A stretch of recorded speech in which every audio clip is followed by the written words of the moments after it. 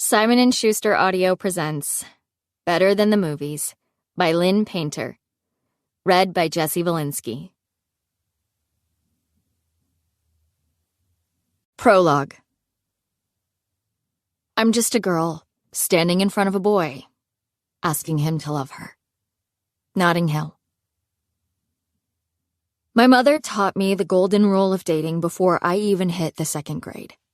At the ripe age of 7, I'd snuck into her room after having a nightmare. A house-sized cricket might not sound scary, but when it speaks in a robot voice and knows your middle name, it is terrifying. Bridget Jones's Diary was playing on the boxy television on top of the dresser, and I'd watched a good portion of the movie before she even noticed me at the foot of her bed. At that point, it was too late to rescue me from the so-not-first-grade friendly content. So she snuggled up beside me, and we watched the happy ending together. But my first-grade brain just couldn't compute. Why would Bridget give up the cuter one, the charming one, for the person who was the equivalent of one ginormous yawn? How did that even make sense? Yep, I'd missed the movie's point completely and had fallen madly in love with the playboy. And to this day, I can still hear my mom's voice and smell the vanilla of her perfume as she played with my hair and set me straight. Charm and intrigue can only get you so far, Libby Lou. Those things always disappear, which is why you never, ever choose the bad boy. After that, we shared hundreds of similar moments, exploring life together through romantic movies. It was our thing. We'd snack up, kick back on the pillows, and binge-watch from her collection of kiss-infused happy endings, like other people binge-watched trashy reality TV. Which in hindsight is probably why I've been waiting for the perfect romance since I was old enough to spell the word love.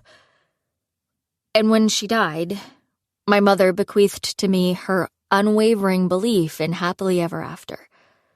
My inheritance was the knowledge that love is always in the air, always a possibility, and always worth it. Mr. Right, the nice guy, dependable version, could be waiting around the very next corner. Which was why I was always at the ready. It was only a matter of time before it finally happened for me. Chapter 1. Nobody finds their soulmate when they're 10. I mean, where's the fun in that, right? Sweet Home, Alabama. The day began like any typical day. Mr. Fitzpervert left a hairball in my slipper. I burned my earlobe with the straightener, and when I opened the door to leave for school, I caught my next-door nemesis suspiciously sprawled across the hood of my car. Hey! I slid my sunglasses up my nose, pulled the front door shut behind me, and hightailed it in his direction, careful not to scuff my pretty new floral flats as I basically ran at him. Get off of my car! Wes jumped down and held up his hands in the universal I'm innocent pose, even though his smirk made him look anything but. Besides, I'd known him since kindergarten. The boy had never been innocent a day in his life. What's in your hand? Nothing. He put the hand in question behind his back. Even though he'd gotten tall and mannish and a tiny bit hot since grade school, Wes was still the same immature boy who'd accidentally burned down my mom's rosebush with a firecracker. You're so paranoid, he said. I stopped in front of him and squinted up at his face. Wes had one of those naughty boy faces, the kind of face where his dark eyes, surrounded by mile-long thick lashes because life wasn't fair, spoke volumes, even when his mouth said nothing. An eyebrow raise told me just how ridiculous he thought I was. For our many less-than-pleasant encounters, I knew the narrowing of his eyes meant he was sizing me up, and that we were about to throw down about the most recent annoyance he'd brought upon me. And when he was bright-eyed like he was right now, his brown eyes practically freaking twinkling with mischief, I knew I was screwed. Because mischievous Wes always won. I poked him in the chest. "What did you do to my car?" "I didn't do anything to your car, per se." Per se? Whoa, watch your filthy mouth, Buxbaum. I rolled my eyes, which made his mouth slide into a wicked grin before he said, "This has been fun, and I love your granny shoes, by the way, but I've got to run." "Wes?" He turned and walked away from me like I hadn't been speaking. Just walked toward his house in that relaxed, overconfident way of his. When he got to the porch, he opened the screen door and yelled to me over his shoulder, "Have a good day, Liz." Well, that couldn't be good. Because there was no way he legitimately wanted me to have a good day. I glanced down at my car, apprehensive about even opening the door. See, Wes Bennett and I were enemies in a no-holds-barred, full-on war over the one parking spot on our end of the street. He usually won, but only because he was a dirty cheater. He thought it was funny to reserve the spot for himself by leaving things in the space that I wasn't strong enough to move. Iron picnic table, truck motor, monster truck wheels. You get it. Even though his antics caught the attention of the neighborhood Facebook page, my dad was a group member, and the old gossips frothed with rage at their keyboards over the blights on the neighborhood landscape, not a single person had ever said anything to him or made him stop. How is that even fair? But I was the one riding the victory wave for once, because yesterday I'd had the brilliant idea to call the city after he'd decided to leave his car in the spot for 3 days in a row. Omaha had a 24-hour ordinance, so good old Wesley had earned himself a nice little parking ticket. Not going to lie, I did a little happy dance in my kitchen when I saw the deputy slide that ticket underneath Wes's windshield wiper. I checked all 4 tires before climbing into my car and buckling my seatbelt. I heard Wes laugh. And then I leaned down to glare at him out the passenger window. His front door slammed shut. Then I saw what he'd found so funny. The parking ticket was now on my car, stuck to the middle of the windshield with clear packing tape that was almost impossible to see through. Layers and layers of what appeared to be commercial-grade packing tape. I got out of the car and tried to pry up a corner with my fingernail, but the edges had all been solidly flattened down. What a tool. When I finally made it to school after scraping my windshield with a razor blade and doing hardcore deep breathing to reclaim my zen, I entered the building with the Bridget Jones's Diary soundtrack playing through my headphones. I'd watched the movie the night before, for the 1,000th time in my life, but this time the soundtrack had just spoken to me. Mark Darcy saying, "Oh yes, they fucking do," while kissing Bridget was, of course, as swoony as hellfire. But it wouldn't have been so oh-my-God-worthy if not for Van Morrison's Someone Like You playing in the background. Yeah, I have a nerd-level fascination with movie soundtracks. The song came on as I went past the Commons and made my way through the crowds of students clogging up the halls.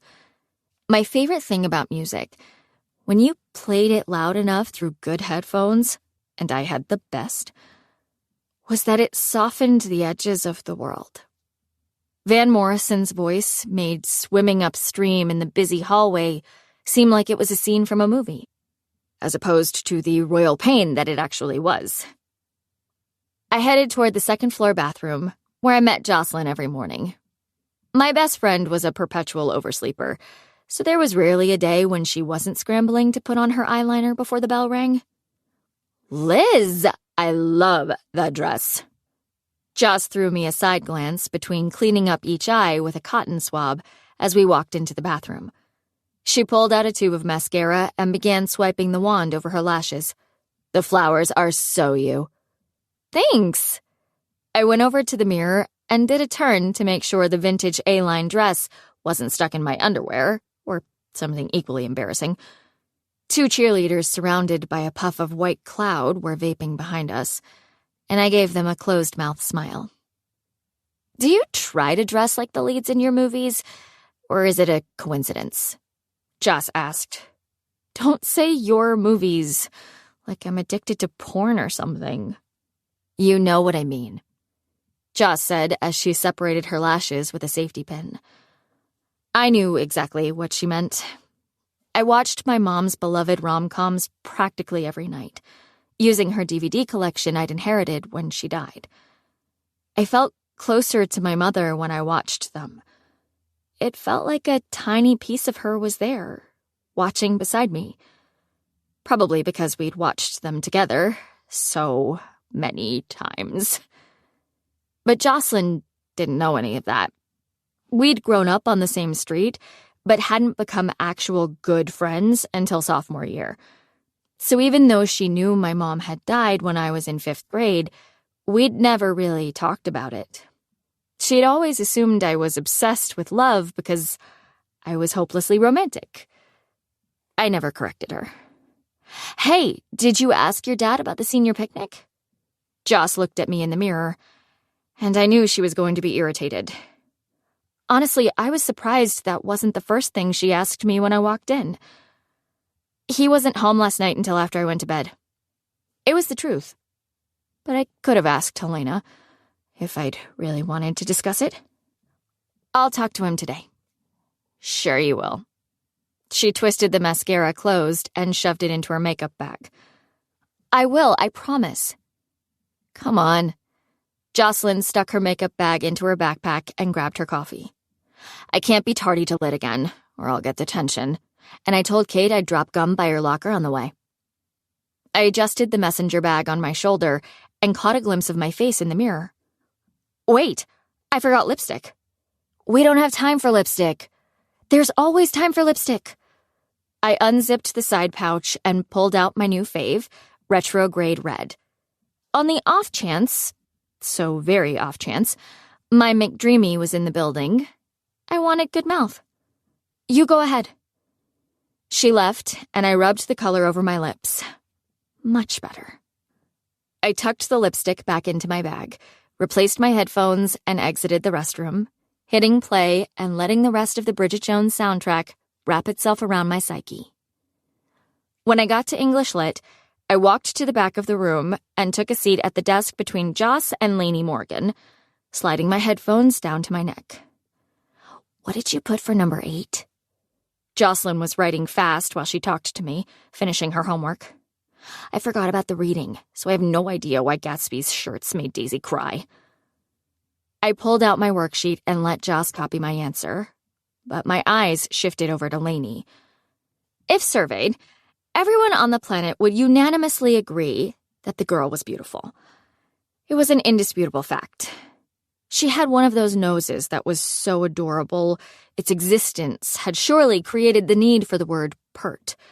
Her eyes were huge like a Disney princess's, and her blonde hair was always shiny and soft, and looked like it belonged in a shampoo commercial.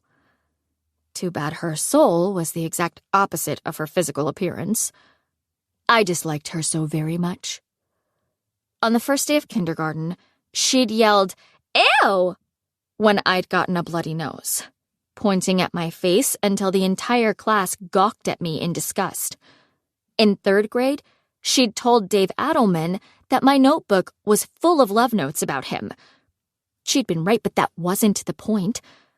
Lainey had blabbed to him, and instead of being sweet or charming like the movies had led me to believe he'd be, David had called me a weirdo. And in 5th grade, not long after my mom had died and I'd been forced to sit by Lainey in the lunchroom due to assigned seating, every day as I picked at my barely edible hot lunch, she would unzip her pastel pink lunchbox and wow the entire table with the delights her mother had made just for her.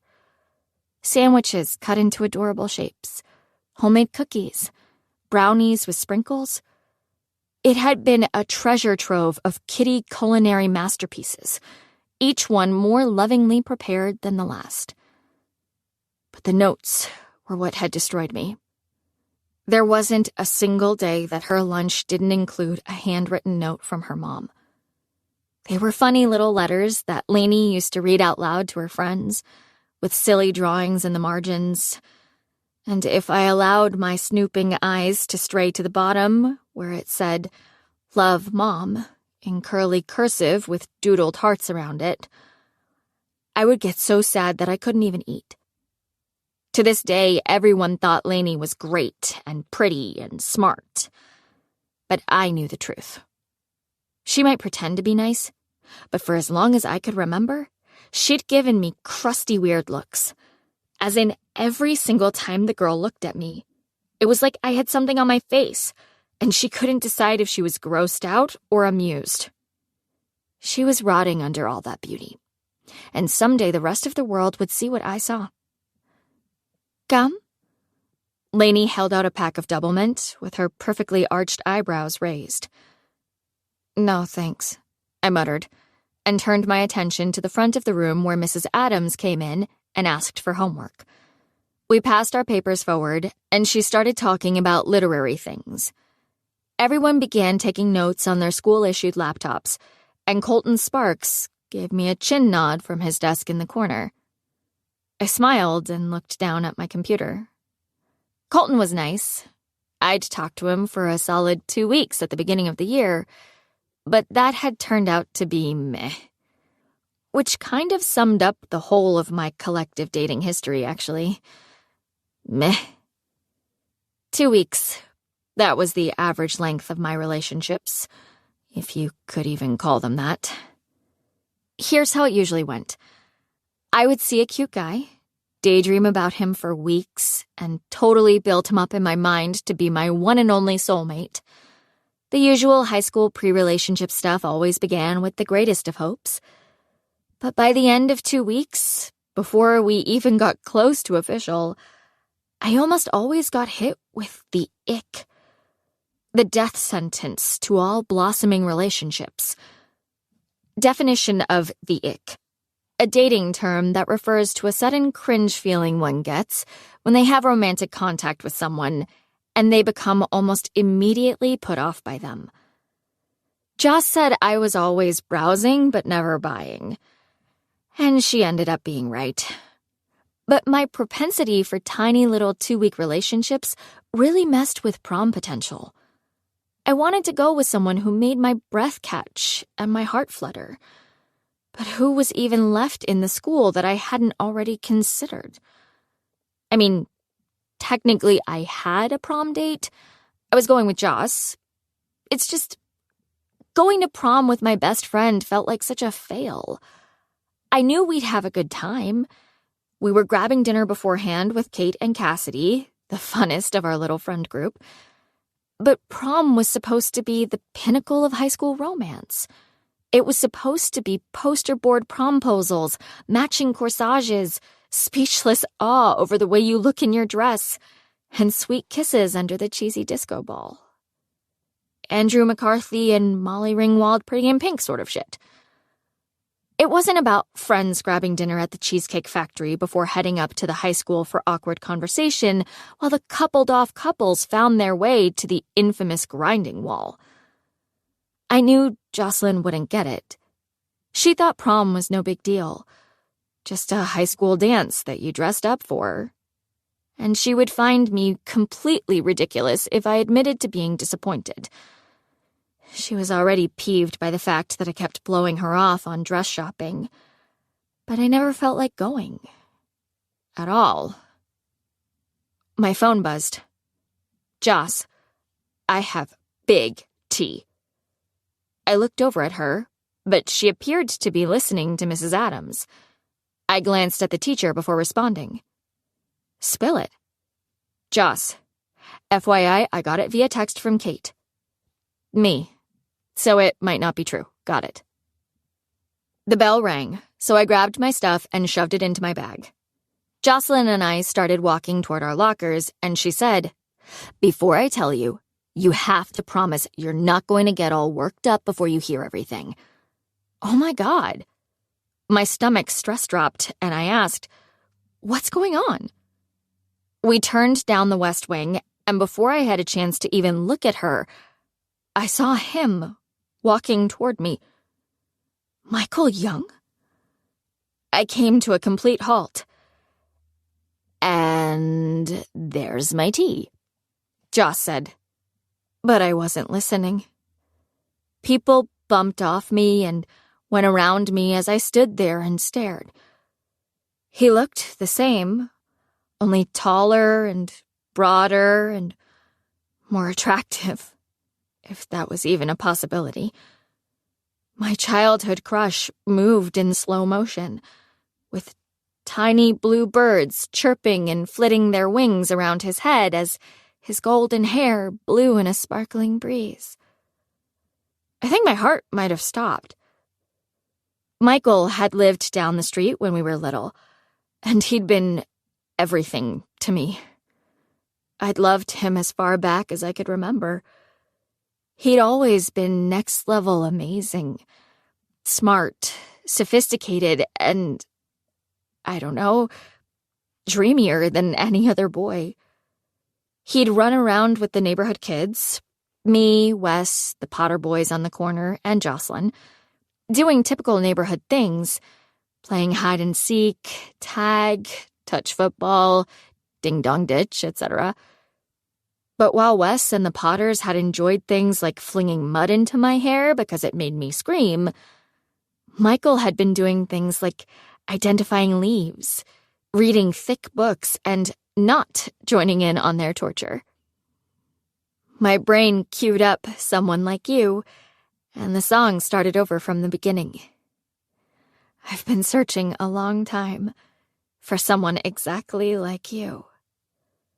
He was wearing khakis and a nice black shirt, the kind of outfit that showed he knew what looked good, but also didn't spend too much time on fashion.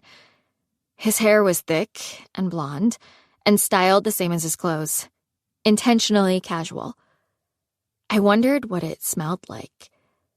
His hair, not his clothes. He must have sensed a stalker in his midst, because the slow-mo stopped, the birds disappeared, and he looked right at me. Liz? I was so happy that I'd taken the time to apply retrograde red. Clearly, the cosmos had known Michael would be appearing before me that day, so it had done everything in its power to make me presentable. Girl, chill, Joss said between her teeth. But I was helpless to stop the whole-face smile that broke free as I said, Michael Young? I heard Joss mutter, Here we go. But I did not care. Michael came over and wrapped me in a hug, and I let my hands slide around his shoulders. Oh my God, oh my God. My stomach went wild as I felt his fingers on my back, and I realized that we could very well be having our meet-cute. Oh my God. I was dressed for it. He was beautiful. Could this moment be more perfect? I made eye contact with Joss, who was slowly shaking her head, but it didn't matter. Michael was back. He smelled good. So good. And I wanted to catalog every tiny detail of the moment. The soft, worn-in feel of his shirt under my palms, the breadth of his shoulders, the golden skin of his neck, scant centimeters away from my face as I hugged him back. Was it wrong to close my eyes and take a deep breath? Oof! Someone bumped into us hard, destroying the hug. I was shoved into and then away from Michael, and as I turned around, I saw who it was. Wes, I said, irritated that he'd ruined our moment, but so unbelievably happy still that I beamed at him anyway. I was incapable of not smiling. You should really watch where you're going. His eyebrows crinkled together. Yeah? He was watching me, probably wondering why I was smiling instead of going ballistic over the packing tape incident. He looked like someone waiting for the punchline, and his confusion kicked up my happiness to an even higher level. I giggled and said, Yeah, you big doof. You could really hurt someone, buddy. He narrowed his eyes and talked slower. Sorry. I was talking to Carson and doing the extremely difficult backward walking thing. But enough about me. How was your drive to school? I knew he wanted to hear all the details, like how long it had taken me to remove the tape, or the fact that I'd broken 2 freshly manicured nails. But I wasn't about to give that aggravator the satisfaction. Really, really great. Thanks for asking. Wesley! Michael did a bro handshake with Wes. When had they had time to choreograph that little touch of adorability? And said, You were right on about the biology teacher. It's because you sat by me. She hates me. Wes grinned and started talking, but I ignored that tool and watched Michael speak and laugh and be as sweetly charming as I'd remembered. Only now he had a slightly southern drawl. Michael Young had a soft accent that made me want to personally handwrite a thank you note to the great state of Texas for making him even more appealing than he'd already been. I crossed my arms and pretty much melted into a puddle as I enjoyed the view. Jocelyn, who I might have forgotten existed in the presence of such lovely Michaelhood, nudged me with her elbow and whispered, Settle down. You're drooling all over yourself. I rolled my eyes and ignored her. Hey, listen. Wes hitched up his backpack and pointed at Michael. Remember Ryan Clark? Of course. Michael smiled and looked like a congressional intern. First baseman, right? Exactly. Wes lowered his voice. Rhino's having a party tomorrow at his dad's. You should totally come. I tried to keep my expression neutral as I listened to Wes ask my Michael to come to his party. I mean, Wes did hang out with the guys that Michael used to know, but still. They were best friends all of a sudden or something. That wouldn't be good for me. Couldn't be. Because Wes Bennett got off on messing with me. He always had. In grade school, Wes was the guy who'd put a frog in my Barbie dream house and a decapitated lawn gnome's severed head in my homemade little free library. In middle school, he was the guy who'd thought it was hilarious to pretend he didn't see me when I was lying out, and then water his mom's bushes accidentally, spraying the hose right over me until I screamed. And now, in high school, he was the guy who'd made it his mission to harass me daily over the spot. I'd grown a backbone since we were kids, so technically now I was the girl who yelled over the fence when his jock friends were over, and they were so rowdy I could hear them over my music. But still. Sounds good, Michael said with a nod. And I wondered what he'd look like in a cowboy hat and flannel shirt. Maybe a pair of shit kickers, even though I didn't technically know what differentiated a shit kicker from a regular cowboy boot. I'd have to Google it later. I'll text you the details. I gotta go. If I'm late to my next class, I've got detention for sure. He turned and started jogging in the other direction with a yell of, Later, guys. Michael watched Wes's disappearance before looking down at me and drawling, He lit out of here so fast I didn't get to ask. Is it casual dress? What? The party? Like I had any idea what they wore to their jockstrap parties. Probably. I'll ask Wesley. Cool. I worked to give him my top-shelf smile, even though I was dying over the fact that Wes had screwed up my meet-cute. I've got to run, too, he said, but added, I can't wait to catch up, though. Then take me with you to the party, I yelled internally. Joss? Michael looked past me, and his mouth dropped open. Is that you? She rolled her eyes. Took you long enough. Jocelyn had always been closer to the neighborhood boys, playing football with Wes and Michael while I did awful cartwheels around the park and made up songs. Since then, she'd turned into this tall and freakishly good-looking human. Today, her braids were all pulled back into a ponytail, but instead of looking messy, like when I wore a ponytail, it showed off her cheekbones. The warning bell rang, and he pointed up at the speaker. "That's me. See y'all later." Y'all. He went the other way, and Jocelyn and I started walking. I said, "I can't believe Wes didn't invite us to the party." She gave me side-eye. "Do you even know who Rhino is?" "No, but that's beside the point.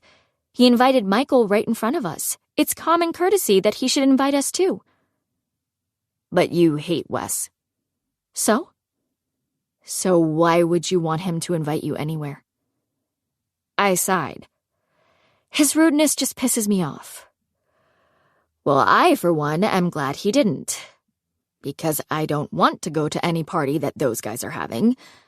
I've been to Rhino's, and it's all about beer bongs, Fireball, and that never have I ever kind of immature stuff." Joss used to hang out with the popular kids before she quit volleyball, so she'd partied a little before we became friends. But listen. Jocelyn stopped walking and grabbed my arm to stop me from walking too. "That's what I was going to tell you. Kate said he lives next door to Lainey, and they've been talking for a couple weeks now." "Lainey? Lainey Morgan? No. It couldn't be true. No, please God, no. But he just got here. Apparently he moved back a month ago, but was finishing classes online at his other school. Rumor has it that he and Lainey are almost official." Not Lainey. My stomach clenched as I pictured her perfect little nose. I knew it was irrational, but the idea of Lainey and Michael was almost too much for me to bear. That girl always got everything I wanted. She couldn't have him, damn it. The thought of them together made my throat tight. It made my heart hurt. It would crush me. Because not only was he everything I daydreamed about, but he and I had history. The wonderful, important kind of history that involved drinking from garden hoses and catching lightning bugs.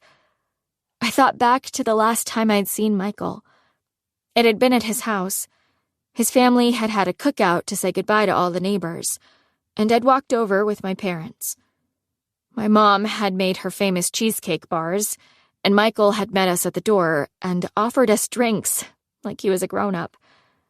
My mom had called it the most adorable thing she'd ever seen. All the neighborhood kids played kickball in the street for hours that night, and the adults even joined us for a game. At one point, my mother was high-fiving Michael after stealing home base in her floral sundress and wedge sandals. That moment was pressed in my memories like a yellowed photograph in an antique album. I don't think Michael ever had a clue as to how madly in love with him I'd been. They moved a month before my mom died, breaking the tip of my soon-to-be shattered heart.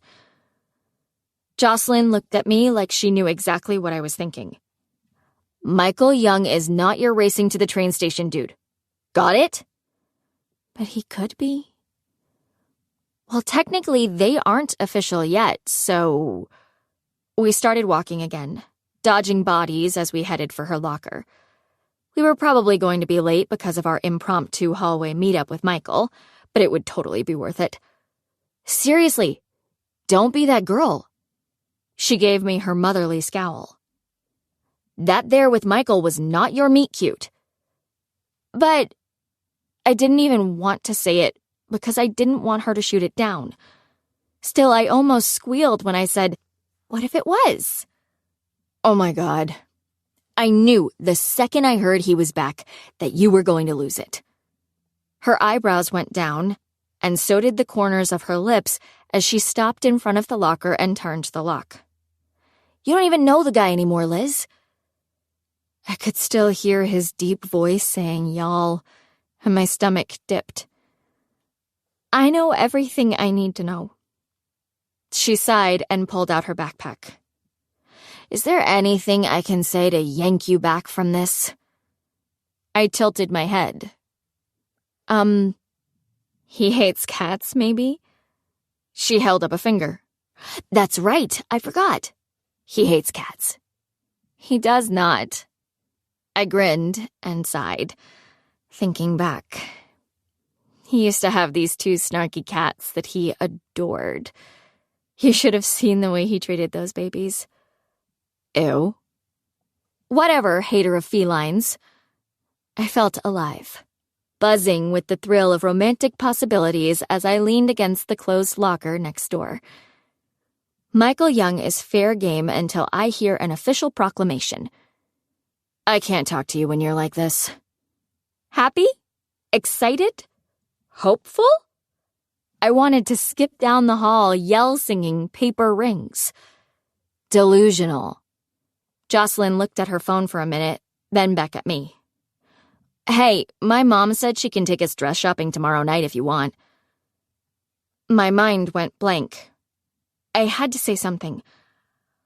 I think I have to work. She narrowed her eyes. Every time I bring it up, you have to work. Don't you want to get a dress? Sure. Yeah. I forced up the corners of my mouth. Of course. But the truth was that I so did not. The thrill of the dress was its ability to inspire romance, to make one's date speechless. If that factor wasn't in play, the prom dress was just an overpriced waste of fabric. Adding to that, there was the screaming fact that shopping with Jocelyn's mom for dresses was just a huge reminder that my mom wasn't there to join us, which made it a wildly unappealing outing. My mother wouldn't be there to take pictures and get teary as her baby attended the final dance of her childhood. And nothing made that hit home quite like seeing Joss's mom do those things for her. To be honest, I hadn't been emotionally prepared for the emptiness that seemed to accompany my senior year, the many reminders of my mom's absence. Senior pictures, homecoming, college applications, prom, graduation. As everyone I knew got excited about those high school benchmarks, I got stress headaches because nothing felt the way I'd planned for it to feel. Everything felt lonely. Because even though the senior activities were fun, without my mom, they were void of sentimentality.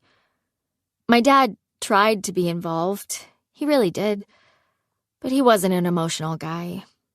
So it always just felt like he was the official photographer as I traversed the highlights alone. Meanwhile, Joss didn't understand why I didn't want to make a big deal out of every single senior milestone like she did. She'd been pissed at me for 3 days when I'd blown off the spring break trip to the beach, but it had felt more like an exam I was dreading than an actual good time. And I just couldn't. However, finding a rom-com happy ending that my mother would have loved, that could change all the bad feels to good. Couldn't it? I smiled at Jocelyn. I'll text you after I check my schedule. Chapter 2. A woman friend. This is amazing. You may be the first attractive woman I have not wanted to sleep with in my entire life. When Harry met Sally. Michael was back. I propped my feet up on the kitchen table and dug my spoon into the container of Americone Dream, still beside myself with giddiness. In my wildest dreams, I wouldn't have imagined the return of Michael Young. I didn't think I'd ever see him again. After he moved, I daydreamed for years about him coming back. I used to imagine I was out taking a walk on one of those gloriously cold autumn days that whispered of winter, the air smelling like snow. I'd be wearing my favorite outfit, which changed with each imagining, of course, because this fantasy started back in grade school. And when I'd turn the corner at the end of the block, there he'd be, walking toward me. I think there was even romantic running involved. I mean, why wouldn't there be? There were also no less than 100 broken-hearted entries in my childhood diaries about his exit from my life. I'd found them a few years ago when we were cleaning out the garage, and the entries were surprisingly dark for a little kid, probably because his absence in my life was timed so closely with my mother's death. Eventually, I'd accepted that neither of them were coming back. But now he'd returned, and it felt like getting a little piece of happiness back.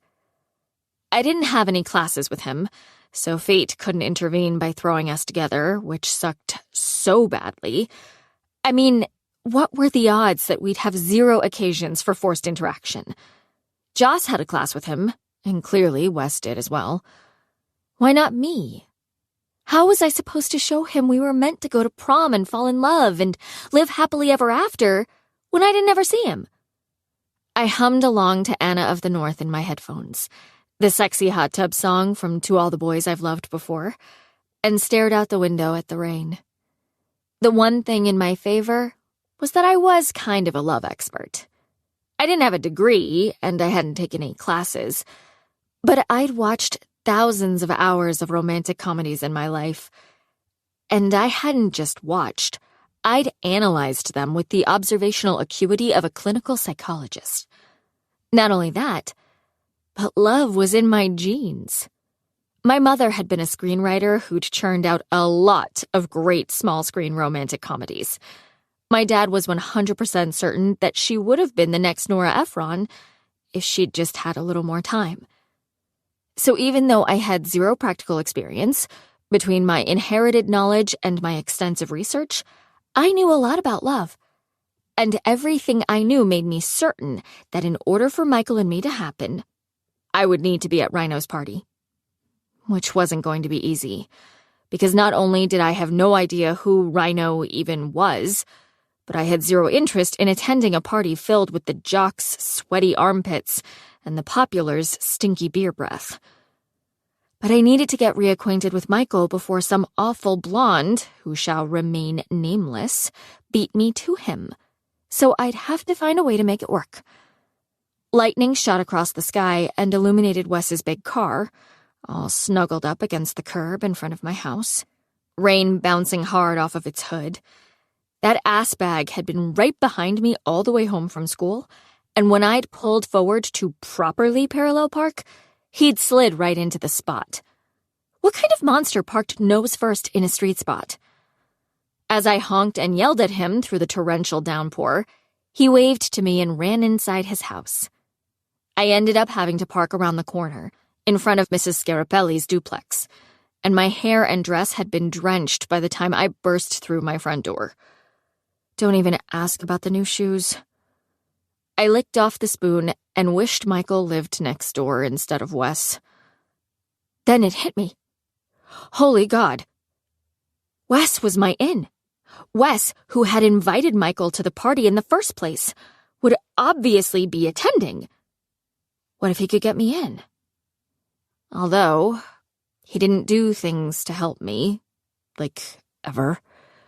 Wes's joy was derived from torture, not generosity. So how could I convince him? What could I give him? I needed to come up with something, some tangible thing that would get him to help me out and keep his mouth shut at the same time. I dug out another spoonful of ice cream and put it in my mouth. Stared out the window. This was a no-brainer. Well. Wes stood inside his house, behind the screen door, looking out at me in the rain with a smirk on his face. To what do I owe this honor? Let me in. I need to talk. I don't know. Are you going to hurt me if I let you in? Come on, I said through gritted teeth as the driving rain pelted my head. I'm getting drenched out here. I know, and I'm sorry. But I am seriously afraid you're going to junk punch me for stealing the spot if I let you come inside. He opened the door a crack, enough to show me how warm and dry he looked in jeans and a t-shirt, and said, You're a little scary sometimes, Liz. Wes! Wes's mom came up behind him and looked horrified as she saw me standing out in the rain. For the love of God, open the door for the poor girl! But I think she's here to kill me.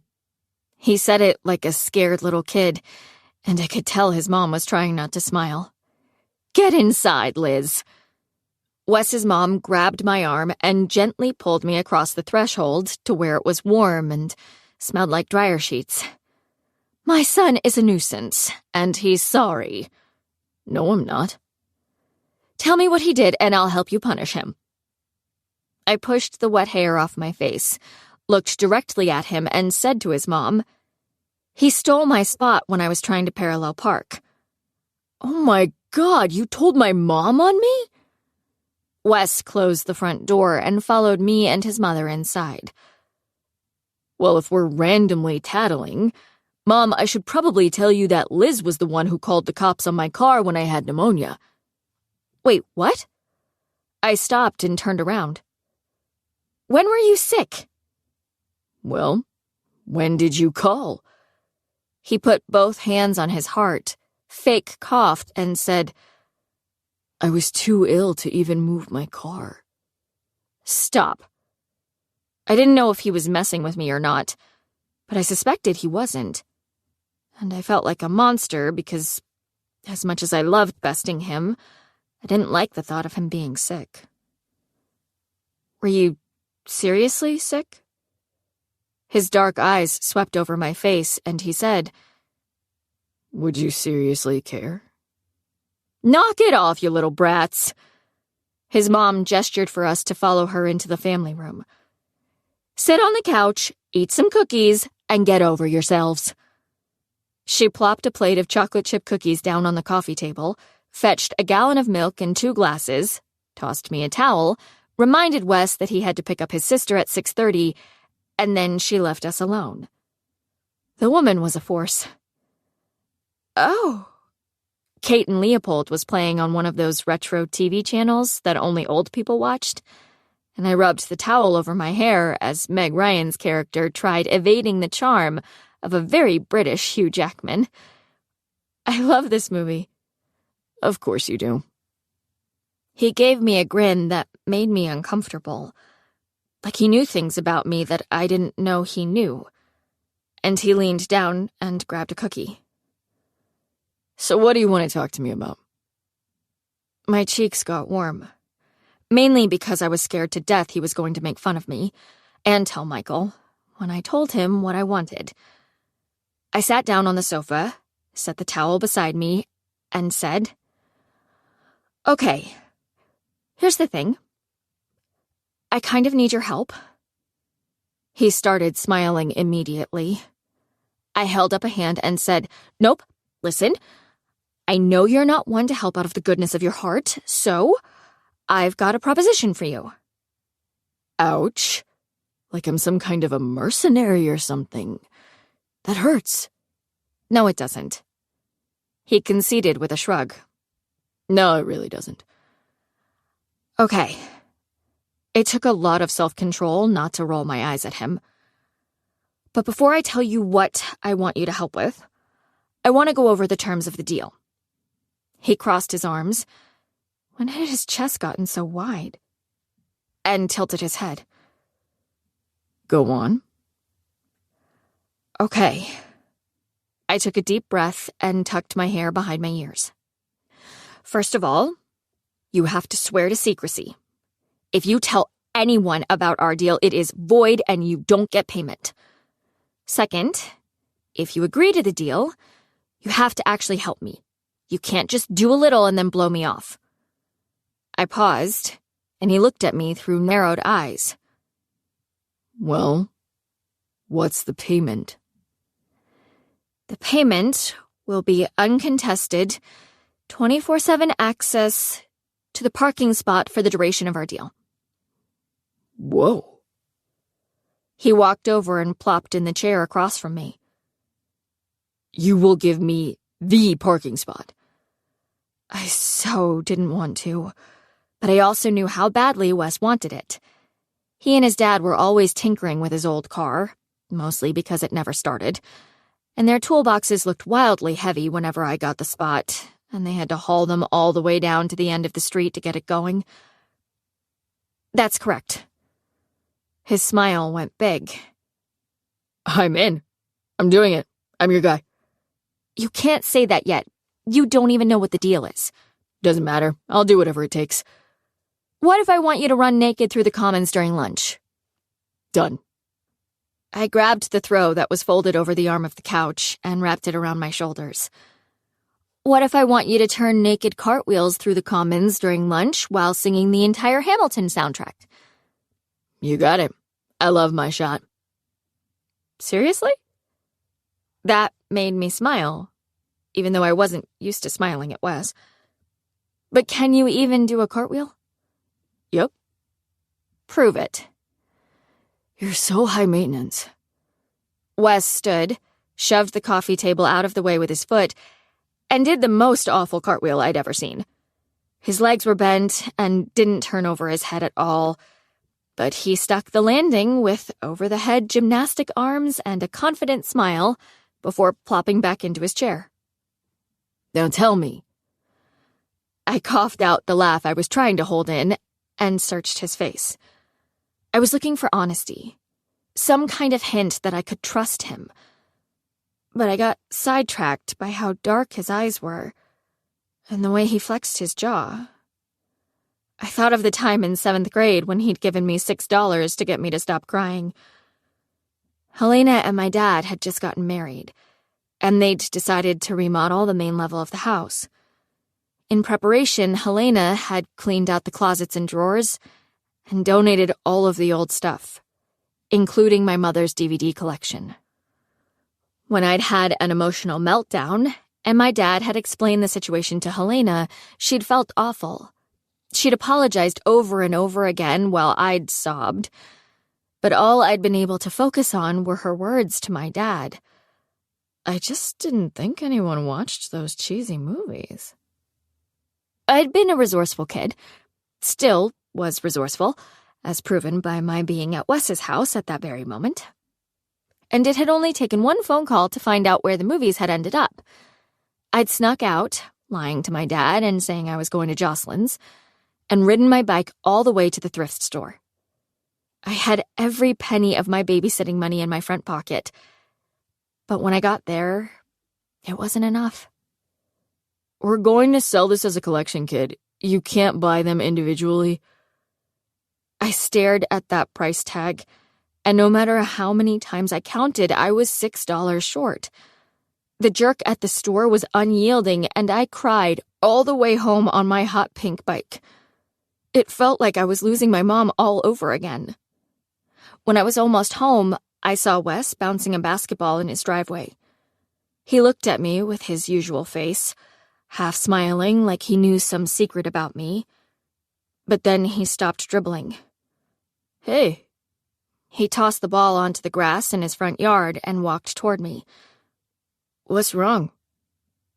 I remember not wanting to tell him because I knew he'd think it was ridiculous. But there was something about his eyes that made me break down all over again. I bawled like a baby while I told him what happened.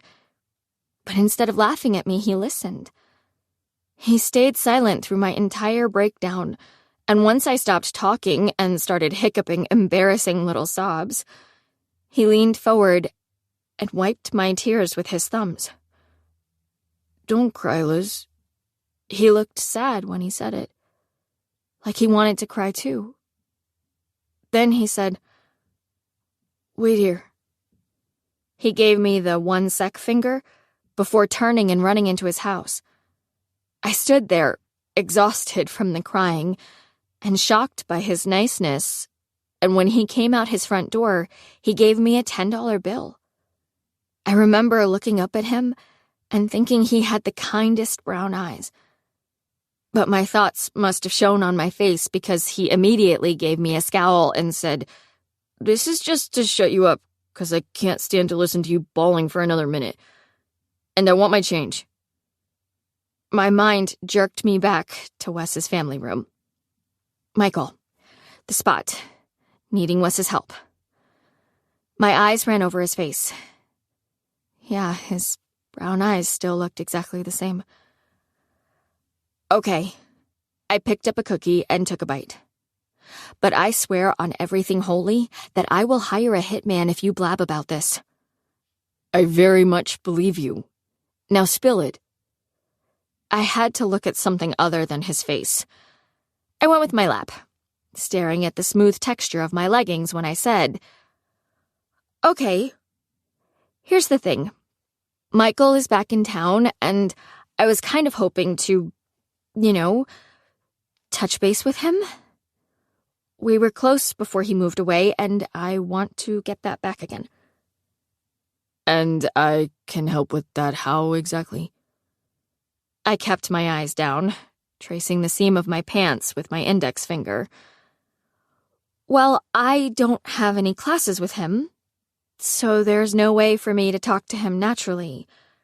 But you and Michael are already friends. You hang out. You invited him to a party. I dared to look at him when I said, "You've got the connection that I want." He tossed the rest of his cookie into his mouth, chewed it up, and dusted his hands on the knees of his pants. Let me get this straight. You are still starry-eyed over Young, and you want me to drag you along to Rhino's party so you can get him to like you. I considered denying it, but instead said, "Basically." His jaw flexed. I heard he's kind of interested in Lainey. Ugh, no. My own personal investment in the situation aside, Lainey Morgan was totally wrong for Michael. In fact, nudging him to fall in love with me would be doing him a favor simply by saving him from that. I said, "Don't you worry about that." An eyebrow went up. How positively scandalous of you, Elizabeth. Shut it. He smiled. You can't think that just showing up at a party is going to make him notice you. There's going to be a ton of people there. I only need a few minutes. Pretty confident, are we? I am. I'd already written a script. I have a plan. And it is... I tucked my legs underneath me. Like I'm telling you. Nah. He got up, moved to the couch, and plopped down beside me. Your plan sucks. I wrapped the throw more tightly around my shoulders. How could you possibly know that when you don't know my plan? Because I've known you since you were 5, Liz. I'm sure your plan involves a contrived meeting, an entire notebook's worth of silly ideas, and someone riding off into the sunset. He was close. But I said, "You're way off base." Bet. I sighed. So, all I needed was for the spot to be a stronger draw than Wes's determination to antagonize me. Wes crossed his arms and looked pleased with himself. So? Oh my God, you're torturing me on purpose. Are you going to help me or not? He scratched his chin. I just don't know if the spot is worth it. Worth what? Allowing me to be in your presence for a few hours? I tucked a wet curl behind my ear. You'll barely even know I'm there. What if I'm trying to hit it off with someone? The look on his face was so creepy, I smiled in spite of myself. Your presence might mess with my mojo. Trust me, you won't even notice me. I'll be too busy making Michael fall wildly in love with me to even touch your mojo. Ew. Stop talking about touching my mojo, you perv. I rolled my eyes and turned toward him. Are you going to say yes or what? He smirked and kicked his feet up onto the coffee table. I do love watching you take the walk of shame from Mrs. Scarapelli's. It's kind of my new favorite hobby. So I guess I'll drag you along to the party. Yes! I stopped myself from doing a fist pump in victory. Settle your ass down. Wes leaned forward, grabbed the remote, and turned up the volume on the TV before looking at me as if I smelled bad. Wait, this movie? You love this movie? I know it's a weird premise, but I swear to you that it's great. I've seen it. This movie is trash. Are you kidding me? It is not trash. It's about finding someone so right for you that you'd be willing to drop everything and traverse centuries for them. She literally ditches her life and moves to 1876. I mean, that is a powerful love. I looked at the TV, and my brain started quoting along with the movie. Are you sure you've seen this movie? I'm positive. He shook his head and watched as Stuart begged the nurse to let him leave the hospital. This movie is formulaic, aspartame-infused, tropey garbage. Of course. Why would I expect Wes to surprise me? Of course Wes Bennett is a rom-com snob. I would expect no less. I'm not a rom-com snob, whatever that even is, but a discerning viewer who expects more than a predictable plot with fill-in-the-blank characters. Oh, please. I put my feet on the coffee table. Exploding buildings and high-speed chases aren't predictable. You're making the assumption that I like action movies. You don't? Oh, I do. He tossed the remote onto the table and grabbed his glass. But you shouldn't assume. But I was right. Whatever. He drank the last of his milk and set down his glass. Bottom line, chick flicks are laughingly unrealistic. Like, oh, these two are so different and hate each other so much, but wait, are they so different after all? Enemies to lovers. It's a classic trope. Oh, good God, you think it's awesome. He narrowed his eyes, leaned over, and patted me on the head. You poor, confused little love lover. Tell me you don't think this movie is remotely connected to reality in any way. I smacked his hand away from my head. Yeah, because I believe in time travel. Not that. He gestured toward the TV. Time travel is probably the most realistic part. I'm talking about rom-coms in general. Relationships never, ever, ever work like that. Yes, they do. His eyebrows went up. They do? Correct me if I'm wrong, but it didn't seem like it worked that way with Jeremiah Green. Or Tad Miranda. I was kind of taken aback by his awareness of my romantic history, or lack thereof. But I supposed it was inevitable when we were in the same grade at the same school. Well, they can. I pushed my still damp hair out of my face and wasn't surprised that Wes thought the way he did. I'd never heard of him being serious with any girl, ever, so it was probably safe to assume he was your classic player-type jock. It's out there, even if the jaded, cynical people like you are too, cynical to believe. You said cynical twice. Sigh. He smiled at my irritation. So you think that two enemies, in the real world, can magically get over their differences and fall madly in love? I do. And you think that plotting and planning and trickery is no big deal if it's done to spark some sort of true love? I chewed on my lip. Was that what I was doing? Trickery?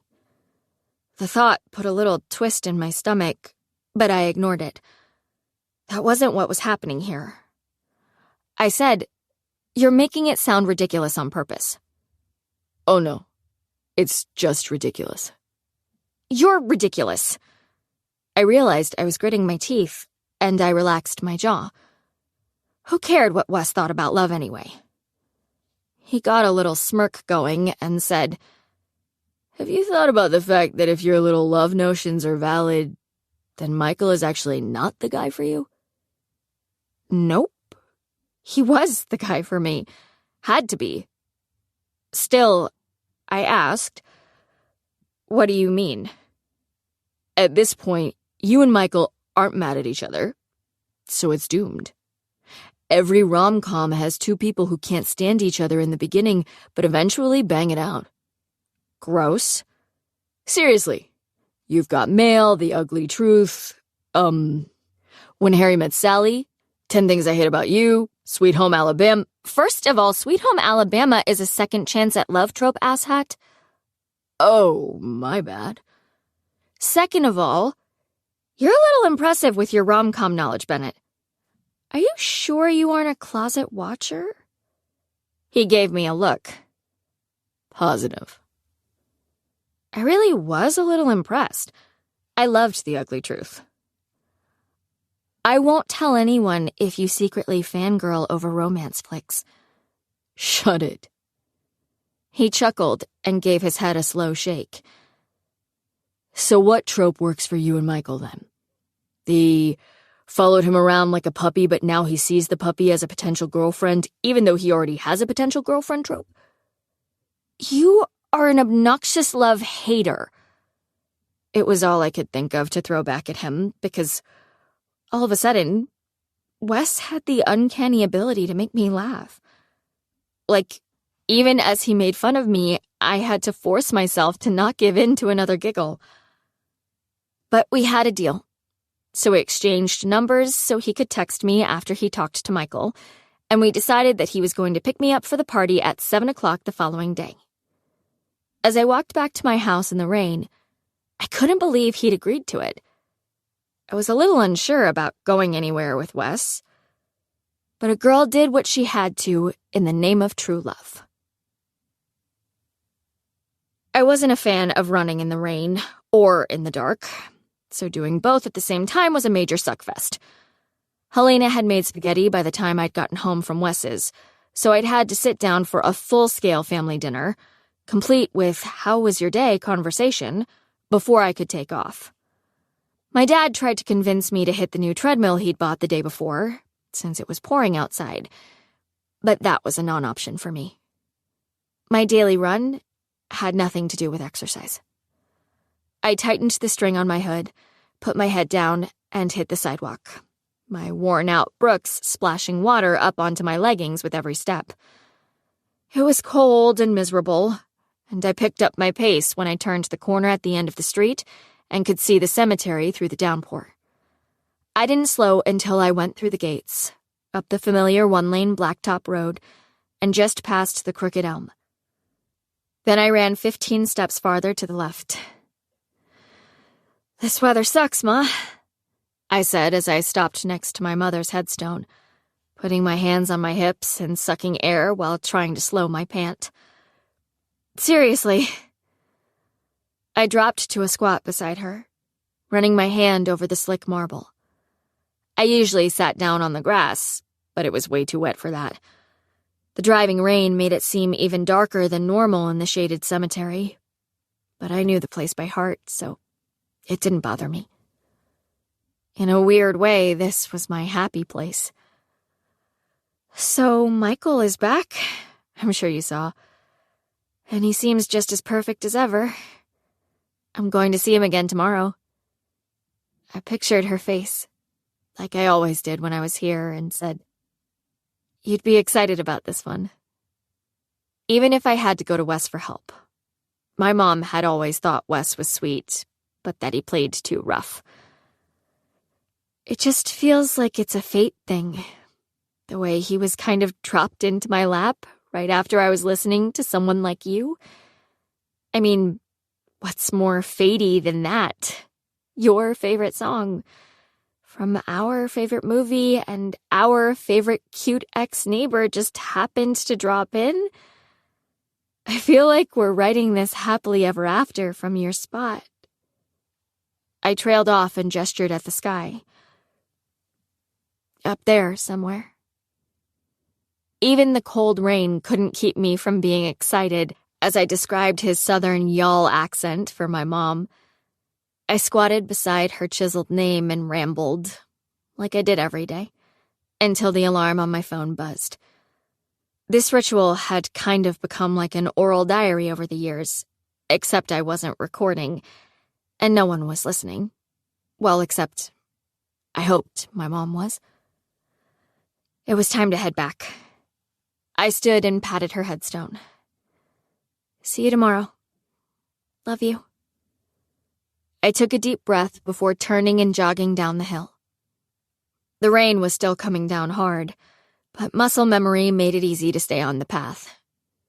And as I ran past Wes's house and turned into my driveway, I realized I was more excited than I'd been in a really long time.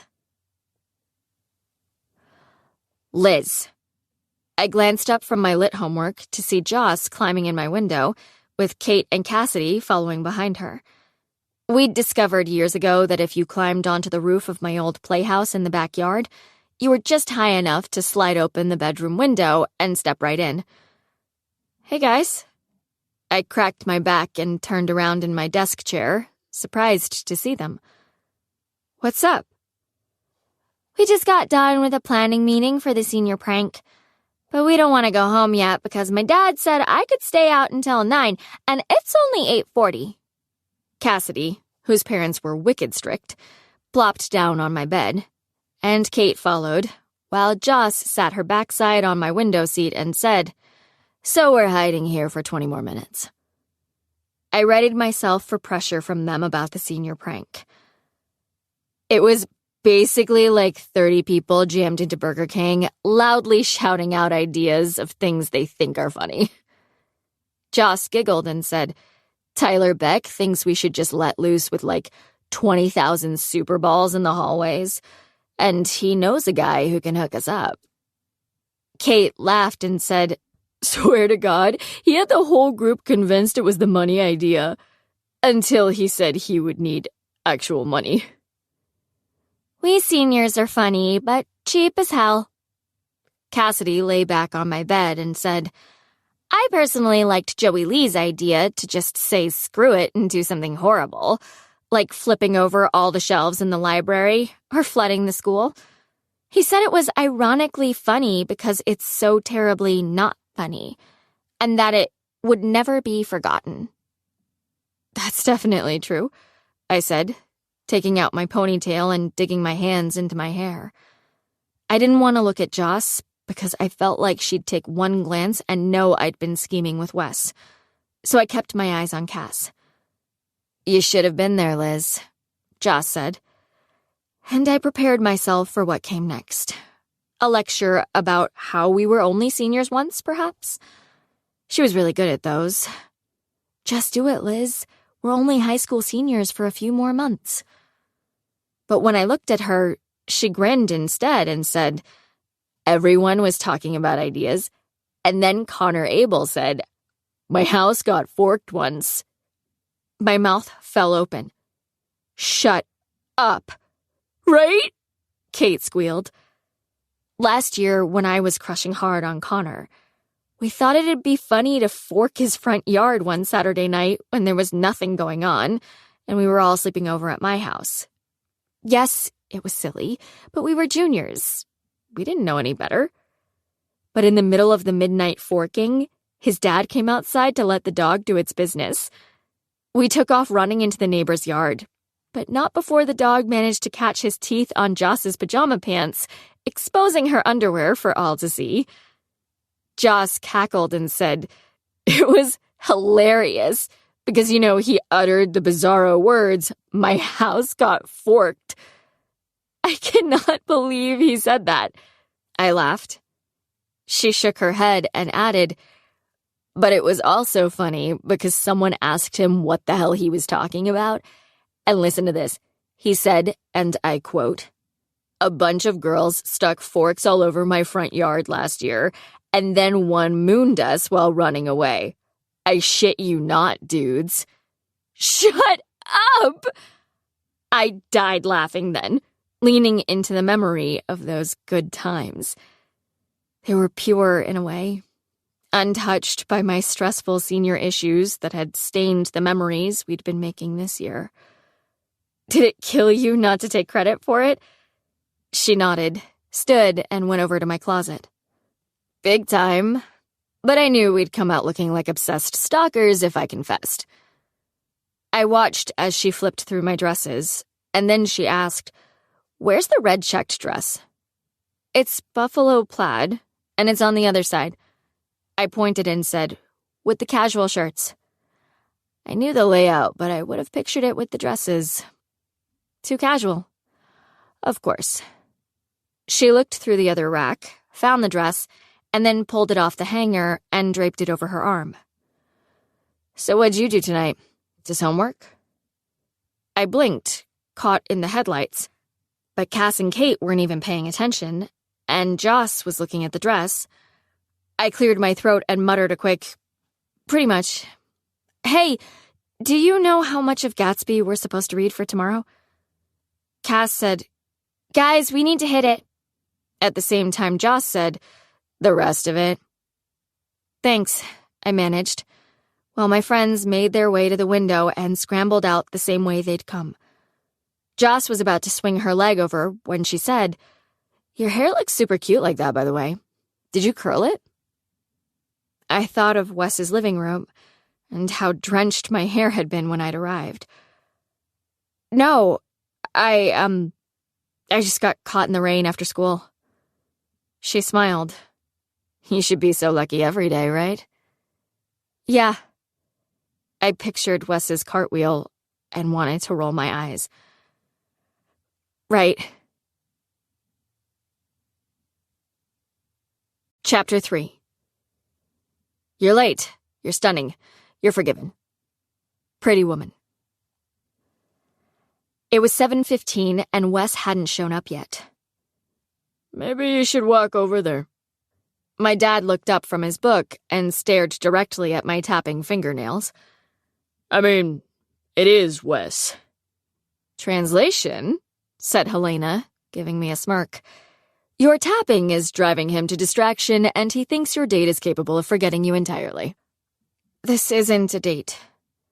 My dad ignored my comment, set his book down on the table beside him, and gave Helena a grin. "Actually, her tapping is driving me to distraction, and Wes Bennett is capable of anything." My dad and Helena started doing their hilarious banter thing on the love seat, and I had to fight to hold in the eye roll. Helena was awesome. She reminded me of a blonde Lorelai Gilmore, but she and my dad were sometimes a lot to take. He'd met her in a stuck elevator, for real, exactly 1 year after my mother had died. They'd spent 2 hours in forced confinement between the 8th and 9th floors at the First National Building downtown, and they'd been inseparable ever since. It was the epitome of irony that they'd had the ultimate meet-cute and seemed made for each other, because she was the polar opposite of my mother. My mother had been sweet, patient, and adorable, like a modern-day version of Doris Day. She'd loved dresses, homemade bread, and fresh-cut flowers from her garden. That was all part of what my father had fallen madly in love with. He'd said she was enchanting. Helena, on the other hand, was sarcastic and beautiful. She was jeans and a t-shirt, let's pick up takeout, I don't like rom-coms, yet my dad was lost to her the minute that high-rise elevator malfunctioned. In an instant, I lost my grieving buddy and gained a woman who was nothing like the mom I'd cried for every night. That had been a lot for 11-year-old Liz to handle. I checked my phone. No message from Wes. He was 17 minutes late, and he still hadn't sent a single, "Sorry, I'm running late" text. Why had I even bothered being ready on time? He'd probably forgotten all about me and was already at the party with a beer in his hand. He'd texted me last night to say that Michael was happy to hear I'd be going to the party, and it had killed me not to ask all the middle school questions. Did he say anything about me? Tell me his exact words. Ultimately, I'd refrained, because Wes would only use that against me. My phone buzzed, and I pulled it out of my pocket. "Jocelyn, what are you doing?" I put it back without responding as guilt twisted around in my belly. I usually told her everything, but I knew she wouldn't approve of me going to the party. Do you even know who Rhino is? Michael Young is not your racing to the train station dude. The minute she'd said that, I'd known she had no idea how much this mattered to me.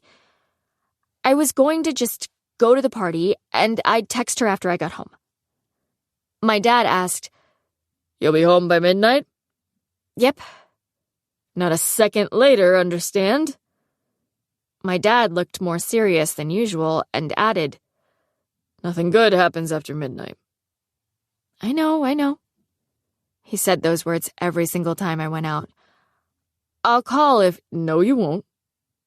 My always laid-back father gave a shake of his head and pointed at me. "You will just make it a priority to not be late. Understand?" Honey, relax. She gets it. Helena and I exchanged looks of understanding before she pointed out the window and started rambling to him about the grass. My dad was only ever tense when it came to curfew, and it was only because of my mother's death. His favorite thing to say if I ever dared to push back was, "If your mom hadn't been out at midnight, that drunk driver couldn't have hit her." And he was right. And intense. So I pretty much always shut up about it. I kept tapping my nails on the end table, shaking my crossed legs as nerves settled in. I wasn't nervous about Michael. I was excited about that part. What I was nervous about was going to a party with the Populars. I didn't know any of them besides Wes, and my awkward self knew even less about how to act at a keg party, because I'd never been to a keg party. I was more of a low-key girl. On a typical Friday night, Joss, Kate, Cassidy, and I went to a movie, or hung out at the bookstore, or maybe went to Applebee's for cheap appetizers. Occasionally, we went shopping and ended up at Denny's or Scooter's Coffee. And I liked my predictable life. I understood it, controlled it, and it made sense to me. In my head, my life was a rom-com, and I was living it like a Meg Ryan-type character. Cute dresses, good friends, and the eventual appearance of a boy who would find me lovely. Keg parties played no part in that. They belonged in a super bad kind of life, right? "And the parents are home." I rolled my eyes, and Mr. Fitzpervert jumped onto my lap. "Yes, Dad, the parents are home." Spoiler, they were not home. But my dad and Helena were super chill parents. They trusted me, mainly because I rarely went out and never got into trouble, so they didn't feel the need to call and check up on me when I was away from home.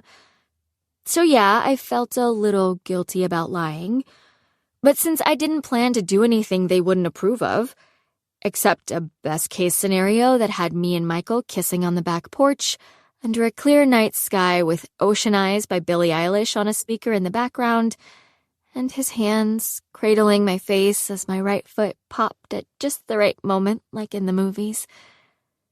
My guilt was but a fraction of what it could have been.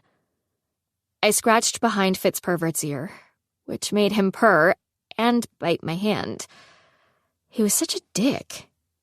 He was currently sporting the gingham bow tie that I'd purchased on dappertabby.com, so he looked dashing in an "I want to murder you, but I eat too much to actually move" kind of way.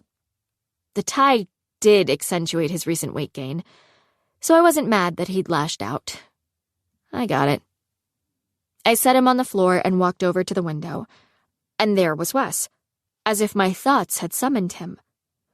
He hopped down his porch steps wearing jeans and a hoodie and proceeded to walk across our front yard.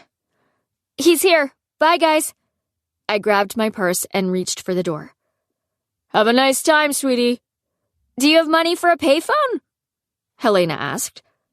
I squinted at Helena, who shrugged and added, "I mean, you never know. You could get into a whole time machine, Back to the Future thing, and need a payphone to get home, and what would you do then?" I did roll my eyes then. "Yes, I definitely have enough money to get back to this decade should we find a hole in the space-time continuum. Thank you." She nodded and put her feet up on my dad's lap. "You're welcome. Now beat it, kid." I opened the front door before Wes could knock and closed it quickly behind me, which resulted in us nearly running into each other. He stopped just in time, looking a little surprised. "Hey," I said. "Hey." He looked around me and said, I don't have to come in for a parental lecture? I couldn't answer for a second because it was a bit jarring seeing Wes standing on my porch at dusk, smelling lightly of musky, manly cologne and looking freshly showered. He'd been next door my entire life, but it was surreal that our parallel lives were actually intersecting. Nah, I said as I dropped my keys into my purse and started walking toward his car, which was, of course, in the spot. They know this isn't a date. It only took him 2 steps and he caught up to me. But what if I wanted to declare my intentions to your father? Your intentions? I stopped beside his car. Do you mean how you intend to irritate me for multiple hours in a row tonight? He hit unlock and opened the door for me. I was actually referring to the way I intend on blowing off the party entirely to use your body as a human shield at a paintball range. Don't even joke about getting neon paint on this dress. He shut my door, went around the car, and got behind the wheel. Yeah, what's with the dress? I kind of thought you'd wear something normal to a party. This is normal. I buckled my seatbelt and pulled down the visor to check my makeup, as if Wes knew anything about fashion. I was in love with my mustard jumper dress and its flower buttons. He started his car and put it in drive. For you, maybe. I guarantee you'll be the only person at Rhino's wearing a dress. Which will make Michael notice me. I reached into my pocket, because of course my dress had pockets, and opened the tube of lipstick that was inside. My hands were shaking, and I took a deep breath, trying to make myself chill. It was hard, though, when in mere minutes I'd be face to face with the boy I'd daydreamed about for more than half my life. Deep breath. Yeah, that's definitely true. He pulled away from the curb and added in a cowboy voice, Howdy, partner. Who's the filly in the dress that's blocking my view of the hot girls? Oh, come on. Michael does not talk like that. I snort-laughed in spite of myself, which screwed up the lipstick application as I looked in the visor mirror. He speaks like the intelligent, charismatic guy that he is. As if you even know. He turned right on Teal Street, and his foot was heavy on the gas pedal. The last time we knew him, he was a 4th grader. 5th. I put the cap back on the lipstick. And I can just tell. Oh, you can tell. He made a little noise that was the equivalent of him calling me a child. For all you know, he's spent the past few years torturing baby squirrels. For all you know, I said, flipping the visor back up and reaching out to turn on his radio. He's spent the last few years bottle-feeding orphaned baby squirrels. Well, if you ask me, that is no less alarming.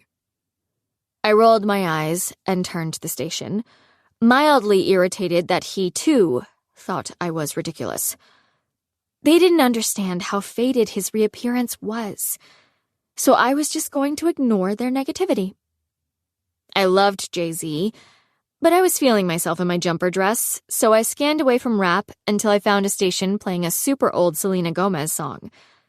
That earned me another disapproving noise before Wes switched it back to PSA. Hey, I liked that song. You like a song about Selena Gomez thirsting over Justin Bieber. I looked over at his smirking face. You are seriously disgusting. You're the one who likes that seriously disgusting song. If my mom had been right about the whole "your eyes are going to stay that way" rule, spending time with Wes was going to leave me visually impaired for the rest of my life. You're not going to knock? Wes stopped with his hand on the front doorknob and looked at me like I was from another planet. Why would I? Because it isn't your house. But it's Ryan's. I've been here 100 times. He pushed open the front door. And we're going to a party in the basement. Not a wine tasting in the formal dining room. The butler doesn't need to announce our arrival this time. I know that, you jag. He grinned and gestured for me to go ahead of him. I stepped inside the fancy foyer, with marble on the floor and a glass chandelier overhead, and it was quiet. Too quiet. My stomach was full of butterflies, and I kind of wanted to go home, despite knowing that Michael was likely already here. Relax, Libby. Wes was looking at me as if he knew how nervous I was, and the tone of his voice told me he was actually trying to make me feel better. That seemed like a stretch, though, when he was probably just thinking how hilarious it was that I was such a nerdy mouse. No one calls me Libby. My mom had, but since she wasn't there anymore, I couldn't count her, right? Then I have a perfect pet name for you already. No, I hate it. I hadn't always, but I did now. Oh, you do not? He nudged my arm with his elbow. And you can call me Wessie if you want. I couldn't not laugh at that. It was so ridiculous. I will not want to do that, ever. He walked over to a door and opened it, and noises came up from the bottom of the stairs. Ready to party? Not at all. Hey, don't ditch me until I find Michael, okay? Call me Wessie, and I totally won't. I snorted. Fine. If you ditch me, Wessie, I will stab you with the keg tap. My little Libby is such a savage. Where is he? Wes gave me a look as we stood near the keg. We've only been here 10 minutes. Chill. He's here somewhere. I held the red Solo cup between my hands and looked around. Up All Night by Mac Miller would be the perfect choice if a camera were to pan out and capture the energy of the party, because there were a lot of people in that unfinished basement, yelling and laughing and guzzling warmish beer. A small group sat around a table in the corner playing Presidents and Assholes, which appeared to be a game involving cards, drinking, and sporadically yelling, "Oh, wee baby!" But I didn't care about any of that. I only wanted to see Michael. I wanted my reunited and it feels so good moment with him. Our childhood coming full circle moment, and everything else was just background noise. Maybe you should relax and try having fun. Wes pulled his phone out of his front pocket, checked messages, then put it back. You do know how to do that, don't you? Of course, I said, taking a sip of the beer and trying not to look like I found it as disgusting as I actually did. But I really had no idea how to have fun at a party like that. He was right. Wes fit in, though. Since the minute we'd walked downstairs, his name had been shouted no less than 10 times. Our entire high school class seemed to adore my annoying neighbor. Weird, right? What was even weirder was that so far, he hadn't turned into the dude bro I imagined him to be in a party situation. He hadn't left me by myself, hadn't done a keg stand, and hadn't discussed breasts and or butts with his friends in front of me. I mean, he'd passed on beer and was drinking water because he had to drive, for God's sake. Who was this guy? The guy I'd assumed him to be would have beer-bonged while driving. Neighborhood friends were like that. You grew up with them, running over hot sidewalks and yelling to each other across fresh-cut lawns. But once you got older, you became acquaintances born of proximity with nothing but a surface level of basic knowledge. I knew he parked like an ass, played a ball sport, baseball, maybe, and was always laughing and loud when I saw him at school. I'm sure he knew even less about me. "Wesley!" A pretty blonde girl squealed and gave him a big hug. He looked at me over her shoulder as she very nearly jumped on him, and I rolled my eyes, which made him laugh. The blonde pulled back and said, "What took you so long? I've been looking for you everywhere." I had to pick up Liz. He gestured toward me, but she didn't even turn around. The girl was standing like an inch away from him as she said, "You look really hot tonight." Was that how the upper echelon of my gender landed boyfriends at my school? If so, I'd never have a shot at Michael because I was a big fan of personal space. I actually felt a little sorry for Wes when he swallowed and took the tiniest step backward. He said, Thanks, Ash."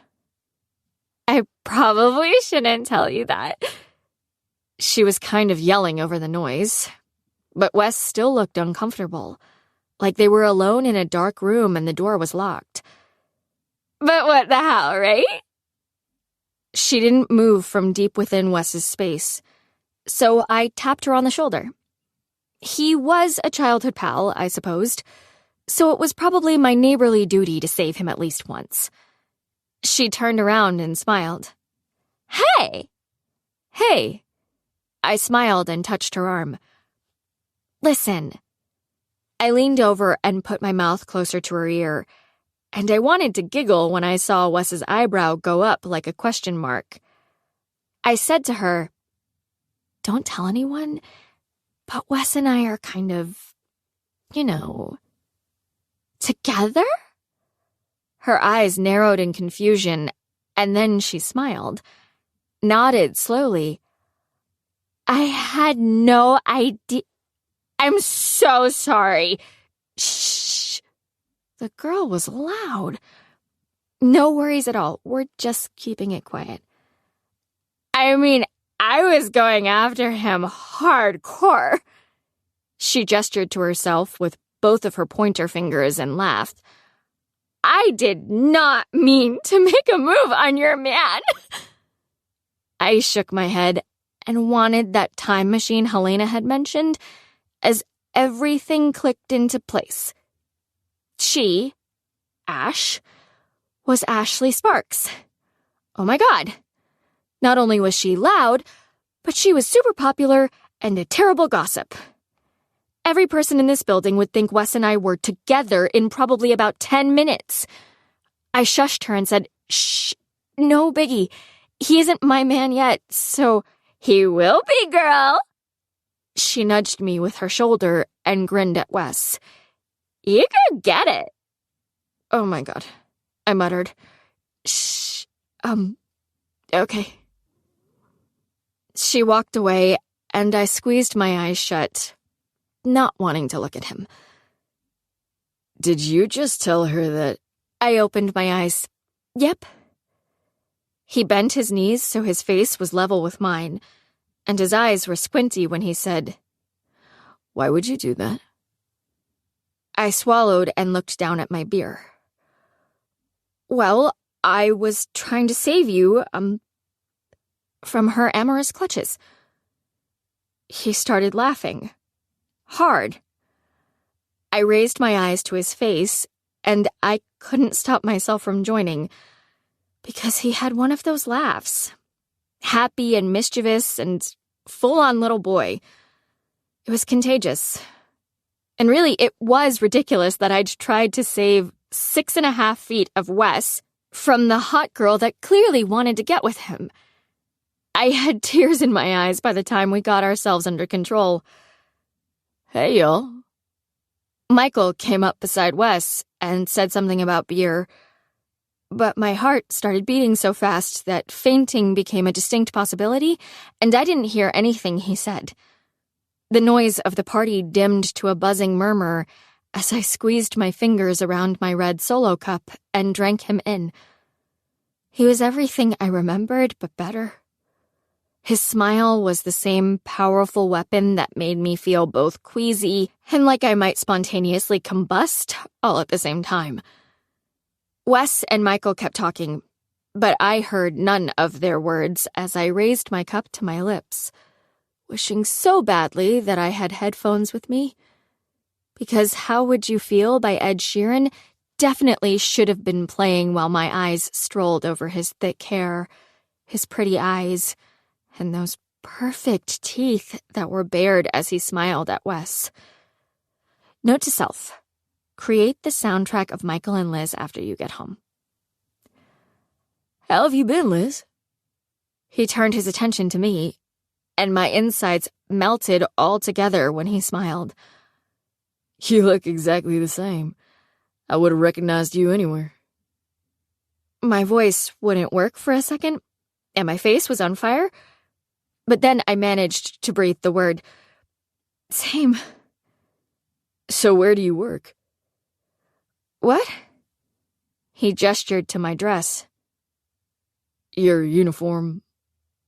Oh no.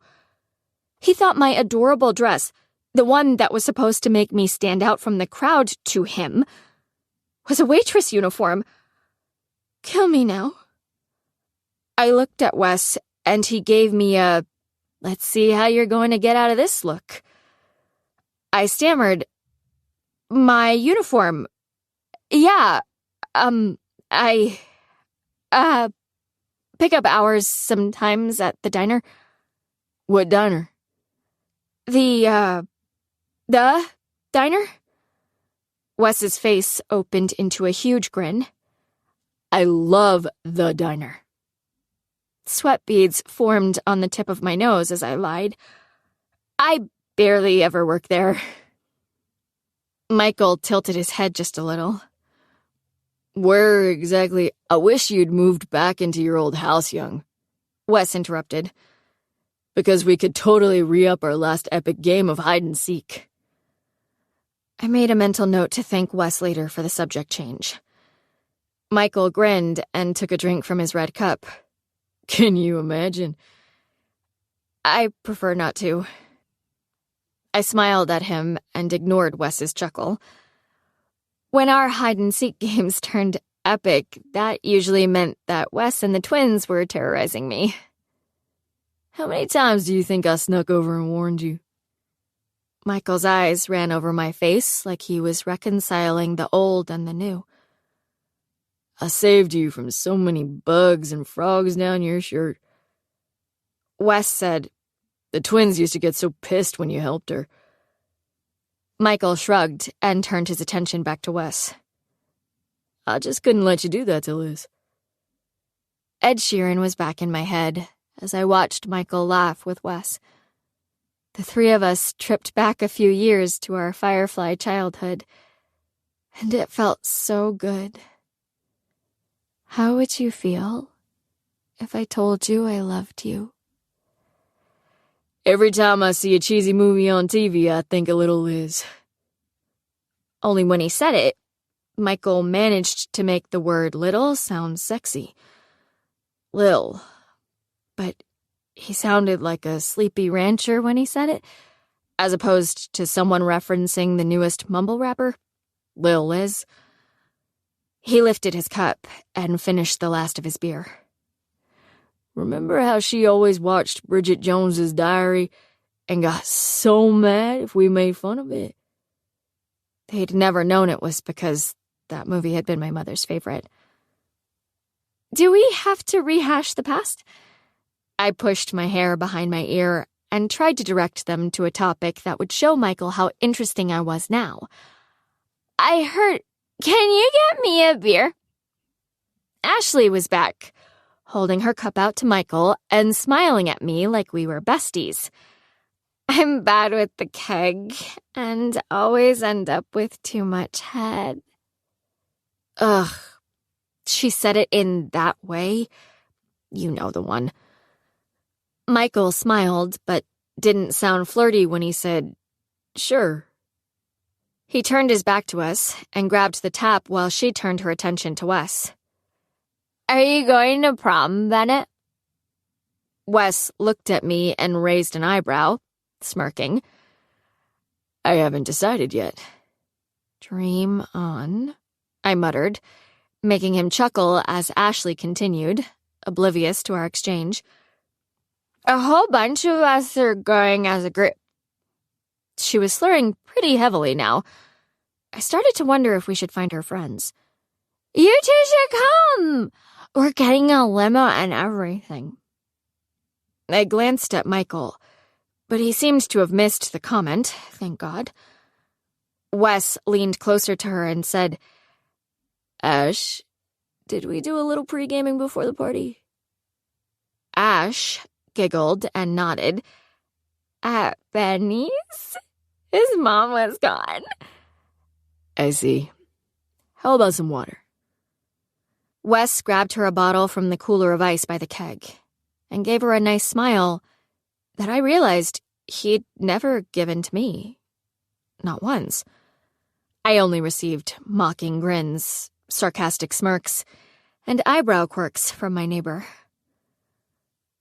Well, I do love me some limo, so I'll have to think about prom.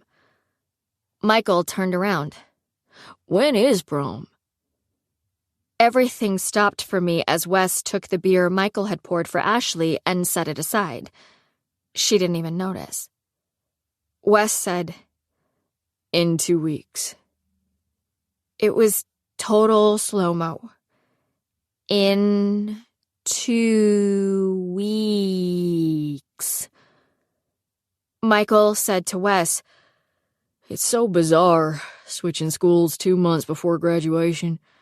Senior prom is supposed to be this really big deal, but I don't even know any girls here yet except for Lainey. You know me. Tick me, my beautiful Michael.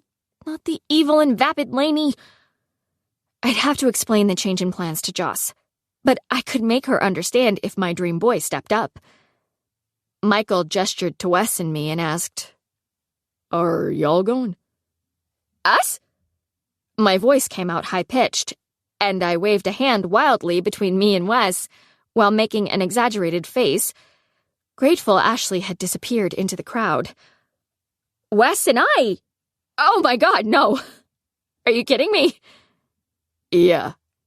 Wes shook his head and did the slashing motion with his hand. We are not going anywhere together. Trust me. I wouldn't go to the gas station with this one. Well, I wouldn't invite you to the gas station, so you can just shut your big mouth. I said around a smile, following it up with a big old fake arm punch. Believe me. Michael looked at us like we were funny. Oh, I thought I heard you were a thing. Yeah, well, you heard wrong, I said, horrified as I realized that I was the one who'd started the rumor. About myself. God. And how freaking fast was Gossipy Ash? Honestly, I'd have been impressed if I hadn't been so worried about her ruining everything. Way off base, dude. Wes tousled my hair and said, No little Liz for me. I slapped his hand. Nope. Oh. Michael did a slow nod of consideration and then looked at me. 2 weeks, huh? 2 weeks, huh? Goosebumps prickled up my arms as Sheeran floated back into my head. So tell me, what's happened since I moved? Michael was apparently done thinking Wes and I were a thing, and also finished making me lightheaded by speaking the word prom in my presence. Do y'all still hang out? How about the twins and Jocelyn? Wes and I looked at each other before I took over, mainly because I didn't want him to say something embarrassing or unpleasant about me. Wes and I see each other long enough to fight over the parking spot in front of our houses, but that's pretty much it. And Joss is actually my best friend now, which even I find hard to believe. He smiled at that, and he had the kind of smile that made you feel like you'd done something right. A million happy nerve endings were buzzing inside my body, and I wanted to bask in that smile and make it never go away. Ashley reappeared and said something to Wes, making him turn his back to us to talk to her, which was fine with me, because it left Michael and me in one-on-one conversation. I said, the twins, on the other hand, now attend Horizon High. They got sent to the alternative school after they landed in juvie for stealing a car. What? Michael's mouth dropped open, but his eyes were still smiling. Her mom was super religious, wasn't she? Yep. I took a sip of the warm beer and did my best not to gag. She still teaches classes on Catholicism every Wednesday night at St. Patrick's, but she has to wear a scarlet letter on her denim jumper. Scandalous. He leaned his head closer. This is wild. I still can't believe it's you. Little Liz all grown up. I know. And who would have thought Michael from down the block would return? My cheeks were warm as I also leaned closer so he could hear me over the party noise. My heart was pounding as I went over the words, as I had been for the past few hours, over and over again in my head. The clock was ticking, so I needed to jump in with both feet. I said, I don't know if you knew it, but when we were little, I had the biggest crush on you. His lips slid into a dashing grin. Well, I'll be honest. I don't know if Michael finished his sentence or not, because just as I was having a tiny pleasure aneurysm at the next sentence's possibilities, I heard a noise, like the kind of gurgle a garden hose makes when you turn it on, but the water hasn't quite made it out of the tube yet. I glanced in the direction of the sound, and Ashley opened her mouth wide and spewed chunky brown vomit all over my front, from my neck to my dress to my bare exposed kneecaps. Oh my God. Oh my God. I glanced down, seeing that I was covered in the liquefied remains of Ashley's stomach. It was warm and thick and splattered across half my outfit, making the top of my dress so drenched that it was sticking to my skin. In my peripheral vision, I could see that there were wet chunks in the right side of my hair, over by my ear, but I couldn't focus on that because I could feel a trail of hot vomit running down my leg. Running down my leg! I'm not sure if I made a sound, or if I just looked victimized as I stood there with my arms extended, but Wes quickly handed the vomitous blonde off to one of the girls standing nearby, and then he was at my side. I've got clean clothes in my trunk, Liz. Let's get you up to the bathroom, and you can clean up while I run to my car and grab them. I couldn't even formulate words. I just nodded and let him grab my elbow and lead me through the gaping crowd, who seemed to think my situation was both disgusting and hilarious, and up the stairs. I was fighting back my gag reflex and trying not to inhale that god-awful smell as I died of mortification. Not only was I a puked-on laughingstock, but Michael had witnessed the whole gruesome ordeal. Talk about the opposite of a meet-cute. I was seriously going to die of embarrassment. For sure. It was, in fact, a thing. My death was imminent. When we got to the top of the stairs, Wes steered me to a bathroom that was right off the kitchen. He flipped on the light, led me inside, and bent his knees so he was at my level.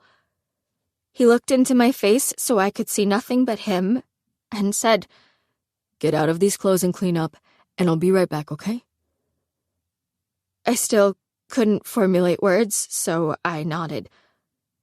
Michael appeared at the top of the stairs, looking at me with his perfect nose crinkled up like he wanted to puke too, but in a sympathetic way. He said, "At least you were wearing your uniform and not your own clothes." Now I wanted to puke and disappear, so I just said, "Yeah." "Is there anything I can do?" He looked queasy at the sight of me, but he still gave me a sweet smile and said in a Southern comfort kind of way, "Need me to fetch you anything?" Fetch? Oh. I shook my head but felt, oh my God, something damp stick to my neck. I gritted my teeth and said, "No, but thank you." I closed the door and turned the lock. looked around, and cursed whoever had built this house for not providing a shower in that particular guest bathroom. You have got to be kidding me! I glanced at the sink and apologized to Rhino, whoever he was, for what I was about to do to his bathroom. First, I tore off every little piece of clothing I had on, including my underwear, letting them fall into a disgusting pile on the white marble floor. Next, I turned on the faucet and started shoving body parts under the hot running water. Left leg, left arm, right arm. I had to do a near back bend to rinse my neck and torso, spraying water all over the vanity and the floor, before jamming my head directly under the water. Such a great idea, Liz. Going to a beer party with Wes. Terrible judgment. I could see the chunks slowing the sink drain as I rubbed my hair with a bar of soap, so I had to be careful to keep my head raised just enough to avoid recontaminating my hair with sink yak. I straightened and wetted down one of the guest towels and slathered it with another fancy bar of soap before giving myself a full-body sponge bath. I caught a glimpse of myself in the water-splattered mirror, wildly scouring my nude self in a stranger's bathroom while humming tiny moans of disgust, and my brain added the next track to the album, Hello Operator by the White Stripes. The words weren't particularly befitting my uniquely horrible situation, but the guitar riffs, while I maniacally and nakedly scrubbed, would have been perfection. Liz? Wes was at the bathroom door. Do you want me to hand the bag through the door, or should I just leave it here on the floor and go back downstairs? If you could leave it, that would be great. The fancy bathroom was like a fun house, with big mirrors all over the place, so there was no way I was opening the door with Wes out there. I would for sure end up showing him my bits. Thank you. No problem. He cleared his throat. Everyone is downstairs, so if you just reach your hand out the door and swipe the bag, no one will see anything. Okay. There's a Target bag in the side pocket that you can put your dirty clothes in, and I've got your purse downstairs. Do you need it? No. I'd totally forgotten I even had a purse. Thanks.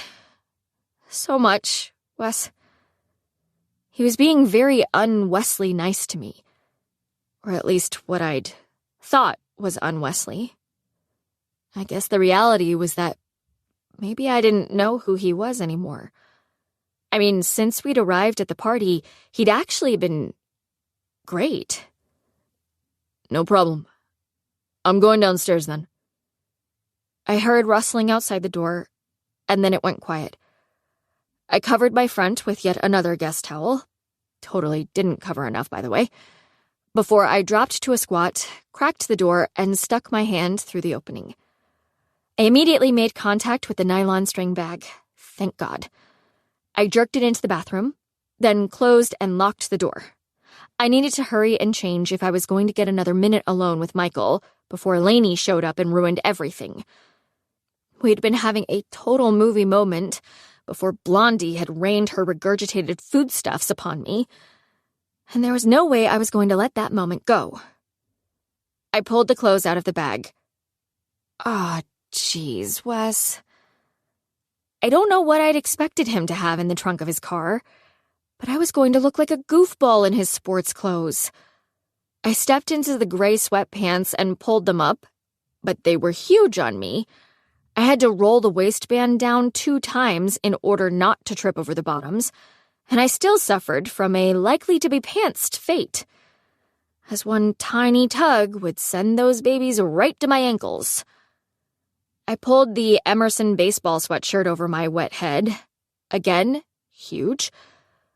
But it smelled like fabric softener and felt like a blanket, so I kind of maybe liked it a little.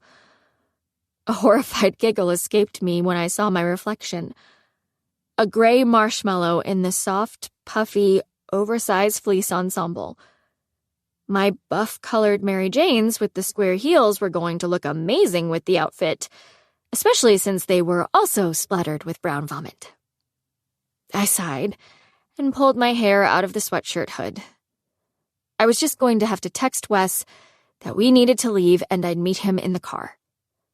I hated leaving Michael and our big moment potential, but I looked too ridiculous to stay.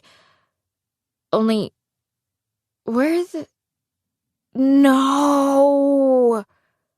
My phone was in my purse. Which was downstairs with Wes and Michael. Not to mention the rest of the partiers. I rolled my lips inward and breathed through my nose. Was I on a hidden camera show? I took a deep breath and opened the door to the basement steps.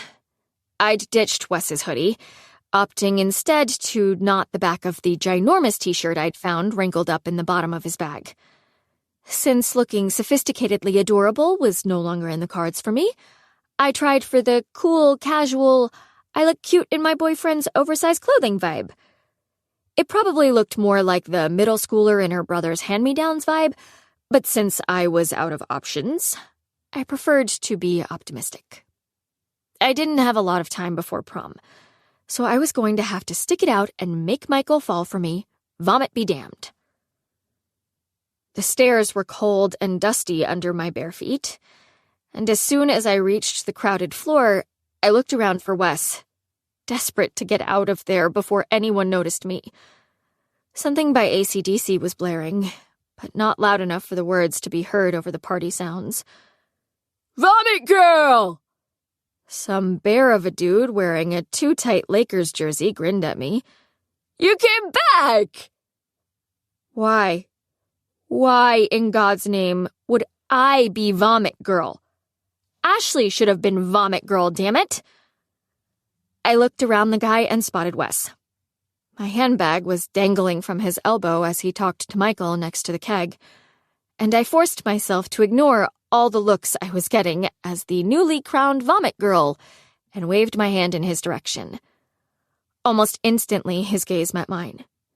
His eyes took a quick dip over my baggy sweats and t-shirt combo, and then his eyebrows went down before he walked toward me and pulled his keys out of his pocket. "I'm assuming you want to go." "Yeah." I turned my gaze to Michael, who'd followed Wes over, and I nervously ran a hand through my damp hair.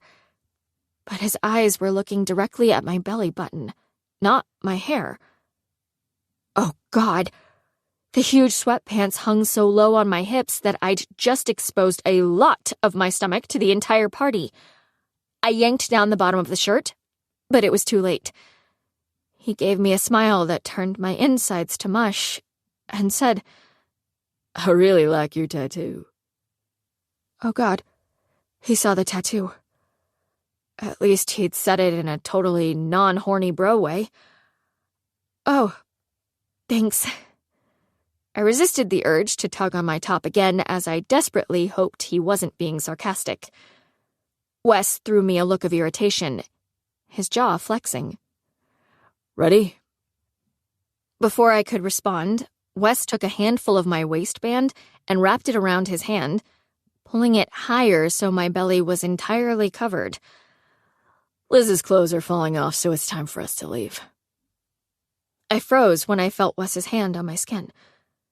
I looked at his face as he looked down at me, and I felt off-kilter. I wasn't sure if it was in response to his touch or his sudden cavemanish protectiveness. I also wasn't sure why it wasn't pissing me off. I remained tethered to Wes's left hand as he and Michael shared a goodbye bro handshake, exchanging words I couldn't hear over the noise. Once they broke apart, Michael gave me a little solo cup raise and a sweet smile before he turned and walked away. "Bye," I whispered under my breath, watching him disappear into the revelers. "Come on, Buxbaum."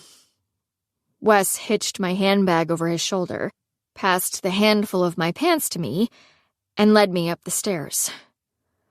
"Let's get you home before you flash anyone else." Chapter 4. You're not as vile as I thought you were. 10 things I hate about you. So, I looked out the windshield as he pulled away from the house, where cars lined both sides of the street. It occurred to me at that moment that Wes and his friends totally lived the super bad life. Did he say anything about me when I was changing? He did, actually. He flipped on his blinker and turned the corner. And it's probably going to piss you off. Oh, God. I looked at Wes's profile and waited for the awful news. What? He accelerated and switched lanes. It's just very clear that he still thinks of you as little Liz. What does that mean? His mouth curved a little, but he kept his eyes on the road. Oh, come on. Seriously, what? Like he still thinks I'm in grade school? He smiled an I shouldn't be smiling smile and said, Like, he still thinks you're a nice little weirdo. Oh my God. Are you kidding me? I stared at his grin and wanted to punch him. Why would he think I'm a weirdo now? I was charming as hell until your girlfriend puked on me. It's not that. He reeled in his smile and shot me a quick glance. It's just that he assumes you're the same person you used to be, because he's been gone.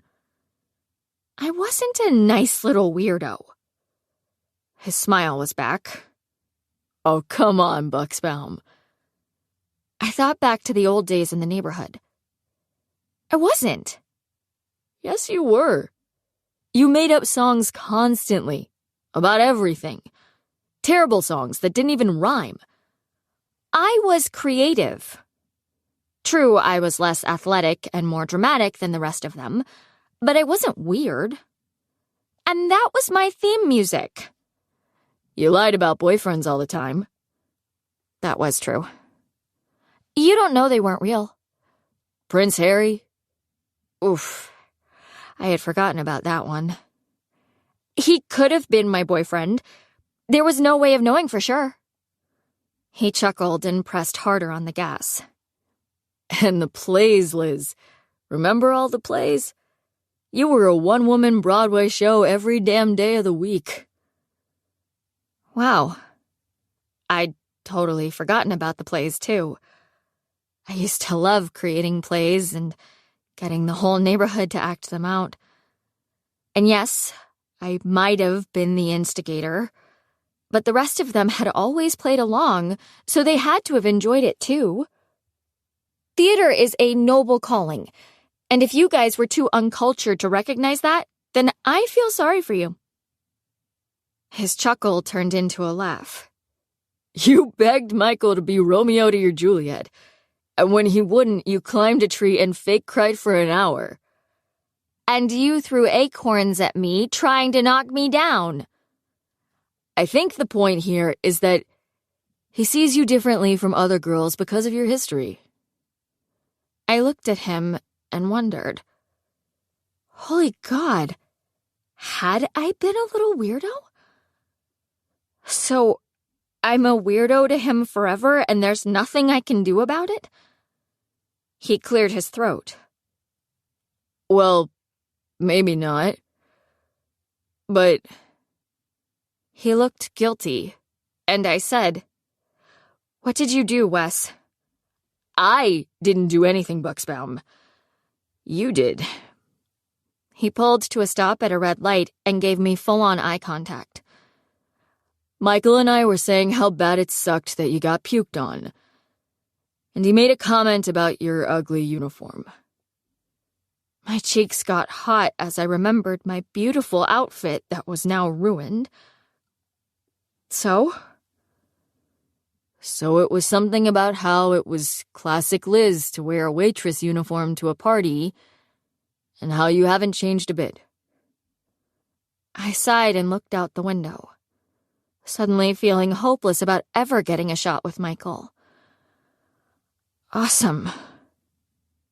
I told him that you're completely different now. I glanced across the darkened front seat. You did? Yep. I told him that you sing less now, and that you're kind of considered a hot girl at school. My weirdo heart felt warm. I'm considered a hot girl? Probably. I mean, you're not ugly, so it's possible. I don't know. Wes kept his eyes on the road and sounded irritated. I don't make it a habit to discuss you unless it's in the context of, guess what my goofball neighbor did. So I actually have no idea. I was just trying to change his impression of you. I rolled my eyes and felt ridiculously bummed that he'd made that up. But here's your problem. He put on his blinker and slowed as we approached a yellow light.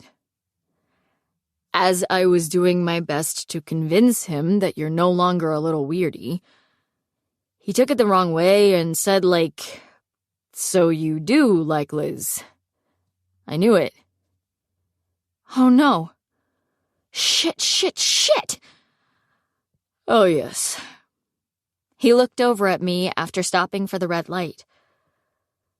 He thinks we're into each other. No.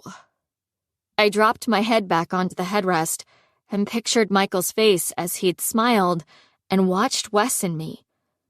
He thought I was into Wes, and it was entirely my fault. I'd started the rumor, for the love of God. He'll never ask me to prom if he thinks you like me.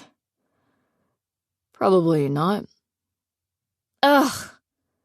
I blinked fast, not wanting to get emotional, but I couldn't help it as I kept picturing his face. He was supposed to be my fate, damn it. And now Lainey would have him in her clutches before I got my foot-popping kiss. And I got vomited on for nothing. He did say something about you when we were leaving, if that makes you feel any better. What? When? What did he say? He accelerated around the corner and floored it. All he said was, I can't believe little Liz has a tattoo, when I told him we were taking off. I gasped. Well, how did he say it? He glanced over at me. Really? I just mean, did he say it like he was disgusted, or like he thought it was maybe kind of cool? He kept his eyes on the road and said, He definitely wasn't disgusted. Well, at least there's that. I stared out the window and watched as the lights of our neighborhood got closer. What am I going to do? If it were another guy, I might have just given up and called projectile vomiting a cosmic sign. But this was Michael Young. I couldn't give up. Honestly, the thought of it made my heart feel a little pinched. There had to be a way. I ran my teeth across my bottom lip and pondered. I mean, technically, regardless of the self-inflicted rumor about Wes and me, Michael had looked flirty when he'd looked at my tattoo. It wasn't much, but it was something, right? It proved that it was possible to change his little weirdo assumptions. I just needed a chance to make him see all the things about me that had changed. I felt hope bubbling back up. I mean, it wouldn't take long to open his eyes if I could just get some time with him, right? Time, and perhaps some help. You're so quiet, Buxbaum. Makes me a little terrified of what you're thinking. Wesley, I turned toward him in my seat. With my winningest grin, I said, Buddy, I have the best idea. God help me. He pulled his car into the spot, took the keys out of the ignition, and said through a half smile, What is your terrible idea? Well, I started, looking down at my hands and not moving to get out of the car. Hear me out before you say no. Again with this? You're scaring me. Shh. I took a deep breath and said, "What if we let people think we're dating, but only for like a week?" My cheeks were hot as I waited for him to make fun of me. His eyes narrowed, and he looked at me for a long second before saying, "What exactly would that solve?" "I'm still working this out, so bear with me. But if we pretended to kind of be into each other for a week, then that could help Michael see that I'm no longer little Liz. He already thinks we're dating. Why not use that to show him I'm a perfectly viable romantic option?" He drummed his long fingers on the steering wheel. "Why is this so important to you?" I blinked and rubbed my eyebrow with my index finger. How was I supposed to answer that question? How could I tell him I was sure the universe had sent Michael back to me? I hated that my voice was thick when I said, "I honestly have no idea, really. I just know that for some reason it really, really is." Does that sound silly? He stared out the windshield in front of him with an unusually serious look on his face. After a few seconds, I wondered if maybe he hadn't heard me. But then he said, "What's silly is that it doesn't." "Really?" "Really." He cleared his throat and turned to look at me, his West smirk back in place. "Now what's in it for me if I do this? Besides the joy of setting you up with the dude you want to bang, of course." Gross. I cleared my throat and was glad he was back to being the smartass I knew. Introspective understanding Wes was kind of too much to take. I said, "You can have the spot for another week." That hardly seems like enough. I mean, are you going to expect me to take you out again?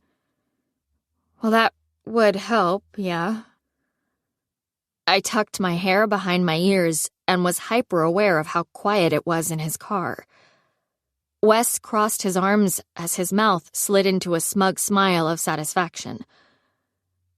"I've got it. I've got a brilliant plan." Doubtful. Shh. He reached over and put his whole palm, which smelled like soap, over my face for a second before relaxing back into the driver's seat. "I will pretend like I'm trying to get something going with you, even though you're not that into me." Okay. "In addition to that, I will actively try to help you get Michael, extol your many virtues to him." Even though I knew there had to be a catch, it was fun seeing Wes get into the idea. I asked, "What's in it for you?" "If you successfully get him to ask you to prom as a result of my assistance, I get the spot forever." I reached for the door handle. "Forever? Not a chance." "You're not listening. I'm talking about me providing my expertise in getting him to prom you up. Our current arrangement was just for me to let you ride along to a party. What I'm talking about would be me giving you insider info, working on Michael for you, giving you helpful hints, fashion advice, etc." "Fashion advice?" I snorted. "That's right, fashion advice, etc. For example, if you're going to a party and you want Michael to think you're hot, dress like it instead of a waitressed Doris Day." A waitressed Doris Day sounds like an excellent aesthetic, for your information.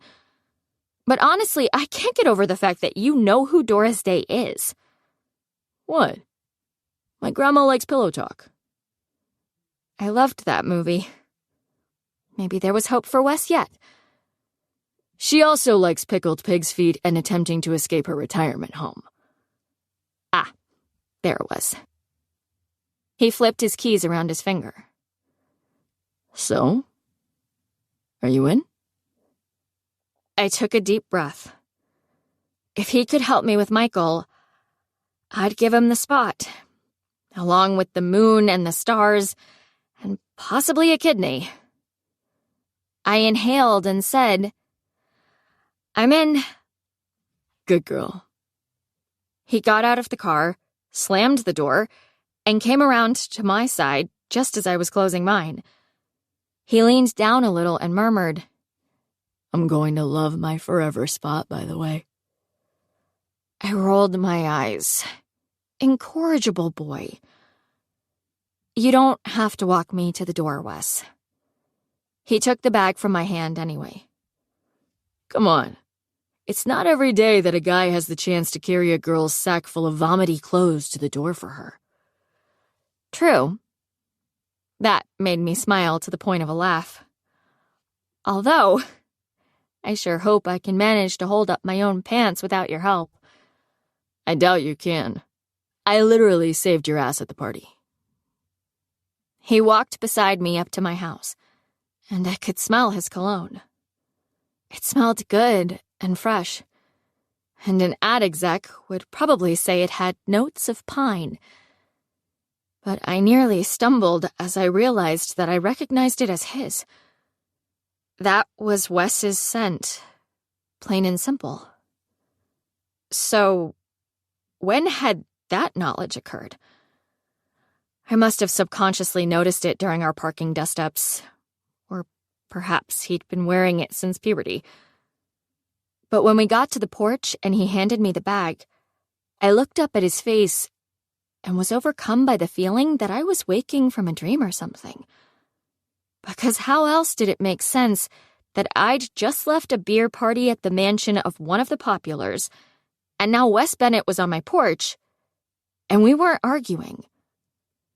But the most surreal part of it, by far, was that it didn't necessarily feel wrong. It kind of felt like the start of something. I said, "Thanks for the clothes and, well, everything. You were way cooler than I expected." Of course I was. He gave me a smile then. A smile that was different from all the others he'd ever given me. It was a nice smile. Genuine like the one he'd used with his friends at the party. I didn't mind being looked at like that by him. He said, "Don't forget to wash your dirty uniform before your next shift. I imagine the diner probably takes great pride in their employees' appearances." I smiled back at him. "I'll kill you if you ever tell." My lips are sealed, Libby. The next morning at work, I was feeling positive about the whole outing as I replayed it in my mind. I mean, yes, I got vomited on. Mr. Wright thought my adorable dress was a job uniform. And, oh, yeah, he also thought I was still a weirdie. I hoped that was Wes's personal term and not one that had ever left Michael's lips in reference to me. But those were the only negatives. Yes, I had an outrageously unrealistic optimistic nature. Michael had also seemed fairly interested in attending prom, so I still had a chance. Especially with Wes helping to illuminate the non-weird, once was a caterpillar but is now a beautiful butterfly Liz. "Jeff?" I said the name loudly, and a silver-haired customer in red suspenders and matching red sneakers walked in my direction with 2 books in his hand. He stopped at the counter and held out his claim ticket. I grabbed it and said, "We can give you $24 for your records." His furry eyebrows squinched together like 2 caterpillars, and his lips flattened. $24? I know for a fact that the Humperdinck album is worth at least that much by itself. "You're probably right," I started, desperately wanting to roll my eyes. Old record dudes were the worst. They always knew what their LPs were worth to other old record dudes, and consistently argued with me when I offered them half of what we could actually sell them for. But at this store, we'll only be able to get a fraction of that for it. You're certainly welcome to hold on to it, if you think you can sell it online for more. He glared at me without saying a word. Just stood there and eyeballed me, as if his powerful stare were going to make me shrink and start throwing money at him.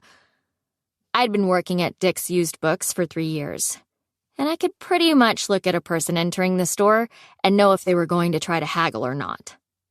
I stared back, with a smile, of course, and waited for him to grow tired of his big man games. A solid 20 seconds went by before he finally said, "I don't need 2 copies. I guess I'll take your offer." Yes, I knew that you would. I was ringing up his credit when the bell on the front door tinkled. "Good morning," I said, not looking up from the cash register. "Can you tell me where your fart books are?"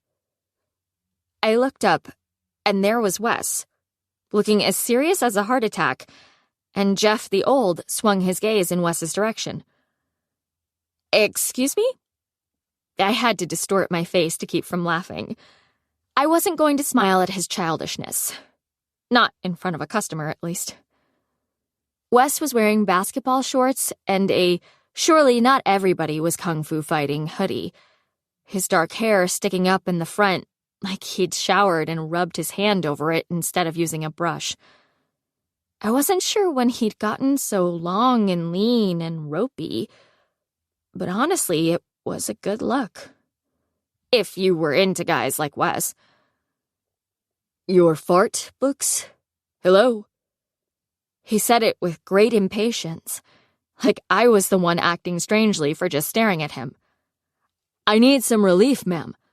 Where are the books on gastrointestinal emergencies?" I handed old Jeff his money and receipt. "Thank you very much. Have a great day."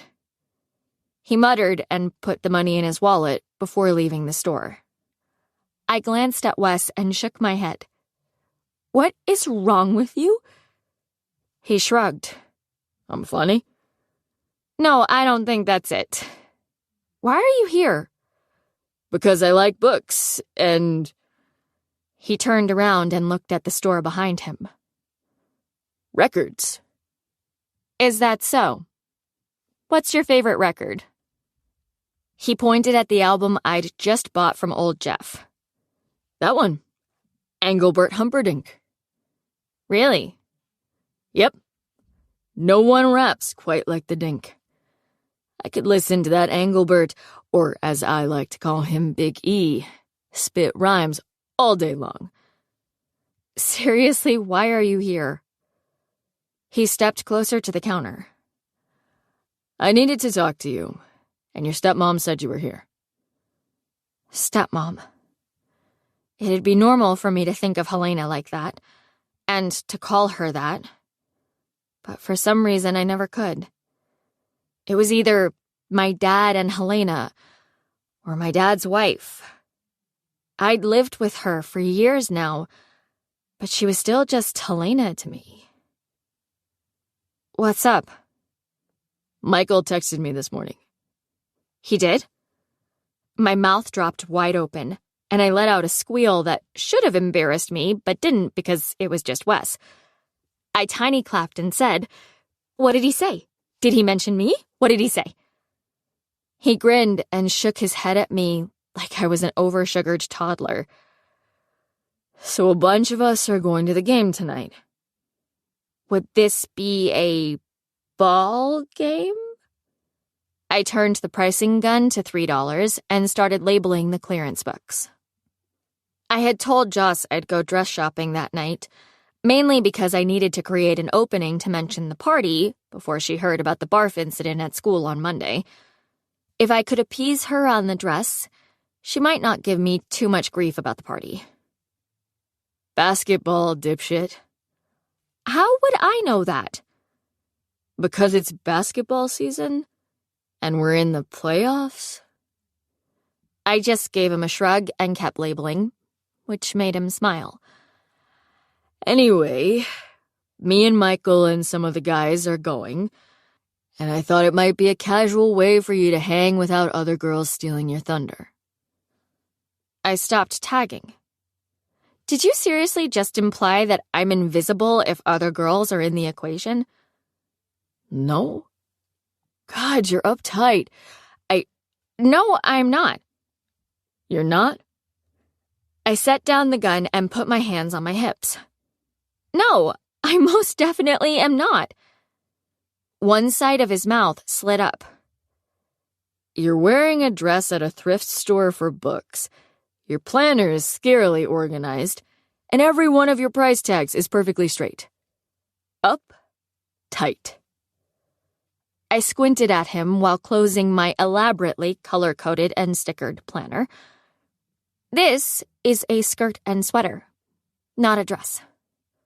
I frickin' adored my plaid kilt, ruffled cardigan, and nearly new never-been-vomited-on patent leather Mary Janes. Same difference. When everyone else is in jeans, you're skirted up. I rolled my eyes. Just because I like dresses and I'm organized doesn't mean I'm uptight. Sure it doesn't. I picked up the gun and started labeling faster, irritated that he seemed to disdain everything that I was. So finish telling me about basketball before I hurt you. That's pretty much it. If you ride with us, you'll have time to show how cool you are on the way to the game. I stopped with the tags again and imagined Michael and me, lost in smiles and in-depth conversation in the back of an intimate car. A little one-on-one sesh of Liz coolness, huh? God help us all. I ran a finger over the top of the gun and asked him, "That wouldn't be weird? You bringing me?" He did a no-biggie shrug. Nah, it's super chill. Then, yeah. I straightened and set down the gun yet again, excited about this unexpected opportunity. Totally. Count me in. Here's the thing, though, Liz. He pulled a set of keys from his pocket and flipped them around his finger. Don't get all pissy with me for saying this, but I'd like to help you with your outfit. Excuse me? I tilted my head and couldn't quite believe he had said that to me. I think I've got it, but thank you. Seriously, you need to listen to me.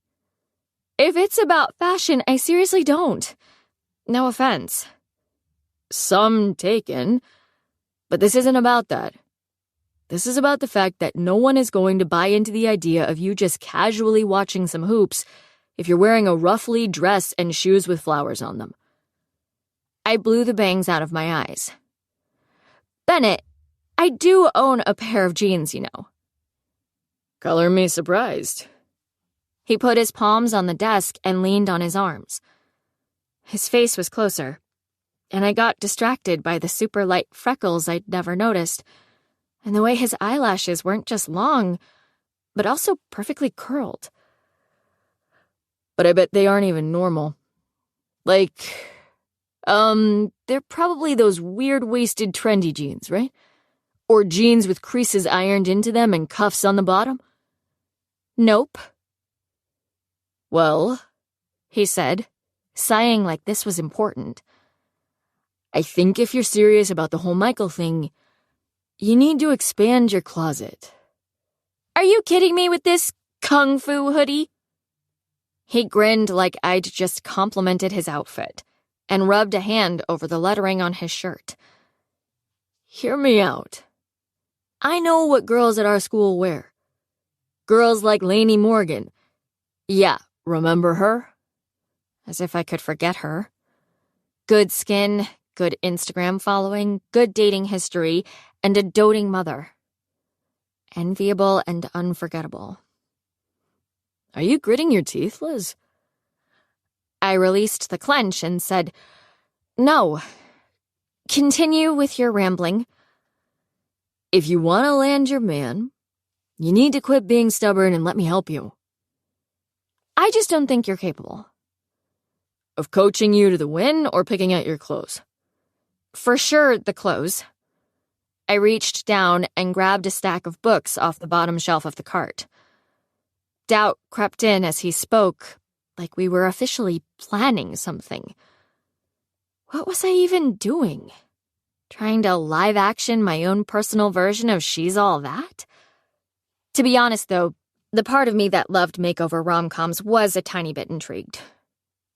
But I liked myself. I liked my clothes. I wasn't a little weirdo. And I didn't need Wes's fashion assistance. Listen. He grabbed a piece of paper off the counter and said, "What if we just stroll through the mall, and I point out things that look cool? You'll be with me, so you don't have to get anything you don't like. But it wouldn't hurt you to look like an actual high schooler when you're trying to charm your long-lost love, right? Nothing wild or trashy. Just something that doesn't make you look like a librarian." I was clearly losing my mind. Because all of a sudden, it seemed like maybe it wasn't a bad idea to go with Wes and see what he thought I should be wearing. I wasn't about to change my looks for a boy. Screw that thought forever. But if he could point me to an outfit that I liked and he thought made me look less uptight, that wouldn't be a bad thing, would it? I'm pretty broke right now, so I can't afford to go for a rich hot girl. Is there a way to do a girl on a budget, moderately attractive look? He gave me a full-throttle grin. Then, the grin of someone who'd just beat someone else. "Trust me, Buxbaum. I got you." As soon as he left, I texted Joss. Ugh, looks like I have to work a double. Can we dress shop tomorrow? So sorry. I felt like a garbage friend. I knew I needed to stop putting her off and just do the dang dress thing already. But I was really having a hard time forcing myself to step up. Perhaps tomorrow. Chapter 5. Just because she likes the same bizarro crap you do doesn't mean she's your soulmate. 500 Days of Summer. Seriously, Wes? I looked around the store and couldn't shake the guilt. It was one thing to blow off shopping with your best friend to do another activity, but blowing off shopping with your best friend to shop with someone else?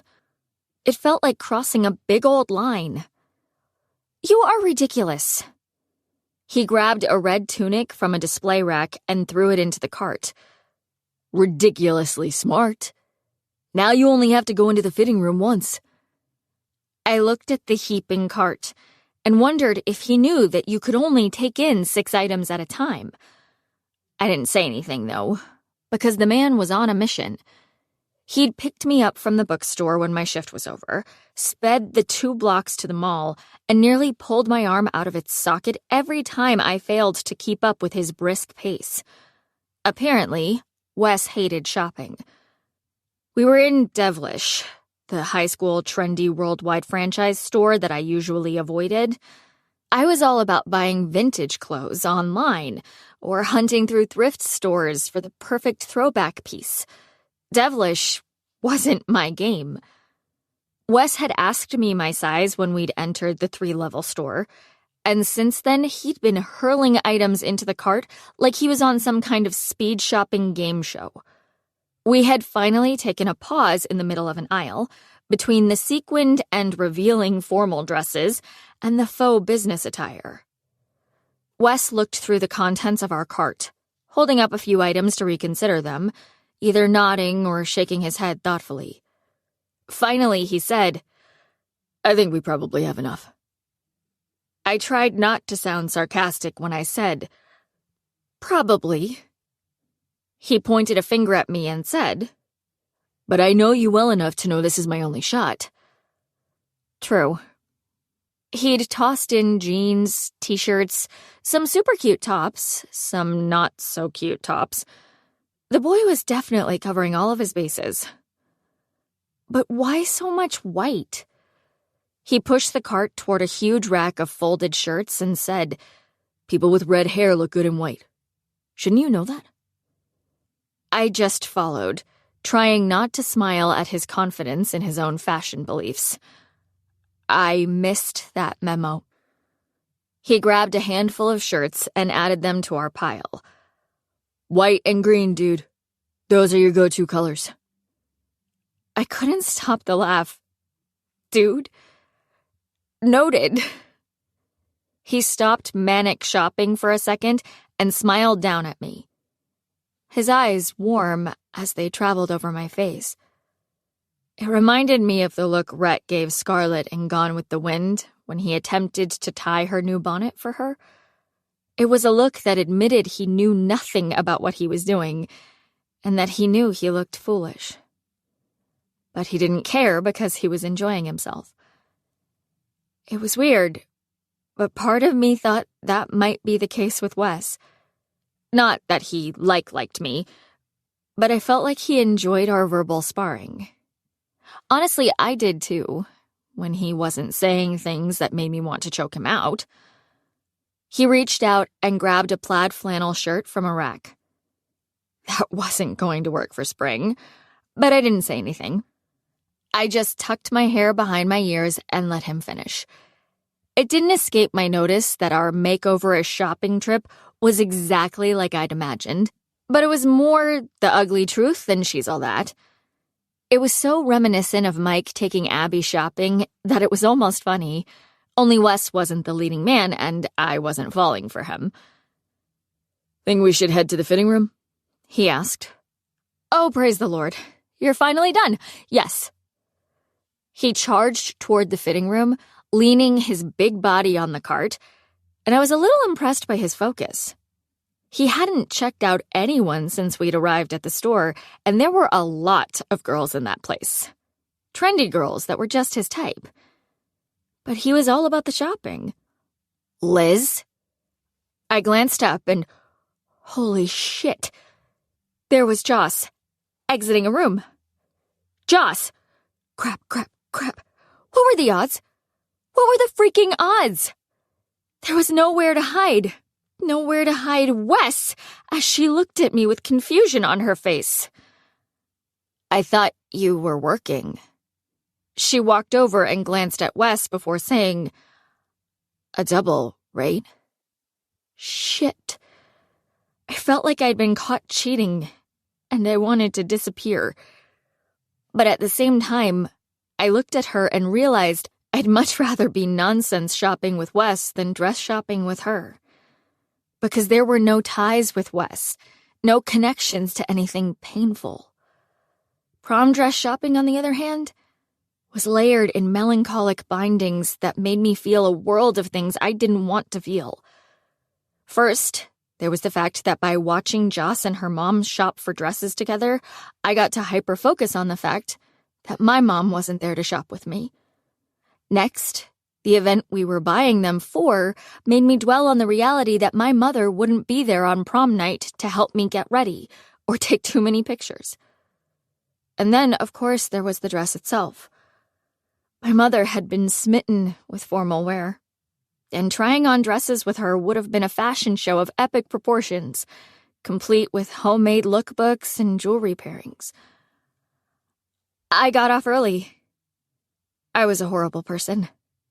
I saw her glance into the heaping cart, and I said, and when I got home, Wes's car was dead, so he asked if I could give him a ride to the mall. He's buying a present for his mom. What was happening? It was alarming the way the lies were just pouring out of my mouth. I know how to speak, Buxbaum. Christ. He gave me a look, and then shook his head at Joss while my heart raced. He asked her, You got any ideas on what to get my mom for her birthday? Liz has pulled a cart full of clothes, and I'm not convinced. I'd trust her if I were you. Joss draped the shirt she was holding over her arm and told him, No one is as good at gifting as Liz. Are you sure? He gave me side-eye. Because she's wearing a kilt, Joss. She started laughing, and I felt like it might be okay. She said to Wes, She's got her interesting style thing, but it's by choice. You're good? If you say so. She adjusted the shirt that was hanging over her arm and said, Call me later, Liz. I want to do the dress thing tomorrow, and I swear to God I'm going to get for real pissed off if you ghost me again. I won't. Promise? I felt grateful enough that she wasn't pissed about my West shopping trip that I genuinely meant it. Promise. She said goodbye and headed for the register, and the second she was out of earshot, Wes said, "Your pants are so on fire." Shut it. I thought you guys were besties.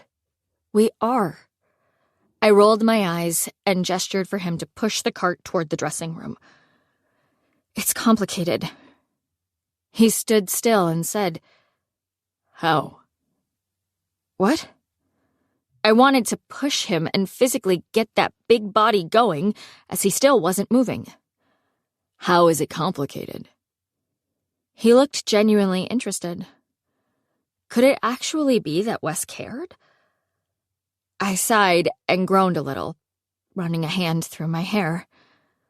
Part of me wanted to tell him about all of it, but Wes wouldn't understand my grief any more than Joss would. I don't know. Sometimes I keep things to myself and it causes tension. Wes tilted his head. Is everything okay? I mean, you're okay? His face was, I don't know, sweetly concerned? It was a little unnerving how sincere he looked, and something deep inside me didn't hate it. I waved a hand and said, "It'll be fine. And thanks for going along with it." I got you, Buxbaum. He watched me for a minute, like he was waiting for more, but then he winked and leaned on the cart. You're on my team now. God help me. He finally wheeled the cart into the fitting room area and proceeded to drop into one of the waiting chairs, stretch his legs out in front of him, and cross his arms. What are you doing?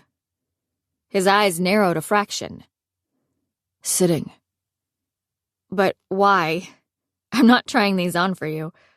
Oh, come on, Liz. If I'm responsible for making you over, I need— Oh my God, you are not making me over. Are you serious with that? Sometimes he was beyond infuriating. I'm taking your opinion into consideration, but I'm not pathetic, and I don't need Wes Broseph Bennett to make me over. He looked up at me with laughing eyes. I think Michael was right about you being high-strung. You're impossible. Please go somewhere else. How are you going to know how they look if I'm not here? I have eyes. Eyes that okayed a waitress uniform for a party, remember? That was an adorable dress. Debatable. And does the use of the past tense mean it wasn't salvageable? No. There was vomit in the pockets. I said my goodbyes last night. He smirked at that, and his dark eyes crinkled at the corners. Well, I'm sorry. It was an ugly dress, but it didn't deserve to die. I rolled my eyes, and the fitting room attendant walked out from the back. How many? A few. Wes muttered at the same time I said, How many can I take in at a time? 8. Only 8? Wes's voice was loud in the tiny dressing room area. Come on, that's going to take forever. I ignored him and took 8 items to a fitting room. The third top I tried on, a slouchy white fleece thing that fell off one shoulder in a way that would look adorable with a tank underneath, was actually cute. I paired it with faded jeans that had shreds all over them, and I was glad Wes had suggested this. He'd managed to find me something trendy that I liked. I couldn't believe it. Just as I was switching into an emerald green sweater, I heard him say, Can you possibly change a little faster? I'm falling asleep out here. Don't you have some shopping to do while you wait for me? I think I saw a sale on obnoxious jock costumes in the back. Ouch. He whistled. You're so mean. Give me 2 minutes and I'm done. Seriously? He sounded shocked. Seriously. But you're only on the first 8. I pulled off the sweater and put my shirt back on, sliding my feet into my shoes while straightening my hair in the mirror. I got what I needed, so there's no reason to keep going.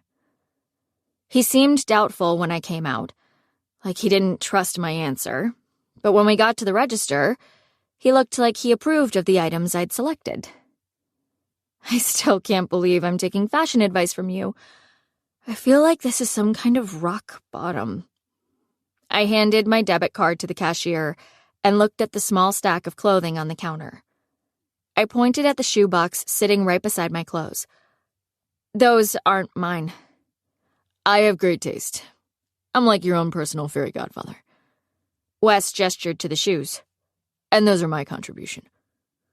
What? He leaned an arm on the counter and gave the cashier a smile that said, "See what I'm dealing with?" I know you don't have any Chucks, Libby, and you definitely need some. You bought me shoes. Not shoes. Chuck Taylors. I looked at his funny smirk and had no idea how to react, so I reached out and opened the box. Wes had bought me shoes. No boy had ever bought anything for me. Yet here was Wes, the antagonistic neighbor boy, spending his own money because he thought I needed Chucks. I touched the white canvas. When did you even have time to do that? When you were in the dressing room. He looked sweet as he smiled down at me and said, I asked Claire to take care of it. Who is Claire? The dressing room attendant. Pay attention. The cashier handed me the receipt and my bag, and I was still fumbling around with how to react. It was sweet and thoughtful and so un-Wes. Thank you for the shoes. Quit gushing, Buxbaum. He smiled big enough that his eyes squinted. It's embarrassing. We left the store, and before we hit the mall exit, I made him go into Avison with me, my favorite store. It was like Kate Spade's style on a TJ Maxx budget, mostly dresses and skirts and delicate accessories. Holy balls. It's like a giant version of your closet. I knew he meant it as a dig, but as I headed toward the sale racks in the back, I said, "Thanks." I meant that this feels like a nightmare. I ignored him and started flipping through the racks. Like an actual nightmare. Monsters and goblins and god-awful flower dresses. Shh. I'm trying to shop. I found a sale shelf and started digging while he leaned against the wall and looked at his phone. Part of me wondered if his incessant teasing was his way of flirting. I mean, from another guy, it so would be. But this was Wes. He'd always teased and tormented me, so why would I take it any differently than I had in the past? It was his way. Wow. That dress is so Liz Buxbaum. I glanced up, and he was pointing at a mannequin. That dress, it is so you. I followed his point to the mannequin and was totally taken aback. Because, to clarify, he wasn't pointing at just any mannequin. He was pointing at my mannequin, the one who was wearing my houndstooth sheath, the dress I'd fallen instantly in love with when it had arrived 2 weeks before. The one I'd looked at online no less than 20 times since then. It was pricey, so I was forcing myself to wait until I could ask my dad to buy it for my birthday. But there was something about the fact that Wes looked at it and thought it was me that was... something. It made me happy. I actually love that dress. See? I'm incredibly intuitive for a fairy godfather. I readjusted the shoulder strap of my bag and said, "Let's go, before I throw up on your uniform." As soon as I got into his car, my phone buzzed. It was a notification that Insipid Creations' new album had just dropped. I must have made a little sound of excitement because Wes said, "What?" "Nothing. I just saw that the album I pre-ordered is shipping today." "Shipping, Grandma?" He put his key in the ignition and said, "You don't stream music like the youths?" I slammed my door. Of course I do, but some things are meant to be played on vinyl. He glanced over as he started the car, and I buckled my seatbelt. "Have you always been so into music? I mean, I think I see you with headphones on more often than not." Pretty much.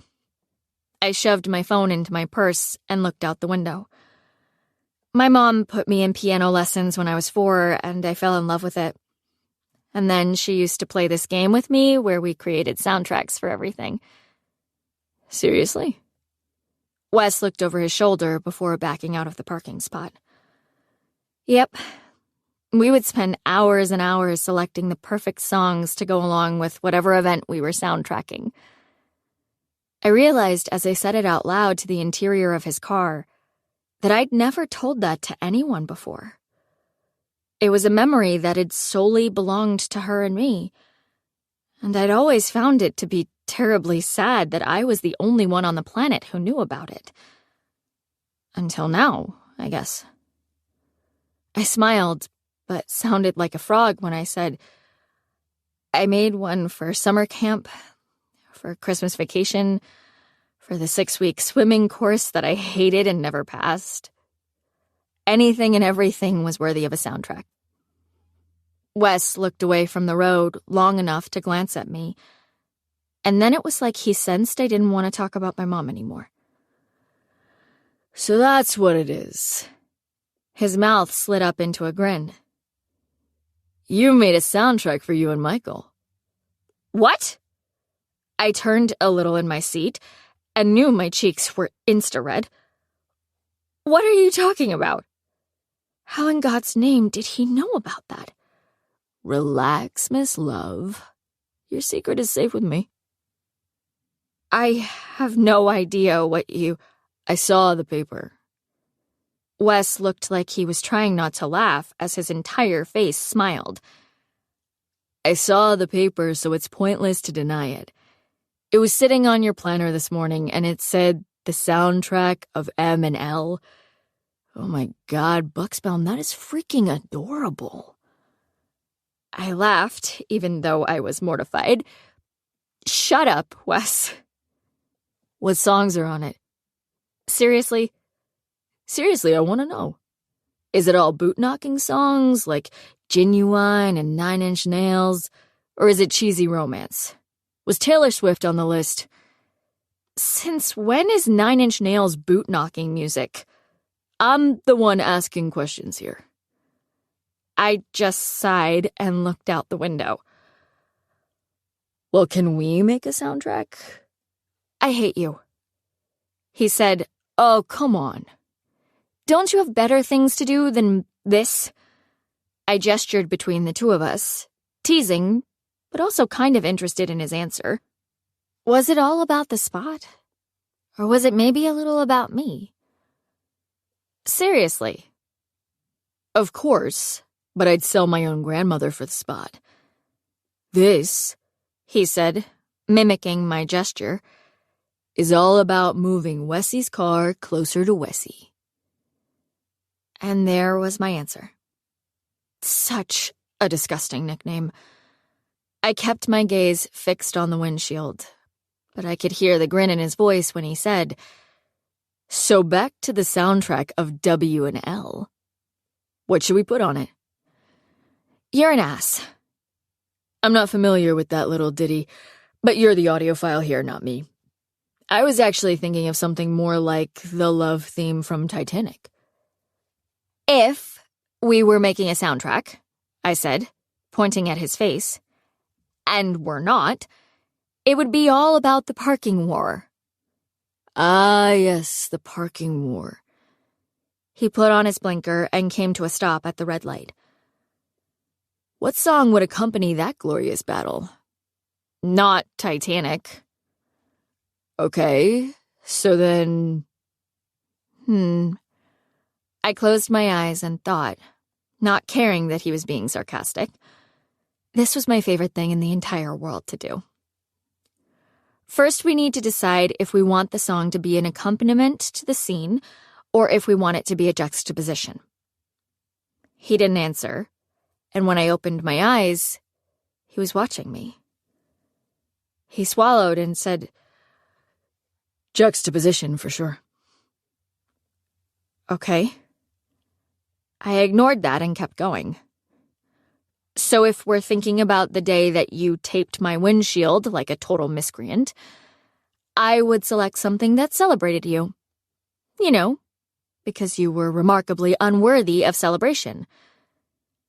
"Isn't She Lovely" by Stevie Wonder?" he suggested.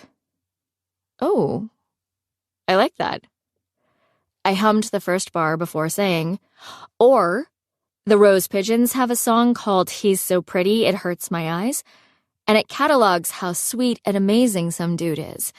So that's totally the juxtaposition of you in the parking war, right?" I did what I had to do. All is fair in love and parking. When he pulled up in front of the bookstore so I could get my car, I thanked him and grabbed my bags. He said he was going to text Michael and mention I was coming, and he also said he would throw in some good words about me. I wanted to help him craft the perfect adjectives, but I bit my tongue. I stepped out of his car, and just when I was about to slam the door, he said, "You should maybe straighten your hair for tonight." "I'm sorry?" It sounded like you just told me how I should wear my hair. I knew that he was trying to help me win Michael. But did he realize that it made me feel like total shit when he acted like my style was a joke? I was 100% good with my fashion choices. I dressed for me and me only. But it still didn't feel good to know that he didn't like the way I looked. My hair was in a braid at that moment, and though it wasn't particularly cool, it also wasn't like I had hair down to my ankles that had never seen a brush either. "Since that can't be right, what did you actually say?" He held up a hand. "That came out wrong. All I meant was that instead of just changing up your clothes, you should give Michael the full-on hot girl treatment. He still thinks of you as little Liz, but if you show up looking like the kind of girl he's dated since moving away, it might be a good start." I still didn't like it, but he had a point. "So what's the plan for later?" "I'll pick you up at 5-ish. "Okay." "Wear the chucks." "You're not the boss of me." I said it with a teasing, childish pout, but I was still confused as to why he'd bought me the shoes. Everything else that he'd hand-selected from my new Liz wardrobe, I'd paid for. So why had he gone to the trouble of paying for them while I'd been changing? Why had he paid for them at all? He put his big hands together as if praying, "Can you pretty please wear the chucks?" "We'll see." Chapter 6. When I'm around you, I kind of feel like I'm on drugs. Not that I do drugs, unless you do drugs, in which case I do them all the time. All of them. Scott Pilgrim versus the World. At 4:45, I tied my chucks, which I had to admit looked pretty cute with my whole sporty ensemble, and went downstairs. They were comfortable, and something about them made me kind of soft. But I wasn't going to waste a minute trying to figure that out. My dad had taken my grandpa to the driving range, so it was quiet in the house. Helena was around somewhere, but I wasn't sure where. The doorbell rang, and I couldn't believe it. Wes was early? I walked over to the door, but when I pulled it open, it was Jocelyn, not Wes. "Oh, hey." I'm sure my face totally showed my shock at seeing her instead of Wes, and I tried hard not to look shook. "What are you doing here?" Her mouth dropped open for a sec, and she looked me up and down. "Oh my God. Who did this to you?" I glanced down at my clothes. I want to tongue kiss them. You look incredible. She walked through the front door, and my mind was racing as I shut the door behind her.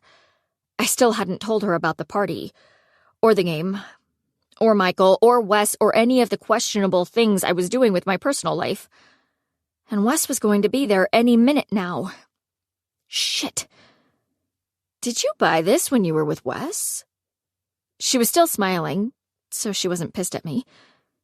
Yet. Yeah, that Jag actually found a couple of nice things. My cheeks were hot, and I felt like the guilt was all over my face. I was a garbage friend. Go figure. Oh, hey, Joss. Helena came out of the kitchen, looking way cooler than me in jeans and a hockey jersey. I thought I heard the door. Do you want a pop or something? God, Wes would be there any second with his big mouth. No pop. No, thanks. I only have a sec. I'm on my way to get my little sister from soccer. But Liz won't respond to my texts, so I had to stop by. Crap. Helena smiled and said, "She's the worst, right?" Jocelyn smiled at Helena, but also leveled me with a look. Right. I'm about to leave too. I swallowed and hoped I could get her out of there quickly. In 5 minutes. Where are you going? Helena had asked the question, but they both stood there, staring at me as I tried to come up with something. Wes from next door is going to the basketball game, and he, asked if I want to go. I mean, it's a casual, no big deal thing. I was just bored and it sounded less boring, you know? I totally don't want to go, but I said it would, so. Jocelyn's eyebrows shot up. You are going to a basketball game. She said it like I'd just professed myself a triceratops. With Wes Bennett. Helena crossed her arms over her chest. Didn't you call the parking police on him a few days ago? No, I said I almost did. I spit out an awful fake laugh and shrugged. Yeah, honestly, I have no idea why I said I'd go with him. I knew exactly why. Did Bennett make you buy those chucks too? Jocelyn was staring at my shoes. Because you hate those shoes. It was true. I'd always thought Converse high tops were ugly and utterly lacking in arch support. Now I had a weird affinity for them that made me question my own mental fortitude. They were on clearance, so I said, what the hell? Again with the terrible laugh. Why not buy some chucks, right? Jocelyn did a little headshake, like she had no idea what she was witnessing. Same, girl. Same. Well, person I used to know, I only swung by because my mom needs to know which day we're going dress shopping next week. Ironically, after I'd finally agreed earlier to go shopping with her, her mom had to reschedule for a different day. Initially, I was relieved to put it off longer, but now it felt like the universe just wanted to torture me. At this point, I kind of just hoped for a dress to be stuffed into my closet so I could stop hearing the phrase dress shopping. Oh, I love dress shopping! Helena tilted her head and added, I rarely wear them because sitting like a lady sucks, but every spring I want racks and racks of floral dresses. This is prom dress shopping. Jocelyn was still looking at my clothes as she said, Liz and I are going together, and my mom said she can take us dress hunting. Oh. Helena blinked and glanced at me for a second, and I felt like a monster. She'd mentioned multiple times that she thought I should go to prom because I'd regret it if I didn't, and she'd also mentioned multiple times that she could take me dress shopping and we could make a whole day of it. She'd thought it would be so fun. But that had been like a month ago, and I'd kind of forgotten. kind of. My feelings about Helena doing the things my mom should have been there to do with me were tricky, and most of the time I just avoided them until they went away. Or until this happened. Well, I'm sure that will be a blast. Her eyes were sad, but she said, "Just don't get anything too revealing, okay, guys?" Jocelyn grinned. "We'll do our best, but no promises." The doorbell rang. It had to be Wes this time, right? And I felt nauseous as both of their eyes landed on me. I squeezed in between them and stepped toward the door. That's probably Wes. I wrapped my fingers around the doorknob and braced myself. What were the odds that Wes would keep his mouth shut and not sick Jocelyn and Helena on me with talk of our collusion? I pulled the door open and tried to communicate the situation with only my eyes. I hoped they were saying, "Don't make this worse." But it's likely that I just looked twitchy. "Hey," I said. Wes was smiling, but as he looked at me, his smile changed into a weird thing, like the smile of someone who'd just discovered something. It slid up into a wide grin, and he said, "You're a good listener." I slammed the door. Joss pursed her lips, and Helena furrowed her brows. "What's the plan here?" Sighing, I opened the door again and held up a hand. "Don't talk. Seriously, can you just not say a word until we're in your car? Or maybe, ever?" "Hi, Wes." Helena gave him a little wave. "I take it you found Liz this morning?" He gave me a look that was the equivalent of a tongue stick out and beamed at Helena. "I did, thank you. I don't think Liz appreciated my presence at her workplace, but I got there just the same." Jocelyn tilted her head. "So you went to her work to ask her to go with you to the game tonight?" "I did." A casual observation. Wes had grown into a pretty attractive guy. I mean, I wasn't personally attracted to him. But the faded t-shirt he was wearing showcased some well-defined biceps. Combine the muscles with his mischievous smile and heavy-lidded dark eyes, and he was pretty fine. Just not my type at all. "Liz?" Joss gave me a loaded look. "Can I see you in the bathroom for a minute?" "Not a chance." "We really have to go, actually, but I'm sure—" "I'll wait." Wes came fully inside the foyer and swung his keys around his finger. "Take your time." Jocelyn grabbed my elbow and pulled me all the way to the tiny bathroom that sat just past the kitchen. As soon as the door closed behind us, she said, "I thought Wes's car was dead this morning." "What?" She sighed. "You told me that he needed a ride to the mall because his car was dead, but Helena just said that he drove to Dick's to find you." Holy crap. Helena said that? Was I so distracted by Wes that I'd totally tuned them out? Crap! I cleared my throat and said, "No, his car died at Dick's." "That's not what you told me at the mall." How was I supposed to remember what I told anyone anymore? Not only was lying an uncool thing to do, but it was also hard to keep on top of. "Yes, it is." She sighed. "Whatever. The bottom line is that you are about to go on a date with Wes Bennett, girl." "It's really more—" "Nope." She shook her head. "For someone super into love and shit, you're kind of clueless. Now listen to me. Wes came to your house this morning, and when you weren't here, he drove all the way to your work to ask you to go to the game with him when he knows you are clueless about sports." Oh no. No. She was getting the wrong idea. And if she heard the rumor that I actually, started at the party and hadn't had the guts to tell her about yet, I was screwed. "Hey, it's the truth." And then he pretended to need your shopping help. "This is a date, Liz. A date. I wanted to tell her what was really going on, but I was a coward. I knew she'd act like I was Michael's obsessed stalker, and I just couldn't hear it.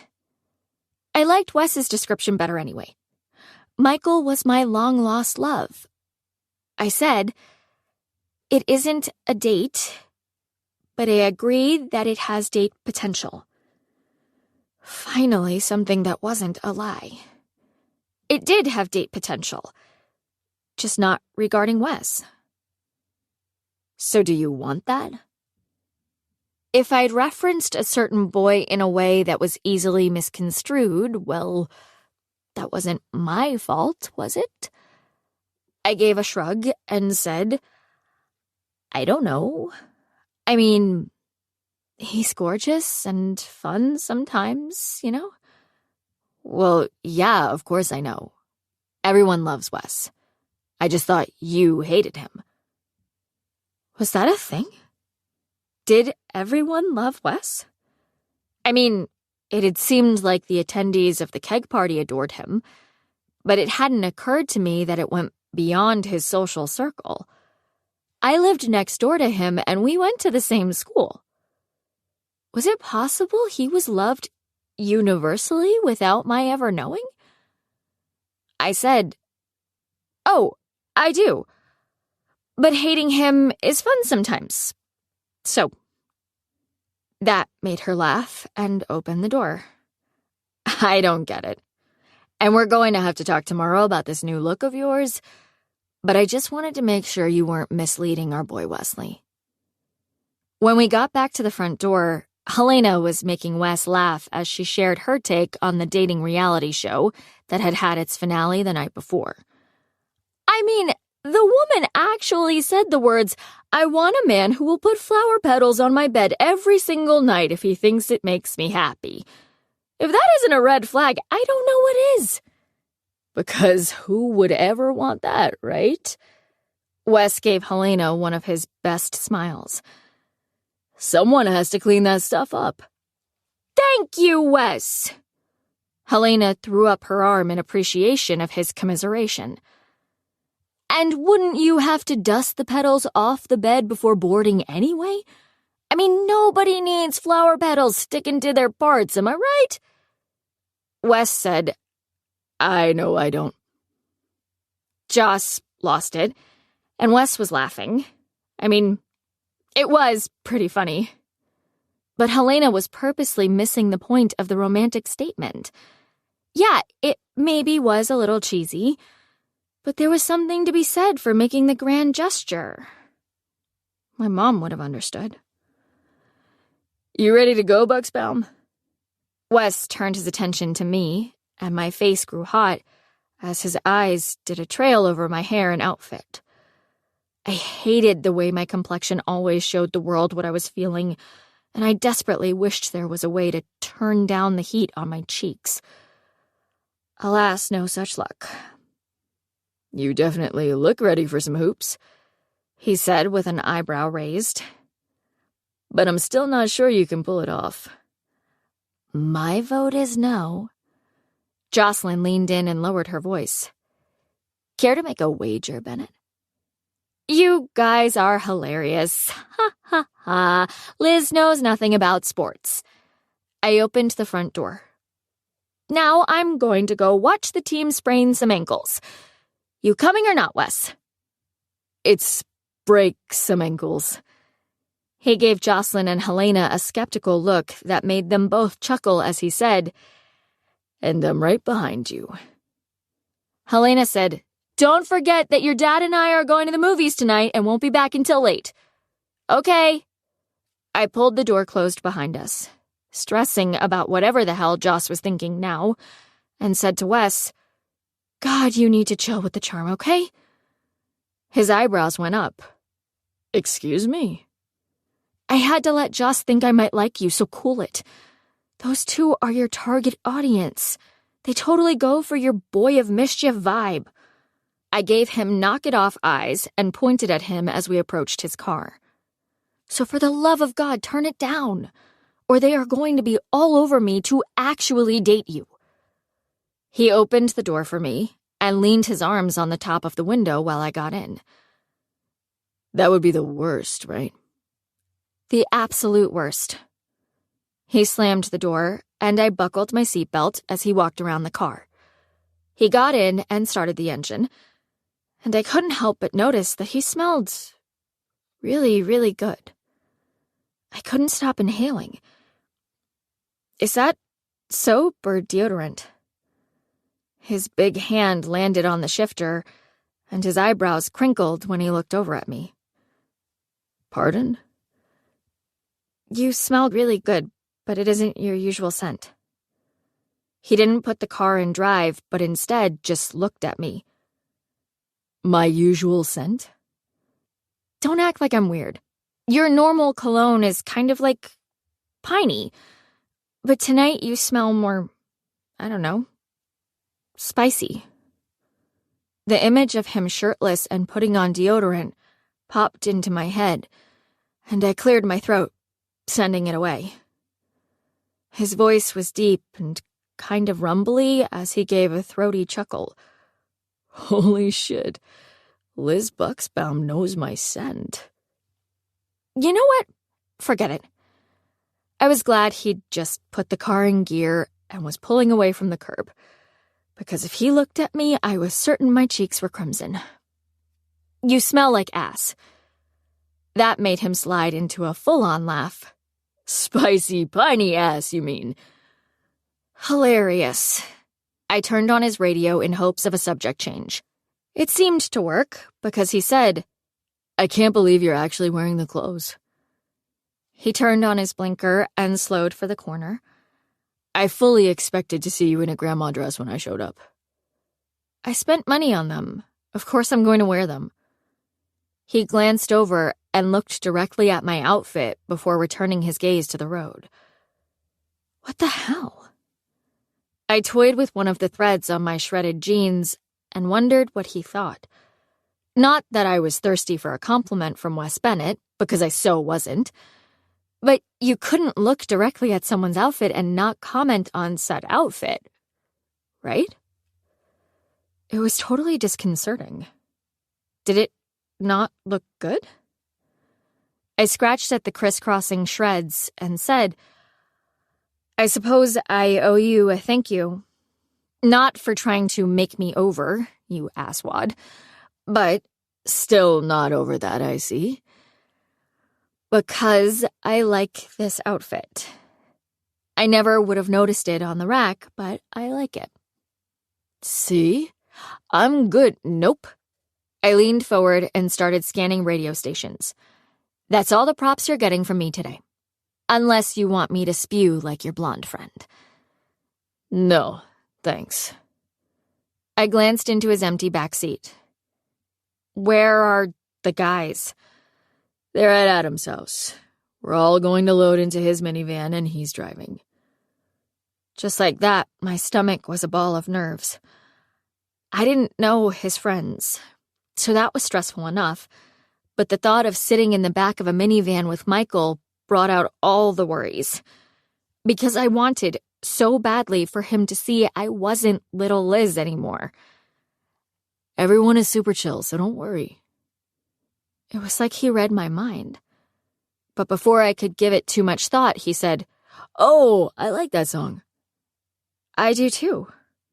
I stopped scanning, surprised that Wes and I agreed on anything.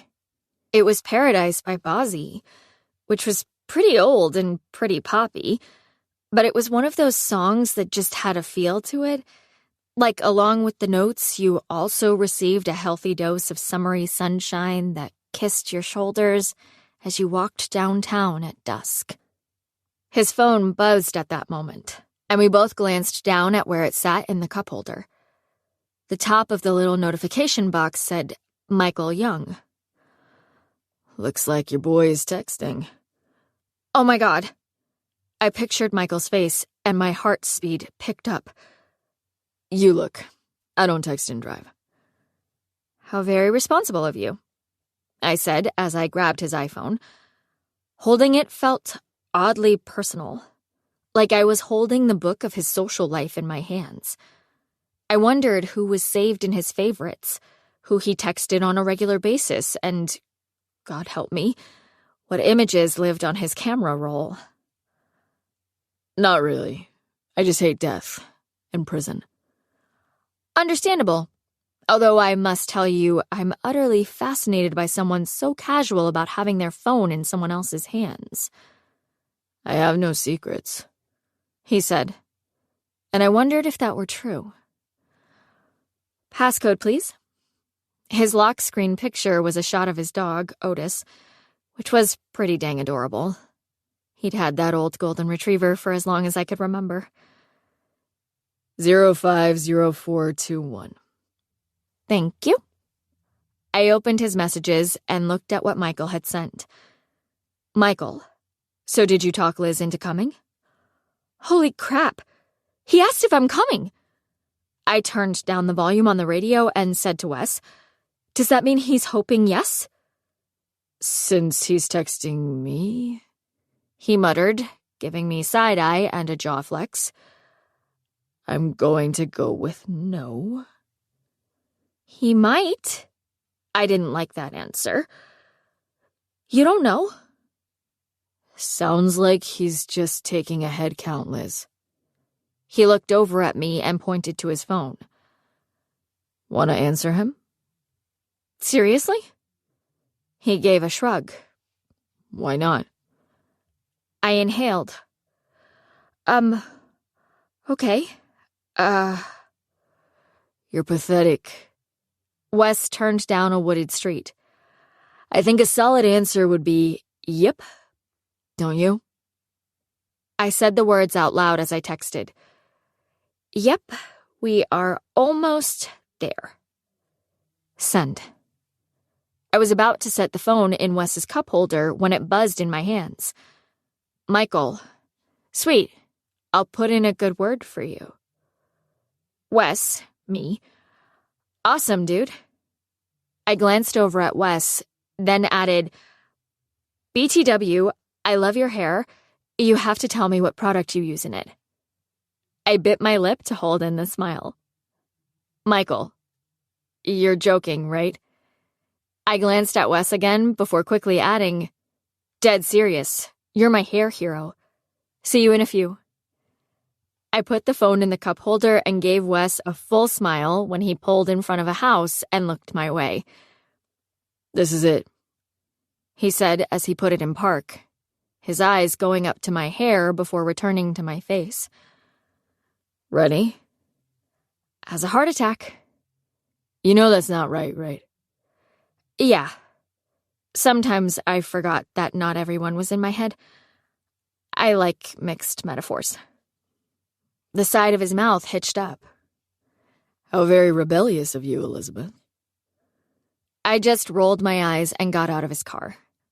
We didn't even go up to the front door. I followed Wes as he walked around the house and opened the fence gate. But he stopped short of going into the yard, causing me to run into his back. God, Wes! I felt ridiculously awkward as I rammed my breasts into his back. What are you doing? He turned around and looked down at me, the tiniest hint of a smile on his lips. There was something about his smile, the way it not only showed off perfect teeth, but also made his dark eyes fun and twinkly, that made it impossible not to smile back.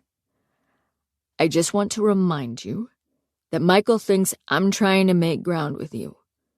So if he doesn't seem into you, don't take it personally.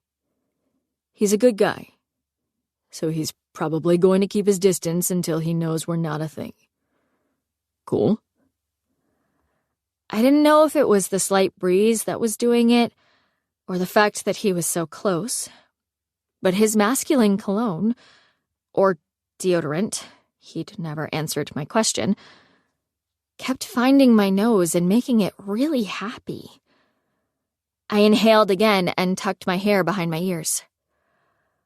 Are you trying to reassure me? His eyes squinted like he wanted to grin, but he gave his head a little shake. God, no. You're on your own, emotionally speaking. I'm just in this for the forever spot. The smile took over my lips, whether I wanted it to or not. Okay, good. He tousled my hair like I was a little kid, the jag, and then started walking toward the unattached garage in the back. His sudden physicality had been jarring, familiar and strange all at once, but it took me a minute to fully recover. I could see 3 people standing next to the first door, and I quickly finger-combed my hair as I followed, my pulse quickening as, I don't know these people, nerves slithered through me. I took a deep breath, and there was Michael, talking and leaning against a rusted silver van in jeans and a black fleece jacket that made his baby blue eyes pop. So pretty. Don't be nervous. Wes said it out of the side of his mouth and nudged me with his shoulder before immediately launching into introductions. This is Noah, Adam, and you know Michael. Hey, I said, my face burning as they all looked at me. I was terrible with names, but nicknames would help. I committed Smirky Face, Noah, Hawaiian Shirt, Adam, and Mr. Right with the perfect butt, Michael, of course, to memory. Everyone was friendly enough. Hawaiian Shirt said he remembered me from middle school because we'd had the same homeroom teacher, and then he and Noah started discussing how cool Ms. Brand had been in 7th grade reading. It was all very bland and uninteresting, so I tuned them out and tried to look everywhere but at Michael. Tried and failed. No matter what I told my brain, my eyeballs continually searched him out and took a stroll all over his handsome face.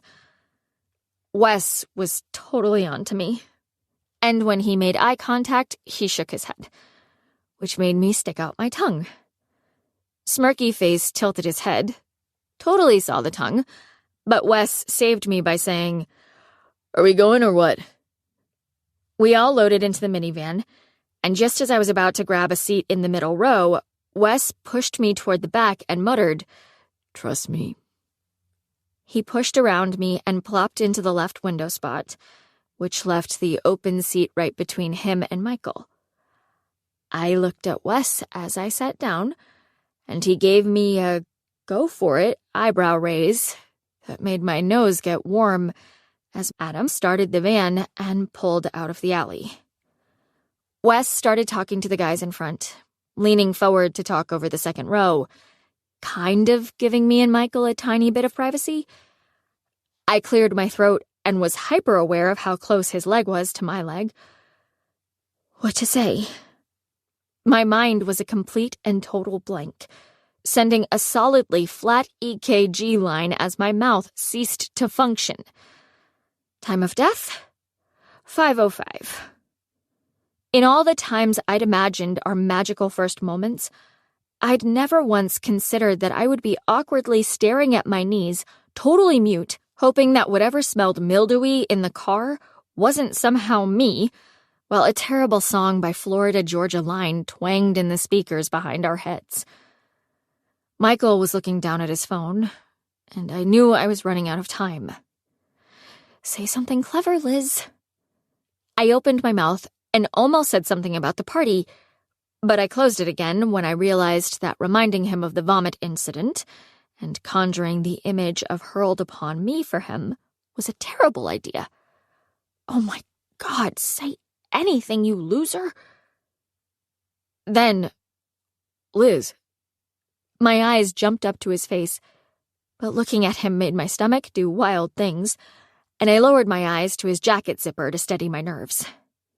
Even though my face was on fire, and I was pretty sure there were tiny beads of sweat on the tip of my nose, I tried to act breezy and teasing by saying, Michael.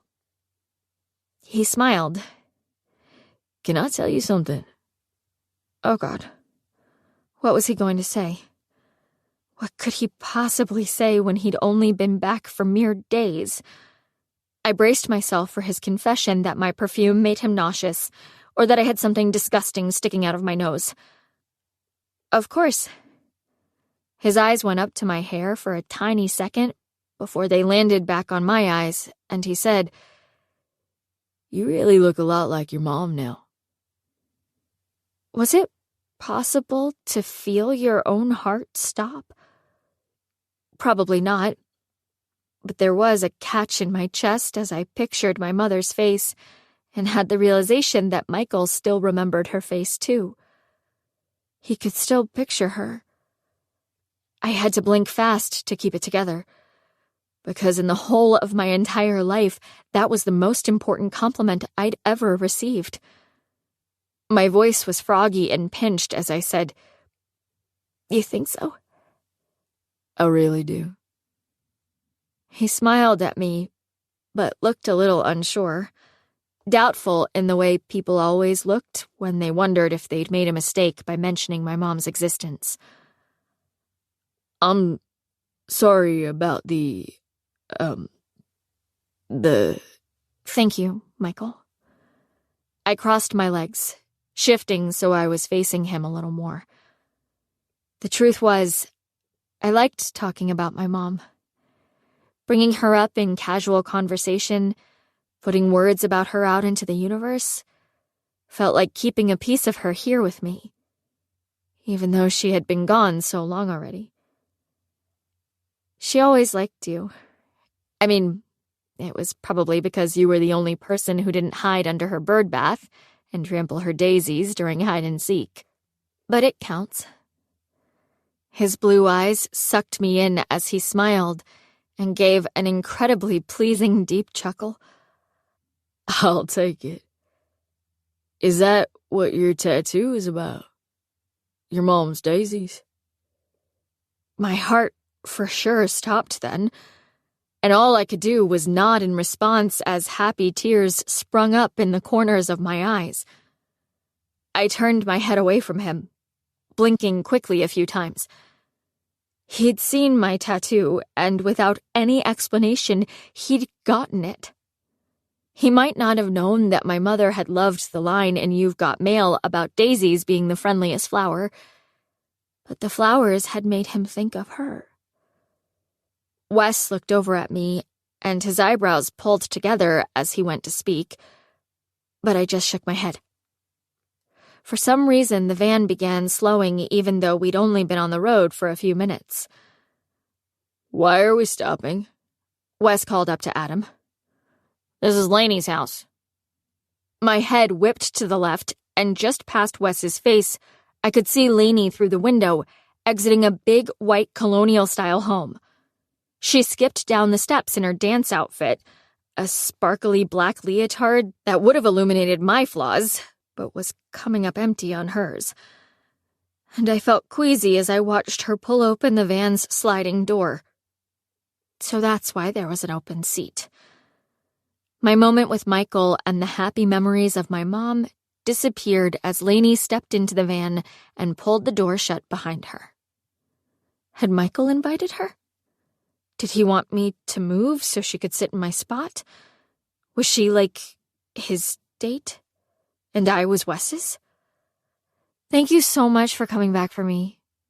She sat down in the seat in front of Michael, and her subtle perfume wafted back to where I was sitting, an olfactory reminder that she was amazing down to the smallest detail. She glanced back at us and said to me, "Oh, hey, Liz. I didn't know you were coming. I would have assumed you didn't like sports." I forced a smile, but it didn't feel like my lips were fully extended as I seethed inside. Of course she was right. But why would she assume that about me? Because I didn't wear a silly leather jacket? And I was pretty sure it was no accident that she was pointing it out in front of Michael. I tried to sound breezy for the second time that night when I said, "Yet here I am." And damn it, she'd made me forget to look and see what Michael's house looked like. She faced forward and said to the guys in front, "Well, there was no way I was going to be ready by the time Michael left. But in my defense, he didn't have to put on stage makeup and squeeze into a costume either." Everyone laughed, of course, as Lainey launched into a cute diatribe about what it took to get dance ready. "I had no idea she was coming," Wes said, surprising me. His mouth was so close to my ear that I literally shivered. "I swear." Whatever Wes said about the forever spot, in that moment I couldn't help but think that he was also helping me out because he was genuinely nice. Joss's words echoed in my head. Everyone loves Wes. I was starting to see why. I leaned closer to him so he could hear me when I murmured, "You were right about the whole thunder stealing thing, though. I am actually invisible now." He gave me a "no, you're not" look, but I wasn't even going to try to convince myself otherwise. Lainey had turned around in her seat and was giving the play-by-play directly to Michael, and a lightly sick feeling settled in my stomach. How was this fair? The girl was wearing heavy makeup, a bedazzled catsuit, and a ridiculously huge bow smack dab on the top of her head. She should have looked like Queen of the Clowns. But she looked cute. And the worst part was that she was unbelievably charming. She somehow managed to bury her rancid soul and totally pull off that she was a genuinely delightful human being. It was witchcraft, that. There was no way to compete with a one-woman perfection show. So I gave up and got out my phone to read. I'd started a really good book that morning, so I picked up where I'd left off and tried getting lost in the joy of Helen Huang. Joss texted me a minute later. "Joss, hey, did you go to Rhino's party?" Shit. My stomach sank as I typed. Wes invited me at the last minute, and it was a total nightmare. I was going to tell you about it earlier, but Helena interrupted. "Joss, WTH, I always invite you to my stuff." Me. "I thought about it, but you said Rhino's parties were immature bullshit, so I knew you wouldn't want to go." "Joss, I just think it's weird that you wouldn't tell me you were going. You're sketch all of a sudden." I glanced up from my phone, searching for excuses, but all I got was the impression that Lainey was brainwashing all of the boys into joining her cult of adorability. Nothing to save me from the fact that I was being a crappy friend. Me. I was just trying to rescue you from a wholly terrible time. Joss, whatever. I gotta go to work now. I sighed, telling myself I'd make it up to her somehow, and went back to reading. But I'd only read about 3 paragraphs when Wes said, "Mind if I read over your shoulder? I'm bored." I gave him side-eye. "You wouldn't like this, trust me." "Will you shut up so I can read?" My mouth wanted to smile, but I cleared my throat and said, "Sorry." I tried getting back into the book, but now I was hyper-aware that he was reading every paragraph of the flirty, sexy, sweet book as well. I kept scrolling, but the words were different now, cartwheeling over each other with new tumbling context as the main characters started having a mildly sexual conversation. I turned off my phone when they went into a bedroom together. "Your cheeks are so red," he said quietly, his deep voice rich with restrained laughter. "Why'd you stop reading?" I coughed out a laugh and faced him, his dark eyes mischievous as he gave me a knowing smirk. I said, "It's just too bumpy to read in here." "Ah, yes." He gave me a slow nod as his lips slid into a full smile. "It's the bumpiness that made you stop reading." "I might get carsick and vomit on you if you aren't careful." "Oh, Liz." Lainey leaned through the space between the 2 seats and said, "I heard about that, about Ash getting sick on you. That is so terrible. She feels so bad." My smile went away as she put a hand over her heart and gave me an empathetic pout. Was she bringing it up on purpose to make me look bad? I shrugged and said, "What's a party if you don't get puked on?" I heard Michael chuckle beside me and felt like I'd won that point. Lainey jumped right back into her nonstop chatter, so I put in my earbuds to let the sounds of wicked faces drown out her nonsense. Before I hit play, I paused to offer Wes an end. He took it, and we listened in silence until we made the turn into the school parking lot. As Adam put the car in park, Lainey finally said something that made me happy. She pulled open the sliding van door and said, "Thanks again for the ride, Adam. I've got to go find the team. And don't forget, I'm riding the bus back." That meant I would have all of the basketball game to talk to Michael, without the distraction of dreading the ride home. No one actually watched the game at sports functions, right? Wes handed me back my earbud, but when I tried to catch his eye to silently communicate how thrilled I was at the good news, he was too busy texting someone to notice. As it turns out, high school basketball games are incredibly loud. I sat between Michael and Wes, and the others sat in the row in front of us. The pep band was to our left, and they seemed to be all hopped up on deafening enthusiasm. They blasted out a constant stream of tunes that made it impossible to converse. It looked like the hope of making Michael see the real me was going to have to wait until after the game. I was kind of okay with that, though, because I liked the vibe of the gym. The place was teeming with energy. Like every single person in that gym was about to explode with their uncontrollable excitement. The team was warming up, and it felt like something big was about to happen. Balls bounced, students climbed the steps of the bleachers looking for their friends, minutes ticked down on the giant scoreboard, and cheerleaders danced in time with the band. I looked at Lainey and watched for mistakes, but of course there were none to be seen. She did every choreographed move like she'd created it, her smile never wavering as she kicked, spun, and cheered in perfect unison with the other girls. Disappointing. I glanced at Michael, but thankfully he was talking to the guy next to him. Wes nudged me with his shoulder. "Having fun?" He kind of yelled it into my ear.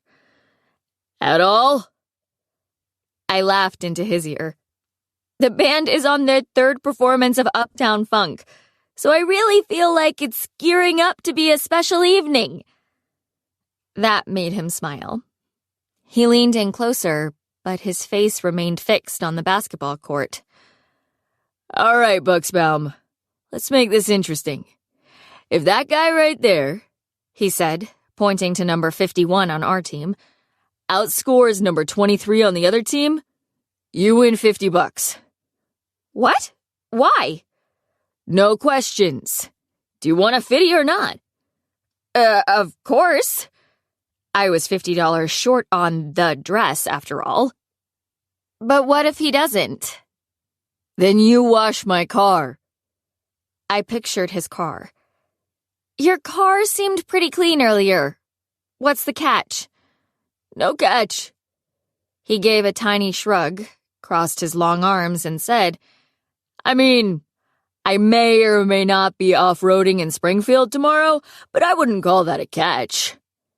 "You're such a cheater." I looked at his teasing face as the band started playing "Hit Me With Your Best Shot," and I said, "But you're on. What's 51's name?" "Matt Kirk."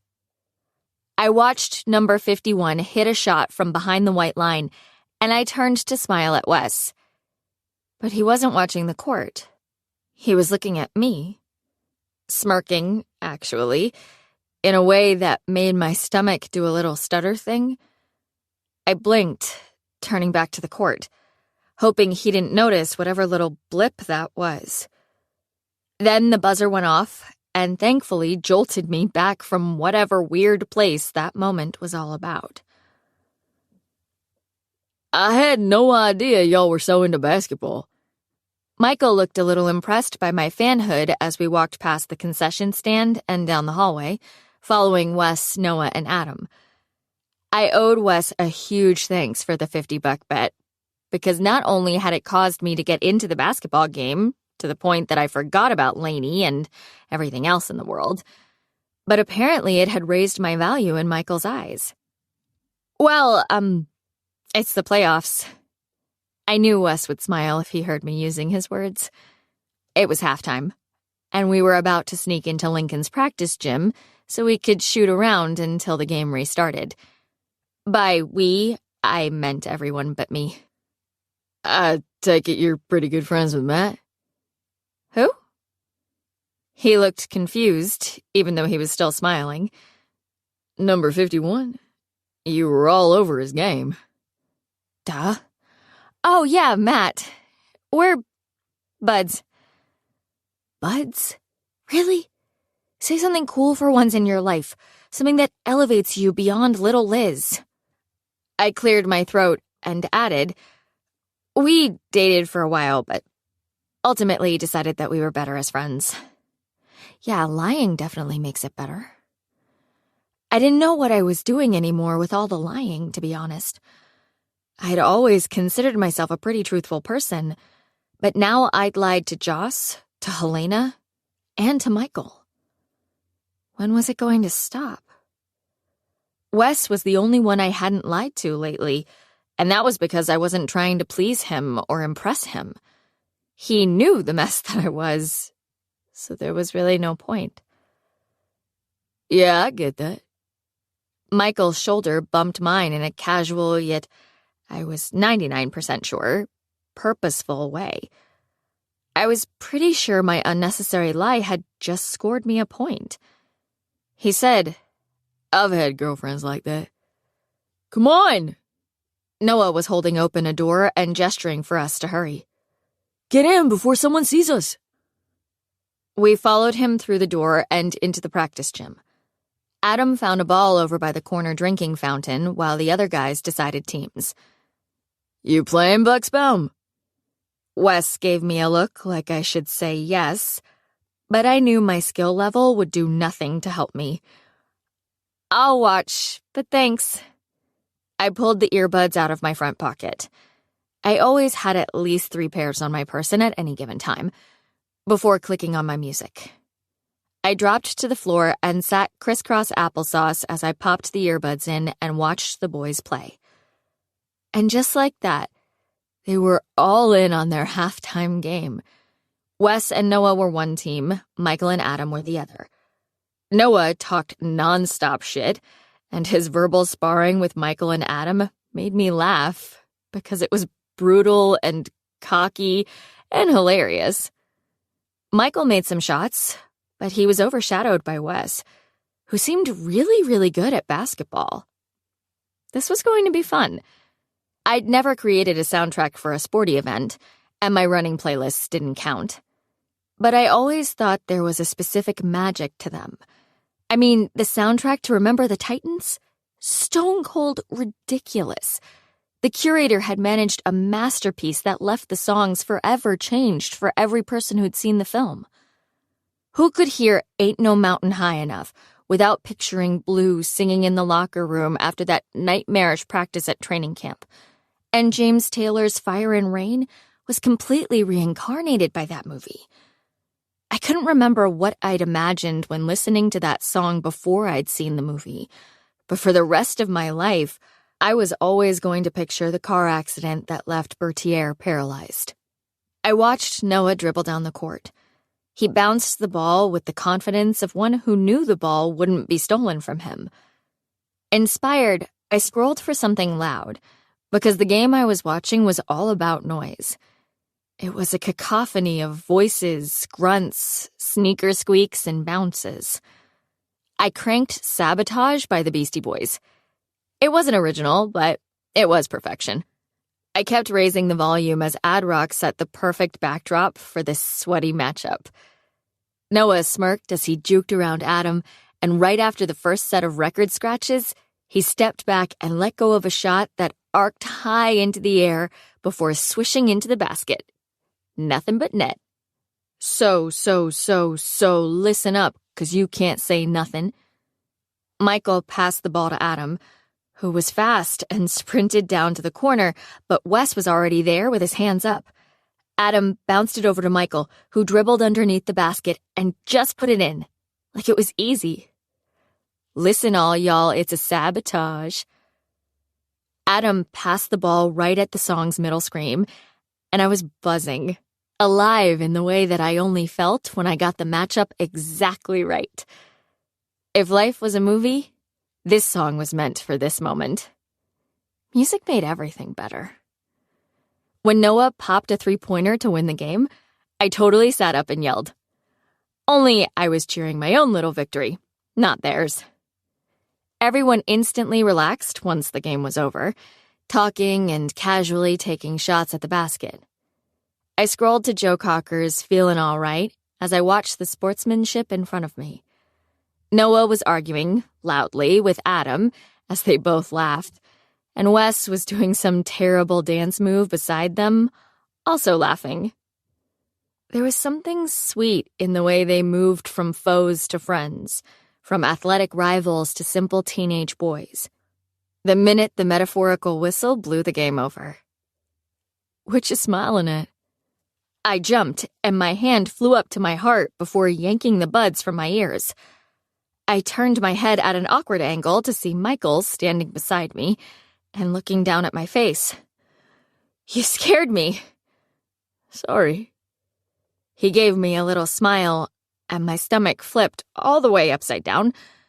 His blonde hair was sweaty on the outer fringes, but it was like the sweat worked as a gel and held all the spiky parts in place. His eyes were warm as he said, "You looked so happy, just sitting there with your earbuds in. I shouldn't have disturbed you." "Oh, that's okay." I tucked my hair behind my ears and said, I just love... Lord knows I didn't love sports. So I waved my hands, gesturing around the gym, hoping that would suffice and save me from another fib. "Want to shoot around?" He was smiling down at me, and I noticed that he really did have great hair. He actually could be a hair hero, if that were a real thing. "I'm terribly uncoordinated," I said, and I caught a glimpse of Wes in my peripheral vision. I made the mistake of turning my head in his direction, and he gave me a double thumbs up with a cheesy smile and eyebrow waggle.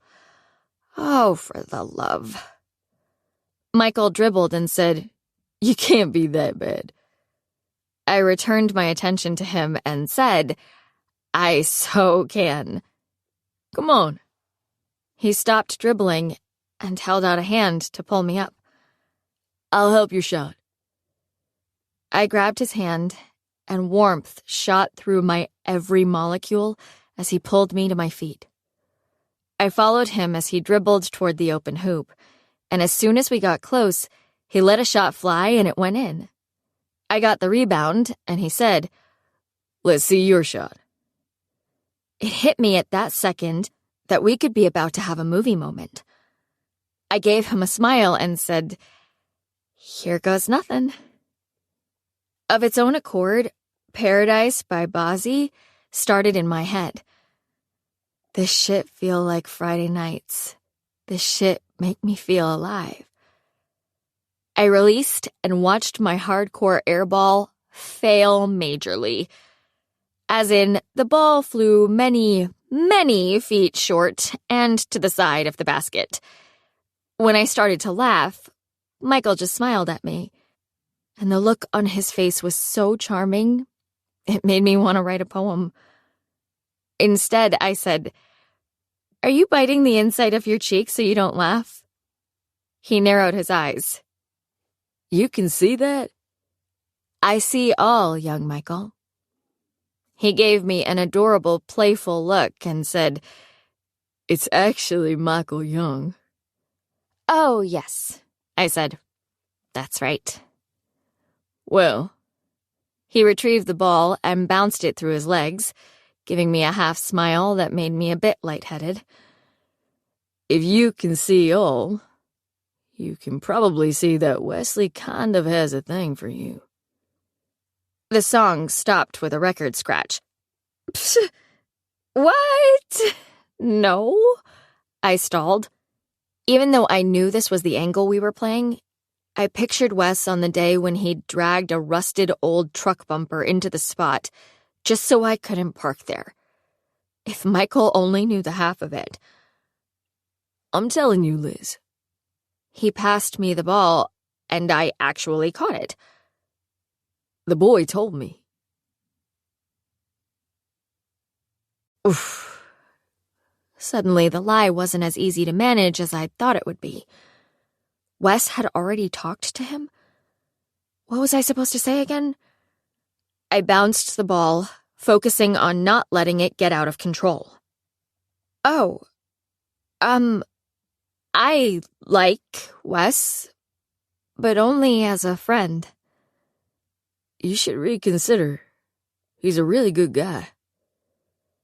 I smiled at him, trying not to beam like a lovesick fool as he stood there looking like the poster boy for everything I'd ever wanted. Wes is not a really good guy, Michael. Come on. I stopped dribbling. Wes is fun and unpredictable and the life of the party. He's got good qualities, but he is not good. But as I said it, I didn't quite feel it anymore. That was how I'd always thought of him. But it was becoming clear to me that either he'd changed or I'd been wrong all along. Michael gave a small nod as if recognizing my point. Still. I raised the ball to shoot, but Michael came behind me and moved my hands, so I was holding the ball a different way. It felt like his fingertips burned their every groove into my skin, and I had a hard time remembering how to even use my appendages.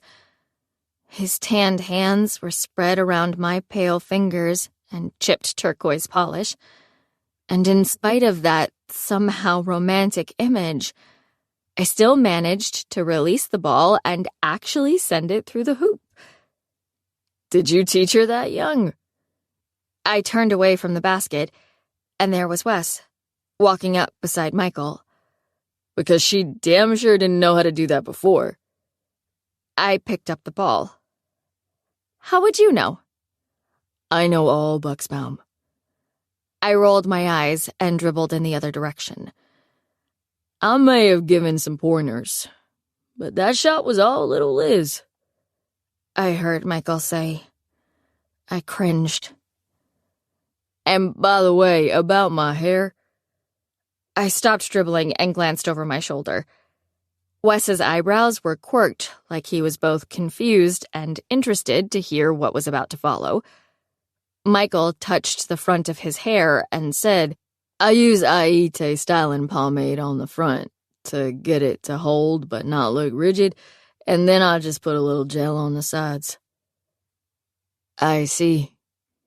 The corners of Wes's mouth looked like they wanted to smile, but I could tell he wasn't sure if Michael was seriously talking about his hair or being a smartass.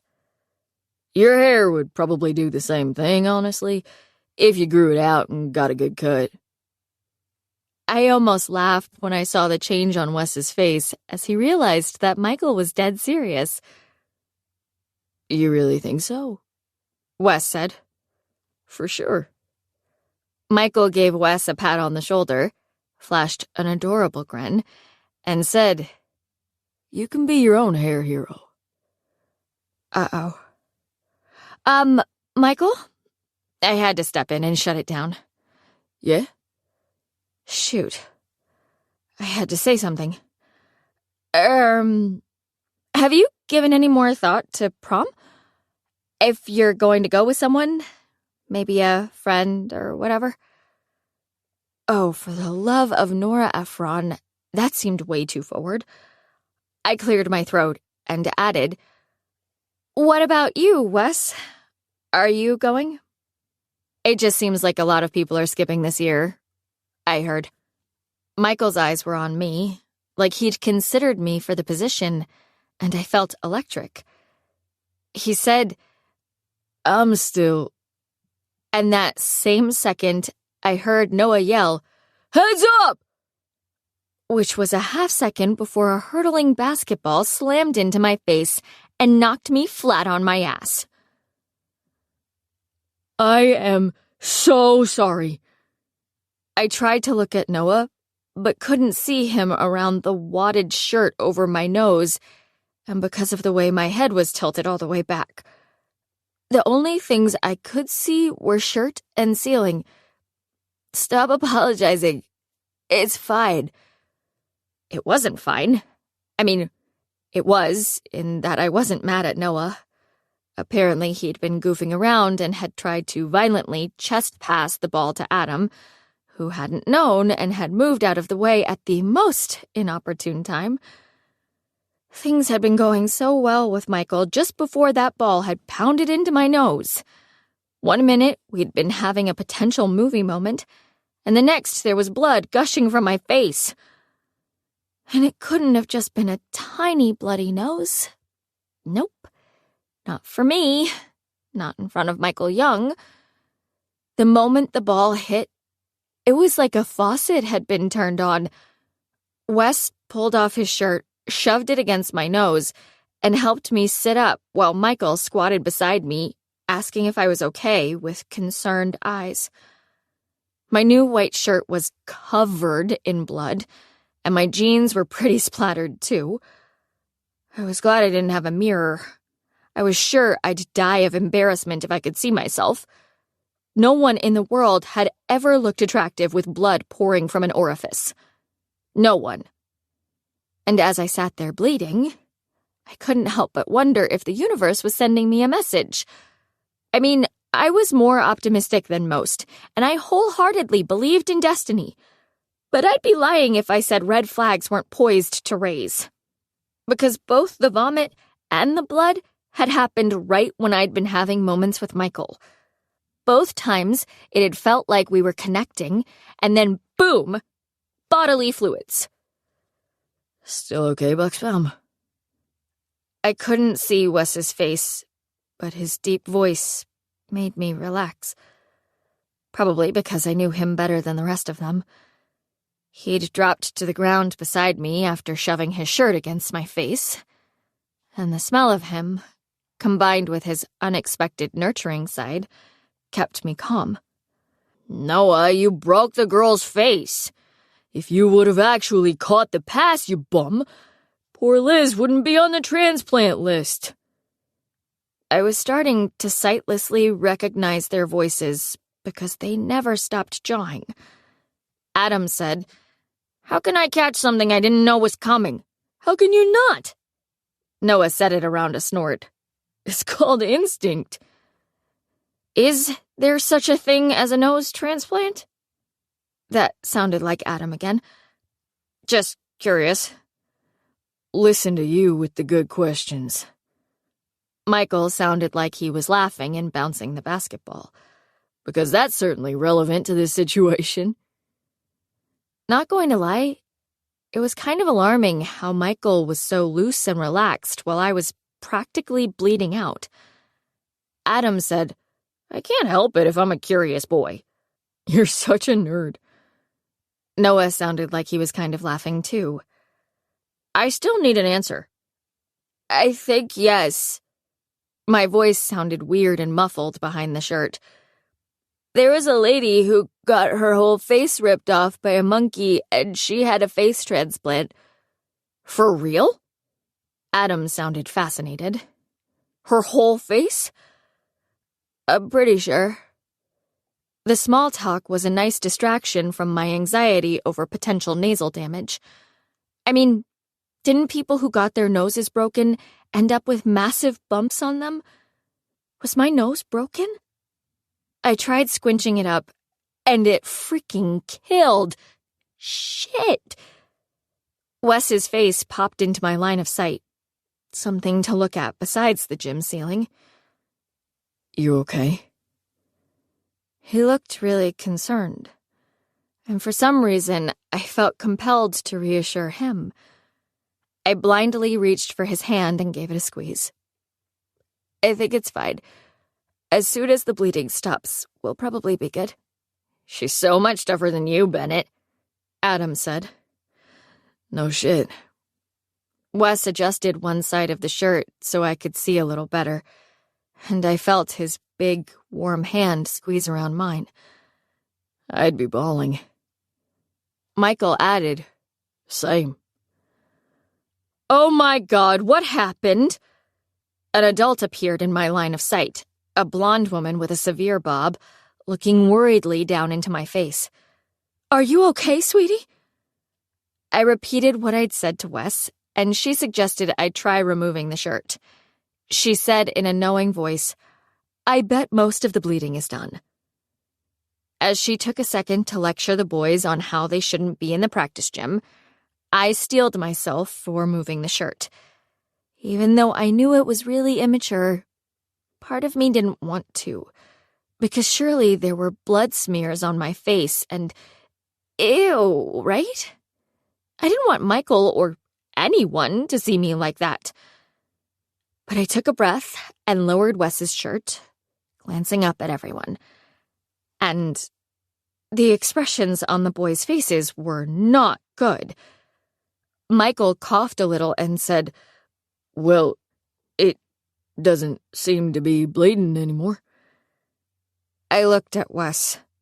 He was perpetually tactless, and I knew he'd be honest with me. What's wrong? I stared at him, waiting. He was shirtless, having donated his shirt to my bloody nose, and I got momentarily distracted by the sight of his chest. I mean, I wasn't usually one to ogle anyone's physique, but my neighbor was wicked defined. Don't take this the wrong way, Adam said, answering before Wes and yanking me out of my pectoral revelry. But your nose looks kind of like Mrs. Potato Head's nose. Holy shit, that's it! Noah nodded emphatically. Not the rest, but for sure the nose. Michael didn't even hide his laugh, but it was at least a warm, friendly laugh. It does resemble a potato nose. And it's bleeding again. He was right. I felt a warm trickle on my upper lip. Oh my God. I recovered my nose. No, it doesn't. Don't listen to them. Wes lifted my chin in his thumb and forefinger, and his eyes dropped down to my covered nose. Your nose is just a tiny bit swollen. Noah muttered, Tiny bit? At the same time, the lady said, You should probably go to the ER, dear, just to make sure it isn't broken. The ER? Really? What about my laney free ride home with Michael? I said, But Wes interrupted with, Nope, no objections. I'm taking you to the ER, and you can call your parents on the way.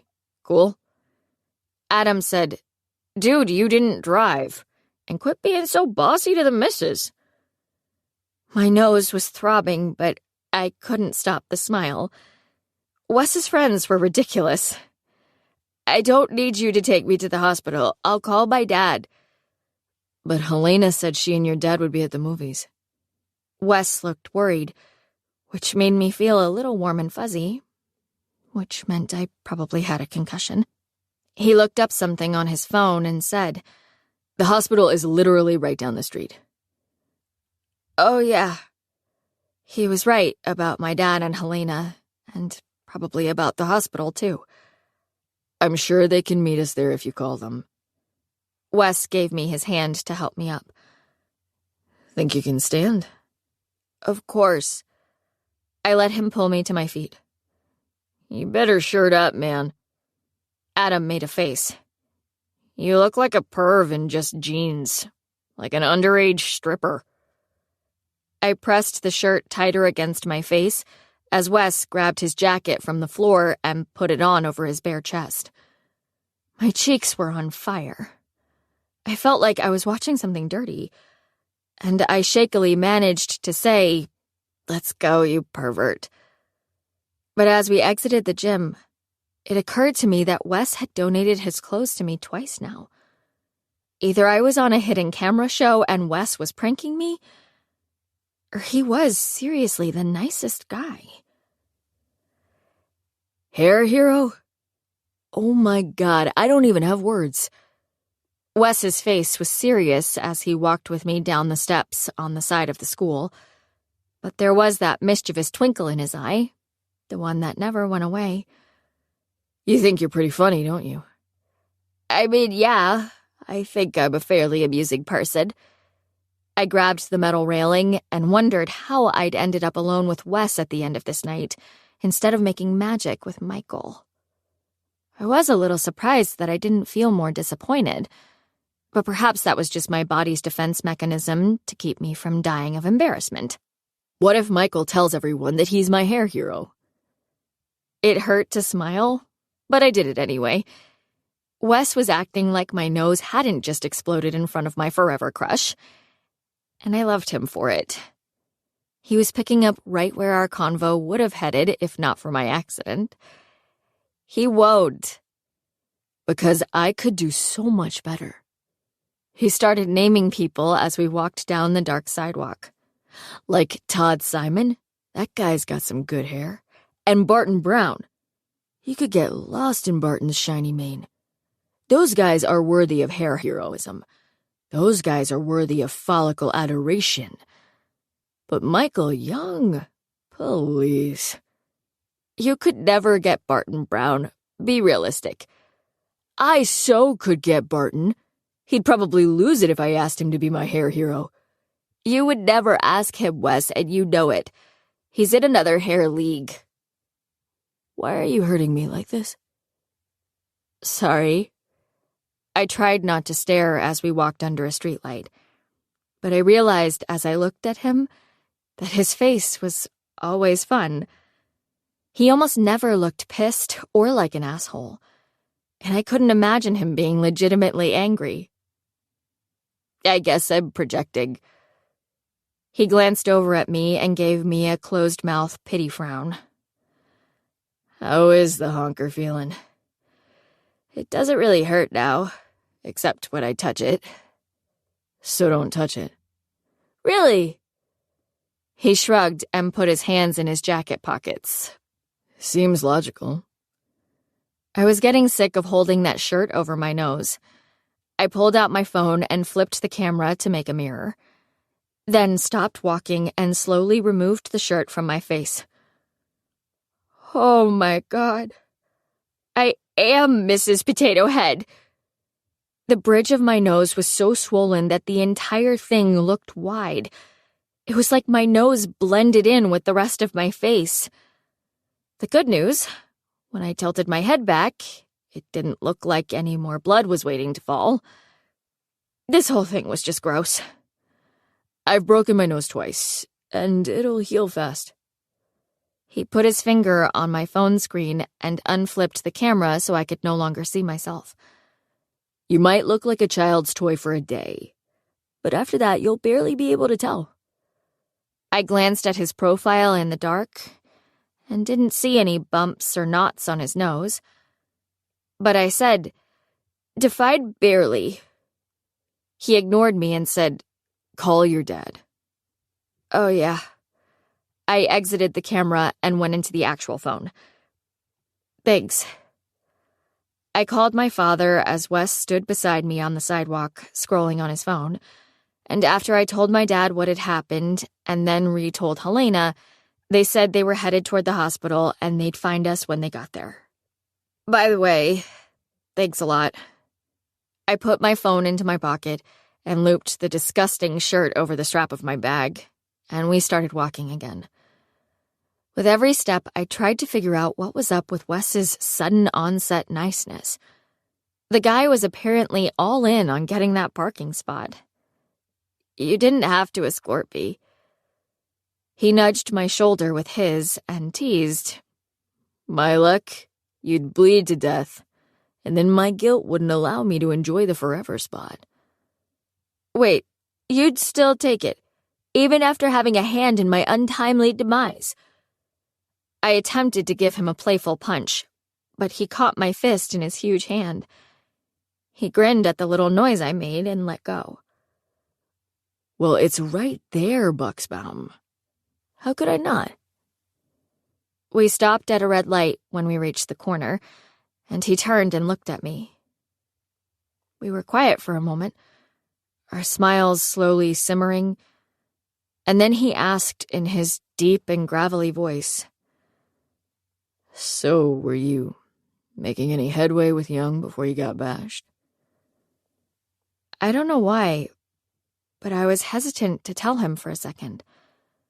We'd been having fun, and I didn't want to get serious. But then I reminded myself that it was my Let's Get Michael teammate, Wes. Why wouldn't I tell him? I think I was. He was being a little flirty before you walked over to the small court, and he physically moved my arm to help me shoot better. Sweet Lord, he touched you? His eyes widened like this was a really big deal. He did. I proudly raised my chin. Like, how did he do it? Was it coachy and clinical, or... It was like this. I reached over and moved his elbows from their position at his sides to a few inches higher in the air. Only maybe lighter and more fingertippy. Holy shit, Liz. He gave his head a little shake, and his mouth was wide open. That's huge. My lips slid all the way up into the beamingest geek smile ever, even though it sent a jolt of pain through my nose. It is? Oh my God, no, it isn't. Wes put his hands in his pockets and gestured for me to walk, as the light had turned green. That was sarcasm. I thought you knew that until you said fingertippy. Oh. I cleared my throat and said, well, it felt like something. Like something fingertippy? As he mocked my words and my Michael obsession, it hit me that everything was all wrong. Wes was the one walking me to the hospital, and it was Wes's shirt that had staunched the flow of blood from my face. Wasn't it supposed to be Michael? He glanced over again, his expression unreadable as we walked up to the entrance of the ER. Just before the doors opened, he said, You don't seriously think his fingertippiness was a thing, do you? How should I know? I shivered in the cold and wondered why Wes all of a sudden seemed a little cynical. It could have been. He let out a noise that was a cross between an exhalation and a groan. How are you so bad at reading signals? What? Liz? My dad stepped out through the hospital doors and rushed at me, his face harsh with worry. We were literally at the theater across the street. How's the nose?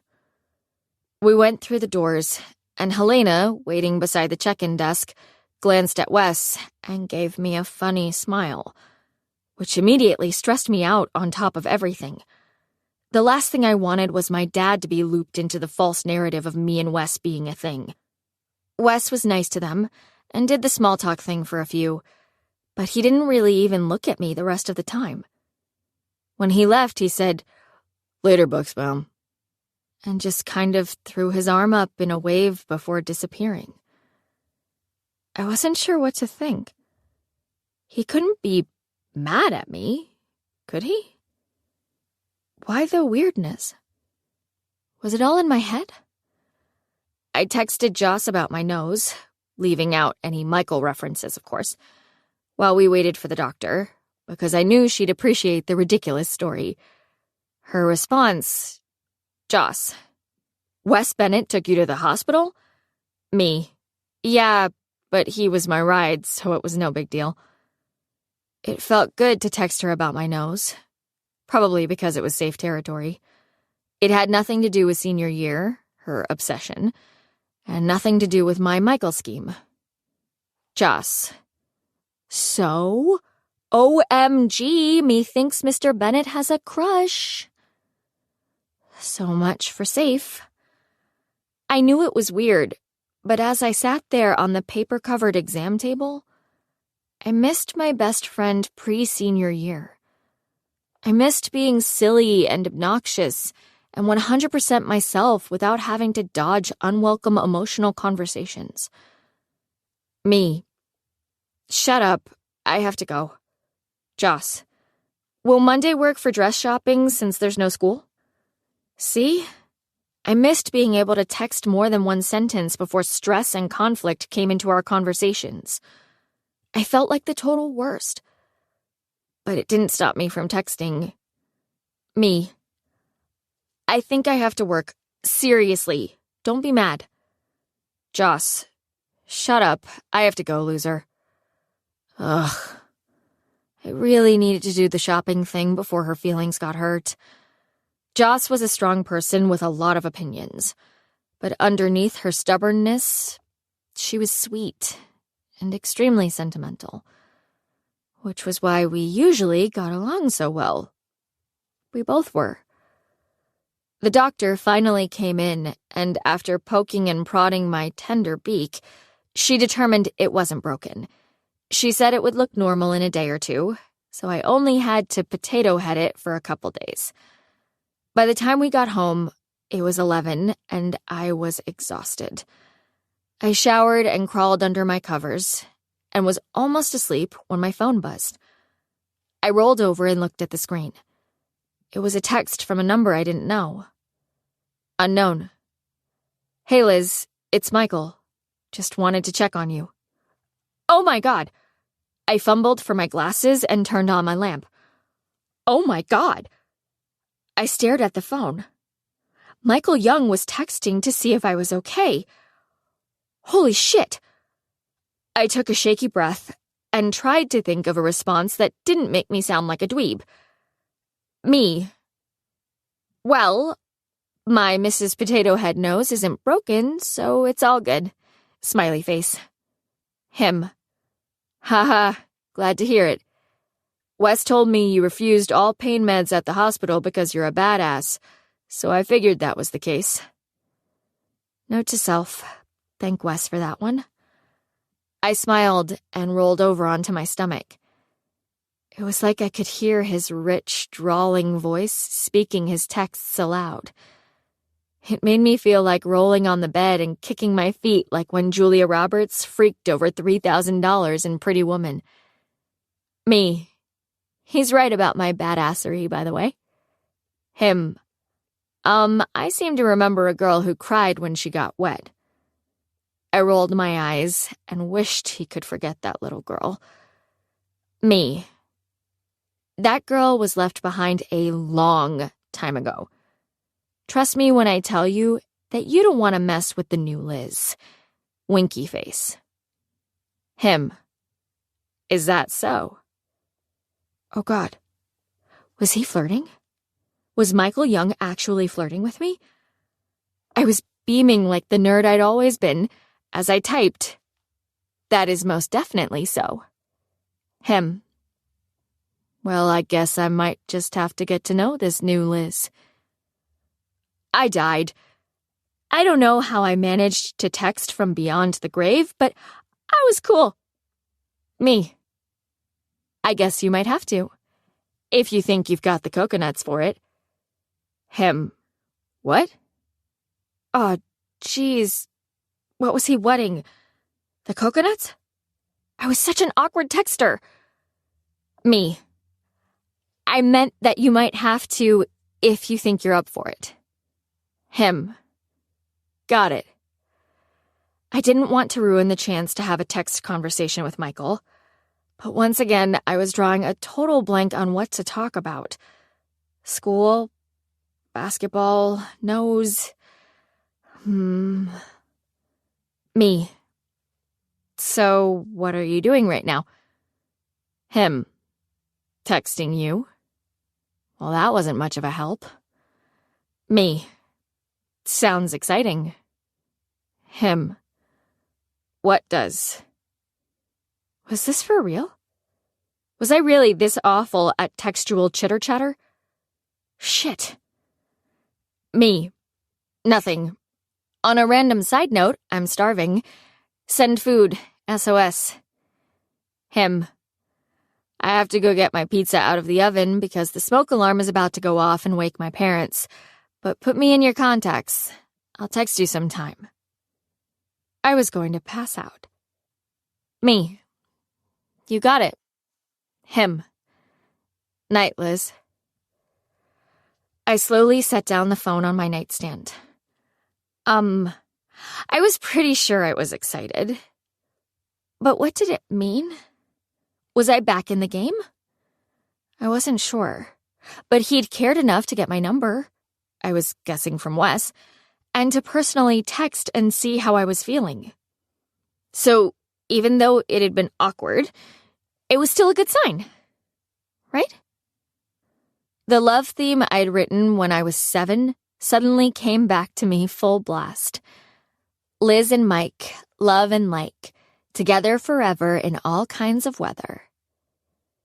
After I came down from my emotional roller coastering, I got tired again and my nose started throbbing.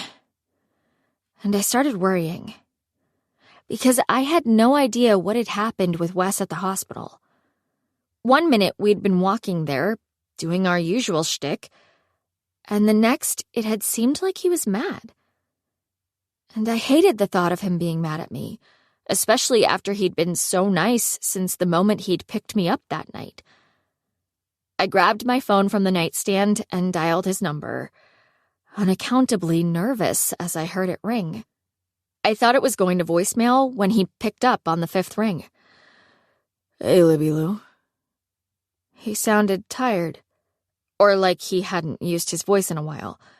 It had that gravelly thing going on. What's up? I pulled my covers up under my armpits and ran my finger over the stitching on my comforter. Did I do something to piss you off at the hospital?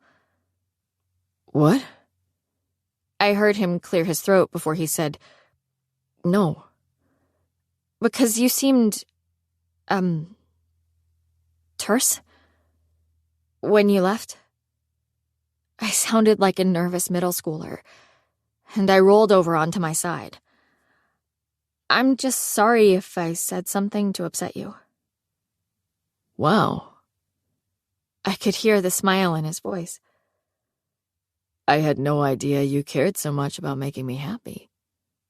Okay, stop that. I laughed, which hurt my nose, and I said, I just wanted to make sure we're cool. We're cool, Lip. His voice was deep as he said, I promise. I rolled over onto my other side, trying to get comfortable. Did you give Michael my number, by the way? Yeah, I did. He wanted to check on you. And he did. I was smiling again and squealing a little. He texted me to see how I was doing. And? How's the honker? It's okay. I rolled onto my back and looked up at my ceiling fan. Sore, but I'll live. I still look like a freak, but the doctor said the swelling will go down soon. That's good. Wes cleared his throat and said, If I tell you something, you have to promise not to ask me more than 3 questions. Oh, God. What could he possibly want to say that I wasn't allowed to give him the 3rd degree about? What are you talking about?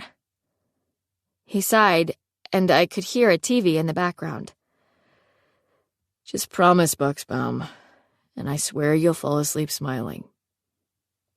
I didn't know why, but something about Wes saying those words made my stomach dip. I swallowed. Okay, I promise. Okay. So when you were playing basketball earlier, Michael mentioned your look. What did he say? I kind of shouted it as I sat straight up in bed. What did he say? I don't remember his exact words. Come on, Wes, you've got one job and it's... But he essentially said that he could see why you're so popular. Oh my God. I glanced at Fitz, who was curled up in the corner on top of a crumpled Barnes & Noble shopping bag. and I hoped it wasn't all about my look. What did he say exactly? I already told you that I don't remember his exact words, goofball. But the general sentiment was that he gets it. You're no longer little Liz. Oh. I flopped back down onto my back, conflicted. A tiny part of me was uncomfortable with that. Like, before I straightened my hair and put on a cookie-cutter outfit, he couldn't understand how Wes could be interested in me. When I looked the way I liked looking, it was inconceivable to him that Wes could find me attractive. That kind of stung. I pictured Michael and told myself not to get hung up on it. The bottom line was that he had noticed me. Did he say it cute, like, "Oh, dude, I totally get it now"? Or was it more a matter of fact? We were playing basketball. He was panting and grunting. You're terrible at this. No, you're just a weirdo. Why didn't you tell me about this earlier? I glanced toward my window, where all I could see in the darkness was the side of his house. It was a little surreal that I was talking to Wes like he was a friend, when he'd always been my neighborhood nemesis. There was plenty of time when you were walking with me to the hospital. I was distracted by your potato head face and the concern that you were going to pass out from lack of blood. He cleared his throat. As soon as the image of your ginormo nose left my mind, I remembered to tell you. I tried to picture him on the other end of the phone. Was he still fully dressed? Or was he wearing adorable pajamas and snuggling with his dog? Where's your room? What? I sat up in bed and crossed my legs. Total random curiosity. Your house is outside my window, and I just realized that I've never been upstairs, so I have no idea what side your room is on. Put the binoculars away because my room faces the back. You've got no shot of a peep show. Yeah, because that was what I wanted. My mind instantly conjured the image of his half-naked body in the practice gym, when he'd taken off his shirt and I'd nearly swallowed my tongue. You know, while also bleeding out. And I'm not in my room. I'm in the living room, watching TV. I got up and walked over to my window. My bedroom was the only one with a window on the side of the house. And when I looked down, I could see the light glowing out of their living room window. I can see you're late. Such a creeper. That made me smile. What are you watching? I think the proper line is, what are you wearing? I couldn't stop smiling. That was so incredibly Wes. It was weird how talking to him was so easy. Way easier than texting with Michael. I wasn't sure if it was because I knew Wes better, or perhaps it was because Wes knew me better. He knew I wasn't cool. He'd always known that. So maybe that was why it felt so relaxed. I didn't have to try. I said, maybe if I cared it would be, but I'm actually curious about what you're watching. Guess. I crossed my arms and leaned against the wall, looking out at the side of his house, where there were flowering bushes moving in the breeze under his lit living room window. Probably a game of some sort. Basketball? Wrong. Okay. Is it a movie or a TV show? Movie. I grabbed my beanbag and slid it in front of the window. I felt like I needed to be looking at his house. I plopped down and asked, "So I need to know, did you select it, or did you just happen to stop by when remote flipping?" Remote stopped by. That complicates things. Mr. Fitzpervert jumped onto my lap and put his front paws on my chest so I would scratch his head. I approved of the paisley bow tie that Helena must have selected for him, since I'd left him tieless when I was in a hurry that morning. Gone Girl? Nope. But decent guess. I thought Emily Ratajkowski was brilliant in that flick. Her scene with Affleck is still embedded in my brain. You're disgusting. There was laughter in his voice as he said, I'm just messing because I knew you'd know what I meant. My little Libby is just so easy to get riled up. I ignored his comment, the incorrigible boy. Well, the book was amazing, even without Miss Ratajkowski's assets. Agreed. Okay. I tried thinking about what would make Wes stop and watch. Maybe The Hangover? Nope. American Pie? Not even close. In what era? I started wondering if maybe I had him pegged totally wrong. Did this cinematic masterpiece come out? I feel like you're assuming that I only like boob movies. His assumption about my assumption was correct. But now I was having doubts. The more I knew about Wes, the more he proved my preconceived notions wrong. Yeah, that's pretty much it. I'm watching Miss Congeniality. What? I almost dropped the phone. But Bennett, that's a rom-com. Yep. So I stopped because it looked funny. And And it is. I love that movie. What channel? 33. Wait, your parents still have cable too? Yes. My dad is afraid to cut the cord because he isn't sure if he'll get all the good boxing matches if we switch to streaming. I flipped on my TV and turned it to the movie. It was the beginning, where Sandra Bullock's character was eating steak with Michael Caine at a restaurant. The thought of losing them terrifies the man. It's soccer for my dad. He's convinced that all you can watch on Hulu are movies and NBC shows. That made me smile. Wes's dad was a super nerdy college professor who I never would have pegged as a fan of anything athletic.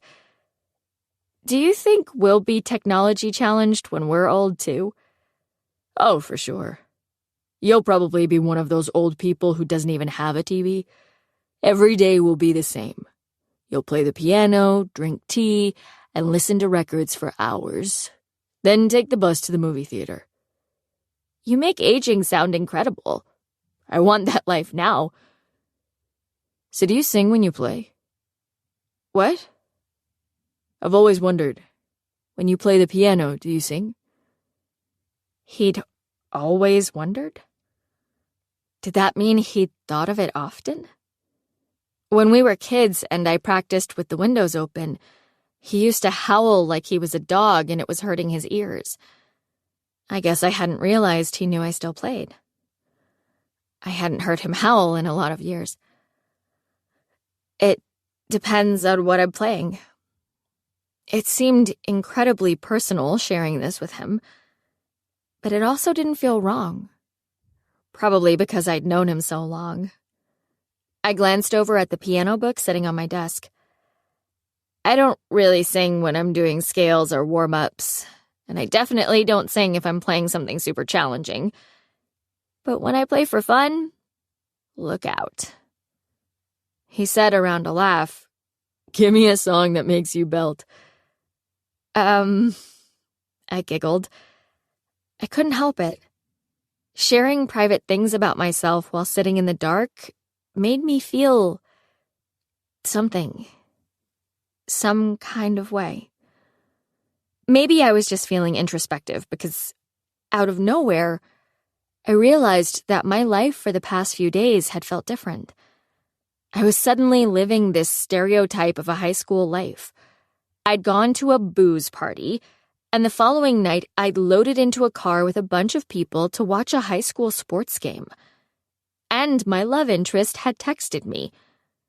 Not only that, but I was talking on the phone to the boy next door as if it was a thing. Those things were normal, but not for me. And it was fun. All of it. even with the vomit and the bloody nose. And it kind of made me wonder if I'd been missing out. Most of the time, I preferred staying home and watching movies. That was my happy place. Joss had her softball friends that she went out with, and even though she always invited me, I always chose to stay home with my rom-coms. But now I was questioning that decision. Wes jerked me back out of my head. Is not an answer, dipshit. I know.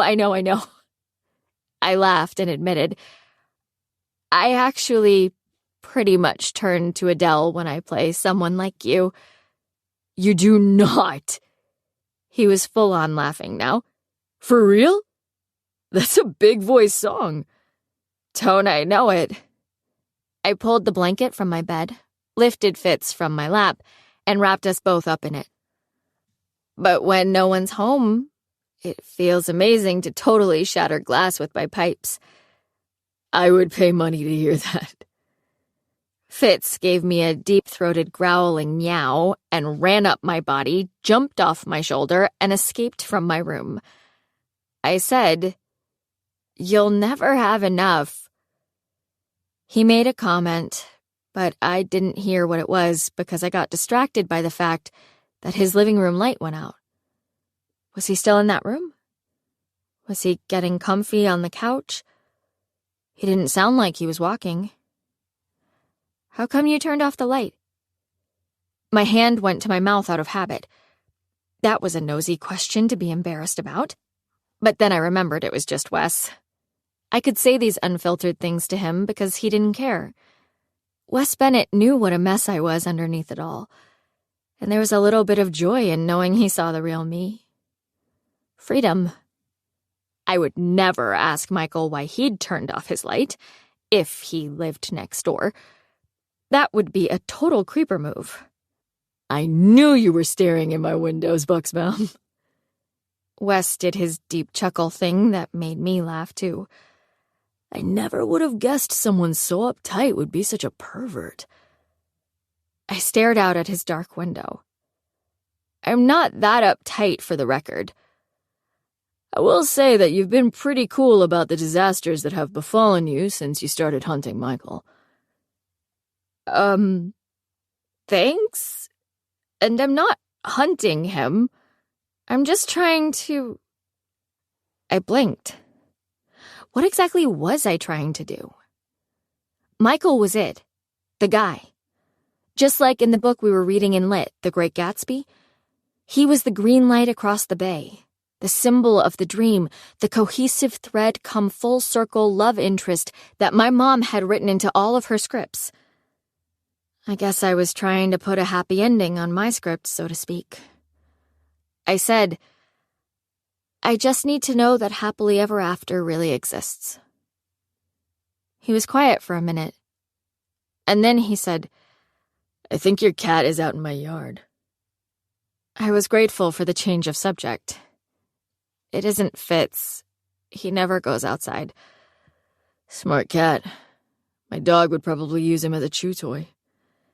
As if Fitz pervert would let him. I looked back out the window and tried to see a cat, but all I could see was a dark yard and the white flowers on my mother's bushes. So where are you? Did you go to bed? Or are you sitting in the dark like a complete Patrick Bateman? Oh my God, you're so obsessed. Will you just shut up and tell me? I was laughing hard, and it made my nose throb a little. I need to go to bed. And you can't sleep until you know where I am. I see you. So delusional. Just forget it. My face literally hurt from smiling. And out of nowhere, I wondered what things were going to be like with me and Wes when our deal was over. Would he go back to only thinking of me as his weird neighbor? Only noticing me when he felt like messing with me? Would we return to just being classmates who didn't particularly like each other? The thought of that made my stomach get a little heavy. I didn't like it. He laughed, and the lights flashed in his living room. On, off, on, off. I'm still here, Liz. Just messing with you. Okay, well, good night. Your turn. Huh? Flash your lights. It's my turn to know where you are. Fair was fair. I leaned over and flicked on my desk lamp, wondering if he was going to walk over to the window in order to be able to see up to my room. So that's your room, huh? Apparently, yes. It is. Could he see me? I didn't think so. My beanbag was pretty low. But I still felt exposed. Wow. He let out a low whistle. Not gonna lie. There's something about knowing that that is where Mrs. Potato Head sleeps. I mean, damn, you know. I leaned forward and waved into the darkness. Damn indeed. Good night, dipshit. He gave me a deep, rumbly chuckle, but didn't say anything about the wave. Good night, Elizabeth. Instead of going back to bed, I went over to my dresser and grabbed the pink photo album. Talking about happy endings and staring out at my mom's favorite bushes had given me the mom feels. Although lately, everything had been giving me those. I spent the next hour looking at pictures of my mother, her wedding photos, shots of her holding me when I was a baby, and the funny surprise takes my dad liked to snap when she hadn't been expecting them. When I got to the photos from one of the neighborhood picnics, I squinted and smiled at the group shot. My mom had been dressed in a paisley sundress and pearls, while everyone else looked like shoeless summer slobs. So on brand for her, right? My eyes scanned to the front row where we kiddos, probably age 7 at the time, looked eerily similar to our current selves. Not in appearance, but in expression. The twins were looking away from the camera with their mouths wide open, clearly up to something. Michael was smiling like a perfect little model, and I was beaming at him instead of looking at the photographer. Joss was making an adorable little smirk, and Wes, of course, had his tongue all the way out. Something about that photo album made me feel good about the present, but I was getting too tired to analyze it. Also, my potato head nose was aching. I put away the pictures, shut off the light, plugged my phone in, and went back to bed. But just before I fell asleep, I got one more message. Wes, make sure you add Someone Like You to the Wes and Liz playlist. Chapter 7. I'd rather fight with you than make love with anyone else. The wedding date. Good morning, sunshine. I grunted and went straight for the Keurig. I adored my father, but the sight of his bright-eyed, smiling face peeking out from behind the newspaper at the breakfast table was just a little too much. My eyes didn't want to be open, and I definitely didn't want to engage in chipper morning conversation after being up all night with a throbbing nose. How's the honker? I smiled. That's what Wes had called it, and hit the button that made the warm water. Sore, but I'll survive. You work today? Yep, I'm the lucky opener. He closed the paper and started folding it. Did you fill out the dorm paperwork I sent to your email? Crap. I forgot. I'll do it today. You have to stop putting it off. If you're old enough to go to college on the other side of the country, you're old enough to fill out a few forms. I sighed. Got it. File that under another thing Liz was avoiding. I was dying to go away to school and get started at UCLA.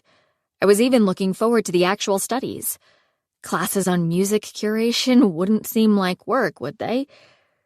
But every time I thought of living there, I got this huge ball of dread in my stomach that had nothing to do with California and everything to do with leaving the only place I'd ever lived with my mother.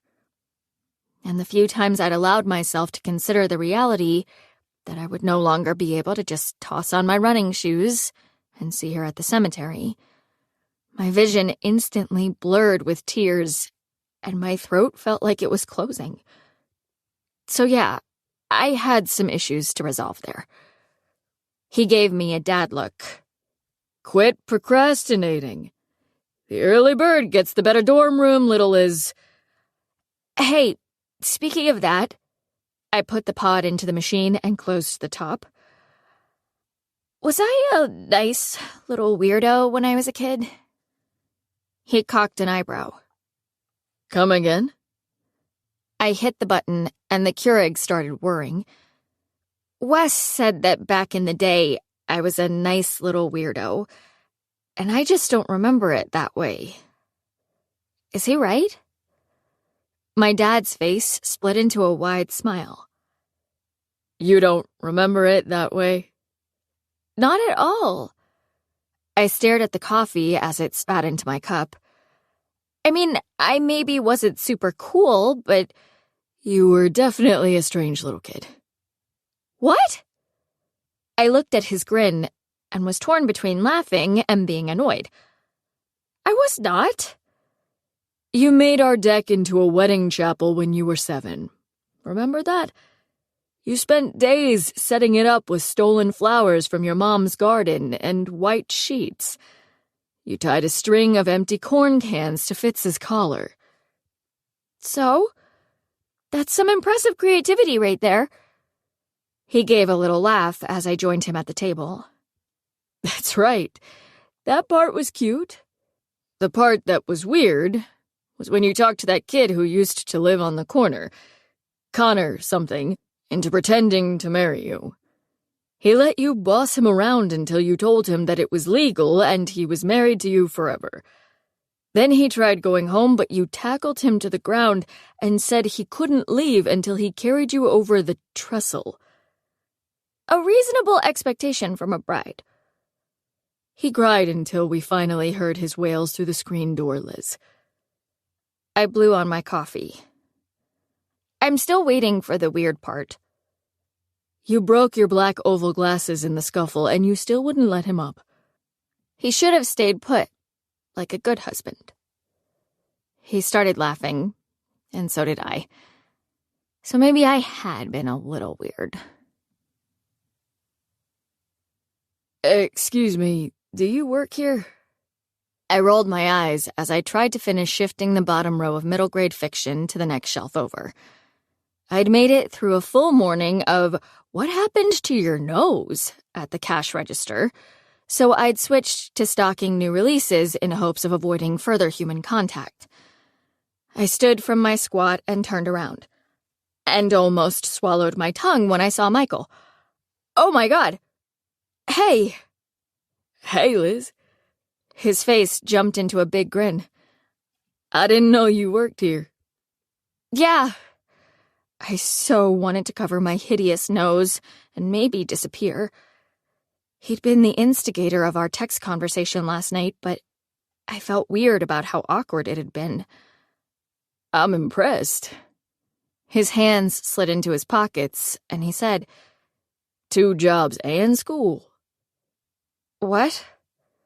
I can't believe you wait tables and work here, when I don't even have 1 job at the moment. Ugh, the diner. My lies were really becoming difficult to manage. What can I say? I like money. I felt my breath hitch as I looked at him. He was wearing a button-down plaid shirt, not casual plaid flannel, mind you, but like a nice shirt, and it was paired with perfect pants and leather shoes that looked like they belonged on a fancy boat. He looked beautiful and classy, like someone who could successfully win an argument without raising his voice.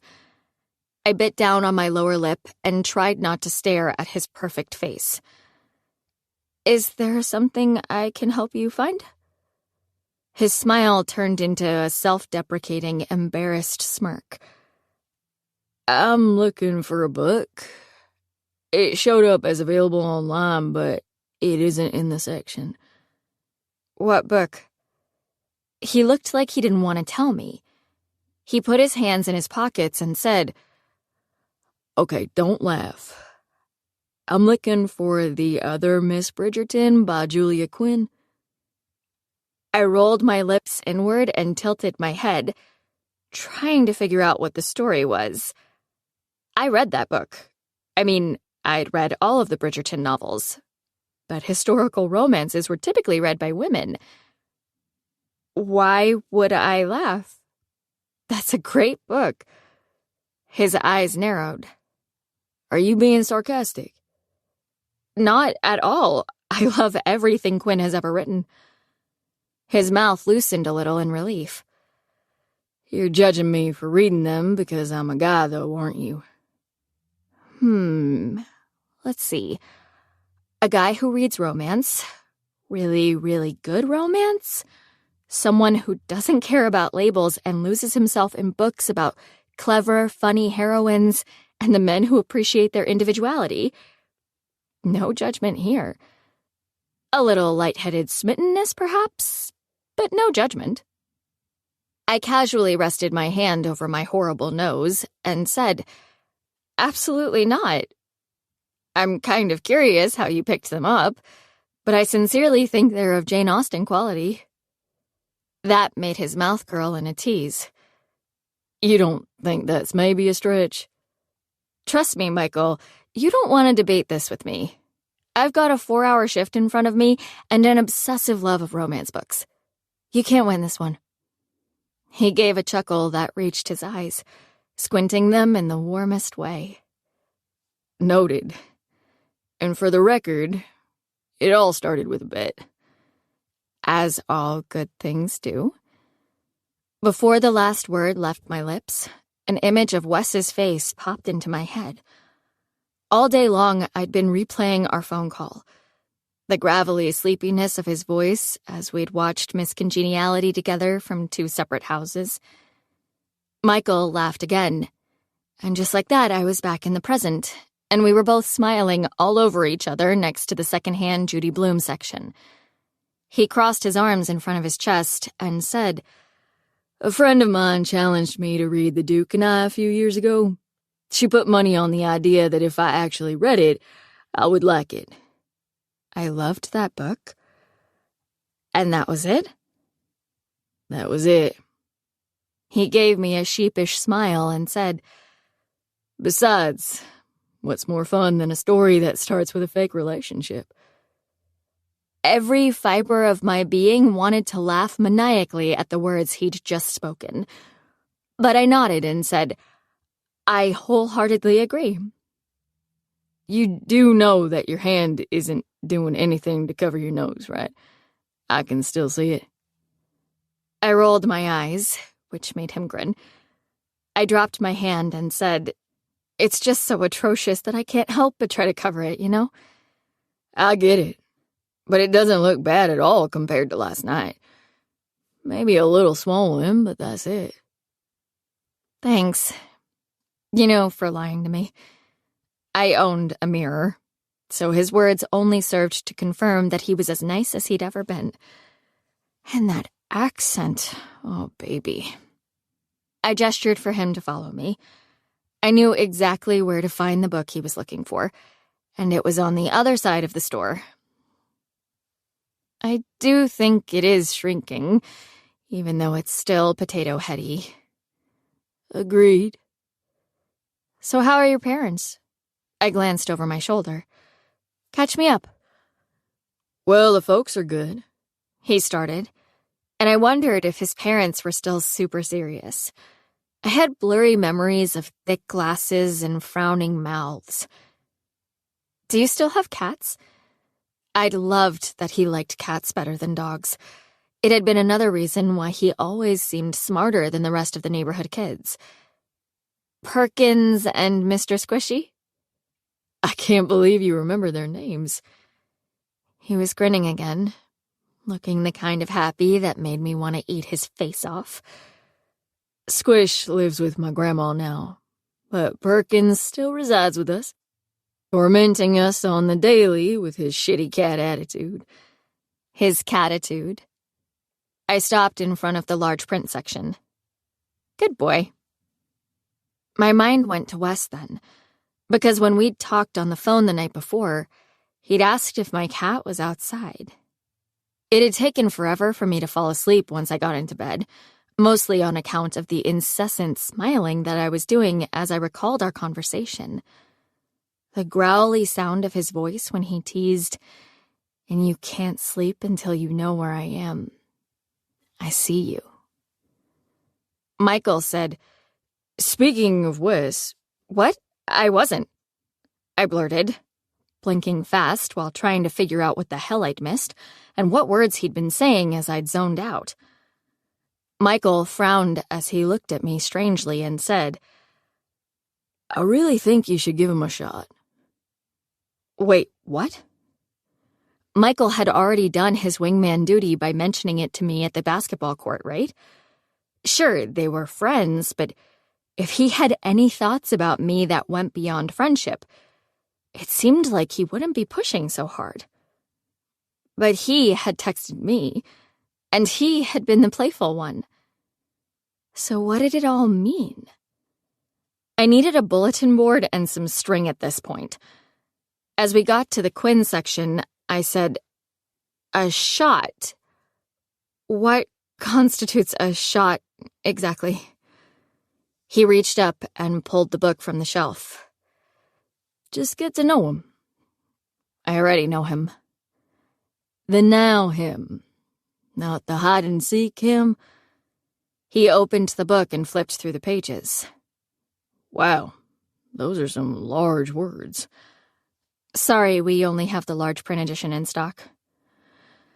Anyway, he continued, giving me enough eye contact to make me fidget. He likes you, Liz. Honestly, I've only been here for a few days, and I can't get him to shut up about you.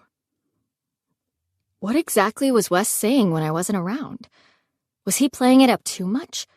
Because if he did, the plan might totally backfire. I said, "He doesn't even really know me. He knows the hide-and-seek me. Just try. That's all I'm asking. Go out with him and try." I looked at him and gnawed on the corner of my lip. Are you asking me out for him? How in the flipping flip were Wes and I going to get out of this? That made him smile again. Not at all. But I'm having people over Wednesday night to watch movies since seniors have late start Thursday, and y'all should come. I swallowed and teased, "You mean together, right?" That made him smile. Just carpool with Wes. Please? God, this whole thing was starting to spin out of control. Now Michael was having people over so Wes could make a move. But Wes was only pretending to think I was amazing to show Michael how amazing I was. I was getting whiplash, and this was my own plan. I needed to end it soon. I asked, what if, after that, I still only like him as a friend? What then? No harm, no foul. His eyes moved over my face, and it felt like a moment. It felt like he was really seeing me, or considering something about me, and I wondered just how bad my nose looked. Fine, I said. Maybe he was giving his friend one last shot before he moved in. I said, I'll give him a shot. Yes. He beamed down at me and did a little fist pump thing. Now, if you'll excuse me, I'm going to take my romance novel home and read it in a steamy bubble bath. I laughed. Go treat yourself, honey. It was just straight up adorable, Ma. I leaned back against the headstone and crossed my ankles, inhaling the smell of fresh-cut grass. Sometimes April was slow to hit in Nebraska, with the occasional late snowstorm blowing in to destroy the promise of spring. But not this year. Birds were chirping in the budding leaves of the cemetery's tall trees. The evening sun was warm, ish, and that springtime feeling of anticipation floated through the air, along with the smell of the blossoming chokecherries. Not only was he buying a romantic book that no typical insecure male would ever admit to reading, but he was funny and charming and, between you and me, flirty with his eyes. Flirty with his eyes, and he'd been for sure flirty with his text last night. I think he thinks... I don't know. I don't want to say he thinks I'm cool, but maybe funny? Yeah, I'm pretty sure he thinks I'm funny. I pictured his laughing face again, for like the 20th time since he'd left the bookstore, and I wanted to squeal.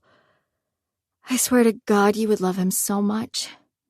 She so would. He was mature and polite and charming and smart, totally the kind of guy she made the hero of every single one of her screenplays. Every script she'd written had the solid, dependable cutie landing their love. Which was why I just wanted him to ask me to prom so badly. Somehow going to prom with someone she'd known, who'd known her well enough to know about and remember her daisies, seemed vitally important. Like it might make it feel like she was somehow involved in my senior year. Ridiculous, right? But I just wanted the hole of emptiness in my life to shrink just a tiny bit. Was that so much to ask? I kept waiting for the closure I was supposed to feel, but I was starting to think it would never come. The chokecherry tree I'd been looking at got blurry, and I swallowed down the pinch in my throat. Dad and Helena keep asking me about prom, if I'm going, if I need a dress. And the thing is, I don't want their help with anything. It's selfish, and they don't deserve it. But if I can't have you doing those things with me, I don't want anyone else. Are you talking to yourself? I jumped, knocking my head against Mom's headstone, before turning around to see Wes. He was standing there in sporty clothes with a sweaty, running brow, and I put my hand over my racing heart and said, "Oh my God! What are you doing here?" His mouth went down, and his eyebrows squinched together like he was confused. Whoa. Sorry. I didn't mean to startle you. For some reason, I was pissed by his appearance. I knew I should feel embarrassed that he'd caught me talking to a piece of marble, or worried about what exactly he'd heard. But all I could think about was the fact that he was in this space. It was my space. My mom's and mine, and he shouldn't be there. I scrambled to my feet. "Wes, did you follow me here? What is your problem?" Oh. His smirk disappeared, and he glanced at my mother's grave. Now that I'd moved, he could see her name, before saying, "Shit. I was already running when I saw you turn in here. I thought you were just cutting through." "Yeah, well, I wasn't, okay?" I blinked fast, trying to stop my emotions from speeding down whatever chute they were headed for. It's probably best if you just don't run after people without them knowing. That'd probably be your best bet. He swallowed. I didn't know, Liz. I rolled my eyes and pulled my earbuds from my pocket. Yeah, well, now you do know. You know that weird little Liz is the freak who can't get over her dead mom. Awesome. No, listen. He stepped closer and wrapped his hands around my upper arms, gently squeezing as his intense brown eyes moved all over my face like he was desperate to convince me. I'm gonna go now, and you stay. Forget you ever saw me. Too late. I breathed in through my nose and gritted my teeth, stepping back from him and his hands. Stay if you want. I don't care. I jammed my earbuds into my ears and started the music. I cranked Foo Fighters so loud that I couldn't hear whatever Wes was saying to me, and I turned away from him and started running down the road. even though I knew he was yelling my name. I ran home at a record pace, trying to think about mundane things like homework in a weak attempt to shut down my emotions. I needed to write a paper on patriarchy in literature, and I couldn't decide if I should use the yellow wallpaper or the story of an hour. I liked the second one better, but the first had more material. I slammed through the front door and had almost made it to the safety of my room when my dad yelled for me. "Yeah?" Come in here for a sec.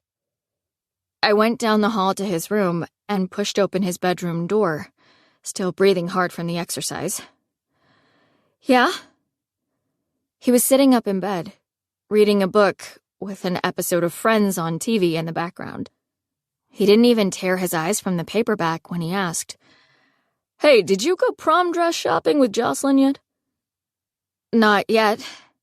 Her mom got tied up, and I didn't really feel like it because of my nose." Oh, yeah. How's that feeling, by the way? I shrugged and thought about how much I loved hearing Friends reruns in my dad's room. He and my mother had watched that show in bed so many times that it had become like a lullaby to me, a sound that conjured the sights and smells of my early childhood. "Better, I guess." Glad to hear it. He turned the volume on the television down to 0 and finally looked at me. Listen, since you haven't gone yet, maybe you could see if Helena wants to go with you guys. I know she'd love to do this, and I'm pretty sure she'll pay for your overpriced dress, too. Oh, the timing. I didn't want her to come, and I definitely didn't want her to pay for my dress.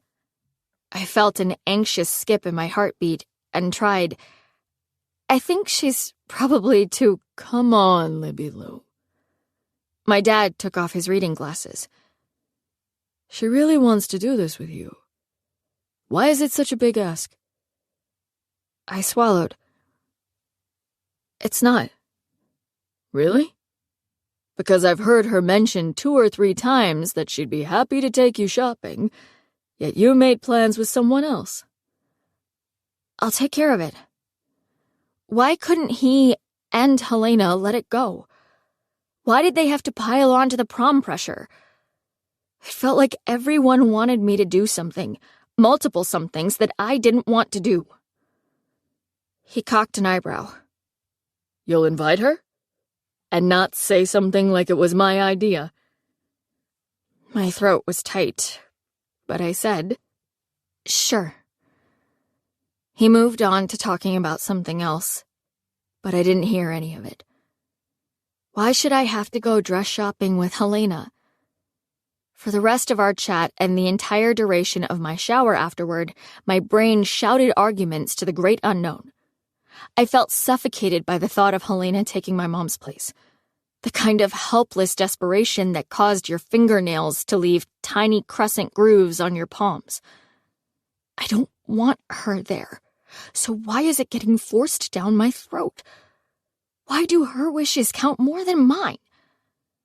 The arguments boiled through me as I brushed my teeth and laid out my clothes, and by the time I shut off the light and climbed into bed, I was exhausted and totally racked with guilt about what a bitch I'd been to Wes at the cemetery. He'd done nothing wrong, but the sight of him in that weirdly sacred place had set me off. I guess it was because that was the only place where I felt her anymore. The rest of the world and my life had moved on. But in that one spot, nothing had changed since she'd died. I was pathetic. I flipped on my TV and loaded the 2 Weeks' Notice DVD. It was another movie where Hugh Grant was playing a sketchball, but the banter between him and Sandra Bullock more than made up for that fact, and actually made him forgivable. I pulled the blankets up to my chin as Sandra Bullock's character ordered too much Chinese food. When I reached for my phone to plug it in, I noticed I'd missed a text. From Wes. "Wes, I'm sorry. I didn't know that your mom was there or I never would have followed you inside. I know you think I'm a dick, but I promise you, I would never intrude on that. I sighed and sat up. I was so embarrassed. How could I even explain it? No one normal would ever understand. And wait, he thought that I thought he was a dick? Me. Forget it. I'm the one who should be apologizing because you didn't do anything wrong. You caught me at a bad moment and I freaked out. Not your fault. Wes. No, I get it. It wasn't apparent, so I know it's not the same, but I was close to my grandma. Every time we go to Minnesota, the first thing I do is go to the cemetery to talk to her. I looked up from my phone and blinked. Then I texted, "Really?" Wes. Really? I nodded in the darkness and blinked fast while my thumbs flew over the keys. Me. I started running as a way to go talk to her without having to explain. Wes. No shit, that's why you started running? I could hear Fitz meowing at my door, so I got up and went to open it. Me. Not past tense. That is why I run. Wes. Wait a second. Are you telling me that every day when I see you take off, and I assume that you're training in order to make it to the Olympic trials, you're actually just running to Oak Lawn to talk to your mother? Smiley face? Mr. Fitzpervert looked up at me, meowed, and walked away. Now there was a dick. I shut my door. Me. Bingo. But I swear to God I will gut you with a vegetable peeler if you tell anyone. Wes. Your secret is safe with me, Buxbaum. I walked over to the window. Your house looks dark. Are you up in your room? Wes. Are you ever not creeping on me, creeper? And before you ask, I'm wearing a kicky pair of trousers, a pirate blouse, and a black beret. I laughed in the quiet of my room. Me.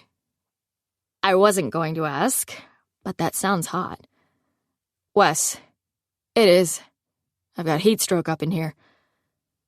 I looked down at their front yard, where someone had left a football next to the hydrangea bushes. Wes. And the answer to your question is that I'm out back, in the secret area. The secret area? I hadn't thought of it in years. Wes's house had a bit of land behind their fence that had never been developed.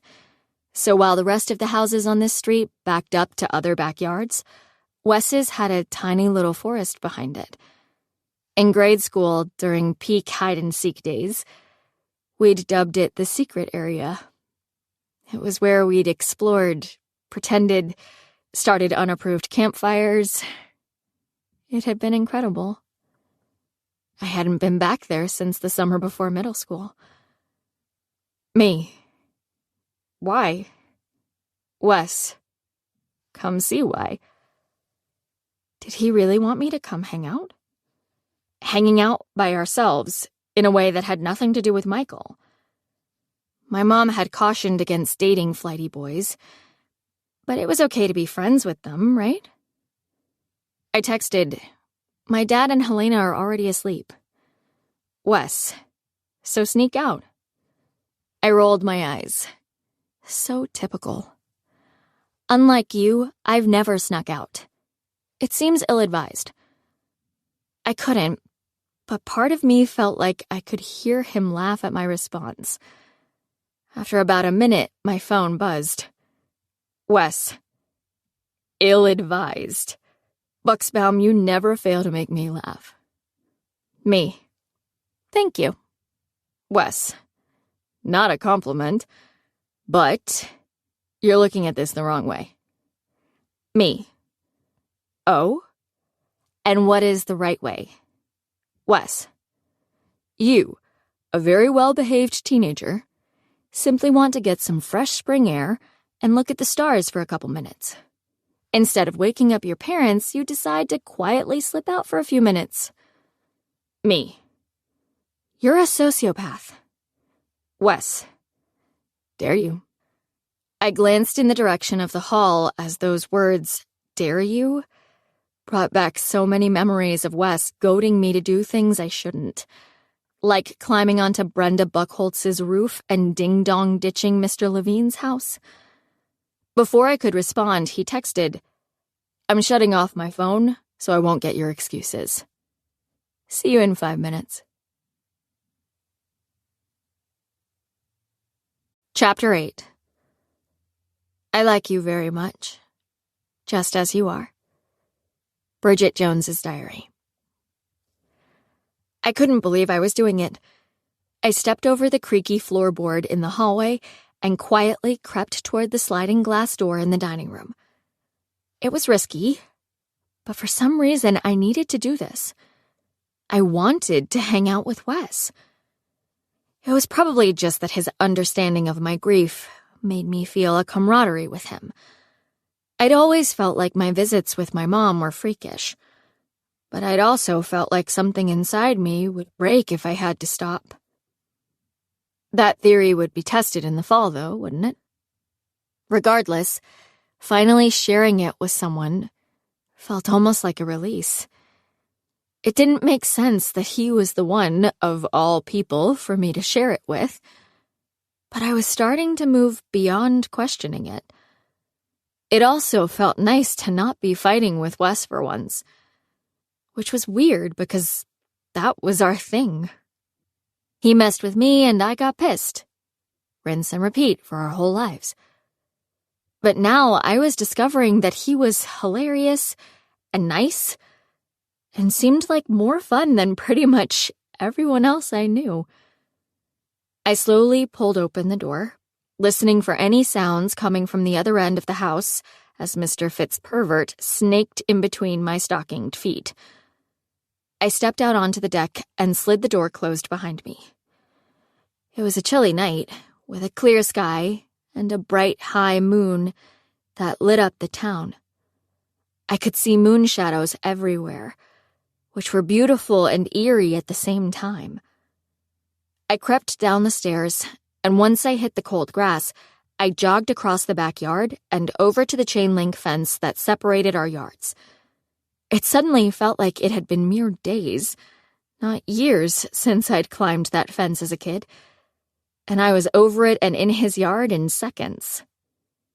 The shadows were creepy, so I kept jogging to the back gate, forgetting any semblance of coolness or composure. I pulled up the arm, opened the gate, and whisper-yelled, "Wes!" Over here. I could barely see because the thick trees blocked out the moon, but I walked in the direction of his voice.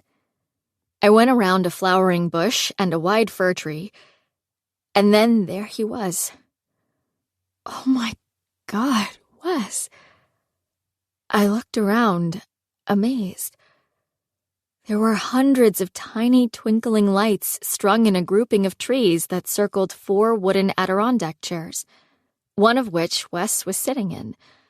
A fire pit roaring with flames was at the center of everything, and a rock waterfall ran behind him.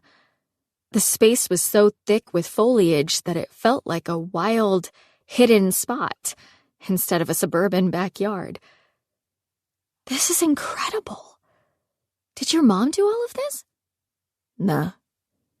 He shrugged and looked uncomfortable. Wes Bennett looked awkward, for perhaps the first time ever, and he sat there with his long legs stretched out in front of him and looked up at the sky. This is my favorite spot. So I actually did it. Nope. I sat down in the chair across from him. You didn't do this. No way. Yes way. He kept his eyes up and said, I worked for a landscaping company 3 summers ago, and everything we charged clients a fortune for, I would just do myself back here. Retaining walls, waterfalls, pond. It's all simple and cheap to make if you know what you're doing. Who was this guy? Tucking my legs underneath me, I pulled my sleeves over my fingers and looked up at the sky. It was clear, and there were stars everywhere. Bella Luna, a very old Jason Mraz song, was the choicest of all musical numbers to set the background for this surprise moonlit oasis. Bella Luna, my beautiful, beautiful moon, how you swoon me like no other. I stopped the music in my head and said, "Hey, I saw Michael today." I know. I squinted, trying to better see his face in the darkness, searching for some giveaway. He just kept looking at the sky, though. He told you? He did. I looked at Wes's profile. His lips barely moved as he quietly said, He texted me. Said he'd run into you and... Liz. He said you were funny. "He did?" I wanted to howl. I knew it. What exactly did he say? He said, she's pretty funny. And then he mentioned the get-together at his house. Yep. I said I'd give you a shot. I looked into the fire. Funny. He'd said I was funny. That was good, right? I guess that meant my awkward coconuts text hadn't kicked me off the island. But part of me worries that I'm screwing up my chances with our little version of fake dating. That brought his eyes right back to my face. You want to quit? I shrugged and wondered what he was thinking. Because as fun as this actually was, and in spite of the fact that it was kind of working, I was done with all the lying. I said, "I always think I know what I'm doing. But what if you're right about my terrible grand plans? What if I'm just ruining both of our dating lives? And jeopardizing my friendship with Joss, and also sinking into a life of habitual dishonesty? Then I'll have to kill you. Dating is my everything." Smartass. I rolled my eyes because, for a popular guy, I'd only ever heard of him being in a few relationships, none of which had turned into anything serious. I ran my teeth over my bottom lip and said, "Maybe you should take me to Michael's, and then we should decide we aren't a match. And, I don't know, send out a group text?" I blinked fast and tried to figure out why the thought of being done with our plan made my heart beat in my neck. He looked at me then, and I was surprised by how soft his smile was. He looked almost sweet as he said, "I can't believe your ridiculous plan is working." "Right?" He kind of laughed, and so did I. And then he said, "I really am sorry about earlier, by the way." I waved a hand. "No biggie." "I made you cry." He looked away, but I caught a glimpse of his clenched jaw. It was almost like it mattered to him that he'd upset me. And in the moonlight, I felt something that I had never felt about Wes before. I wanted to move closer to him. I swallowed and checked myself. What was this influx of Wes fondness? I was probably just aware of how much fun I'd had with him during our deal. And now it was almost over. That was it. So instead of following through on the absurd instinct to move closer, I just said, "God, you're so arrogant, Bennett. I was already crying when you showed up. Everything isn't about you, you know." But it was actually that moment, that crying moment, that had forged some sort of connection between me and Wes. And it was a good connection. I saw his Adam's apple bob around a swallow as I stared at his silhouette. He lifted his eyes to me and said, "Promise?" "Ugh, yes." Good Lord, he was killing me with his concern. I cleared my throat and looked back at the sky. "I'm good now, so forget you ever saw it." Done. We sat quietly for a few minutes, both of us lost in the starry sky. But it wasn't awkward. For once in my life, I didn't feel compelled to fill the empty space with constant chatter. I can still picture her perfectly, you know, he said. I said. I was confused and must have looked it, because he added, Your mom. Really? I curled tighter into the chair, wrapping my arms around my legs and picturing her face. Even I wasn't sure I could remember her exact features anymore. It broke my heart a little. For sure. His voice was warm, like it was holding a smile. And he cracked his knuckles when he said, She was so... what's the word? Charming, maybe? I smiled. Enchanting. That's perfect. He gave me a little boy grin and said, There was this one day I was running in front of your house and totally wiped out. Absolutely shredded my knee on the sidewalk. Your mom was out there trimming her roses, so I tried jumping up and being cool. You know, because I was like 8 and your mom was hella pretty. I smiled and remembered how much she'd loved tending her garden. Instead of treating me like a little kid, she cut one of her roses and pretended to hurt her finger. She did a whole ouch thing before saying, Wesley, would you mind helping me for a minute? Now, mind you, I just wanted to crawl off into a corner and die from my horrific battle wounds. But if Mrs. Buxbaum needed me, I was damn well going to help.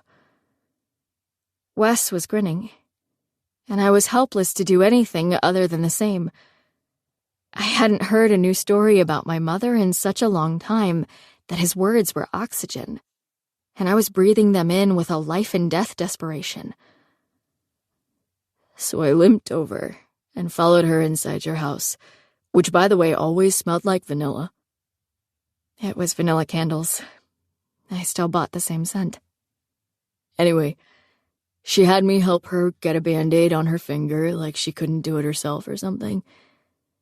I felt like the hero when she kept thanking me and telling me how grown up I was getting. Now I was beaming like a dork. Then she noticed my bloody knee and said I must have been so concerned about helping her that I hadn't even realized I was bleeding. She cleaned me up, put on a Band-Aid, and gave me a fudgesicle. Made me feel like a damned hero for face-planting on the sidewalk. I laughed and looked up at the sky, my heart full. That story is so on brand for my mom. Every time I see a cardinal in your yard, I think it's her. I looked at his shadowed face and almost wanted to laugh because I never would have imagined Wes having such a fantastical thought. You do? I mean, there's the whole thing about cardinals being... dead people? He scrunched his eyebrows at me, cringing a little. I was trying for verbiage a tad more delicate than that, but yes. I don't know if I buy the whole dead people come back as birds thing, but it's a nice thought. It was. The nicest. But I'd always felt like if I allowed myself to believe in those notions, I'd never get past her death, because I'd surely spent every second of my life tearfully birdwatching. Do you miss her a lot? He cleared his throat and made a little sound like he was embarrassed by his own question. I mean, of course you do. But is it at least a little easier now than it used to be? I leaned forward and held my hands in front of the fire. I miss her a lot. Like, all the time. But lately it feels different. I don't know. I trailed off and stared at the flames. Was it easier, he wondered. I felt like I couldn't answer that question because I refused to let it get easier. I thought about her a lot, every single day. And if I started doing that less, surely it'd get easier. But the easier it got, the more she'd disappear, right? He scratched his cheek and asked, Different how? Worse, maybe? I shrugged and watched the bottom of the log as it heated to almost a shade of white. I wasn't sure how to explain it, when I didn't even get it myself. I don't know. It's really weird, actually. I guess it kind of feels like I'm really losing her this year. All of these milestones are happening, like prom and college applications, and she isn't here for them. So my life is changing and moving forward, and she's being left behind with my childhood. Does that make sense? Holy shit, Liz. Wes sat up a little straighter and ran his hands over the top of his hair, messing it up as his serious eyes met mine in the firelight. That makes total sense.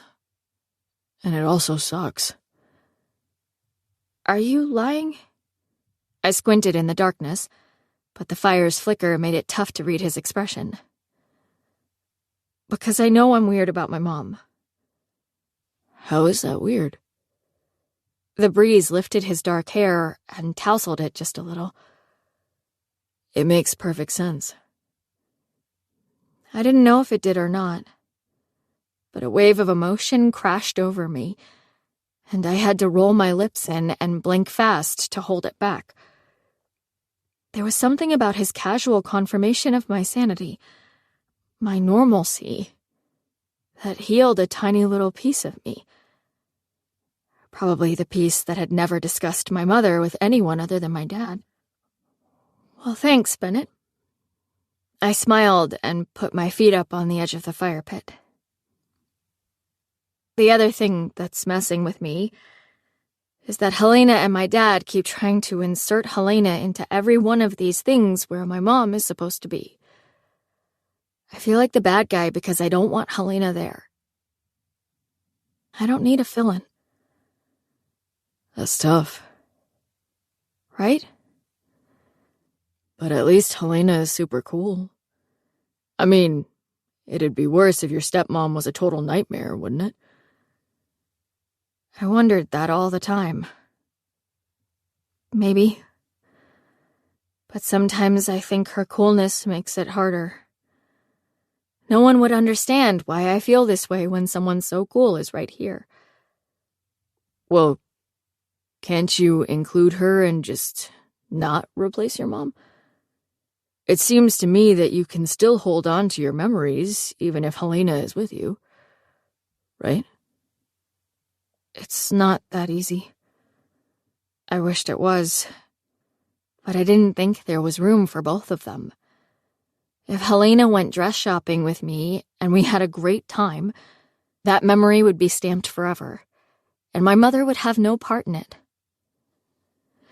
Do you want a cigar? That stopped my train of thought. What? I saw the upward movement of his lips in the dark before he said, I was about to enjoy a Swisher Sweet out here before you showed up. That made me laugh. Immature Wes enjoying a gas station variety of cigar in his backyard like some kind of grown-ass man. Oh, classy. I'm nothing if not sophisticated. In fact, it's cherry-flavored. Oh, well, if it's cherry, I'm totally in. Really? No, not really. I rolled my eyes at his total Wesness. I just don't think I'd appreciate the cherry-flavored death stick. But thanks for the offer. I knew that would be your answer. No, you did not. I thought you'd say cancer stick, but the rest I got right. I tilted my head. I'm that predictable? He just cocked an eyebrow. Fine. I held out my palm. Hand over one of your elegant, cherry-flavored sticks of disgustingness so I can set it on fire and suck its death smoke into my lungs. He raised his eyebrows in surprise. Seriously? I shrugged. Why not? You should write ad copy for the Swisher people, by the way. How do you know I don't? Well, if you did, you would know that you don't inhale cigars. You don't? Nope. So, you just take a pull and hold it in your cheeks like a bloated chipmunk? You definitely do not. You just inhale less than a cigarette. Are you like a hardcore smoker or something? No. Well, it seems to me like if you're lighting up out here all by yourself after a long, hard day, you maybe have a problem. Come here. He patted the chair beside him. Ew, no. I said it teasingly, feeling somehow busted since I'd thought about moving closer to him earlier. Relax. I was just going to light your flaming nasty stick for you. Oh. I stood and moved to the chair beside him. My bad. That's the first time you've ever said that, isn't it? I think so. He chuckled and opened the package. I wasn't sure why I was doing this, especially with Wes Bennett, but I knew I wasn't ready to go inside. I was kind of having fun. Have you ever smoked? Yes. Seriously? Wes put one of the cigars in his mouth and flicked the lighter. I smoked with Joss at a party last summer. He grinned and puffed as the swisher lit. I would have loved to witness that. Little Libby Lou coughing her lungs out while Jocelyn probably laughed and blew perfect smoke rings. You're not that far off. Jocelyn was nauseatingly good at everything. I'd never seen her fail at anything.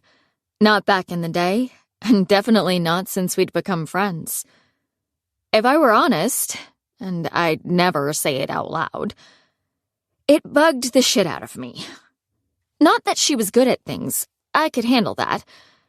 It was more that she was good at things without really trying or caring about them. She breezed through life, never seeming to stumble like I did on an hourly basis.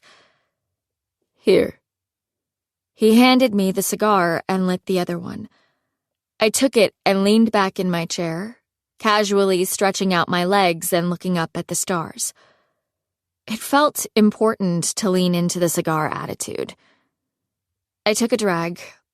The cherry was nice, and the thing wasn't quite as nasty as a cigarette, but it still tasted like butt.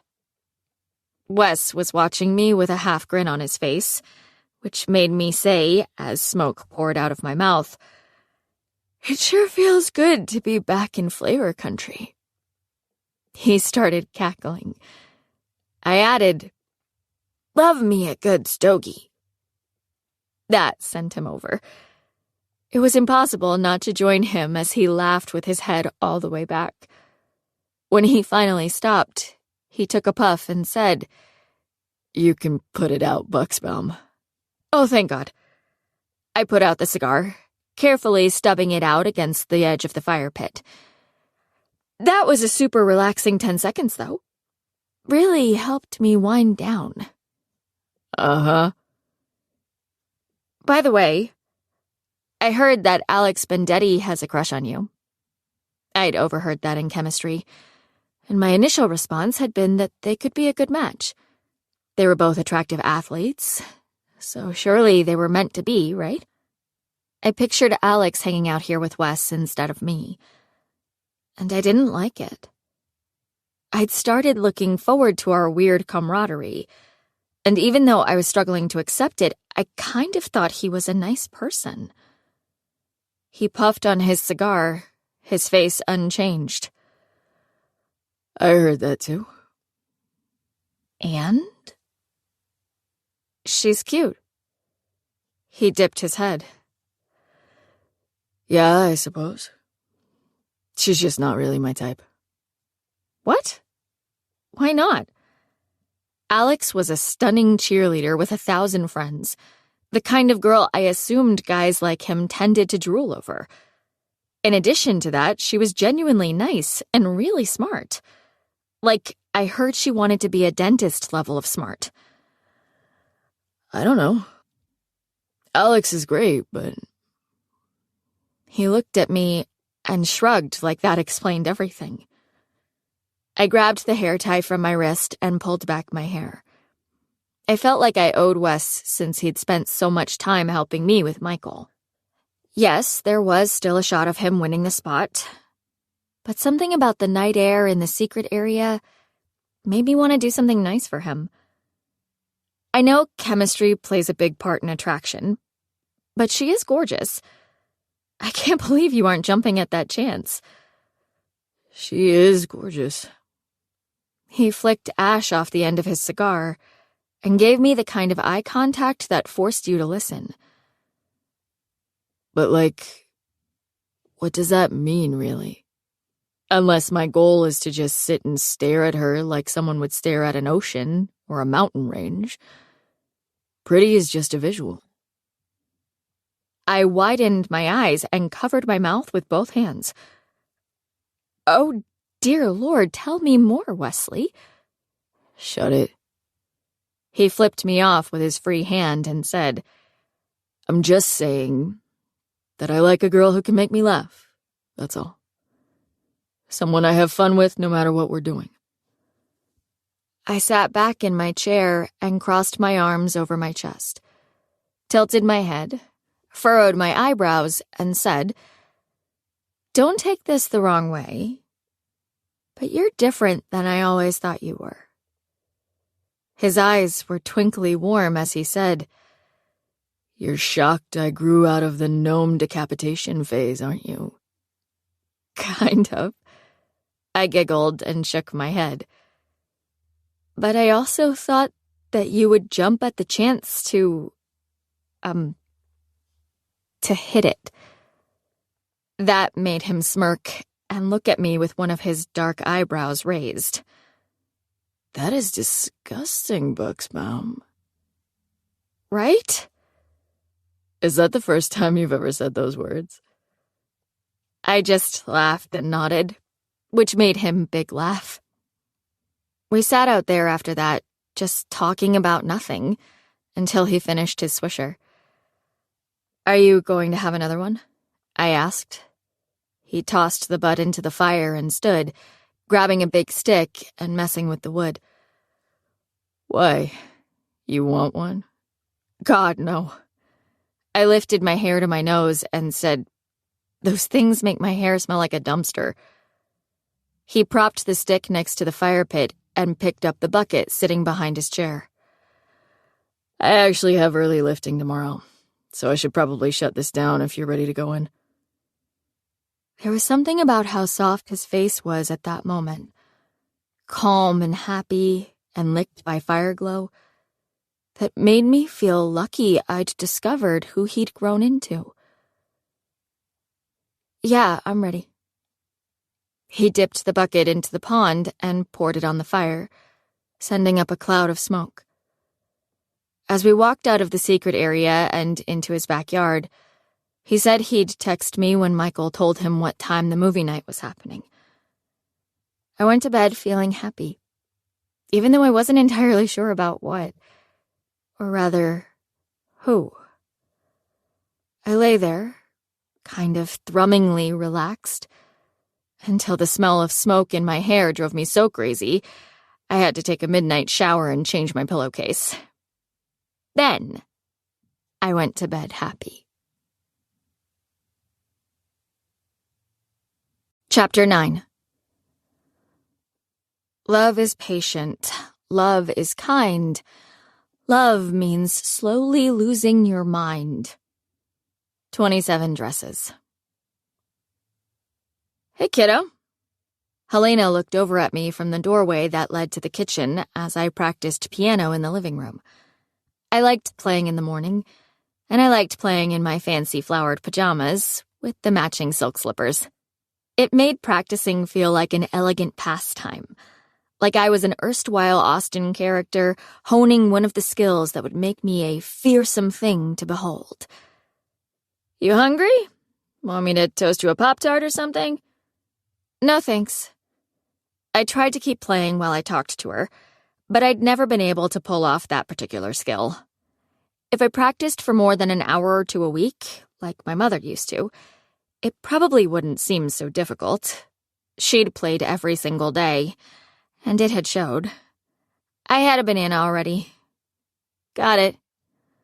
She turned to walk back into the kitchen, and I forced myself to do it. I said, "Helena, wait." She tilted her head. Yeah? "I know it's last minute," I blurted out, steeling myself against the feelings as I extended the invitation. "But, Jocelyn just texted me and said her mom can take us prom dress shopping later this morning, since it's a teacher in service day. Do you want to come?"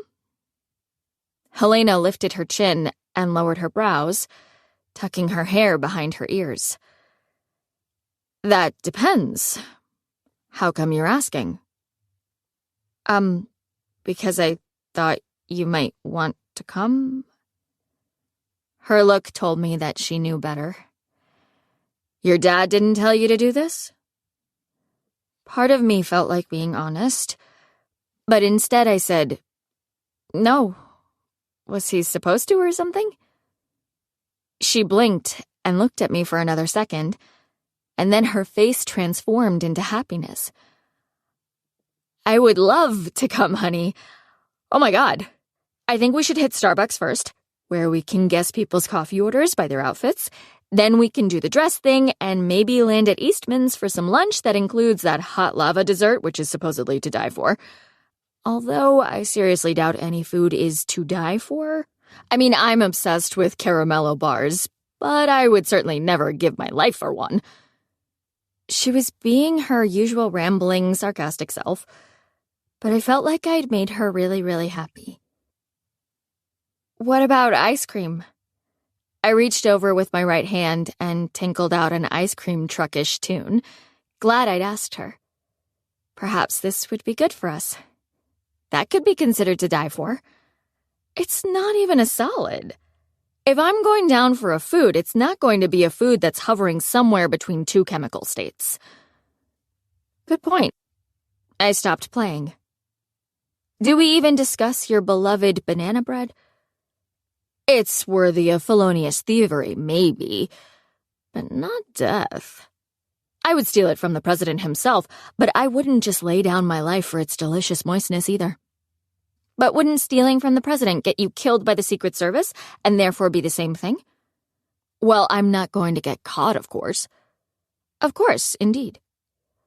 I went upstairs and got ready, and by the time I was done, Helena was waiting for me in the living room. She was wearing a boss bitch leather jacket that looked perfect with her jeans, and I once again marveled at the fact that she was my dad's age. "You ready to do this? I'm thinking we buy a joke dress just to freak your dad out. Like, we get you a stunning gown, but we also get a trashy little number that gives him a coronary." Do you really want to have to nurse him back to health after his triple bypass? Good point. He's a total baby when he doesn't feel good. She grabbed her keys and tucked her phone into her pocket. I'll just text him a pic to give him a tiny scare. I followed Helena out to the garage and got into her car. She had a matte black Challenger, which was a brute of a car that rumbled so loud you couldn't hear the radio unless it was cranked. A guy at the auto parts store asked her about it once, about why she wanted to drive a car that was clearly meant for a man and probably too much horsepower for her to handle, and I'll never forget her answer. "It was true love, Ted. I looked over, saw this guy, and I totally lost my mind. I know he's loud and in your face, but whenever I look at him, I feel a little weak-kneed. And when I drive him, Forget about it. He's fast and wild and a little unruly, and I can feel his throaty rumbles all through my body when I bury that gas pedal. That beast has forever ruined me for all other vehicles. Ted at Napa lost the ability to speak, while Helena beamed at him like she had no idea what she'd done. She'd wielded her power like a goddess, and regardless of my complicated feelings about her and her place in my life, I had mad respect for that. Pumpkin spice latte. Seriously? That's your guess? I rolled my eyes and took a sip of my Frappuccino. It's like you aren't even trying. Think, Helena. It's April.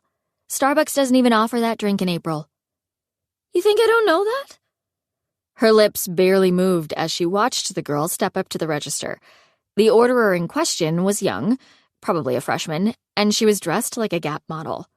She's a baby, so she doesn't know the rules. She only knows that her older sister let her try one once, and it was amazing. I giggled. The girl opened her mouth and said, "Could I please get a gingerbread latte?" To which the barista responded with, "I'm sorry, but that's a seasonal drink."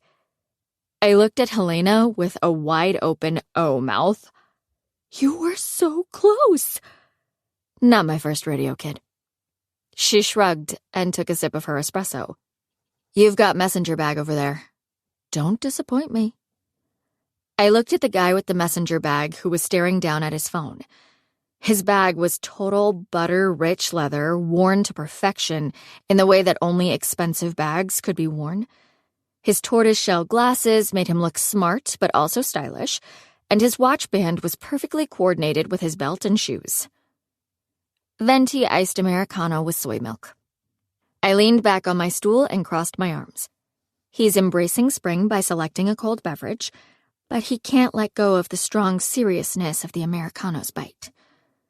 That is excellent, my people. Messenger bag looked at the barista and said, Yeah, I just need an iced dark roast. Oh, so close, I muttered, pulling my phone out of my dress pocket and checking for messages. There was no reason to think Wes would text me, but after hanging out last night and having such a good time, it felt like a possibility. And can I get a splash of soy, please? Boom! Helena slapped the table. That's pretty freaking close, Liz. We're on fire today. She nodded and said, Speaking of fire, what's up with Wes? What does he have to do with fire? She shrugged. Nothing. I'm too impatient to wait for a good segue. Oh. I cleared my throat and watched as Messenger Bag took his coffee and joined a table of 3 other messenger bags. Nothing is really up with Wes. Are you sure? Because you spent at least an hour outside with him last night.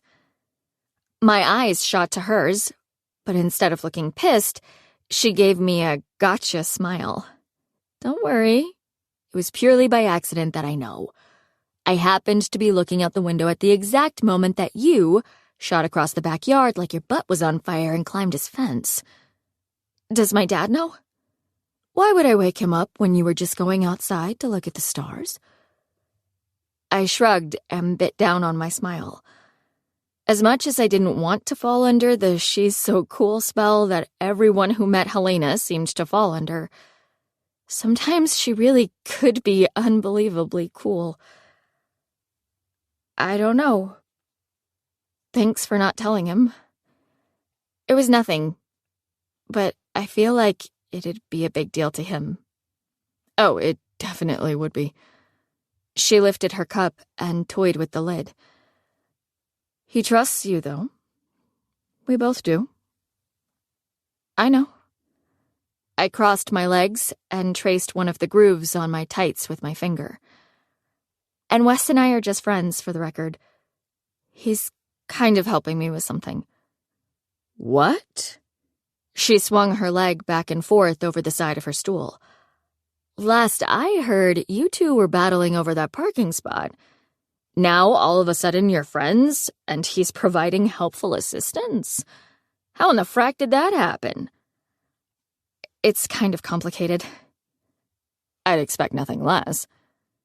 She looked through the opening in her lid before swirling her cup around. But you have to be a little attracted to Wes. I mean, not only is the guy pretty and muscular, but he's also hilarious.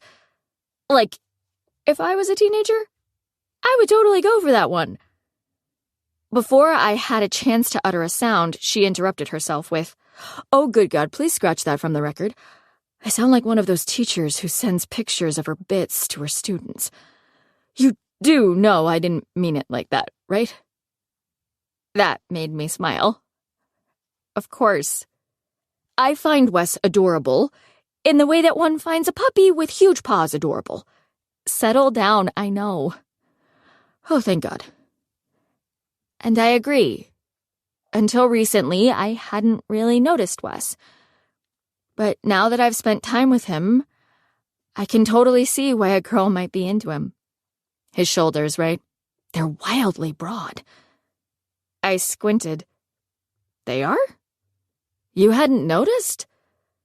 Not really. But that's not the point.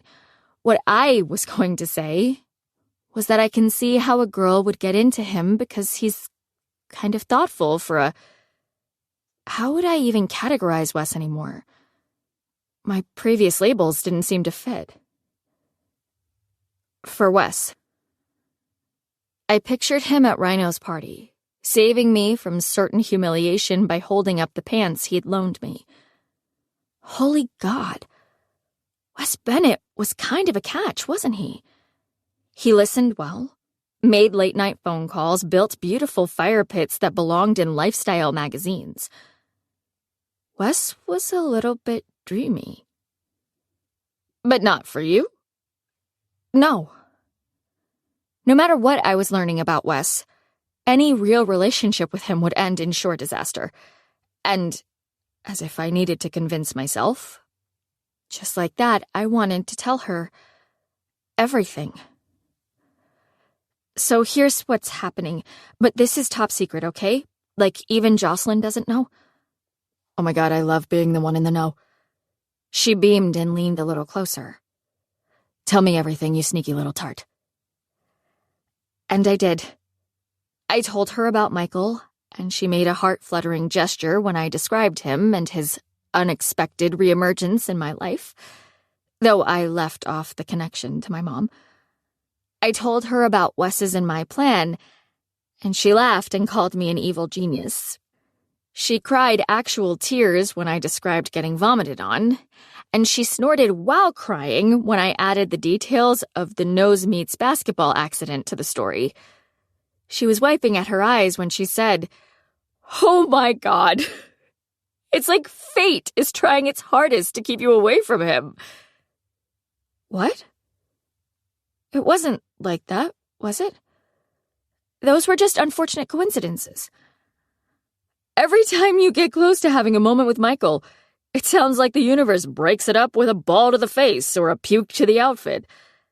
I think the universe likes Wes better. I'm pretty sure I looked at her as if she had a snake crawling out of her mouth. No, it doesn't. Those things were freak accidents. If anything, I'd say bad luck just follows in Wes's wake. Me being near him was probably what fate was pissed about. Her eyebrows went up. Okay, Liz. Whatever you say. The universe likes Wes better. My brain was fried by that single solitary sentence as we went out to her car and drove to the shopping center. Did the universe like Wes better? I'm going to be sick. I shook my head and stared as Jocelyn looked at her reflection in the mirror. She was wearing an orange floor-length gown, and she looked more like someone on the red carpet at the Oscars than a high school student trying on a prom dress. Does anything look bad on you? Joss's mom barked, "It's too grown up, take it off." Her mother was one of those nice but intimidating parents. She'd always been super sweet to me, but when she was mad at Joss, It made me nervous. She was tiny, barely over 5 feet, but every inch of her was in charge. She was an attorney, and I'd always assumed she was amazing at her job because I'd yet to see Joss ever win an argument with her. Jocelyn rolled her eyes and muttered something about shaking her mom until the woman's hair fell out of its bun, which made me giggle but also think about the way Wes was always messing up my hair. It was super annoying, but something about it made me smile every time. I cleared my throat and frowned, just to make sure I wasn't creepily grinning into space. That could ruin everything. Because so far, Joss and I were having fun like a normal shopping trip. Her irritation with my reticence on senior activities and my irritation with her badgering had yet to rear their ugly heads. It was great, and I didn't want my boy drama lies to mess it up. We were at our third store, and it was going the same way that it had gone at every stop. I tried on a handful of dresses that were so-so, and every dress that Jocelyn slid into looked amazing. She was having a hard time narrowing it down to one, and I was having a hard time finding even one. It's not that I look good. It's that I'm trying on great dresses. Jocelyn looked at me in the mirror. You, on the other hand, keep trying on retro floral things that don't even look like prom dresses. I know you've got your whole romantic vibe thing, but try on a damn floor-length gown that is considered a prom dress, for the love of God. She's right, Liz. Helena was eating a corn dog she'd bought in the mall while she sat on a chair and watched us try on dresses. Just grab a stack and get rolling. Step outside of your comfort zone, Jocelyn's mother said, giving me a maternal smile and a reassuring nod. Then she barked at Joss. That one is too tight and the cleavage is too much. On to the next. I glanced at the racks and didn't feel like any more searching. Ugh. Here, wait. Jocelyn held up a finger. Go to the dressing room and wait for me. I'm going to bring 10 dresses for you to try on. Just trust me. But you don't trust me. I sighed and strolled back to the fitting rooms, already so done with the dress shopping. I plopped down on the bench and felt my phone buzz when I sat. I pulled it out and saw a message from Wes. Wes, what happened to your car? The minute I saw that the text was from Wes, I felt something. Something good and equally confusing that I chalked up to being related to Michael. He could have been texting about Michael. That had to be the reason for my reaction. His question cracked me up, because of course Wes would notice. My dad, the man whose name was on the title, hadn't noticed the damage I'd done when I'd scraped the car against the side of the drive-through post the day before. But Wes Bennett had. Me. Keep your mouth shut if you know what's good for you. Wes, are you threatening me? Me. Only if you broach the topic of my car again. Wes. So, nice weather out today, eh? What you doing? Me. Prom dress shopping? It's awful. Wes. Worse than shopping with me? I thought about that for a second. Actually, yes. At least you were in a hurry. These ladies are all about stretching it out, and I kind of want to make a run for it. I think I could belly crawl out of this dressing room undetected. Wes, who are you going to prom with? I thought the goal was Michael. My brain produced an image of Wes in a tuxedo, and I quickly cleared it. Michael was the goal. Okay. Jocelyn appeared in the doorway with an armful of dresses. Promise me you will try on all of these. Even if they don't look like something you'd normally go for, just humor me and try them on for us. Deal? I set my phone on the bench. Deal. She furrowed her eyebrows together. Who were you texting? I furrowed my eyebrows right back at her. Why? Seriously? I shrugged and felt like I'd been busted looking at dirty pictures. Wes, okay? He texted me about the paint on the side of my car. Jocelyn knew about the paint because I texted her when I hit the pole, so she wasn't fazed by that revelation. But her face lit up and she said, "You and Wes text each other now?" "Not really." I cleared my throat and tried to remember what I'd told her before the basketball outing. "It's just been a couple times, and it's totally casual." "Yeah, right. You aren't fooling me, by the way." She hung the dresses on a hook and put her hands on her hips. "Even though you're acting all cool, you like Wes Bennett." "I do not. I didn't. My emotional responses to Wes were all about his connection to my mother and the fact that we were partners in crime. That was it." "Oh, yes, you do. You've been daydreaming all day long, every time you've tried on a dress." Her eyes narrowed, and she said, "Oh my God, you better not ditch me for Wes." "Shut up." My stomach got tight when she gave me that little preview of just how unhappy she'd be if Michael asked me to prom. "I'm not ditching you for Wes, but I might do it for Michael." God, I was a garbage friend. "Well, you have some boy on the mind, and if it isn't dear Wesley, then who is it?" Part of me wanted to come clean and just tell her. Who cared if she thought my plan was a bad idea? Perhaps it was time. But just as that thought was firing up, I heard Helena and Joss's mother laughing out by the big mirror. They sounded like two moms, happily waiting on their daughters, and that brought all of my screwed-up emotions rushing back. Nope. I just couldn't find the fortitude for a disagreement. Not there in the fitting room at Ralph's department store. It wouldn't be so bad to double down on the West thing, would it? I mean, technically he was the one who'd been on my mind all day. It was totally within the realm of believability that I had a tiny crush on Wes that would ultimately not pan out, right? I dragged a hand through my hair. "I'm still trying to figure it out, okay? I totally have fun when I'm with Wes. But he's also not my type, and what do you mean not your type? Because he's not some character who writes poetry and knows what your favorite flower is?" I hated when she did that, when she reduced me to a lovesick, airheaded child. I said, "It doesn't even matter because we're just talking, okay?" "Okay." She gave me a funny grin, and the emotional roller coaster I'd just enjoyed a 3-minute ride on went undetected. "My money's on Bennett, though. If anyone can slip in and shake up your romantic notions, it's Wes." I rolled my eyes and remembered what Helena had said earlier. "I think you're making this way more of a thing than it is."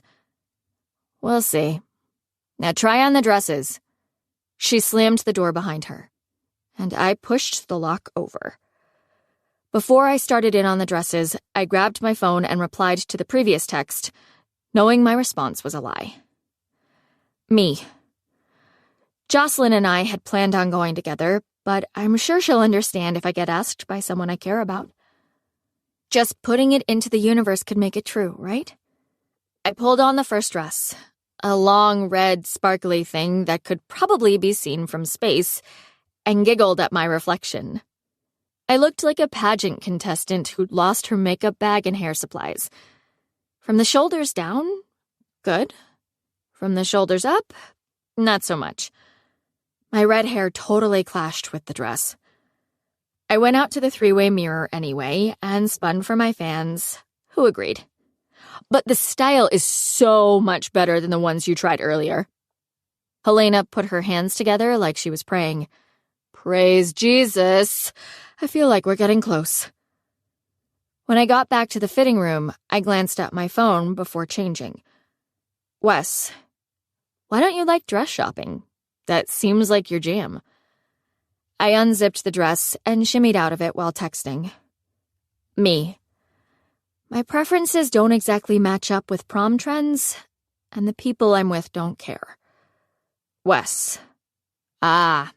You want flowers, pockets, and old lady ruffles, and they want you to wear something hot. Why did his take on most things, even when he was mocking me, make me laugh? I smiled and reached for the black gown. It was short in the front and long in the back, with a top that tied behind the neck. I was about to step into it when my phone buzzed. Wes, don't forget that white is your color, girl. Okay, that made me laugh out loud.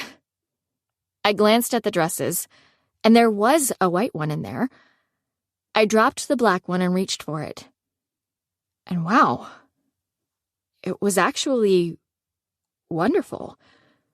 It was strapless with a simple silk bodice that tapered into a white beaded belt and a long, full floor-length skirt. It was stunning in that 75% of the dress was simple and understated, and then along the bottom there was a burst of colorful flowers. I pulled it on, sucking everything in as I slid the side zipper into place. And when I looked at my reflection, I grabbed my phone. You might be right, Bennett. The only dress I've liked so far is white. WTF is with you nailing my fashion. I lifted my hair and turned sideways to see the back. It was really a glorious dress. And when I ran my hands down the sides, I found pockets. Wes, why do you ever doubt me? Me. Good judgment, experience. Wes, pick, please.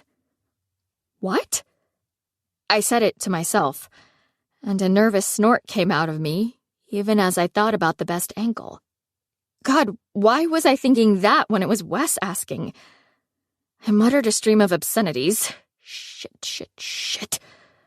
Under my breath before finally responding with, that's a big no. Wes. Okay, then send me a pic of something else, just so I feel included. I looked around the fitting room for something funny to send him, and then I thought, what the hell? I took a picture of the gown in the mirror and texted it to him. Had I really just done that? Had I really just sent Wes Bennett a mother-loving prom dress selfie? Holy shit. Liz, do you have a dress on? Jocelyn was yelling from her spot in the gallery. You need to let us see. Because even though they're not your style, one of those will work, dang it. I dropped my phone and went out to the big mirror. Like it was say yes to the dress or something. Jocelyn and Helena both gasped and covered their mouths with their hands when I stepped in front of them. Jocelyn's mom just smiled. That dress was made for you. Jocelyn crossed her arms. Please don't tell me that you hate it. You can't. You look incredible. Helena was on her feet, smiling like she was about to get teary-eyed. Do you like it? I shrugged. It has pockets and flowers. I pretty much have to get it, right? I looked at my reflection in the mirror and knew. I just knew that my mother would have loved that dress. She would have picked out that dress for me. Heck, she would have worn that dress herself if she'd had a reason to go formal. Maybe she couldn't be there shopping with me, but finding that dress was something, right? Oh, Libby, I can't wait for your dad to see you in this. Helena's head was tilted to the side, and she was smiling. Maybe her words were like a bucket of cold water, jolting me back to the momless present. Because what Helena had just said was exactly what my mother would have said if she'd been there. In fact, I could perfectly hear her lilting voice saying those words.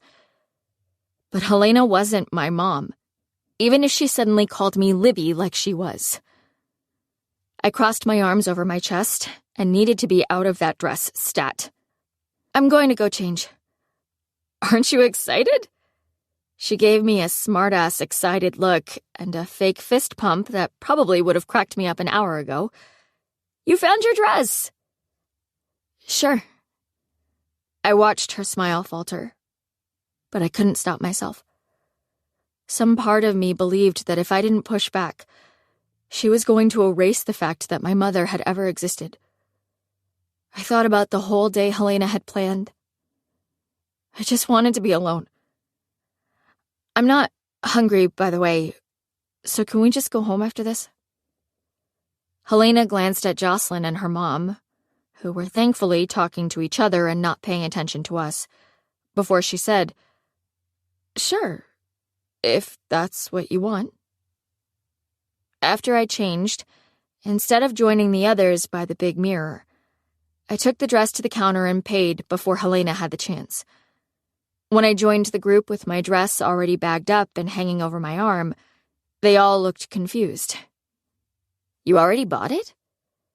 Jocelyn's eyes were big as she put the strap of her crossbody bag over her shoulder and muttered sarcastically, "Yeah, that's not a weird thing to do at all." I held up the dress and pretended everything was fine. I even smiled. "Since we have to go back to the last store and get yours, I thought I'd speed things up." She gave me a look that told me she knew what I was up to. "Good thinking, Liz." An awkward vibe hung over the four of us as we fake-happy conversed and walked toward the exit. Jocelyn and her mother knew what was up. Helena knew what was up, and also knew that the others knew what was up. So we all just did our best to pretend I hadn't screwed up the entire day.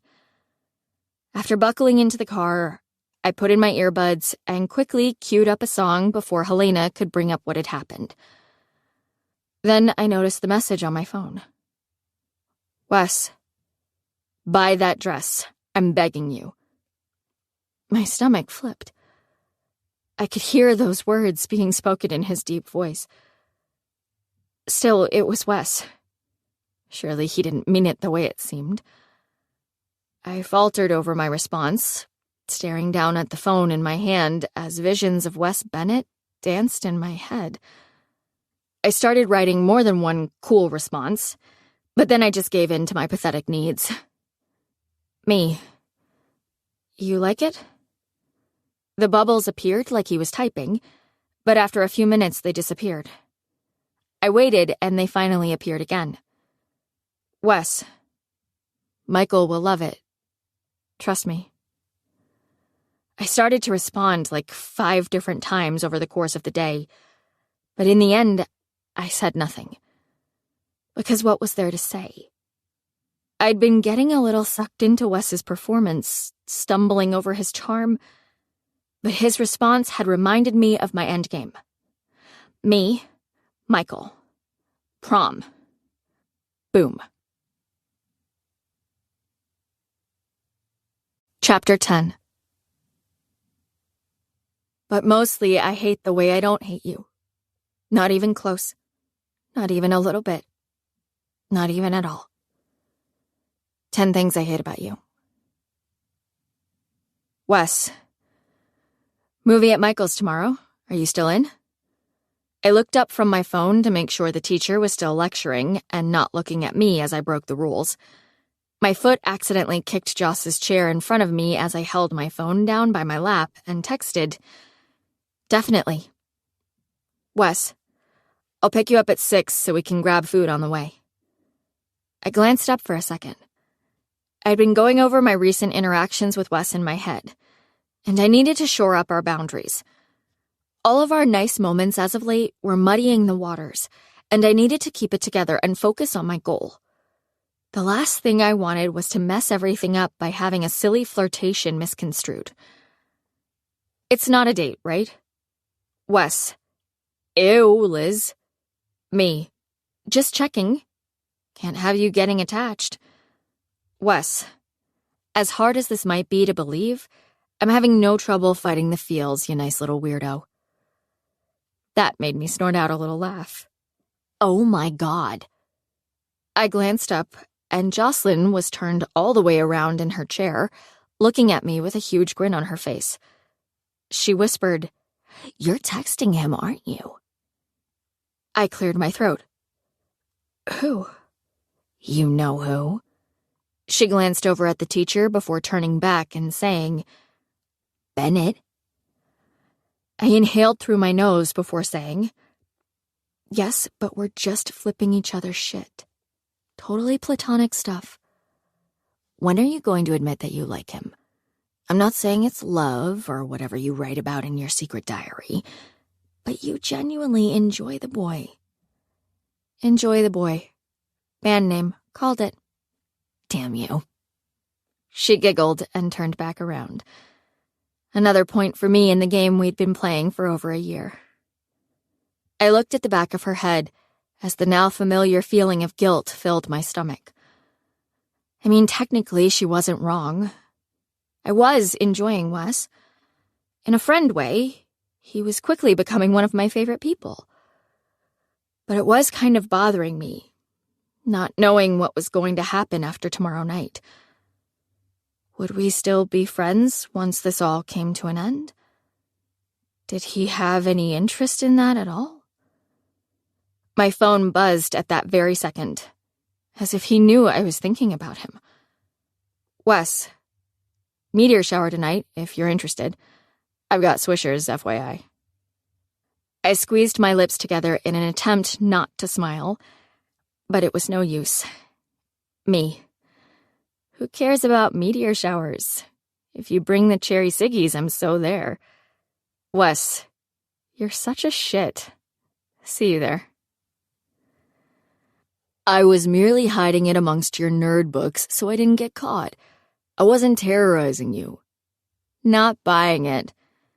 I turned my stick so the marshmallows rotated in the fire. First of all, you didn't have to decapitate the little cherub thingy at all. Second, you put red paint around the mouth and eyes and set the head up so it was staring out at anyone, namely me, who dared to access that little free library. I forgot about the paint. He smiled and put his big feet up on the side of the fire pit. Maybe there was a little terroristic intention. You think? I removed the mallows from the fire and blew on them before pulling one off the stick. Time has softened your memory of your old self. You believe, unless you're straight up faking, that you were simply a rambunctious boy with no ill will toward me at all. And that is categorically untrue. His eyes followed the squishy mallow that I shoved into my mouth. As I chewed, I realized that I was completely unself-conscious around him. Instead of worrying that I looked like a pig, I said through a mouthful of marshmallow, "Admit it." He looked at me, filling my mouth for another few seconds. Then he said, I will do no such thing. I will, however, admit that you were a lot of fun to mess with. And still are. Well, I didn't enjoy it back then. But now I can take you, so it's cool. Please stop with the big talk. He grabbed the bag of snack-size Hershey bars, unwrapped one, and tossed it my way. You cannot and will not ever take me. At least not when it comes to messing. I caught the chocolate and sandwiched it with the other marshmallow between 2 grams. I was holding the world's most perfect s'more. You sure you don't want me to make one for you? No, thanks. But your form is impressive.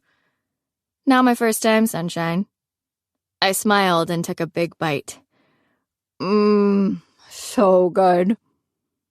Wes chuckled his deep chuckle and looked up at the stars. He hadn't pulled out any cigars since I'd gotten there, so I wasn't sure if he was no longer in the mood or if he was holding off out of courtesy for me.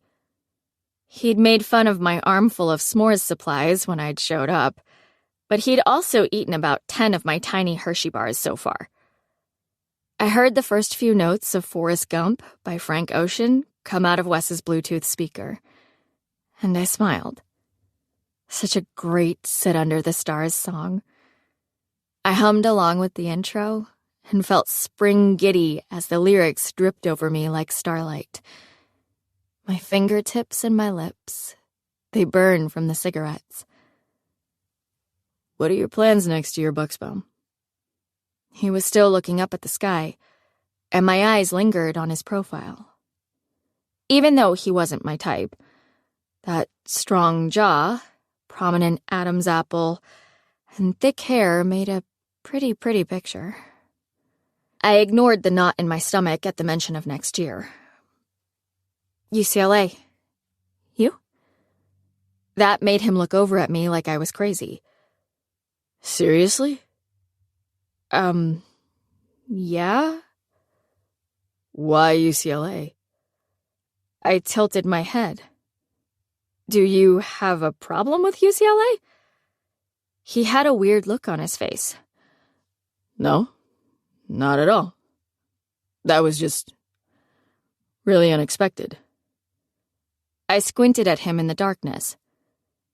You're acting really weird about this. Sorry. His lips slid up into a half smile. UCLA is a great school. What do you want to study? Unrealistic romantic films? I rolled my eyes as he grinned a self-satisfied smile. You think you're funnier than you actually are. I don't think so. He gestured with his hands for me to go. Plan of study, please. I cleared my throat. I hated ruining the night's vibes with talk of college. Talk of next year always left me feeling devastated, because I knew firsthand how fast everything changed. Life pressed forward with a burning velocity that left all of the beautifully pressed details quickly forgotten. Once I went away, nothing would ever be the same again. My dad, the house, her rose bushes, our daily talks. Those things would all be different when I returned. They'd fade into the past before I even had a chance to notice, and there would be no getting them back. Even Wes. He'd been there since the beginning, living his life parallel to mine. But next year it would be different. For the first time, he wouldn't be next door to me. I cleared my throat and said, musicology. Sounds made up. Right? I felt like I had UCLA's catalog verbiage memorized after reading it so many times. But it's legit, and a really good program. I can minor in music industry and get a certification in music supervision. What job do you get in that after college? I want to be a music supervisor. Usually when I said that, I was met with a screwed-up face and a one-syllable, huh? But Wes just sat there listening. It basically means I want to curate music for soundtracks. Whoa. He gave his head a little shake. First of all, I had no idea that was a thing. But second, that is the perfect job for you. Holy shit, you already do that all the time. Yep. I took another bite of my s'more and licked off the marshmallow dripping onto my fingers. And you have no idea. I have shelves full of soundtrack notebooks. I cannot wait to get started. Damn. He gave me a serious look that I felt in my belly. His voice was so deep in the dark of the secret area that anything other than silliness felt intimate. You've always kind of done your own thing, Liz. And it's cool as shit. Was it weird that his compliment sent warmth from the tips of my toes all the way to the squint of my eyes? All of the stresses were pushed away with that one cool as shit comment. Thanks, Wes. That's Wesy to you. Yeah, no. The moment was broken, but the warmth under my sternum remained, rendering me relaxed and blissfully content to thoughtlessly ramble. What about you? Where's everybody's all-American going to college? No idea. He leaned forward and moved the fire around with the s'more stick. Baseball is just getting started, so it's still up in the air. Oh, so you want to play in college?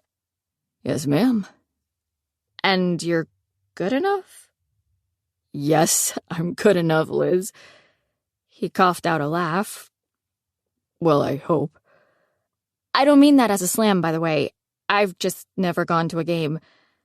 What are you, like a hitter or something? Okay, we are not talking baseball until you've actually watched a game. That was pathetic. I know.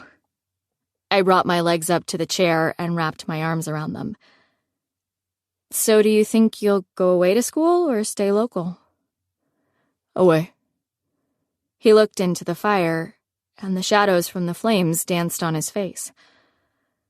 I've already had offers from schools in Florida, Texas, Cali, and South Carolina. So why would I want to stay in Nebraska? Wow. How good was he?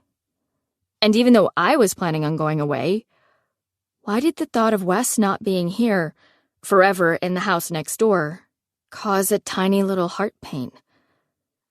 I studied the fire and asked him, doesn't UNL have a really good baseball team? They do. I can't believe you know that, by the way. He smiled, but it didn't reach his eyes, and he didn't look away from the fire. I'm just ready to leave Nebraska behind. There's really nothing here for me, you know? No, I don't know. I unwrapped my arms from my legs and put my feet back down on the ground, bothered by what he'd just said. I hate leaving it behind, but my dreams are all in California or New York. He looked at me through narrowed eyes. Are you mad? No. Maybe? I rolled my eyes. I mean, you do you. I just don't understand. Libby? My head whipped around at the sound of my dad's voice. There he was, standing in the clearing in his pajama pants and Dinker's Hamburgers t-shirt, looking at me as if I were breakdancing naked on top of the fire. What in God's name are you doing out here at 11:30 on a school night? I thought back to Wes's original sneaking out text. I came out to see the meteor shower, and then Wes yelled over the fence for me to come over. Oh, I forgot about the meteor shower.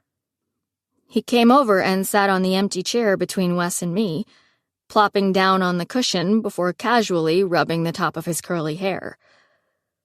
How is it?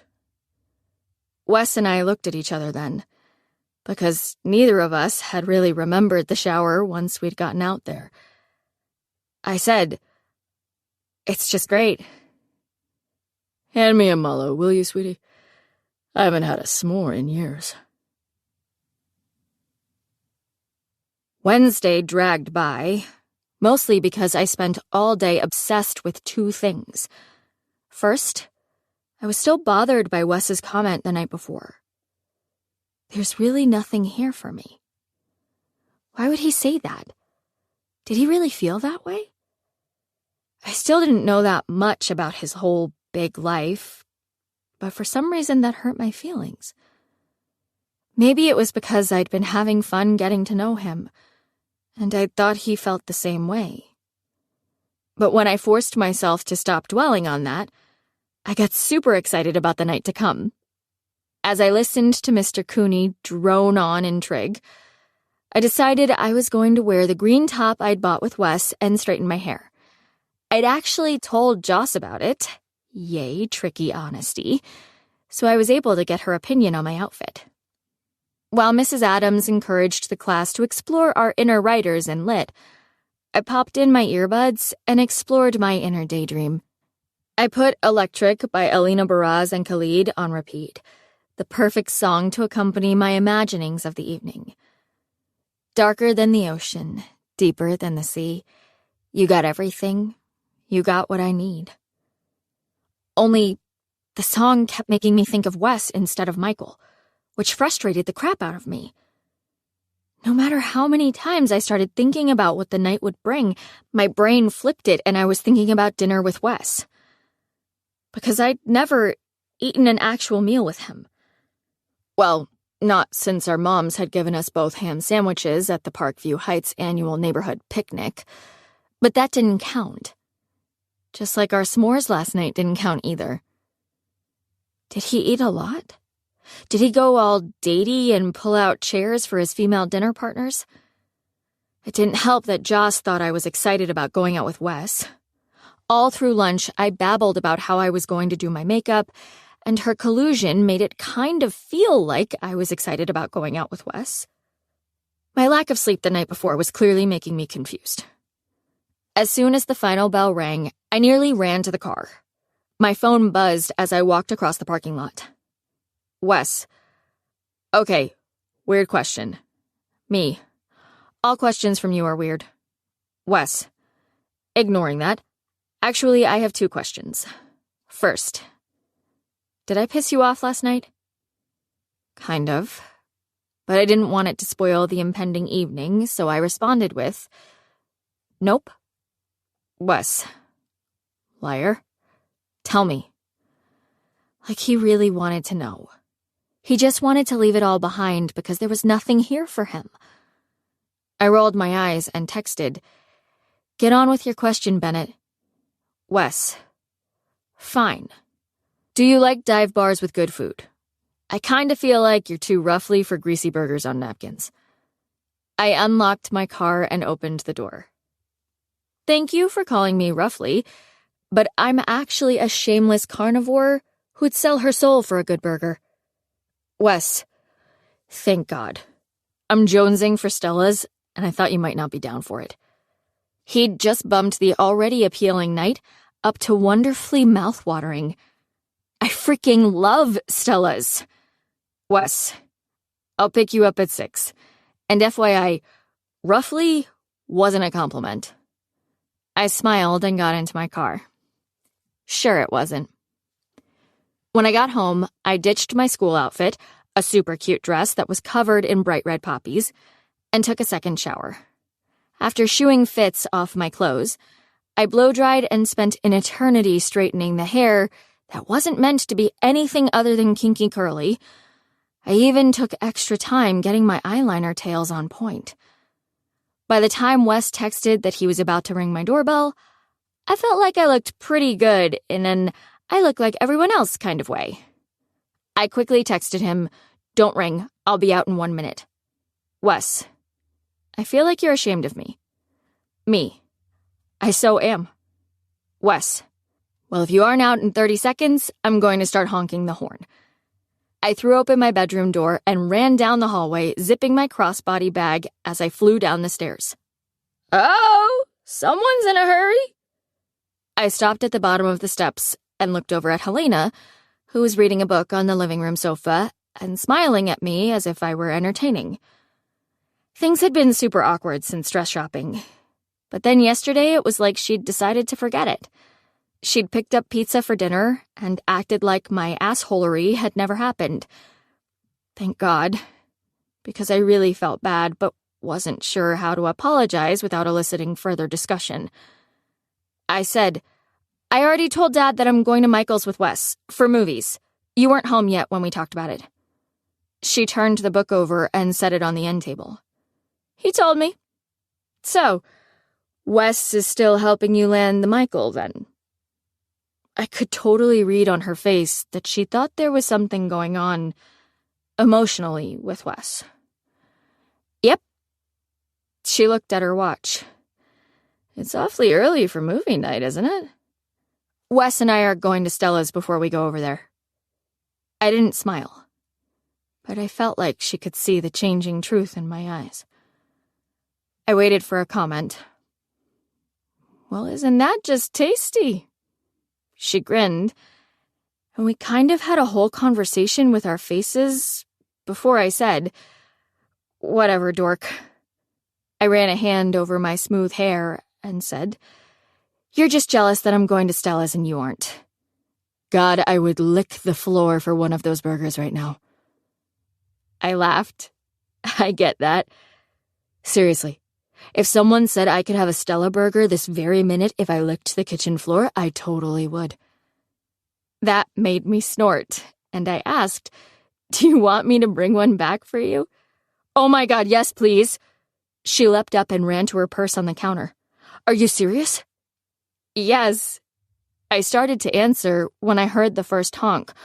Oh, good Lord, Wes was honking. I'm serious, but it'll be pretty cold by the time we're home.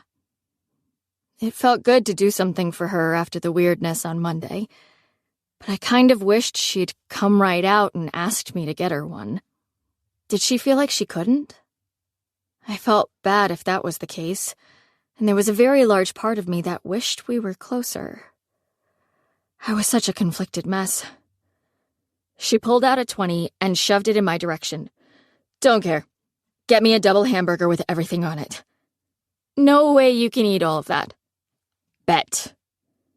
I shook my head as I took her money. I'll be home by 11:30 or 12, okay? Be good, kid. Wes laid on the horn then, and Helena said, "He's doing that on purpose, isn't he?" I glanced at her over my shoulder, picturing Wes pushing me into the seat that ensured I was sitting next to Michael in the minivan. I'm pretty sure he does everything on purpose. I ran out the door and got into Wes's car. I can't believe you honked. You can't? He smiled over at me and waited while I buckled my seatbelt. It's like you've never met me. Nice shirt, by the way. Thanks. I buckled and tucked my hair behind my ears. Someone told me that green is my second best color. That makes sense, with your red hair and all. I rolled my eyes again. That isn't a thing. How can you not know the rules? I mean, Style 101. And you would know this how, Mr. Jockshop? Because I'm smart. His mouth slid into a smirk as he put the car in reverse and backed out of the driveway. Obviously. And you do this why? Wes asked. I smiled as I wrote my initials with ketchup on the napkin, encircling them with a big heart. Tradition. Growing up, whenever we came here, I always wrote things with ketchup on the napkins while I waited for our food. That's weird. No, it isn't. I surrounded the big heart with smaller hearts. You have to try it and see. There's something about the squirty ketchup tip that makes it great. I'm good. But thanks. Oh my God, you're too cool to write with ketchup? Well, yeah, for sure I am. He reached across the table and took the condiment from my hand. But for the sake of being a good dinner partner, I will try your childish pastime. Good. I pulled some napkins out of the dispenser and laid them on the table in front of him. And it isn't wasting, because you can dip your fries in it. I don't like ketchup on my fries. I don't even understand you, Wes. He started making something on the napkin, and I noticed that Wheel of Fortune was on the TV behind the bar as Tom Jones's cover of Kiss wafted out from the antiquated jukebox. Stella's was a greasy bar that had formerly been a house, and even though they served the hamburgers on napkins and the place was entirely lacking in atmosphere, you considered yourself lucky if you were able to get a table during the lunch rush. My city appreciated a good burger and hand-cut fries. I looked back at his napkin, and he'd totally drawn a cartoony dude. It was a face in ketchup, way better than the childish letters I'd made. So how was baseball today? He kept working with the ketchup. Why are you asking me that? I watched his face as he concentrated. The length of his dark lashes was totally unfair. Because now I know it's important. Like, not just a hobby. So, did you hit a homer? Or bunt a dinger? His lips turned up. Stop it. Or are you a pitcher? Did you slide a curveball? You have to stop, Buxbaum. He gave me a good smile, and I curled my toes in my funky brown booties. Either learn about the game or never speak of it again. The waitress appeared with our food, and Helena's in a to-go box, and we were alike in that our whole focus turned to the greasy offerings. No more small talk, no more banter. Our eyes were for food only. Oh my God, this is so good. I swallowed my first bite of burger and reached for my soda. God bless you for bringing me here. I selfishly wanted it. You're just collateral damage. Don't even care. I dipped 2 fries and shoved them into my mouth. All that matters is that my mouth has these delights inside it. Ew. That made me snort. Right? Don't be snorting while you eat. If you aspirate food, you could get a lung infection and die. I swallowed. I have no idea how to respond to that statement. He said, "Thank you so much, Wessie, for looking out for me." That is a perfect response. I grabbed another fry. "Thank you so much, Wessie, for entertaining me with your inane conversation while we eat. This is definitely not boring." Well, that's good. Isn't it, though? We got quiet while we ate, but it was a comfortable quiet. I was lost in the food until he said, "Don't take this the wrong way, but you eat like a man." Sexist much? Let me rephrase. He cleared his throat, wiped his hands on his napkin, held up a finger, and continued with, "Society, wrongly, expects a pretty girl to eat a salad and pick at her food. But you wolf down a burger like a person who's been starved for weeks, and probably raised by wolves." It was ridiculous that his usage of the word pretty set my nerves on edge. He thought I was pretty? I like food. Sue me. He sat back a little in his chair and cracked the knuckles on his left hand. "So what's your plan tonight? How are you going to win over Mikey if I get you a one-on-one?" Record scratch. Wes was a knuckle cracker, wasn't he? Knuckle cracking was one of those things that I wouldn't call a pet peeve of mine, but whenever I heard that sound, I immediately jolted into a dog-like sense of alert, looking around to see where the sound was coming from. It usually set me on edge. "Well," I said, wiping my mouth with a napkin before reaching for another French fry, "I'm going to give him the 1-2 punch.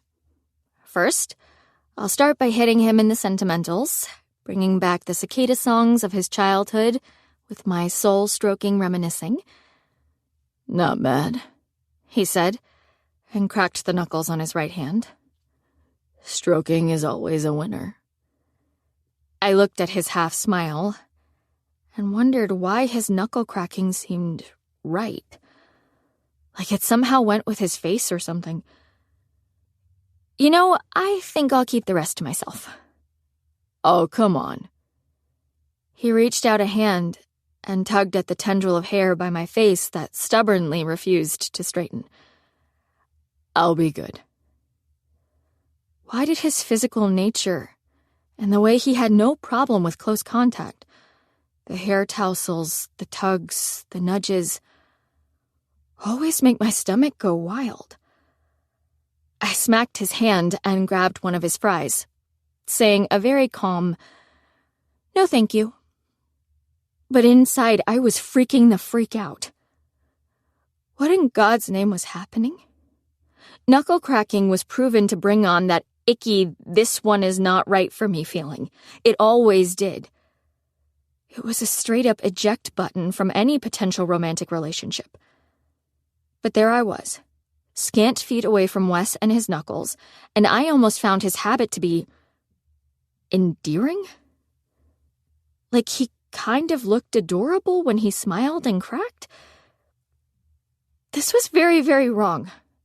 Because A, Wes was the wrong guy. B, my mother had warned me about falling for guys like him.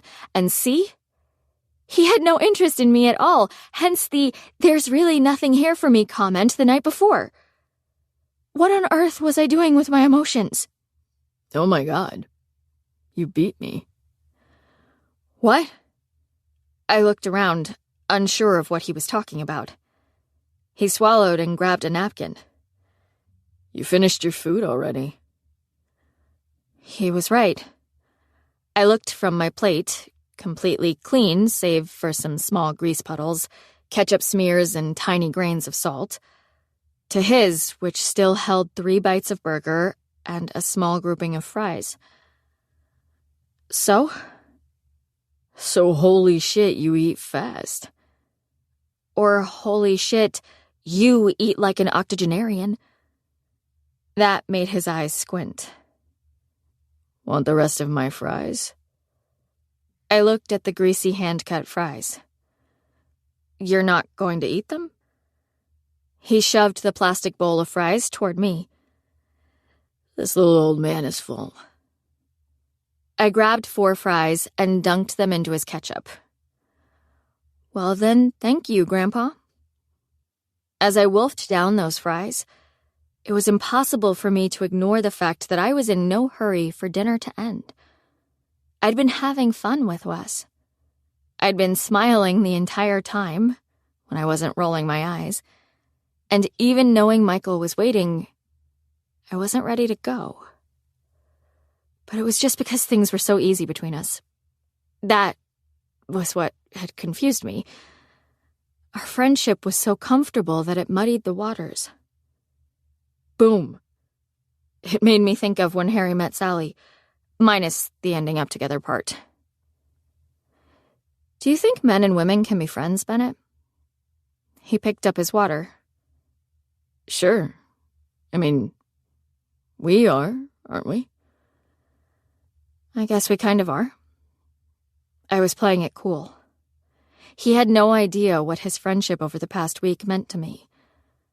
I hadn't realized it either, to be honest. But the fact that we'd had some seriously incredible conversations that centered on my mother made it different from every other relationship in my life. Weird, right? He took a drink, his eyes never leaving me as he swallowed. You never thought that shit would happen, did you? For sure, no. I swallowed the bite of fries and reached for more.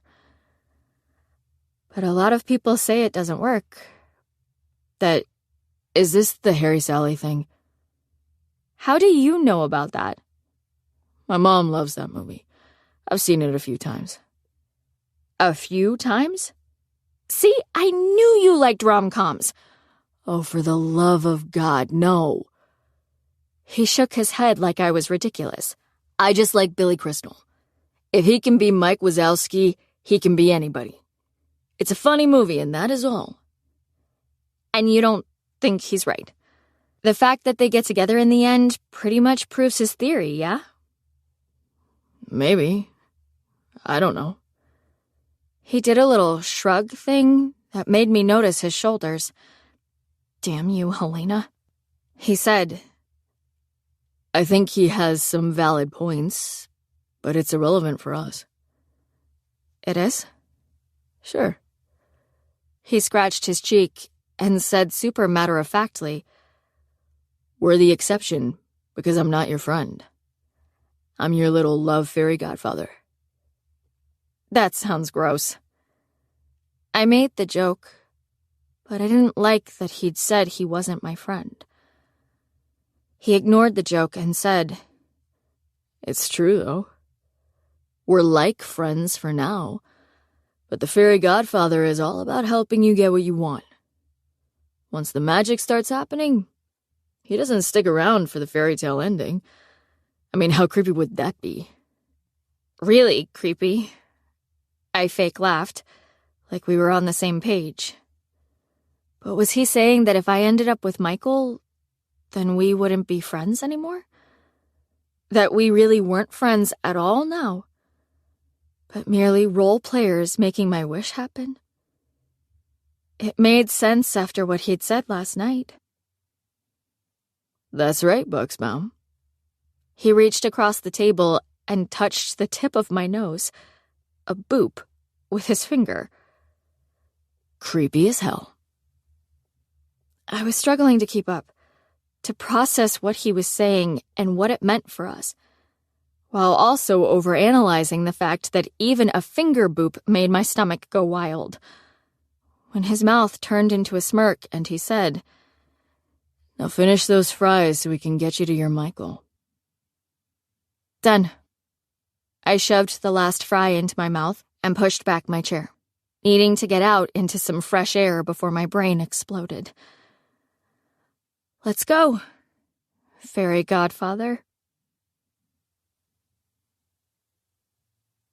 Chapter 11. If you look for it, I've got a sneaky feeling you'll find that love actually is all around. Love Actually. Hey, it's Mrs. Potato Head! I followed Wes through the kitchen door and smiled when I saw Adam standing at the center island, loading up a plate full of pizza rolls. I gave him a chin nod and said, "It's me." Your face looks way better, by the way. You're very un-potato-y now. Gee, thanks. Noah felt like shit about breaking your face, so make sure you make him feel extra bad. He picked up his plate and grabbed a can of Coke. He deserves it. Wes and I went into the living room behind him, and it was clear we were the last ones there. The room was filled with mostly the same people from the basketball game, plus 3 others. Ashley, the girl who'd puked on me, Lainey, and Alex, the one who liked Wes. Talk about a nightmarish trifecta of people, right? Liz, I am so sorry about your nose. Noah was sitting on the sofa between Alex and Ashley, and he pointed at my face. It looks good now, though. That made me smile. Thanks, and don't worry about it. Adam said, Come on, Potato Head, you had one job. I know, and I'm sorry. Oh, hey, Liz. Lainey, who was stretched out in the recliner, smiled over at us. I didn't know you guys were coming. My brain mocked her in a high-pitched Muppet Babies kind of voice before I just said, yeah. Hey, guys. Snacks are in the kitchen and the movie's about to start. Michael popped up from where he was lying on the floor and gave us a small wave. That's good, Wes said from behind me. Because I think Liz is probably getting hungry. Ha ha. I turned around, and his face did that thing to my stomach again, which pissed me off because he didn't even think of me as his friend. I eat a lot. You're hilarious. I know. There wasn't a way for me to remove myself from Wes without causing weirdness. So we sat together on the floor, and everyone got quiet as the movie started. It was this really intense thriller, and everyone was silent so they wouldn't miss out on anything important. But I couldn't concentrate on the movie because I was trying to figure out why Wes was making me irrationally emotional. I also couldn't concentrate because my thigh was touching Wes's thigh. We both had our legs stretched out in front of us as we leaned back on our palms. Nothing was intimate about our position, but it's like the spot where my right outer thigh touched his left outer thigh was inflamed and I couldn't ignore it. Every tiny molecule of my existence was focused on that one solitary spot. Was it warm in that house? My eyes watched as a man on the television was murdered by a serial killer who jammed the man's head into the propeller of a boat motor. But my mind was on Wes. Wes and the fact that if he and I were reclined a little more, like resting back on our elbows, all he'd have to do was lean his body a little in my direction, so he was hovering over me, and we'd be perfectly aligned for him to kiss me. He'd look down at my lips with those dark eyes, and he would visibly swallow with that prominent Adam's apple that for some reason always distracted me. And then... Buxbaum. Huh? I turned my head to the right and looked at him, a tiny bit gaspy and feeling like I'd been woken from a dream. What the hell was I doing? My face was hot as he leaned a little closer, to where his shoulder nudged mine. He gave me a squinty-eyed smirk and whispered, I'm a little uncomfortable with the level of attention you just gave to that slashing. I don't think you blinked. I blinked then, my cheeks getting even hotter, if that was possible, as he whispered to me in the dark. My mouth curled up into a smile that I had no control over. I whispered back, "Quit watching me, creeper." And then the moment just stopped. Paused. Held. His smirk disappeared and his face turned intense. His jaw flexed, and I could hardly breathe as I looked back at him, my heart pounding as I let myself be obvious and look at his mouth for the quickest of seconds.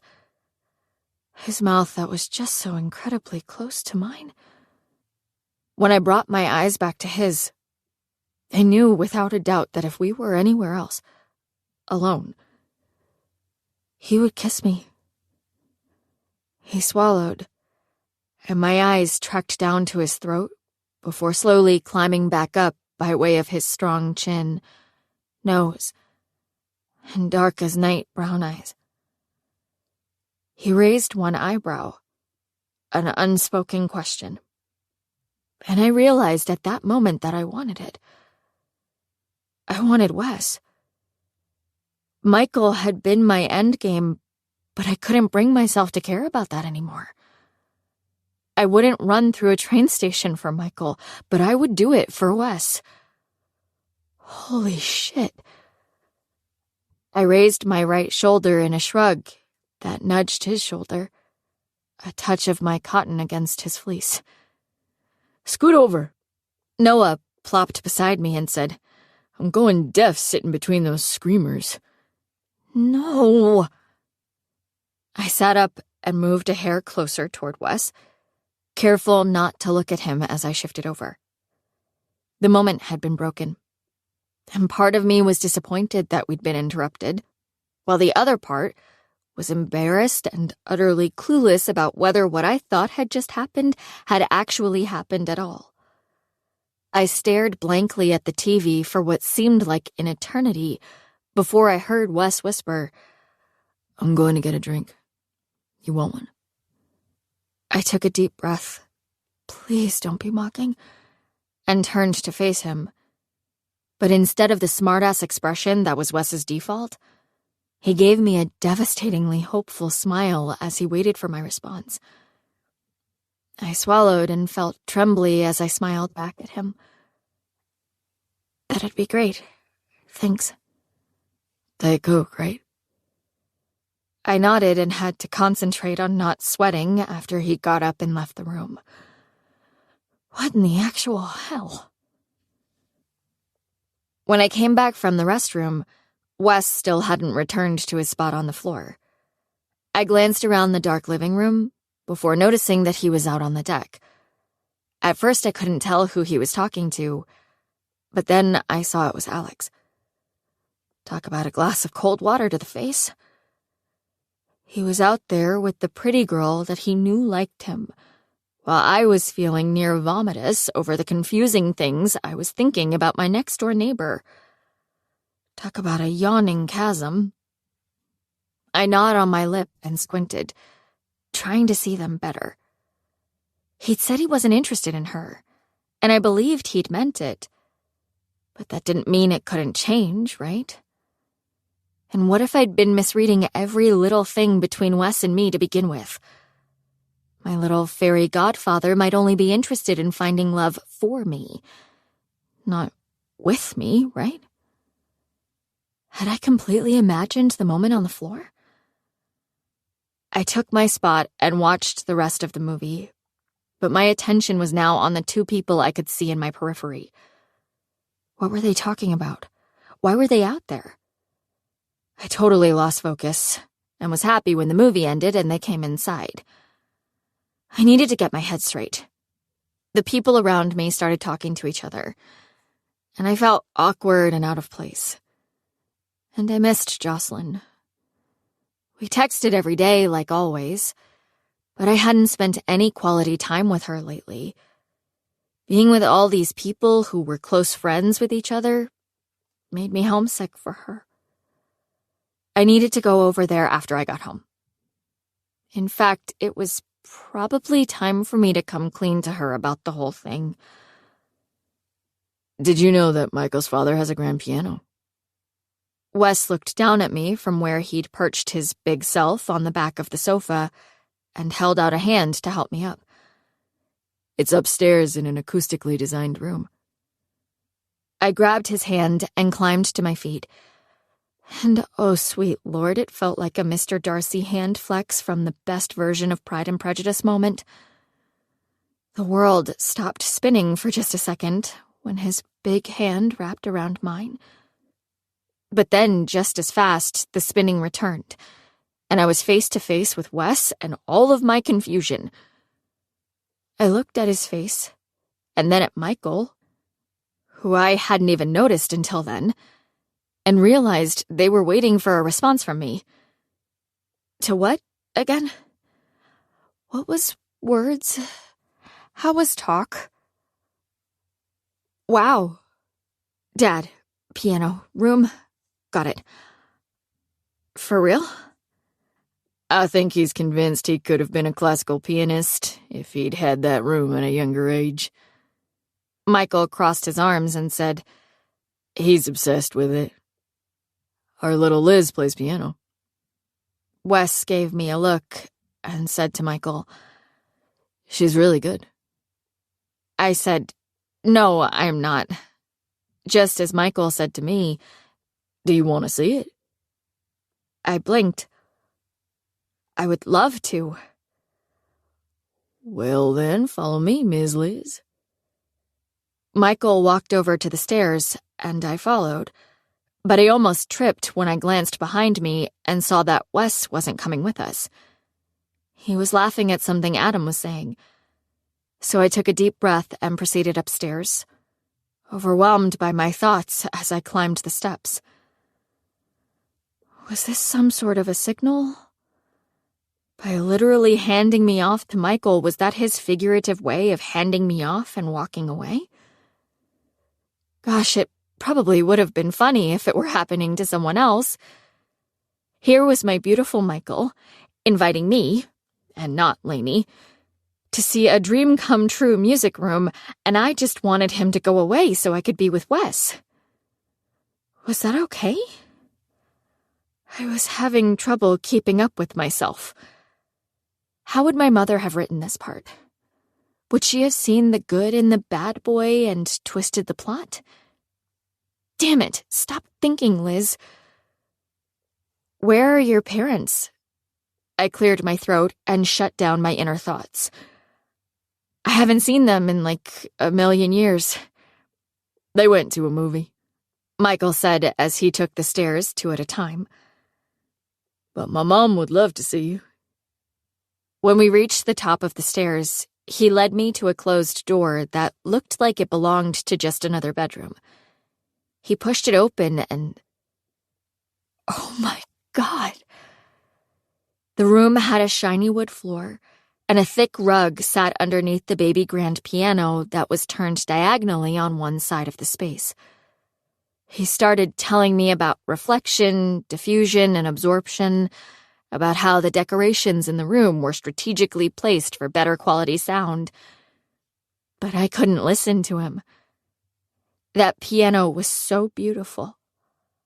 I walked over and sat down on the bench. I wanted to play it badly, but clearly this was a big deal to his dad, and I was a chump player. Wes liked to act like I was good because I was the only person our age who still took lessons once a week, but I was decent at best. I loved the piano, though. I loved it so much. I was sure my mom's obsession with the instrument had something to do with it. But there was also nothing quite like closing my eyes and just losing myself in a song I'd played 100 times before, tweaking the tempo and passion, and listening to see if I could hear the minute differences I'd attempted to create. You can play it, Liz, Michael said, walking over to the door and closing it.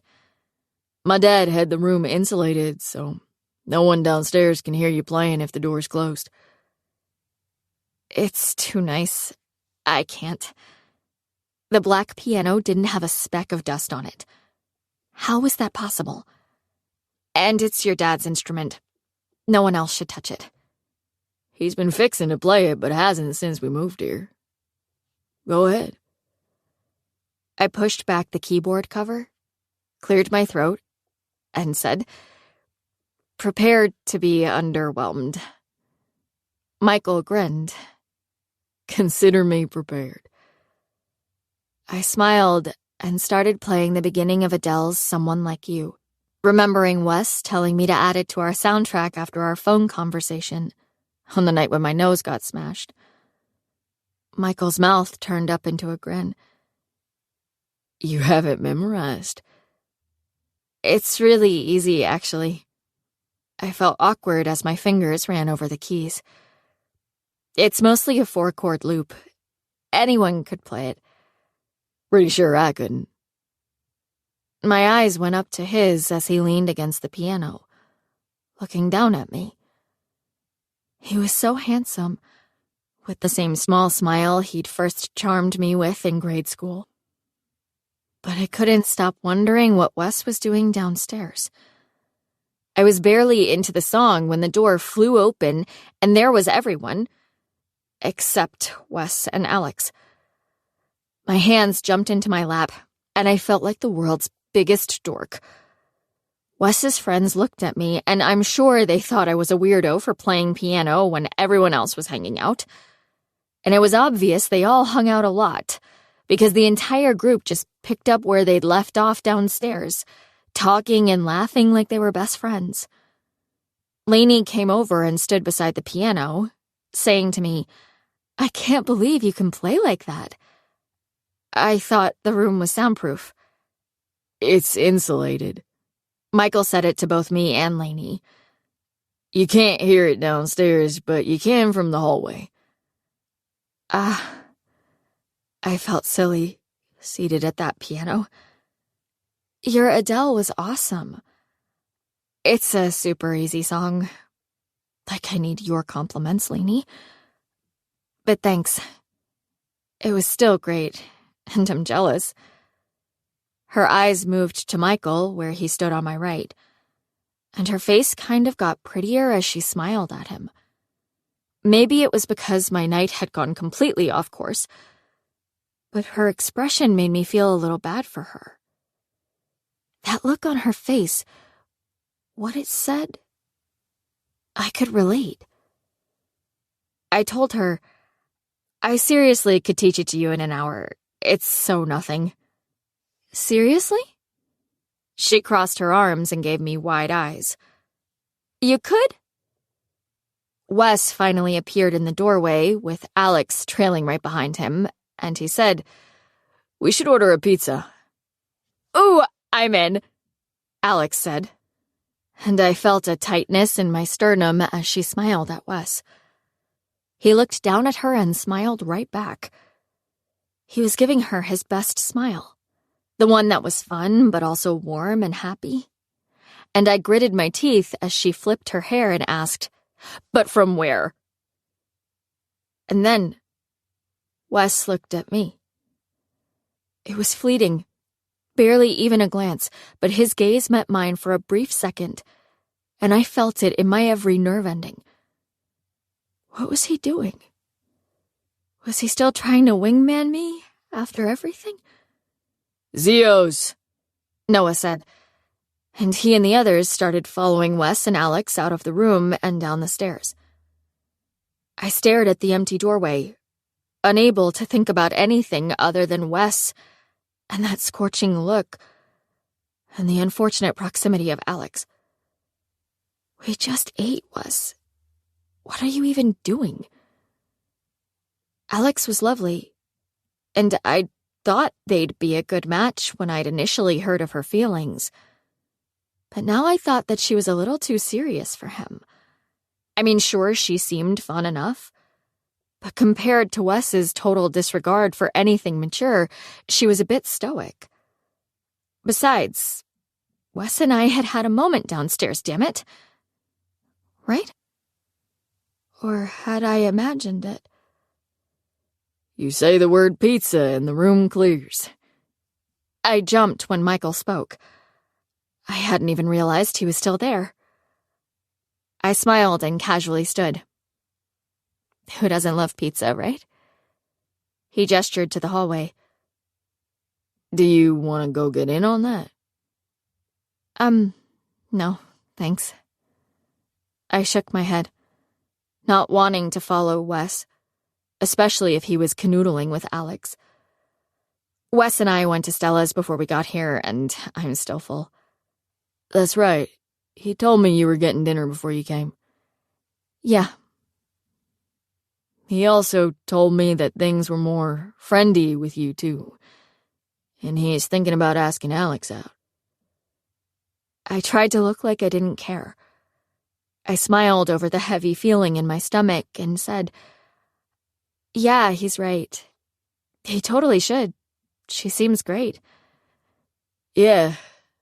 Apparently he's sick of being stuck in your friend zone, so he's moving on. Finally. I rubbed my lips together and focused on Michael's blue eyes. This is what you wanted. Starting anything with Wes would be bad, bad news. Eyes on the prize, girl. I didn't want things to get weird, so this is really good. Probably. When did he tell you that? Days ago, please? About Alex. When we were in the kitchen. Ah. I looked at the piano keys and swallowed. And it felt like there was something stuck in my throat. I mean, it was exactly what we'd planned for Wes to say. So there was no reason for me to feel unsettled by this. Right? Michael's phone made a noise, bringing me out of my daze. He looked down at the message, sighed, and then put his phone back in his pants pocket. Are you okay? I asked, because his anxious face looked the same as it had back in grade school when he'd dropped his favorite boggle game on the sidewalk, and all the little letter pieces had bounced into the bushes. He'd always been the kind of person to stress about every little thing. Except, dear Lord, I knew nothing about Michael now. At all. I knew he spoke with a southern drawl and had good hair. That's all. Sure, the Michael I knew in elementary school liked bugs and books and being kind. But what did I know about him today? I knew Wes 1,000 times better than Michael, and I was kind of starting to adore that next-door neighbor of mine. Shit! What was I even doing in this room with Michael? He fingered the sharp keys, staring at the piano. He pressed his index finger down on the middle C and said, "It's this whole thing with Lainey and prom." My body's innate response to the name Lainey was to jump for joy when it was said in a less than positive tone. But now I couldn't muster up the emotion. I asked, "Are you guys going?" I didn't know. I mean, I heard you were talking, but, you know. I trailed off, not wanting to seem like I knew all the gossip. "Well, no. I mean, no, we're not going yet." He sighed yet again. "See, we have been talking, and Lainey's wonderful. But on the day I met her, her boyfriend had just broken up with her. Literally, I met her because she was outside crying." Oh. I had no idea who she'd dated, but it was kind of hard to believe that Lainey Morgan got dumped. "So I have no idea what's going on in her head. I don't want to move too fast if she isn't ready, and I especially don't want to start something if she's still hung up on her ex." I felt a little bad for him, because I could totally empathize. Wanting something, but being unsure if you're able to have it, or if it's safe to have. Yeah, I got that. And now that I knew how I actually felt, the new, enlightened, emotionally honest Liz wanted to help Michael with Lainey. Give him some kind of advice. But at the same time, I wanted to leave this conversation and bolt downstairs to find Wes before Alex started wearing him like a shirt. I said, "Can't you ask her to prom as a friend and see where it goes?" I could. He played with the keys a little more. But prom should mean something. Maybe it's the Texas bigness I'm used to. But to me, it's about the promposal and dinner and flowers and more.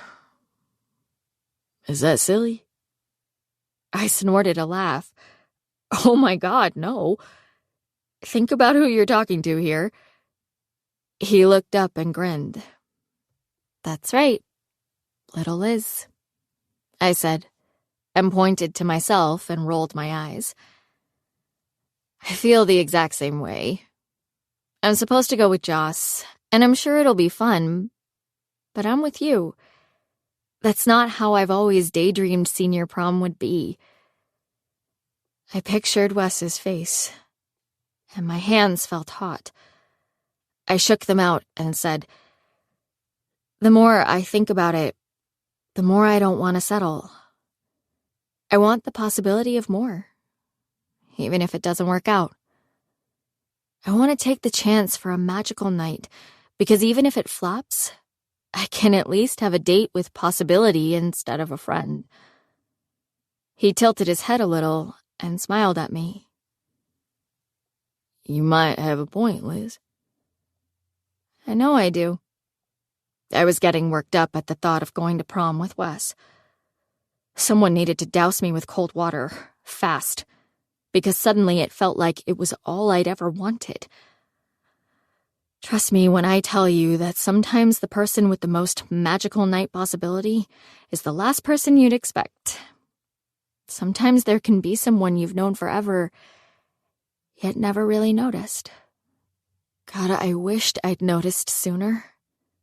My brain was spewing out little montages of Wes and me, in the secret area, at Stella's, on the way home from the party. How had I not noticed sooner? I think I know what you mean, Michael said, staring at me intensely, and alarm bells started going off in my head. I wasn't sure why he was looking at me like that, but now definitely wasn't the time. Adam popped his head in the doorway and said, "We need you guys. We're doing team Cards Against Humanity." "Yes!" I shouted my response, thrilled to be interrupted. Adam tilted his head and gave me a "what's the matter with you" grin, and Michael was still eyeballing me.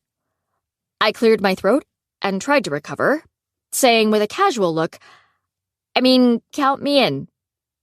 "I've never played that on teams," Michael said, giving me a weird look. "Me either," I agreed, anxious to find Wes. "We're only playing teams because Alex wants to pair up with Wes." Adam gave me a look of commiseration, like we were of the same opinion, and I wasn't quite sure what to do with it. "She says it's more fun that way, but I'm pretty sure she just wants to share a chair with him." "Well, let's do it." Michael gave me a nice smile, but it did nothing for me. At all. It just reminded me that I needed to get down to that card game before Alex ended up with my happy ending.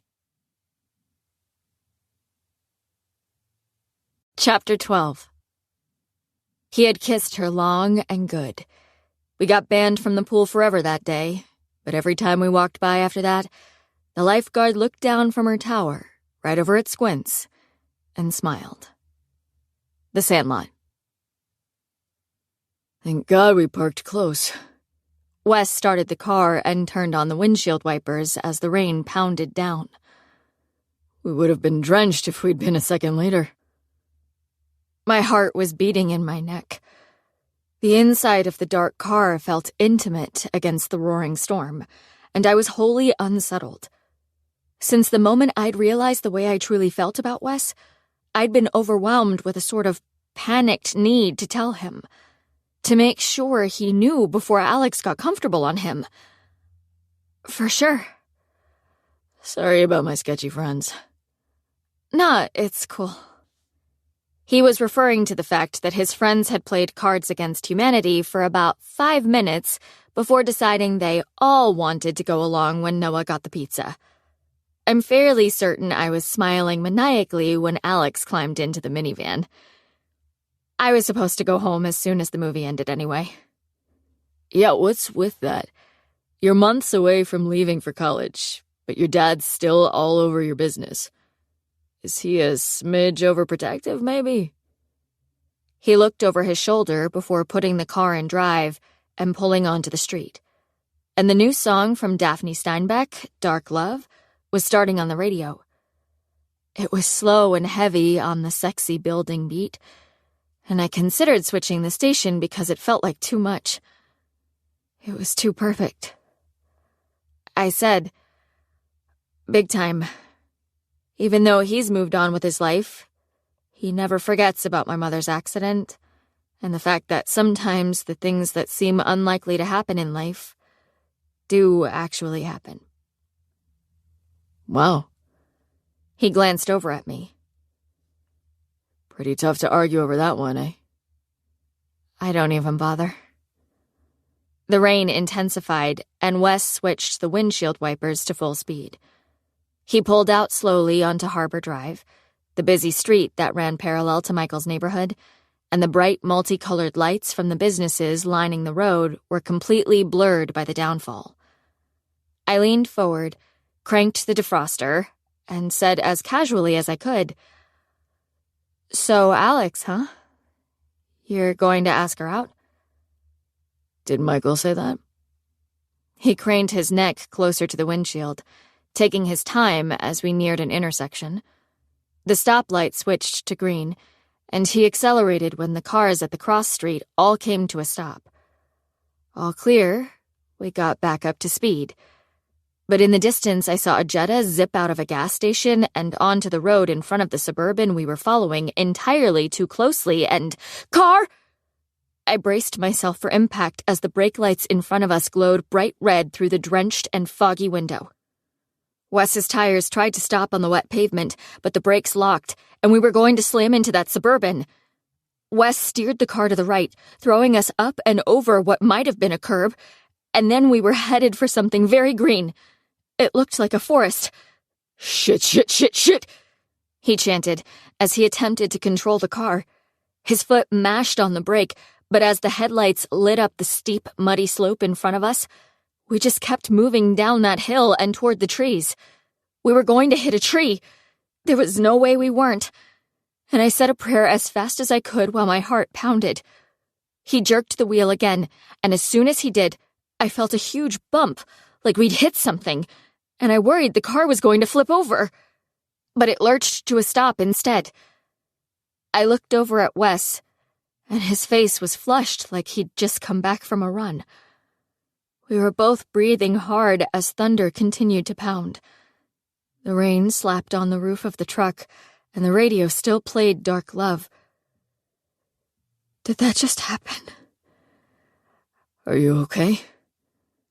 His hands were still tightly wrapped around the wheel, and he blinked at me, frozen, before he unclenched his fingers and put the car in park.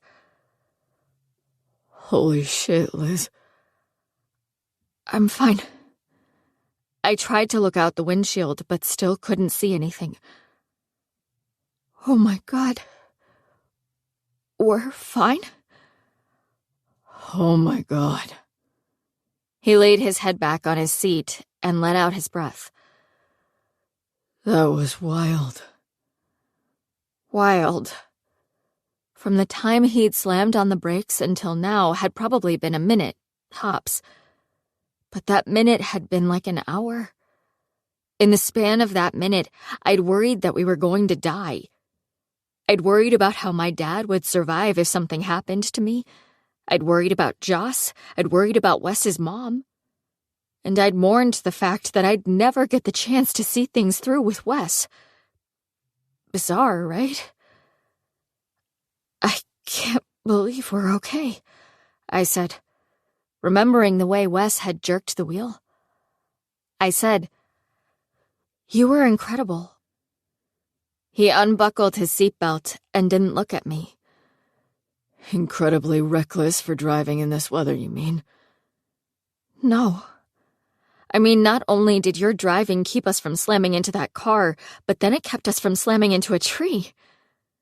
I unbuckled my seatbelt too and added, "Thank you." Don't thank me yet. I might have gotten us stuck. He reached in front of me and opened the glove box, rummaged until he came up with a flashlight. Wait here. I'm going to check it out. He opened his door and got out. I tried peering through the windshield to see for myself, but the windows were so fogged, I saw nothing.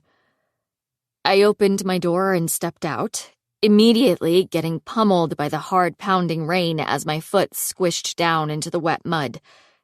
Shit! I lowered my head and ran around the front of the car to where I could sort of see Wes kneeling next to the tire. I stopped beside him and squatted. Yelled, "Seriously? A rock?"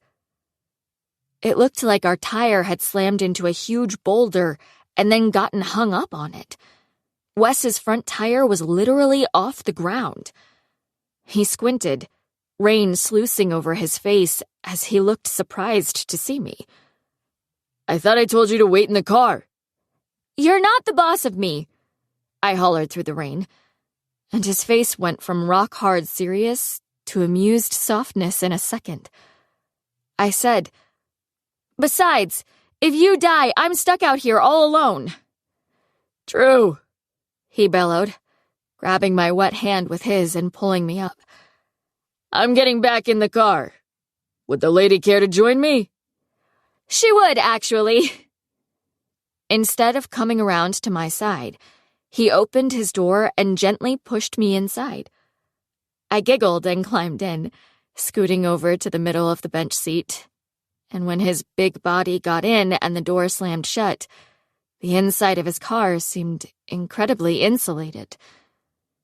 For a few seconds we were quiet, each of us wiping water from our faces and pushing drenched hair from our eyes. Then he pulled out his phone and dialed a number. I'm calling my dad, he said as he raised the phone to his ear, looking at the steering wheel. He can get here fast, and his buddy has a tow truck. Cool. I looked down and whispered, "Oh no, my Chucks." They were covered in wet, sticky mud, and that made me more upset than it should have. They were just sneakers, after all, and it was just mud. But I'd wanted them to stay as perfect as they'd been when Wes had walked them over to the counter at Devlish and paid for them. Maybe I could wash them in bleach when I got home.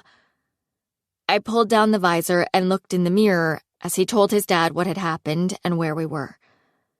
I wiped under my eyes in an attempt to eradicate raccoon eye, but my trembling fingers were no good. I flipped the visor back up and took a deep breath. I was shaken by the accident, but this weird surge of adrenaline I was feeling was something more. Because it occurred to me, as Wes's car sat there with one tire in the air, that life was unpredictable. No matter how much planning you did, and no matter how safe you played it, some intangible was always going to rear its head and shake things up. Which made me wonder, if my mom had still been alive, would she have changed her tune by now on the whole bad boy thing? It seemed to me that because of things like car accidents and lost loves, life and death and broken hearts, we should grab every moment and absolutely devour the good parts. Wouldn't she want that? For me to ad-lib my life instead of living by some typed-in 12-point Courier new script? He'll be here in 10 minutes. Wes dropped his phone into the cup holder and turned his eyes on me. I am so sorry, Lib. I suppressed a shiver and wondered if he'd meant to call me that. He usually only said it when he was teasing, but this time it had been personal, intimate, almost as if we really were a thing. My voice didn't sound right as I said, "No worries. You didn't drive me headfirst into a tree, so we're good." That made his face soften. Good. I rolled in my lips and felt nervous. Mostly because I really, really, really wanted to tell him how I felt and what I wanted. I took a deep breath and said, "Wes." Hey, your curls are back. His brown eyes narrowed a little, and his lips turned up. I think I've missed them. He started to lift his hand, like he was going to touch my wet hair. But then he didn't. Disappointment shot through me as I breathed around a laugh. "Weren't you the one who demanded I straighten my hair?" I was. His skin was wet from the rain, too, obviously, and a drop was poised to tumble off the tip of his nose. Those brown eyes traveled all over my face, dipping over my eyes and cheeks and mouth, before he said in a hoarse, deep voice, "And I think I regret all of it. I miss your clothes and curly hair. You look best when you're you." "You look best when you're you." Oh, God. We were so close, lips mere inches away as we sat face to face on his front seat. I felt like there was no one else in the world. Nothing but me and Wes in the steamy windowed cab of his car as the rain cocooned us in showers. I wanted him to lean in and kiss me. I wanted it so badly, but I knew he wouldn't. How did I know? Because I'd spent my entire life making sure Wes Bennett knew just how much I would never, ever, ever want him to kiss me. I said on a breath, "Gee, thanks, Bennett." His voice was quiet when he said, I mean it. And then I kissed him. Going for it, I slid my arms around his neck and pressed my lips against his, turning my head just a little and scooting my hips over on the bench seat. The smell of his cologne mixed with the smell of the rain, and he was all around me. Wes was frozen for a second, unmoving as my mouth rested against his. The thought that he might not want to kiss me crossed my mind too late. Could I retreat and play this off? Do a whole, "Oops, I was unbalanced from the accident and fell on your mouth with my mouth bit"? And then, as if struck by lightning, Wes inhaled and his hands tightened on the sides of my face. He was kissing me back. I was kissing Wes Bennett, and he was kissing me. It went from breathily timid to scalding hot in an instant. He angled his head and kissed me the way Wes was supposed to kiss. Wild and sweet and entirely overconfident all at the same time. He knew exactly what he was doing as his big hands slid into my hair. But it was the shudder in his breath and the slight tremor in his touch that I drew on. The fact that he felt as out of control as I felt. Wes slid me even closer to him on the seat, so we were pressed chest to chest. For the first time in my life, I understood how people could just forget where they were and have wild, indiscriminate sex in the front seat of a car. I wanted to wrap my legs around his waist, climb all over him, and explore everything that had ever been done with two bodies. And I was still, sort of, a virgin. I couldn't stop my hands from going everywhere as I got lost in the all-encompassing everything of our moment. I slid them under his hoodie as his teeth nipped at my bottom lip, and then they were on his face, feeling the rigid solidity of his jawline, while he kissed me like it was his job and he wanted a raise. He made a sound when I dug my hands into his hair, like he liked it, and I wanted it to rain like that forever and never stop. It wasn't until he said my name, whispered it into my mouth, 3 times that I came back to reality. Liz. Mm-hmm. I opened my eyes, but my vision was kind of unfocused. I smiled when I saw his pretty face so close to mine. What? His dark eyes were heavy-lidded as he said, I think my dad's here. What? I felt totally out of it as I blinked up at him, and his hand moved slowly back and forth on my lower back. I don't think I would have heard or noticed if a pack of wild dogs had run by. Then I saw the headlights next to his car.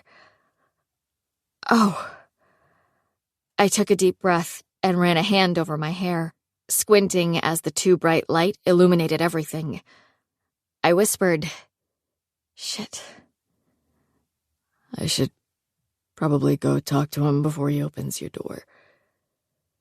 His lips were almost touching my ear as he quietly spoke to me. Okay. My ears were barely open as I felt his hot mouth whisper over my earlobe. Libby? I shook my head. Nuh-uh. That earned me a deep, dirty chuckle that curled my toes inside my shoes. His breath tickled my nerve endings as he said, I'm good with staying if you don't mind my dad seeing us like this. Fine, go, I muttered, and pushed on his chest, feeling somehow possessive of Wes Bennett as I reveled in the feel of his chest under my palms. His eyes went down to my hands for the quickest of seconds, and his forehead creased. But just like that, it was normal again. I gave him a look and said, I was done with you anyway. Whatever, Miss Nuh-uh. His smile told me he knew exactly how much he'd affected me. He opened his door and said, Be right back, Elizabeth. I'll be here, Wessie, I said, which received more dirty chuckling before he got out and slammed the door behind him. I adjusted my wet clothing and attempted to straighten my hair. Oh my God, did that really just happen? I felt like Wes's dad would be able to tell just by looking at me that I'd been making out with his son. But there probably wasn't a lot I could do about that. Hey. The passenger door opened and Wes leaned in. He's going to need Webb's truck to get my car out, so he's just going to take us home and come back. I blinked and wondered why I hadn't spent my entire life being awestruck by the sight of his face. I let my eyes stumble all over it. Okay. His lips turned up into a sexy grin. And I swear to God, he knew what I was thinking. He put his mouth next to my ear and said, I was not ready for him to be here yet. I felt warm all over when he lifted his head, and we smiled at each other. I wasn't either, I admitted. Come on, kids. I'm getting soaked out here. Mr. Bennett yelled from somewhere behind Wes before he got into his car and closed the door. Wes held out his hand, and when I grabbed it and climbed out of the car, he didn't let go. Instead, he laced his long fingers between mine, without looking at me, and led me over to his dad's car in the pouring rain. Wes Bennett was holding my hand. He opened the back door, and a big box was on the seat. Other side, his dad said, and Wes let go of my hand and opened the front passenger door for me instead. I got in, and he gave me a wink before closing my door. I was in deep trouble because that wink straight up made me lightheaded. Thanks, I said as he shut my door, ran around to the other side and got in the back. Not only was it awkward, sitting in the front with his dad, but I desperately wanted to sit by Wes. "Thanks for coming to get us, Mr. Bennett." No problem, sweetie. He buckled his seatbelt and put the car in drive. Last time I gave you a ride somewhere, you were pretty tiny. I smiled and remembered the time he'd driven all of us kids to Dairy Queen when there was a massive power outage. Dairy Queen, right? That had to be 10 years ago. He nodded. That's right. As he turned out onto Harbor Drive, I wished I could see Wes's face and know what he was thinking. Was he freaking out like me? In the good way? Did he want to find a way to get together later and make out a little more? Was he interested in me? Like, really interested? Because I was beside myself with excitement, bursting with the utter "ah" that could only follow our little game of 5 minutes in the steamy car. His dad started talking about the car situation, and he and Wes got lost in automobile talk all the way home as I stared out the window and replayed the kiss in my head. When Mr. Bennett pulled into my driveway, I grabbed Helena's to-go bag and my purse. I had no idea what to say, so I blurted out, "Thanks for the ride." Of course. Nice seeing you, honey. I got out, slammed the door, and ran through the rain until I reached our covered porch. Only, I couldn't not say anything else to Wes, right? I couldn't let the night's last words be from Stuart Bennett. I watched as their car left my driveway and pulled into theirs next door. And as soon as I saw Wes get out in the garage, I set down the stuff in my hand and charged out into the rain. Once I got to the corner of his yard, I stopped and yelled, "Wes!" The rain pounded down on me, but I yelled his name again as I tried to get his attention. He looked over, but it was raining too hard for me to see his face. The rain flattened my soaking hair against my face, but I shouted, "Thanks for everything!" I ran back to the porch, pushed back my dripping hair, and got out my key. "Libby!"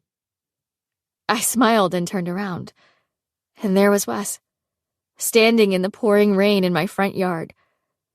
I tilted my head and said, "What?" "You said everything!" His clothes were drenched as he shouted. "Does that mean you're thanking me for the kiss, too?" I laughed and picked up Helena's food. "I should have known you'd ruin it." Nuh-uh, Buxbaum. He dug his hands into his wet hair and made it all stand straight up as he grinned at me through the storm. That was too perfect for anything to ruin. Good night. Nuh-uh. I sighed and felt warm inside, even as my wet body shivered. Good night, Bennett. Oh my God, oh my God, oh my God. I closed the door behind me and rested my dripping forehead on the cool of the whitewood. What was that? And what did it mean? Holy crap! That good, huh? I turned around, and Helena was sitting on the chair beside the fireplace, with Mr. Fitzpervert asleep in her lap, a book still in her hand, and a smirk on her face. I wanted to be mad or embarrassed, but I couldn't stop smiling. I pushed at my wet hair and said, "You have no idea. Come in the kitchen before we wake up your dad." She got up, making Fitz grunt out a cranky "murph" as he jumped down to the floor. Helena dropped the book and gestured to me while walking toward the kitchen. Once we got there, she grabbed her food before whipping a towel at me and saying, "Now start talking." I giggled. I couldn't help it, and rubbed the towel over my head. I had a really great time with Wes tonight." Yeah? She opened the to-go container and stuck it in the microwave. And I kept rubbing my hair, replaying his mouth on mine. The sound of his breathing, the smell of his cologne, the feel of his hands holding my face. Hey, excuse me, can you focus for a minute? That made me laugh again. I can't, okay? I'm sorry, but I can't focus on anything because I had an incredible night with Wes Bennett, of all people. An incredible night that ended with him kissing me like a world champion kisser. I am shook, Helena. I'm not sure how. I mean, yes, you've hated him forever, but I still feel like you guys have been leading up to this. Really? I set the towel down on the counter. Have we? God, I've been so oblivious. Somehow, for so long, I'd managed to be fully unaware that Wes was attractive, funny, and smart, as well as the one person I was totally able to be myself around. I'd been so blinded by the idea of Michael that I hadn't even realized what was happening between us. But it's good, yes? Helena leaned on the counter and beamed at me. It seems to me that it's really, really good. I opened the fridge, still smiling, and said, I'm scared to say it, but I think it could be. Although, I was still concerned about Alex. I knew what he'd said about her, but sometimes feelings changed. Just because she wasn't his type the other day didn't mean that with more time together and more time to gaze upon her beauty, he wouldn't change his mind. She clapped her hands together. What if he asks you to prom? I almost dropped the orange juice when she said that. I straightened a little and pictured his face as I stared into the fridge. The way his dark eyes had looked almost black after we'd stopped kissing. It was Wes Bennett we were talking about. And yet it wasn't. It was Wes 5.0, the grown-ass man version. And I felt like I was in over my head because I had no idea where things stood with us. He'd kissed my face off. That was the only thing I knew to be true. Did he still think he was helping me with Michael? He couldn't, right? And I didn't know if he wanted to pursue anything with me, but I was desperately hopeful that the fervor of the kiss meant that he did. The whole Michael thing felt silly now. I wished I could go back in time and play Michael and Lainey's personal Cupid instead of pulling all the stunts I did. I hoped that my heart-to-heart with Michael by the piano had given him what he needed to ask Lainey out. I'm sure he won't. I closed the fridge and was realistic about prom. Even though my poor, confused little love lover side was squealing at the thought. Regardless of my pinings, I'd told Joss I'd go with her, and I needed to stick to that. So far, I'd lucked out, and my shittiness as a friend hadn't cost me anything with her, so I needed to step up and keep that going. Plus, I've got a date. Would Joss care if you went with him? Oh, yeah. But maybe we could all go together? Dressing up with two of my favorite people? It sounded so much more amazing than what I had previously envisioned as the perfect prom. Well, whatever happens, Helena said, I'll be happy to underwrite a pre-prom salon and spa day. I unscrewed the juice lid and said, That sounds really fun. But you have to come along. And I meant it. I wanted her there with me. She raised an eyebrow. Really? I shrugged and said, I mean, if you piss me off, I'll just tell your stylist that you secretly want mini bangs. Can you even imagine how they would look on this runway of a forehead? They look terrible on everyone, period. After that, I went up to my room and sent Jocelyn a text about Wes, which led to us going back and forth for like an hour. Me. I think I might like him. Her. Obviously. Me. I think he might like me. Her. Tell me every little thing that happened. I didn't mention that we'd kissed, which was weird because I usually told her everything. Well, except for lately. But it had been so perfect, both the kiss and his sweet comment about my style, that I didn't want Joss's opinion to mar the evening's flawlessness. I stayed up way too late making a Wes and Liz playlist and went to sleep thinking of his face after he'd kissed me. Because the way he'd looked at me, like he couldn't believe it had happened and also like he wanted to do it again, weakened my knees with its mere recollection. His eyes had been soft and hot all at the same time, intense and sweet, and I wished there was a way to archive the memory so it could never be lost. How was I ever going to sleep? Chapter 13. Nice boys don't kiss like that. Oh yes, they fucking do. Bridget Jones's diary. Oh, bless you. Jocelyn took the coffee from my hand and raised it to her mouth. And why are you wearing that?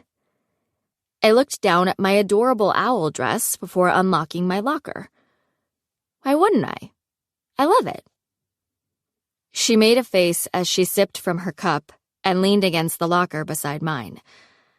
I was hoping you were going to stick with the new look. You look best when you're you. My face got hot as I remembered Wes and the rain and his hands in my hair. I'd been on high alert since arriving at school that morning, looking for him around every corner and in every hallway, my stomach wild at the thought of laying eyes on him, of him laying eyes on me right back. Lord. He hadn't texted since the kiss, but it had been late when he'd dropped me off, and he'd still had to go back for his car. I grabbed my history book from the top shelf and said, I still like my dresses. Sue me. Don't get me wrong, she said, swirling the coffee around in her cup. You're adorable no matter what you wear, but you were just ultra adorable in modern casual. Thanks. Although that outfit is totally ruined now from my bloody nose. Jocelyn's mouth twitched as she stared into the hole in her lid. I still cannot believe that happened. Right? I slammed my locker, and Jocelyn and I went to first block. I was so disappointed not to run into Wes, especially since his radio silence led me to obsess all morning and become paranoid that the kiss was nothing to him, and absolutely nothing had changed between us. I nearly squealed when my phone buzzed at lunch. I'd just sat down with my strawberry salad and lemonade when I saw it was a text from Wes. Wes, I like your bird dress. I looked around, but didn't see him at any of the busy cafeteria tables. Me. They're owls. Where are you? Wes. In the library. Saw you walk by a few minutes ago. Owls are birds, BTW. Me. Yep. Wes. Stop yelling at me about birds, Buxbaum. I just said you look cute in your dress. That's all. I smiled, and then immediately looked around to make sure he wasn't lurking nearby, watching my pathetic reaction. Me. You didn't actually say that. Wes. Sure I did. Me. Wes. Gotta run. Talk later? I set my phone on the table like it was burning my hands. Talk later? That was never good, right? What kind of ominous sentiment was that? I opened the packet of vinaigrette on my tray and drizzled it over the salad before picking the phone back up and texting. Me. Yep. If I'd been obsessing in the morning, I was ridiculous in the afternoon. Because I needed to know more. More than the fact that we'd shared a good kiss. Did he like me? Did he want to hold hands and maybe kiss more? Was he maybe going to be my boyfriend in the near future, or was the kiss just part of our fun hangouts and didn't really mean anything to him at all? And it occurred to me, as I walked down the hall with Joss after school, that I hadn't had a chance to tell Wes that I was no longer interested in Michael. He knew that, right? I mean, the kiss had to have expressed that sentiment. Do you think Wes is going to ask you on a date? My stomach flipped over as a flash of the kiss hit me. I hope so. Who would have thought? Joss pushed the exit door, and I followed her out into the sunshine as she said, "The boy who tortured you in grade school is now your romantic dreamboat." Weird. What's happening over there? I said, distracted. There was kind of a crowd over by the main driveway. I bet it's a fight. Joss said, probably Matt Bond and Jake Headley. Matt and Jake were two of those guys at our school. When word got out that they had beef with each other, the entire student body lost their shit over the possibility of something going down.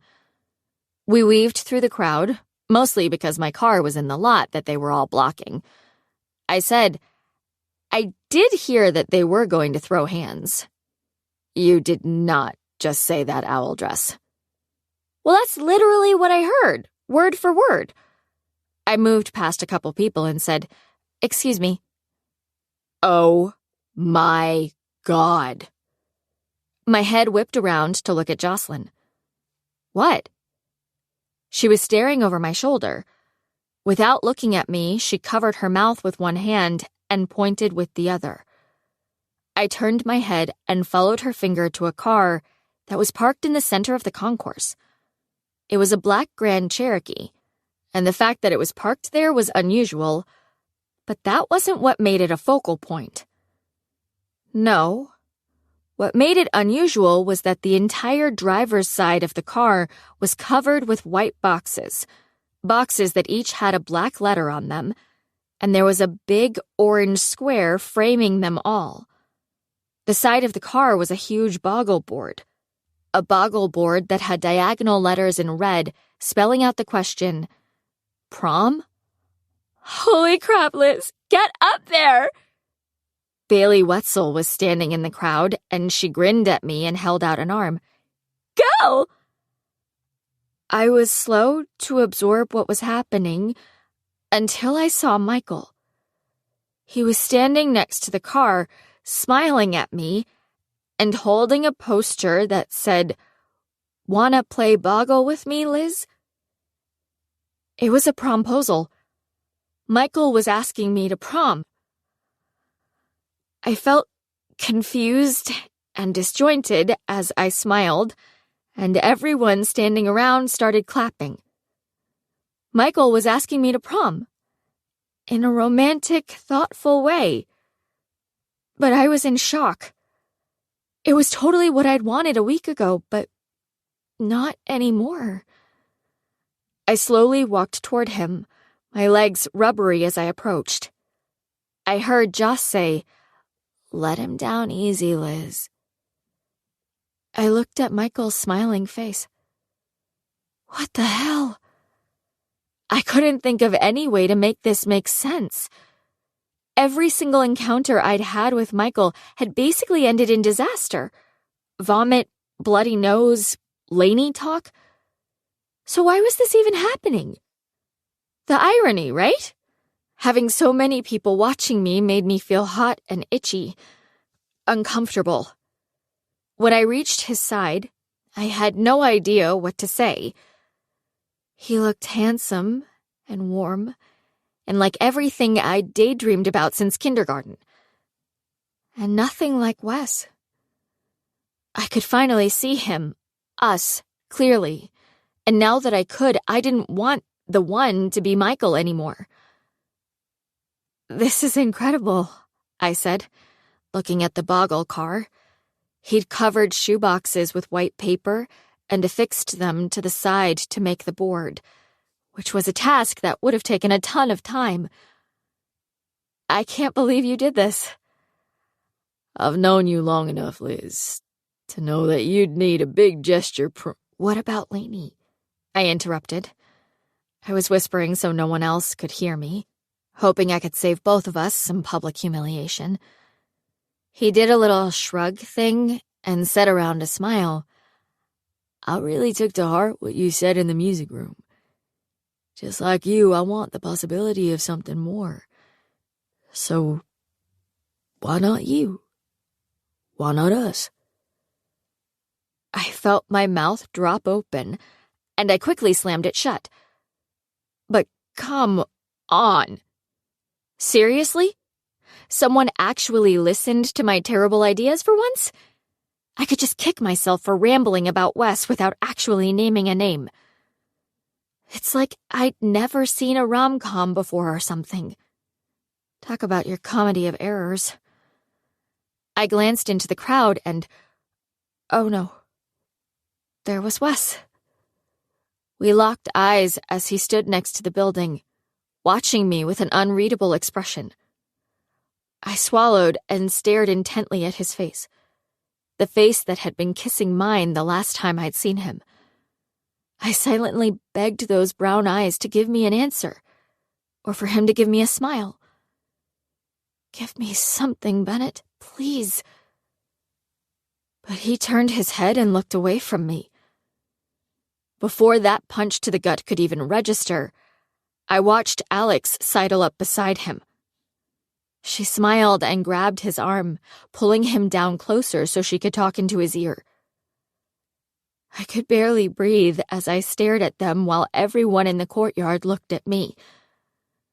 My silence was getting awkward, and I was very aware of it.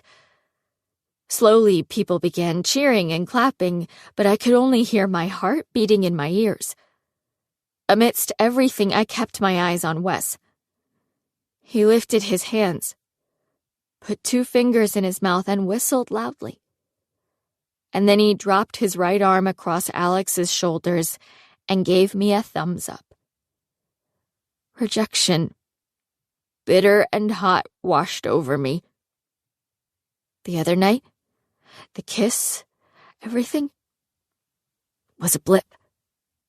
Wes didn't feel about me the way I felt about him. This was how it was supposed to end. This is getting embarrassing, and I have to take off in like 2 minutes. Do you maybe want to answer? Michael looked uncomfortable as he waited. I took a deep breath and simply accepted the flowers he was holding. I couldn't manage the words when Wes was snuggling with Alex and whistling for me to say yes. Then Michael flipped the poster over, revealing a backside that said, "She said yes," in the same boggle format. The people standing around clapped and, thank God, started dispersing, while I stood there feeling shell-shocked. Michael squeezed my hand and said, I really do have to go now, but this felt right after our talk in my dad's room last night. We can work out the details tomorrow, okay? Sounds good. Your talk last night? Jocelyn stepped in front of me as soon as Michael turned away. Her eyes narrowed. You were with Michael Young? I felt the blood drain from my face as my lies caught up to me. I fumbled for words and said, I told you we were watching movies. You said you were hanging out with Wes. She shook her head as she said in a low voice, What is wrong with you? You're so screwed up about romantic bullshit that you lie to your best friend. And for what? To go out with a guy who's already talking to someone else? I swallowed, feeling the urge to defend myself, even though I knew I was in the wrong. Maybe if you weren't so judgmental, I could have been honest with you. But you make it so hard sometimes. Joss looked at me like I was disgusting. And she was right. Are you saying it's my fault you're a liar? Of course not. God, I'm so sorry. Her eyebrows went down as she squinted at me and said, "So what's the deal with Wes, then? Do you even like him?" I sighed. Was there any reason not to spill it all to Joss now? Well, that part is true. I like him a lot. She folded her arms over her chest. So what were you doing at Michael's house if you like Wes? I adjusted my messenger bag and glanced at Kate and Cassidy, who I hadn't even noticed were behind her until then. I went there with Wes, actually. You went there with Wes and ended up with Michael in his dad's bedroom? You're kidding, right? It was actually a music room. She opened her mouth, but before she could speak, I said, "But I know that's not the point. Wes was fine with the whole thing. He wanted me to go talk to Michael." "He did." She gave me a stare that made her look like her mother, like a lawyer who had a lying criminal on the stand, and she was about to make him cry. "Yes." I cleared my throat and decided to come clean. I said, "See, he'd been helping me." "Oh my God. You schemed with him to get Michael, didn't you?" Her eyes squinted in revulsion. "I knew you'd lose your shit when he showed up again. What is wrong with you?" "Nothing." I blinked and tried to justify it. "He and Lainey weren't official, so that explains the clothes and the straightened hair, doesn't it? Were you lying to me when you guys were shopping, too?" I just looked at her. I mean, what could I even say? "And you liking him was total bullshit, too?" "Only at first. Screw you, Liz." She pulled her bag higher on her shoulder and turned away from me. Kate gave me a closed-mouth half-smile, like she felt bad for me, but she was still going to go with Joss. And Cassidy looked at me like I was kind of awful. There was a time when those two wouldn't have taken sides, but since I'd blown them off one too many times on senior events, they were Team Joss all the way. "Wait." My throat was pinched and my vision blurred as I watched her walk back toward the school. "Joss, wait. I'm sorry, okay? Don't you need a ride home?" "Not from you." She just threw up an arm in the air and yelled, "I'd rather walk." "Hey, you." Helena was sitting on a stool in the kitchen when I got home, working on her laptop in paint-splattered pajama pants and a hoodie. "How was your day?" "Meh." I dropped my backpack on the floor, drained from crying all the way home, and went to the fridge to scope for something good. "Oh my God, I forgot. Did you see Wes?" She looked up from her screen, nearly squealing those words, and I had to remember not to roll my eyes. It wasn't her fault that the storyline had changed. Yeah. We were out of chocolate pudding, and that made me want to cry. Again. What is that face? I shrugged and shut the door. Michael asked me to prom. What? Helena's mouth dropped wide open. You are kidding me. Nope. I went to the pantry and looked for cookies, wondering if the feeling in my stomach that wouldn't go away was an ulcer. I didn't even really know what an ulcer was. Did you turn him down? No. I gritted my teeth. Actually, I said yes. You said yes? She said it like I'd said yes to selling my organs on the black market or something. Why would you do that? Oh my God, does Wes know? Oh, poor Wes. I slammed the pantry door and grabbed my backpack. Poor Wes? Poor Wes had no real interest in little Liz. But I didn't have the energy to tell her that. Or to think about it for another second. Because in addition to how soul-crushingly rejected I felt by his apparent lack of feelings for me, I felt duped, betrayed by my own heart, because I had known better than to get drawn in by him. I'd always known better. Yet it had happened. I'd fallen for basketball shorts and gross cigars and rain-soaked kisses. How could this have happened? Beyond that, I'd schemed and lied and screwed up my very best friendship in the world. And, oh yeah, I'd also gotten in the way of Lainey and Michael, two people who actually seemed to be made for each other. I said, "Yes, he knows. And trust me, he's fine. I need to go study." "Liz?" I stood still, but didn't turn her way. "What?" "I know you thought you wanted Michael, but do you really want to stick with over-romanticized ideas when you can have an awesome, real thing?" Over-romanticized ideas. As close as she got sometimes, Helena didn't get it. My mother would have understood. My mother would have been cheering the entire time for me to go for the mark. I'd ignored her golden rule and was suffering the consequences. "Liz? I have to go study." "Wait, are you mad at me?" I hoisted my backpack and let out my breath. "Nope, not at all." "Do you want— No, God!" I said it through gritted teeth, and it came out way harsher than I'd intended. But I couldn't do this. Not with her. I just want to be left alone. Okay? Chapter 14. I am not running away. Bullshit. How to lose a guy in 10 days. "I'm going for a run," I called as I jogged down the stairs. I rounded the corner to the living room and found my dad on the couch with his feet propped up on the coffee table, watching the news.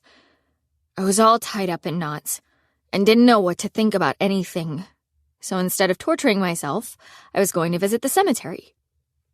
No less torturous, right? I looked toward the kitchen, but the only movement I saw in there was Mr. Fitzpervert, rolling on the rug under the table and kicking his catnip mouse with his back paws. "Where's Helena?" "The second I walked in, she said she had to go. Had an errand or something like that. Are you okay?" I had no interest in a heart-to-heart, so I said, "Yep, just tired. Think I might be coming down with a cold." He nodded, looked at me like he knew something, and said, "Helena said the same thing." "Oh yeah?" I put on my headphones. "Bummer." He sighed. "Be careful." "Will do." After turning on my Garmin, I took off down the street, intentionally avoiding laying eyes on his car. I mean, what was with that anyway? Why did I feel something like nostalgia when I laid eyes upon Wes's beat-up old car that seemed to have survived our accident without any visible damage? Nostalgia that made me want to take a bat to his car a la Beyoncé in the Lemonade video and cause some visible damage. I'd been replaying everything in my mind. Every awful second of what had happened, and Wes's rejection was starting to piss me off. Because it wasn't just that he'd rejected me. No, it was the fact that he'd known my end goal was Michael, yet he'd still pushed hard on the charm with his dinner date and his secret area teasing and his straight-from-the-notebook kiss in the rain. He knew I was susceptible to romance, and he'd used it against me. And for what? He was moving on to Alex, so what had even been the point? As if that wasn't bad enough, every time I thought of Jocelyn, my stomach hurt so intensely that I wanted to puke. How was I ever going to earn her forgiveness? I'd been a lying weasel lately, and no matter how much I justified it, I couldn't find a defense to make it okay. I turned into the cemetery, and was glad it was getting dark, because I didn't feel like being polite or talking to anyone who might be nearby. Sometimes there were other people there, doing the same thing as me, and sometimes they liked to small talk. I just wanted to sit by my mother, spill the details of my latest debacle, and then bask in the imaginary feeling that I wasn't alone. But when I got closer, I could see a figure standing right where I wanted to be. And just like the time when Wes showed up there, I was instantly and illogically irate.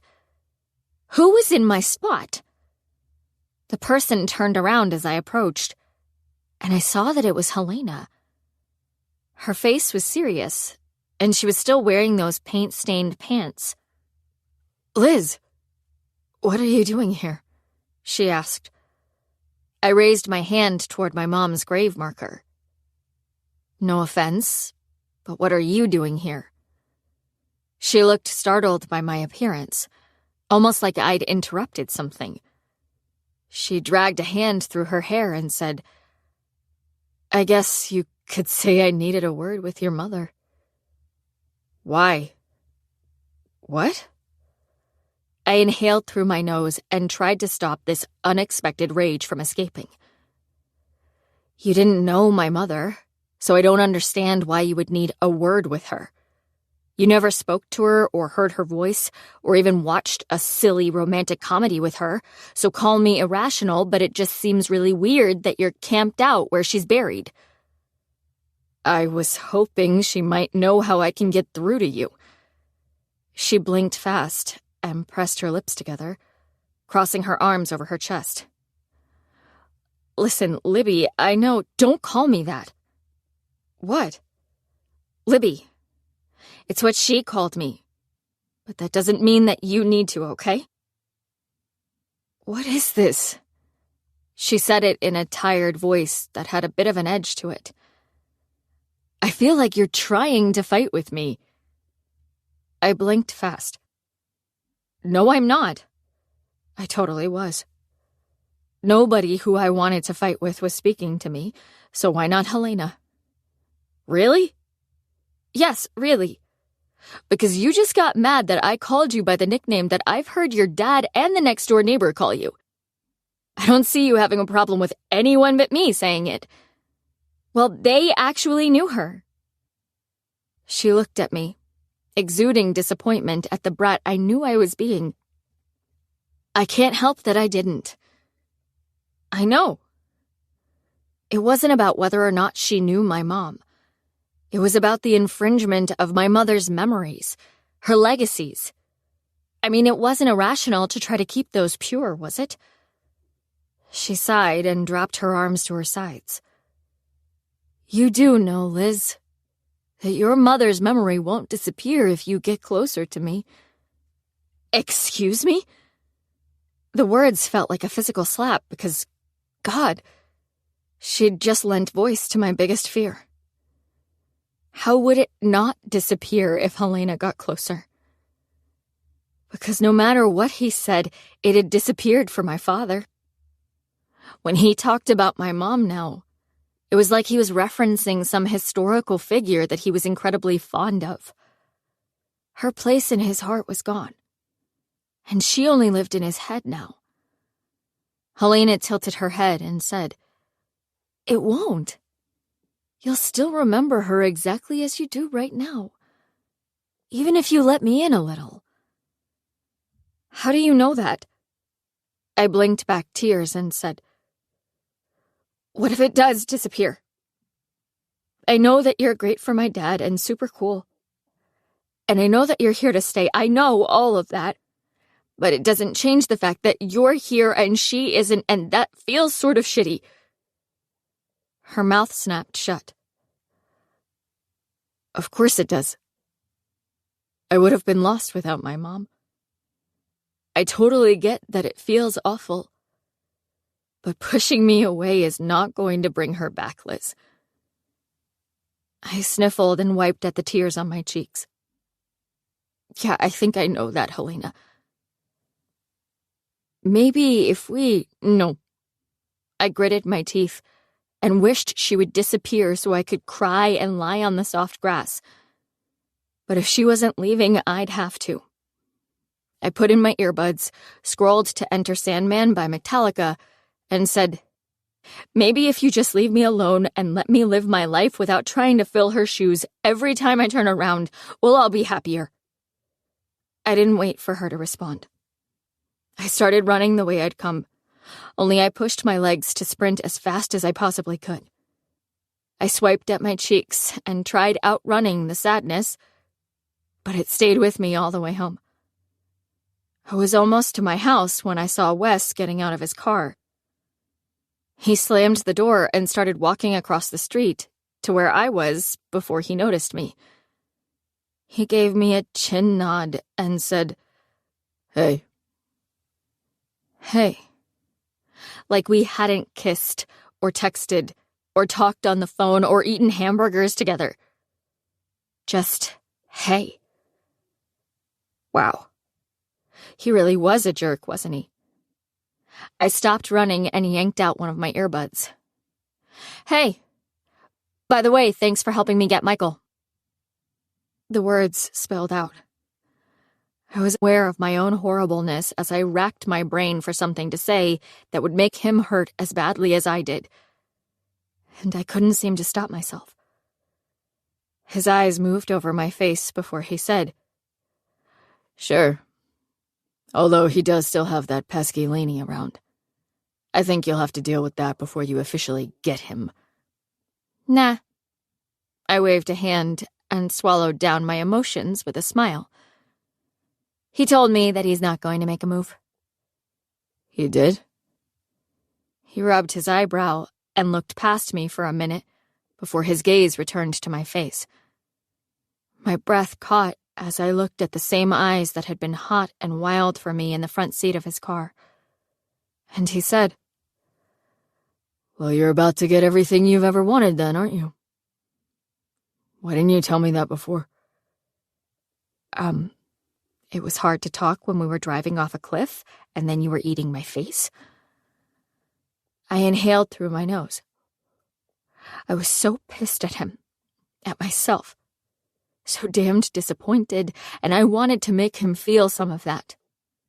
Like I'm really going to share all my secrets with the person who was just doing me a solid and filling in for Mr. Right. He swallowed and crossed his arms over his chest. "Good thinking." Right? I expelled a fake laugh and said, "I mean, no offense, but you guys couldn't be more different. He's like a gourmet restaurant, and you're a super fun sports bar. He's a limo, and you're a Jeep Wrangler. He's an Oscar-winning film, and you're a car racing movie. Both good, but good for different people." Those dark eyes narrowed marginally. "Is there a point to this, Buxbaum?" Nah. I reached up, pulled out my ponytail, and dug my fingers into my hair. It felt like a victory, the way he was visibly irritated. "Just grateful to you for everything you did for me." "Really?" "Yep." I did my best to force my mouth into a giant happy smile. "You should ask Alex to prom, by the way." "Yeah, I was already planning on it." I felt that one in my heart. Picturing him smiling at Alex made the backs of my eyelids burn. I said through that fake smile, "We should all go as a group. That'd be fun." He looked pissed when he said, "Don't you think it's a bad idea to mix gourmet restaurants with super fun sports bars?" I shrugged. "Alex is like a very nice restaurant, so I'm sure if you two stick together, you'll level up to, like, a trendy sushi place." He looked at me like I was scum. And he was right. He flipped his keys around his fingers and said, "Even so, I'd rather go solo with Alex." Then his eyes moved down to my t-shirt and running shoes, and his face got a pitying, I know all look to it. "Oh. You just saw your mom?" I blinked. What does that have to do with anything? He gave me a look like I should know what he meant. What? Come on. Are you that lacking in self-awareness? You hold on to this notion of your angelic mother and the romantic comedy like her greatest wish in life was for her daughter to be swept off her feet in fucking high school. Just because she liked those movies doesn't mean that if you live your life like an actual teenager, you're disappointing her. What are you even talking about? Just because, come on, Liz. At least be honest with yourself here. You dress like her, you watch the shows she watched, and you do everything in your power to behave as if she's writing the screenplay of your life and you're her character. My throat ached, and I blinked fast as his words came at me like blows. But newsflash, you're not a character in a movie. You can wear jeans sometimes, and straighten your hair if you feel like it, and curse like a sailor, and honestly do whatever you want. And she'd still think you're amazing because you are. I guarantee she would have found you charming as fuck when you were smoking a swisher in the secret area. I know I did. And when you attacked me in my car, talk about out of character. It was... Oh my God, I did not attack you. Are you kidding me with that? It was official. I was dying of mortification. Because while I'd been humming along to love songs since the makeout session in his car, he'd been considering it terribly out of character for me. He ignored me and said, "But you're so caught up in this idea of who you think your mom wants you to be. Or Michael. Or even me. Forget me. Be who you want to be. Just do it and quit playing games. Because you're hurting people." Shut up, Wes. I was crying again. And I hated him at that moment. For not understanding, but also for being right. I thought, regardless of the prom situation, that he was the one person who had understood about my mom. I wiped my cheeks with the backs of my knuckles. You don't know shit about my mom, okay? God, don't cry, Liz. He swallowed and looked panicked. I just don't want you to miss out on the good stuff. Like what? You? I gritted my teeth. I wanted to howl and kick things over.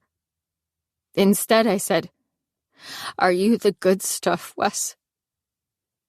His voice was quiet when he said, "You never know." Yes, I do know.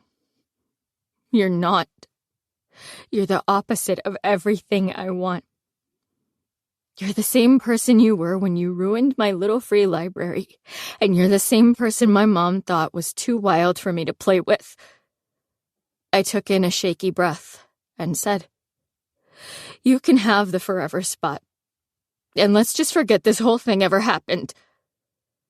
I turned and walked away from him, and I was just opening the front door when I heard him say, "Fine by me." I fell asleep before 8 that night, listening to Death with Dignity by Sufjan Stevens on repeat. I slept the entire night with my beats on, and that soft song haunted my ears until morning. Mother, I can hear you, and I long to be near you. I dreamed of her. I rarely did anymore, but that night, I chased my mother in my dreams. She was trimming roses in the front yard, and I could hear her laughing, but I couldn't see her face. She was too far away. All I could make out were her gardening gloves and her fancy black dress with the ruffled collar. And no matter how much I walked or how fast I ran, I wasn't close enough to see her unblurred face. I ran and ran, but she never got any closer. I didn't wake up with a gasp like in the movies, though that might have made me feel better. Instead, I woke up with a sad resignation as the song continued its soft, solemn loop. Chapter 15. I love you. I've loved you for 9 years. I've just been too arrogant and scared to realize it, and, well, now I'm just scared. So I realize this comes at a very inopportune time, but I really have this gigantic favor to ask of you. Choose me. Marry me. Let me make you happy. Oh, that sounds like 3 favors, doesn't it? My best friend's wedding. The days leading up to prom crept by, mostly because I was the world's biggest loner. Jocelyn wasn't talking to me, Wes was just a neighbor now, and Helena was completely avoiding me. I worked every night and picked up extra hours, so at least I was making bank in my solitary, pathetic life. And I watched my favorite movies when I wasn't working, so I had emotional support DVDs to keep me from thinking about all the things I didn't want to think about. Michael met me at my locker the day after the promposal, and he was as thorough and efficient as he'd always been. We discussed what time he'd pick me up, what colors we'd be wearing, and where we were eating. He was perfect. Which was why, as I did my hair on the day of prom, I tried to convince myself that maybe everything had happened for a reason. I mean, the Joss thing was still a big nightmare that I had to fix, and it felt oddly empty that Helena was out for the day when I was getting ready for prom. But maybe I'd been meant to momentarily go over to the dark side with Wes in order for me to really appreciate the incredible lightness of Michael. A cautionary tale, perhaps? I turned on the Michael playlist as I straightened my hair and tried getting excited for the night. The bottom line was that I was going to prom with Michael Young, the boy I'd loved for as long as I'd been old enough to create memories. It was actually happening. The problem with the playlist was that all the songs now had Wes memories attached to them. The Van Morrison song from my original Meet Cute with Michael now made me think of Wes bumping into us in the hallway and then giving me a smart-ass look about my taped windshield. And the Ed Sheeran song from the party now reminded me of Wes giving me his pants and holding them up for me after I got vomited on. Damn it, Bennett, get out of my head! I finished my hair and moved on to makeup, applying casual glam so I looked better than usual, but not too made up. When I was finally finished, I checked my phone and, of course, there were no messages. I put on my dress. It was so pretty. I wanted to be buried in it, by the way. But it felt slightly wrong. Jocelyn should have been there, putting on her dress too, and Helena should have been hanging around, making jokes and taking pictures. I shushed the voice that added Lainey to that list, including her as someone who should have been getting ready to have her dream prom with Michael, but couldn't because I'd decided to take her out of the equation. Just when I was about to go downstairs, I heard a door slam and looked out my window. Wes walked out his front door in a black tuxedo, and he was carrying a corsage box. He hopped down the steps with his usual relaxed gait, and his dark sunglasses made him look rebellious in addition to handsome. Kind of perfect. And it hurt my eyes to look at him. I pressed a hand to my stomach as he walked to his car, which was parked in the driveway for once. It looked like he'd washed it, because all the mud that had been splattered on the side for as long as I could remember was finally gone. He climbed inside, started it up, and I felt something pinch in my center when he drove away. I went downstairs and was putting on my shoes when the doorbell rang. While I felt a couple of half-hearted butterflies in my stomach, the anticipation was minimal. But, and I was hopeful with this but, if I really pushed myself, perhaps there was still the possibility of an enjoyable night with a sweet date. I stood and ran my hands over the front of my dress, walked over to the front door, and pulled it open. Wow. Michael was on my doorstep, his tuxedo perfectly accentuating his blonde hair and tan skin. He looked like Hollywood, like one born to wear tuxedos. He smiled at me, and it was all warmth and good feelings as he said, "Wow, you look great, Liz." "Thanks." "Stop!" My dad strode into the room with a half smile on his face, cargo shorts, and a got milk shirt. "I need to get pictures, you two. Helena had stuff to do," he said, his eyes landing on me. "But she'd kill me if I didn't get photos." I bit the inside of my cheek as the guilt curdled in my stomach. Because even though I'd meant what I'd said to Helena, I felt like trash for making her feel bad. "Of course." Michael gave my dad a charming smile and said, "Nice to see you again, Mr. Buxbaum." "You too, Michael. How are your folks?" As he said this, my dad gestured for us to go stand in front of the piano. "I heard your dad is a colonel now."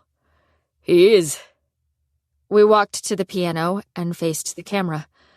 "He got the official title change last year." "Do we have to use a title for you now?" My father thought he was funny. "Like Junior Colonel Michael?" "Come on, Dad, he's not the son of the chicken guy." I rolled my eyes, and Michael laughed. "Just take the picture." My dad directed us to stand in a super awkward pose, with Michael's arm around my waist, and I just shut my mouth and smiled to get it over with. Thankfully, he was quick, and after about 4 shots, he let us leave. "Have fun, kids." "Sorry about him," I muttered to Michael as we walked to his car. "He's just as dorky as he always was." "Your dad was always great," he said, smiling as he opened the passenger door for me. "Yeah, I suppose." I grabbed a handful of long dress and got in, and looked out the window after he shut the door and walked around to the other side. I looked at my dad on the porch, smiling and waving all by himself, and it occurred to me that he could have been like that all along if he'd never met Helena. Alone. It was wrong that she wasn't there. "So you're good with Sebastian's?" He pulled out of the driveway, and I noticed his car was immaculate. Clean, vacuumed, not a speck of vent dust. The interior was perfect. From somewhere in the center of my brain, I wondered if the inside of Wes's car looked like that too. I mean, he'd clearly washed the outside of the Bronco. Was it to impress Alex? "Liz?" "What? I blinked and came back from the delay. "Yes, Sebastian's sounds great." When we got to the restaurant, the hostess led us to a stunning table with white linens, a vase full of lilies, and white candles already lit. I sat in one of the chairs and said, "Wow." Michael sat across from me and immediately put his napkin on his lap. "I assumed that romantic little Liz would want flowers before her senior prom." "Wait, what? You got those for me?" He smiled and sighed. "It was the least I could do. I kind of caught you off guard last minute with the whole thing." I lifted off my seat just enough to lean forward and smell the gorgeous flowers. How could he be that thoughtful? It was such a perfect gesture. Yeah, not gonna lie, I was shocked when you asked. "After what you said in the music room, I decided what the hell." What exactly had I said? I racked my brain, but I was clueless. I'd been so focused on Wes and Alex that I really hadn't paid attention to Michael at all. Bad move, Liz. What about Lainey? A shadow passed over his face before quickly disappearing. He said, "She's going to prom with her friends." "Oh. And you're good with that?" Here's the thing. I have no idea what she wants, and I don't want to waste senior prom trying to figure it out. I'd rather... The waiter showed up, interrupting him with menus, specials, and drink offerings, and I could tell Michael was relieved. It was clear to me that he wanted Lainey, but was too afraid to put himself out there. He'd rather pretend I was his magical date. Safe little Liz, but maybe something more, than risk going for it and getting denied. That should have made me feel like garbage, but I didn't really feel anything about it. In fact, I felt the same about his non-burning love for me as I would about his opinion on the whole ketchup versus mustard condiment war. Utterly unaffected. Holy crap, I did not care. I felt more relaxed just by admitting it to myself. Because, really, why was I forcing it? Michael wasn't the one. No big, right? And maybe I wasn't going to find the one. That was okay too, right? Why was I wasting my life trying to live up to the ridiculous expectations that I was setting for myself? I changed the subject by pointing out a 20s Art Deco print on the wall, and by the time the food came, we were in the thick of a conversation about The Great Gatsby. I hear what you're saying, Liz. I do. But Daisy's sole purpose in the story is to be Gatsby's unattainable dream. She is the green light. So she can't be a monstrous antagonist. I rolled my eyes and put a piece of steak in my mouth. Wrong. His memory of her is the green light. Remember, his count of enchanted objects had diminished by 1? Once he reconnects with her in the flesh, she's no longer the green light. He nodded and spread butter on his roll. That is true. I said, Daisy in the flesh is a monstrous antagonist. She toys with his affection, cheats on her husband, and lets Jay cover for her when she drives over her husband's mistress. Then when he's murdered and left to be a pool bobber, she leaves town without ever looking back. Well, he said, reaching out and grabbing his water glass. Those are all valid points. I still don't think she's the villain here, but you've succeeded in knocking her down a notch for me. Aha! Victory is mine. I dipped my fork into the creamy baked potato and scooped out a bite. At this rate, before I die, I'll be responsible for turning hundreds of readers against Daisy Buchanan. A life well lived, I suppose. We'd just finished with dinner when dessert showed up. He'd taken the liberty of ordering cheesecake for me ahead of time, and I very nearly fainted with gratitude. I stuck my fork into the cheesecake and asked, "How did you know I love cheesecake?" He leaned his face forward and said, I didn't. I just wanted it. I smiled and felt the cheesecake slide against the roof of my mouth. Well, it was still thoughtful. "Hey, you guys," came a voice from behind me. I picked up my water and took a sip. Michael said, "Hey, Lane." The water went down the wrong tube, and I started coughing. A tiny squirt shot out of my mouth, but I quickly recovered, catching the spray with my napkin, though it took me a solid 10 seconds to stop coughing. I could feel the eyes of everyone in the restaurant on me as Michael asked, "You okay?" I blinked away tears and nodded. A couple more cough spurts forcing their way out before I was able to say, "I'm fine." Another cough. I tried for a calm smile as I took a deep breath and attempted to regain my composure. I hate when that happens.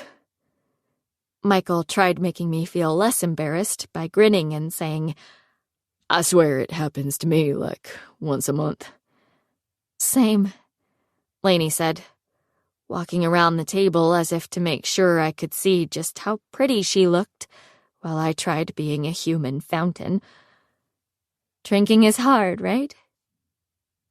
Michael laughed, and she smiled at him, and I kind of felt like spitting water at the two of them. Not because I cared that they seemed adorably perfect, but because it made me miss Wes. Lainey must have realized she was just standing and staring at my date because she blinked and said, "Oh, well, I should go back to my table. Have fun tonight, guys." "You too, Lane," I muttered, and did a little wave with my fork. Yeah, some attitudes were hard to change. Michael looked a little lost for a second after she walked away, but he recovered and took a bite of his cheesecake. "Wow, this is really good." I nodded and stabbed my cheesecake with my fork, scraping the filling all over the fancy plate. Yeah, I don't know what I was thinking, but I asked, "Did you know her when you lived here the first time? Lainey, that is." His mouth turned up a little, and he grinned. "Oh, yeah. She was a total brat back then, and used to tell on me all the time at recess when I didn't let her play kickball with us. I hated that little snot." Okay, that made me smile. I hated her too. "Honestly, I expected her to grow into a total witch." Hadn't she? But somehow she didn't. Did you know that she volunteers every weekend at the animal shelter? Wow. Seriously? Even though I was suddenly empathetic to Michael and Lainey's star-crossed lover's plight, that didn't mean I wanted first-hand knowledge that Lainey Morgan was a better human than me. No. I did not know that. And she's saving up so she can go on a mission trip this summer. I wanted to flip the table and yell something along the lines of, "Are you fucking kidding me?" Instead, I nodded and said, "I had no idea." "But let's talk about you, Liz." He set his chin on his hand. "Wes told me that you're literally the coolest person he's ever met, so you've changed a lot, too. I mean, the last time I saw you before we moved, you wore a kimono and bright red lipstick to a neighborhood cookout. You ate your hot dog with silverware." I laughed in spite of myself as he said, "That's one hell of a level up." I cleared my throat and said, "Wes was exaggerating. I may not eat hot dogs with a knife and fork anymore, but I haven't changed that much." "Don't be modest." He pulled out his phone and started scrolling, clearly looking for something. After around 30 seconds, he muttered, "Boom," and held out his phone for me to look. "See?" I took his phone and looked at the screen. It was a message thread between Michael and Wes, dated around the time Wes agreed to help me. "Wes, she's definitely cute, but she's also cool AF. Michael, she is? Thought she was always kind of high-strung. Wes, Liz is different. She's the kind of girl who wears a dress when everyone else wears jeans. She listens to music instead of watching TV. She drinks black coffee, has a secret tattoo, runs 3 miles every day, rain or shine, and still practices the piano. Michael, you sound cuffed already, LOL. Wes, whatever. What time are you going to be there?" My eyes were scratchy as my heart stuttered in my chest. I gave an exaggerated eye roll and handed back his phone. "That isn't real." "What?" I sighed, and it occurred to me that it was a good time to fess up. Maybe if I confessed my sins, he could follow his heart and find happiness with Lainey. Because why should they suffer just because I was a shit show? I looked at him and said, "He was trying to help me. I asked Wes to talk me up to you, so that's why he said all that. He was doing me a favor." His eyebrows crinkled. Are you serious? I didn't want to make things weird with him and Wes, so I just glossed over how planny it all had been and pretty much just said that Wes did me that tiny favor. He gave a little chuckle. You really haven't changed that much then, have you? That made me laugh. Sadly not. I went on to tell him about how my waitress uniform had actually been my favorite dress, and how I'd totally made up the diner, and we both laughed until we had tears in our eyes. I excused myself and went to the restroom while he settled the bill, and once the door closed behind me, it was a struggle to keep the tears at bay. Because Wes's text. God. Yes, he'd sent it to help me, but all those things he'd said. I wanted him to see me that way so badly. He'd gone above and beyond what I'd asked him to do when he'd sent that text, and now I would never be the same. "Oh, hey, Liz." Lainey came out of a bathroom stall and began to wash her hands. "Hey, Lainey." I turned on the faucet, even though I hadn't even used the bathroom, and started washing my hands. "I love your dress. It's gorgeous." She smiled at me in the mirror. "Thanks. Same, only more," I muttered, and gestured toward the long pink gown. "Are you okay?" I gave her side-eye in the mirror. "Yeah, why?" She shrugged and looked down at her hands. "You're here with Michael Young, and he got you flowers and cheesecake and can't stop looking at you. But you look sad." "But out, Lanesville. Is it because of your mom?" "What?" I was so shocked by her words that I stopped lathering my hands. The only sound in the bathroom was the faucet continuing to run. "Oh, I'm so sorry." Lainey's smile dropped. "I'm tactless. I'm so sorry for saying anything. I just think all the time, when I see you, about how hard it would be not to have your mom around, especially during your senior year, when everyone is sharing all these milestones with their parents. I'm so sorry for bringing it up." I stared at my foamy hands and didn't have words. Lainey Morgan had seen something that no one else had, and it felt totally foreign to be understood by her. "No, it's fine. I didn't know what you meant."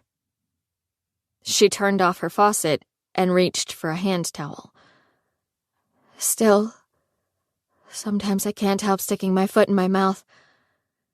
I'm really sorry." I raised my eyes to the mirror as I rinsed off the soap. "You're right, though. It sucks. That's not what my problem is at the moment, but that is always there. I can't imagine. My mom still talks about you all the time." "What?" I shut off the faucet and straightened. "Your mom remembers me?" Lainey nodded. "She used to come up to school for lunch. Remember how parents did that sometimes in elementary school?" I nodded and grabbed a towel, remembering how smiley her mom had been when she'd joined the class. "It was the year your mom died, and she said you had the biggest, saddest eyes she'd ever seen, and she wanted to take you home with her. She always used to get an extra order of fries, in case you wanted some, but you always just shook your head no." I blinked hard then, but couldn't stop one tear from escaping. I don't remember that, but I do remember how perfect your mom seemed. Oh, no, Liz, I didn't mean to make you cry. Lainey grabbed a tissue and handed it to me. Your makeup is perfect, so knock it off. That made me smile, and I wiped at my eyes. Sorry. She leaned toward the mirror and checked her teeth before straightening. I should probably go back, and Michael's probably wondering where his date went. She had the same slow blink, slow-mo disappointment that Michael had when she said that. I breathed in through my nose before saying, You know, Michael only asked me as a friend, right? It was practically true, so I didn't add this to my tally of fibs that had been piling up lately. I swear to God, Lainey Morgan looked nervous and awkward. She said, No way! I saw the promposal. That can't be true. It is. And Michael told me that you guys have been talking, but he also thought maybe you weren't over your ex. Which is probably why he asked me to prom instead of you to begin with. She looked like she didn't know how to respond, but something that looked a little bit like hope sparked in her eyes. I glanced in the mirror and ran a hand over my hair. If you have feelings for him, you're going to have to tell him. He seems to be shy about putting himself out there, which is why he could never be the lead in a rom-com, by the way. So if you like Mike, you're going to have to be brave. Her closed mouth turned up into a little smile, and the girl's princess eyes were sparkling.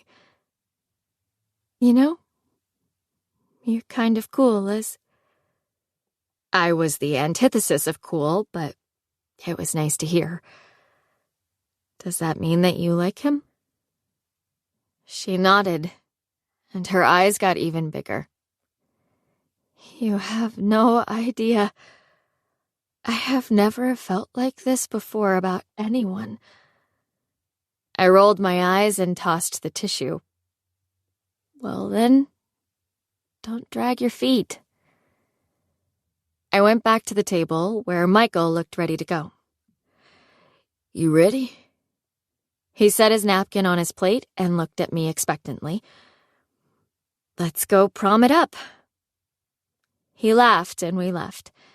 And as we drove toward the convention center where prom was being held, I wished I could just go home. I was happy that Michael and Lainey were destined to have their magical night. But aside from that, no good could come from prom. Joss, Wes, Alex, everyone I cared about who was going to prom didn't want to see me. I finished that book already, by the way. Which book? I glanced out the window as we passed McDonald's. He cleared his throat, and when I turned my head, he gave me a look. That book? That made me smile. Of course, like it's brown bag fodder. That book. He started talking about the Bridgerton book, and I forgot about everything else in the world as he waxed poetic about how great a setting a pirate ship was. He and I discussed it right up until he was turning off the car in the parking lot. We should probably go in, I guess? I glanced at the event center through the windshield and was nervous for the first time since I'd been waiting for Michael to pick me up. That's how these things work.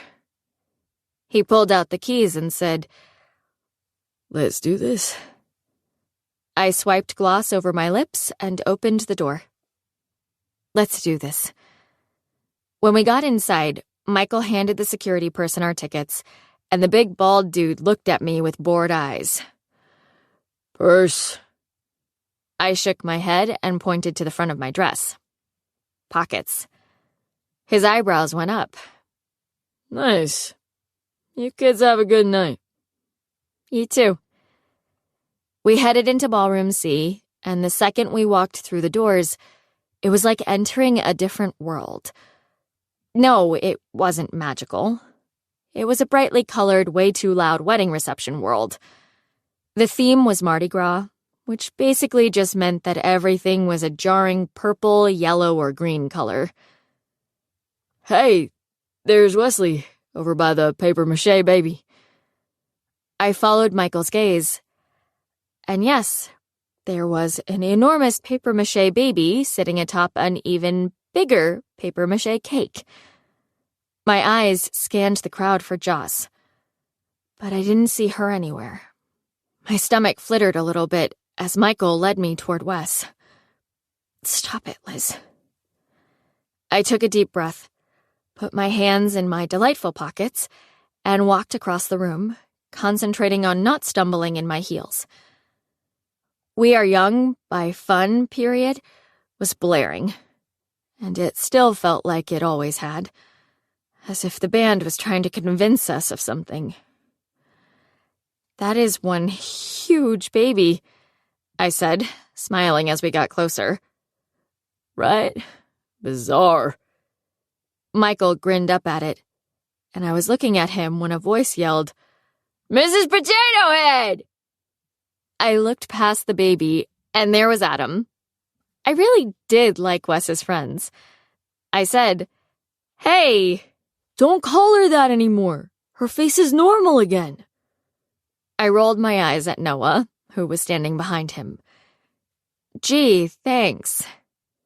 I could have said almost normal. You should be grateful. That made me smile. And I am. Thanks for the kindness. You're welcome. A Louisville tie?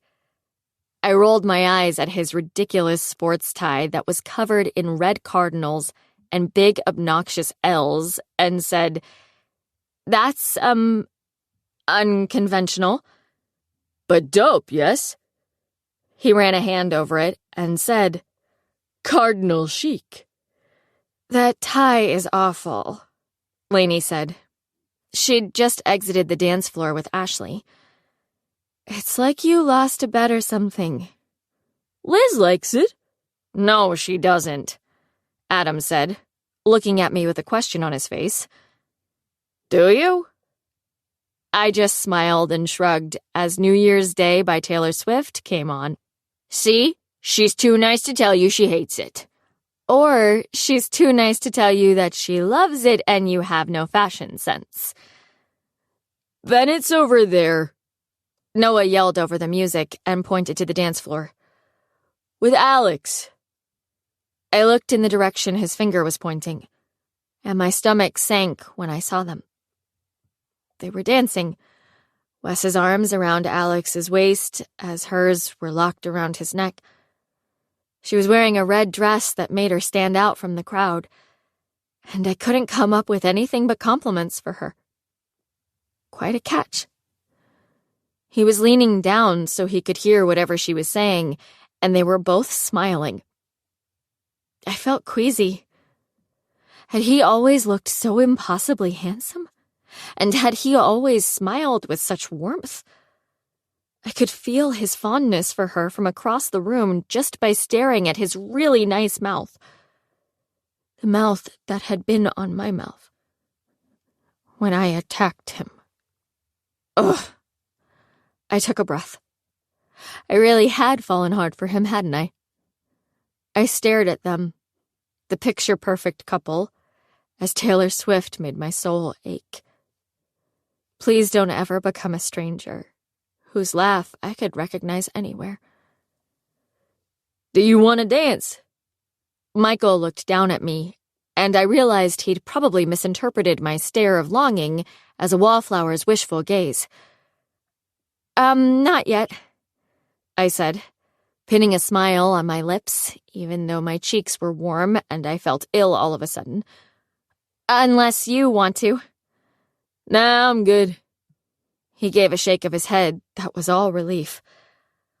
"Want something to drink?" What I wanted was for him to stop trying to make us a thing. We both knew it wasn't there with us, but Michael seemed hell-bent on going through all the romantic motions. I'd started the evening guilty of the same thing, but quickly realized I couldn't force it. I should have said something when we saw Lainey at the restaurant, because if I'd learned anything lately, it was that honesty was the best policy. So I said, "I'd love a Diet Coke, but don't hit concessions until after you find Lainey and talk to her." His eyes narrowed. Come again? It came with a smile and an extra helping of Texas on top. Yet it still did nothing for me. I was fully recovered, filled with Michael antibodies. So I looked at his face that had been a part of so many childhood memories, and I said, "She isn't hung up on her ex. She's hung up on you. Go find her." He stared at me for a second, looking like he had no idea what to say. I smiled at him and nodded, just to show I didn't care. You sure? He looked concerned, gazing at me the exact same way he had so many times when I'd been crying dramatically over neighborhood shenanigans, and it hurt my heart a little. I was letting him go, the dream of him, and little Liz had never allowed herself to imagine that would ever happen. "Yeah, I'm sure." I laughed and pointed toward the mass of overdressed students. "Now go find her." Come here. He pulled me into a hug, and it was weird how emotional I felt. He drawled into the top of my head. Thank you, Lizzie. I rolled my eyes and pushed at his shoulders. "Will you go, please?" He grinned and saluted me, which should have been dorky but was a little adorable. Here I go. I watched him head off in search of his happy ending, and then I pulled my phone out of my pocket. No messages. I shut it off and put it back, letting my hands settle into the pockets. I looked at Giant Baby, at the lack of detail on his papier-mâché face, and tried counting how many little smooges of paper it had taken to create that thing. Because I needed something, anything to look at other than Wes. I looked at that baby for a solid 5 seconds before my gaze shifted back to the dance floor. And, oh, dear God, Wes was looking at me. He was dancing with Alex, but our eyes met over her head. My heart beat hard in my chest, and my breath froze as those dark eyes dipped down over my dress, then ran up to my hair before settling back onto my face. I raised an eyebrow as if to say, "So?" I'd meant it to be playful, like a diluted attempt at recapturing our banter. But all it did was make his face tighten. He frowned before he and Alex moved a little, and he was no longer facing me. "I'll be right back," I muttered, not that anyone was listening, and I headed out the door in the back of the ballroom. I didn't really know where I was going in the enormous convention center, but I needed to get away. I couldn't stand another minute of prom, and I definitely couldn't stand Wes looking at me like he hated me. I wandered all the way down to the end of the long hallway, and then I saw a stairwell, which was the perfect place to hide for a while. I glanced over my shoulder to make sure no one was watching me, and then I pulled open one of the heavy metal doors and ducked inside. Oh my God! Oh! I put my hand on my chest and looked at Jocelyn, who was sitting by herself on the steps with her orange stilettos on the floor in front of her. It was almost like she had to be a hallucination, because what were the odds that she and I would be hiding out in the same stairwell? "Geez, sorry. You scared the crap out of me." "Same." She tilted her head and looked annoyed to see me. "Did Charlie send you to find me?" "No." I'd heard that when Kate had gotten an actual date, Cassidy and Joss had decided to follow suit, so it wouldn't be just the two of them. But I still couldn't believe Joss had agreed to go with Charlie Hawk. I haven't seen him. I hated that I had no idea what to say to my best friend. I missed her and wished so badly that I could go back in time and not hide things from her. I'm just hiding. Trouble in paradise? She looked up at me like she didn't like me. At all. Nah, I'm just bored. I knew I probably shouldn't admit my foolishness to someone who already thought I was a fool. But I couldn't stop myself. As it turns out, I don't really like Michael that way. And he and Lainey are super into each other, but just really terrible communicators. She studied her nails as she said, "Is that right?" Yes. I cleared my throat and leaned my backside against the door.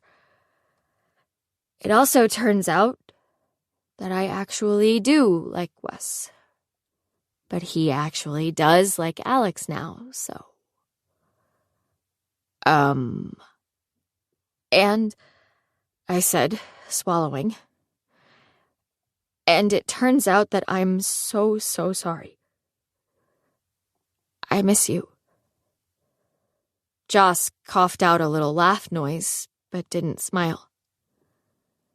Do you think the fact that everything blew up in your face is going to make me forgive you? Of course not. I dug my hands deeper into my dress pockets, my face getting instant sweat beads as I realized my safe spot in the stairwell was about to become all about confrontation. But at least you can take comfort in the fact that I'm suffering. I don't want you to suffer. Listen, I sighed. I just missed her so much. I know you don't want to hear this, but I am so sorry for lying to you. I knew you'd call me out for trying to land Michael, and instead of thinking that through, I just went ahead and kept it from you so I wouldn't have to deal. She wrapped her arms around her knees. Such a wimp move. Right? And I shouldn't have let you think that I liked Wes either. I mean, it ended up being a self-fulfilling prophecy, but it was pretty despicable. Yeah, it was. Yeah. I inhaled and said, I'm gonna go back now, so you sit. She pointed her head toward the step beside her and said, I miss you too. I'm about to forgive you over the whole prom debacle. But I sat and waited. I feel like something is wrong with us lately. Like I'm constantly chasing you. Joss's pretty face was sad, and I hated that it was my fault. She said, It's our senior year. I kind of pictured us doing, everything together and making the most of every second we have because we're going to be living in different places in a few months. She reached up and took the pins out of her updo. Homecoming, prom, senior pictures, senior pranks. I thought we'd make all of those things totally epic. But you just keep disappearing on me for the big things. I know. I had never thought of it from her perspective. I'm sorry. You're there for everything else. Every little thing that doesn't matter. But are you even going to show for graduation? Am I going to have to walk alone? I don't know what your deal is. It's complicated. It seemed like those 2 words explained everything about me.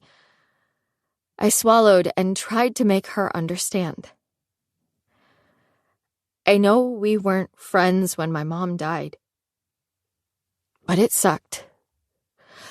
Of course, losing a parent sucks, but it sucked. Everything felt lonely and sad. Every single thing. You could have given me ice cream cones at Disney World with Tom Hanks doling out pony rides, and I still would have cried every night. Because she wasn't there. I slid out of my shoes, leaned my head against the cement block wall, and closed my eyes. But eventually it started getting better. Not quite so terrible. I learned that if I could make it through the day without crying, I could go home and watch her movies, which always made her feel close. I'm sorry, Liz. She leaned her head on my shoulder and wrapped her arms around my right bicep. It all became normal and fine. But lately it's just different. Different how? I opened my eyes and focused on the open door slowly sticker on the stairwell exit. I'm a senior. Everything is tagged with last time, and secretly all wrapped up in family. Last homecoming dance. Parents gather round for pictures of your babies. College visits. Oh my God, my mom was so embarrassing when we toured the dorms. It's my stuff, but every single milestone feels empty without her. So I don't even feel like doing it. She lifted her head and gave me a look. Dress shopping? I took a shaky breath. Bingo. Why didn't you just tell me? She looked genuinely hurt. I know I can be quick to judge, but I'm your best friend. You can tell me anything. I'm so sorry. I need you to listen to me. You know that, right? That you can always talk to me? I nodded and leaned into her, sighing and telling her everything.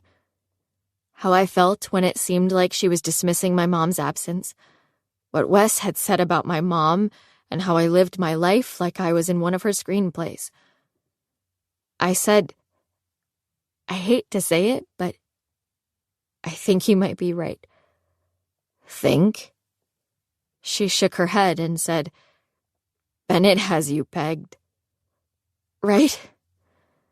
I wiped my cheeks and wondered when I'd become such a crier. I'm so sorry I've been such a tool. Well, I'm sorry I've been a tool too. And let's move on. We'll both do better. She leaned back on the step and said, So, what's happening in the ballroom? I wanted to hug her and gush, but I was also good with moving on. I heard Jessica Roberts describing your shoes earlier. Not shocked. They're incredibly sexy. I moved down another step and turned sideways so I could lean against the wall. So are you having any fun? She pursed her lips. I'm sitting in a deserted stairwell by choice. Do the math. I'm sorry I ditched you. No worries. This'll make for a better memory. I mean, my imagination could never have reached far enough to consider a situation where I'd be going to Chili's in a prom dress with a guy wearing a denim tuxedo. I laughed. Charlie was liked by everyone because he was great at football. But he was out there. During sophomore year, he wore suits to school every day because he thought he looked sophisticated. He took you to Chili's? In a mother-loving jean tux, Liz. You're missing the most important part. Was he being ironic? Girl, he bought it on Amazon because the model wearing it looked cool. She grinned and shook her head. He doesn't know the word ironic. I bit down on my lip to keep from cackling. At least he's nice. Joss gave me side-eye and said, He tried to touch my butt with both hands the first time we danced. Is he okay? Or did you stuff his body in a janitor's closet? Please.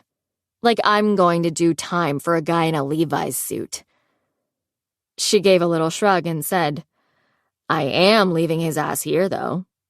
I drove since he doesn't have a license, and my goal is to stay missing until it's too late for him to find another ride. Make the fool call his mom for a ride. We both lost it then. We were cackling so hard that we were both crying when the doors to the stairwell flew open. We gasped in unison as Wes's friend Noah stepped into our space.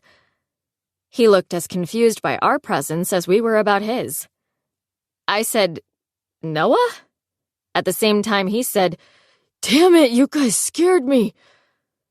Jocelyn leaned back on her elbows, and I gestured to the step below us and said, What are you doing all the way down here?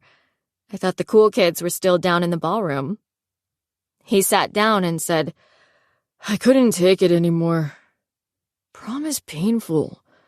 You can either stand around with your friends and talk while wearing uncomfortable tuxedos, or you can dance to shitty music while your friends talk about you and think they're funny. And so much planning and money goes into this one night, but there is no way the joy derived equals the effort. Absolutely no way. Was it weird that I still thought it was possible that the joy could equal the effort? Even though it hadn't worked out for me, my heart still thought prom magic was a sparkling thing. Maybe that was just my obnoxious optimism messing with my head. So why did you come? Jocelyn had a smirk on her face, but looked interested in how he'd answer. I totally agree, by the way. But why did you come if you feel that way? Same reason as you.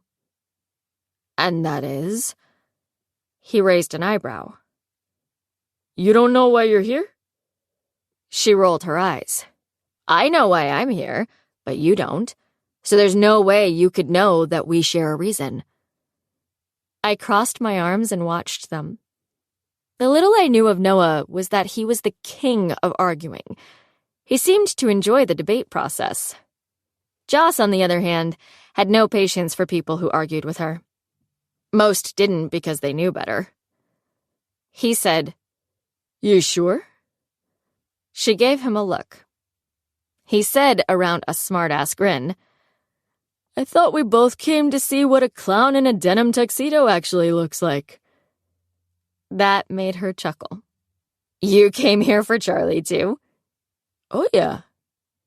His face went into his natural sarcastic state as he smirked and said, That blue suit really makes his eyes pop. What could he have been thinking? Jocelyn started laughing again, and Noah's smirk turned into a full-fledged smile. I felt like I should slip away, but I knew that would ruin the moment. Also, I wasn't ready to put space between me and Joss. He kicked his legs out and leaned back on his elbows, too. The male version of Jocelyn's lean. That guy was thinking with his ego. He knew he looked good in denim. So much so he wanted to be swathed from head to toe in that scratchy, rigid, unstretching fabric that totally shows off his amazing ass. Oh my God, Jocelyn said. You have to shut up. You have to.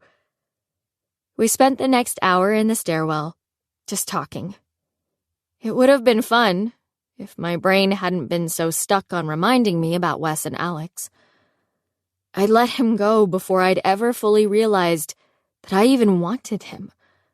And now Alex was making him forget he'd ever kissed me. After laugh-crying at Jocelyn's impression of the PE teacher, we decided we were done with prom. We each texted our respective dates with excuses, and Michael seemed fine with it.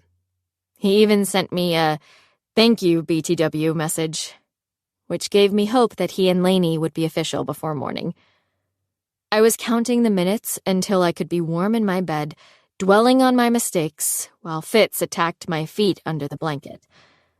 Jocelyn and Noah, however, decided as we got closer to my house that they wanted to go to post-prom at the school gym. They'd both been planning to blow it off, but now that Noah was convinced he could make more free throws than Jocelyn, my uber-competitive best friend just had to go. And she would totally beat him. You sure you don't want to join? Jocelyn pulled into my driveway and put her car in park. I promise we'll make it fun. No thanks. I got out and slammed the door, then came around to her window and gave her a half hug. But call me when you get home.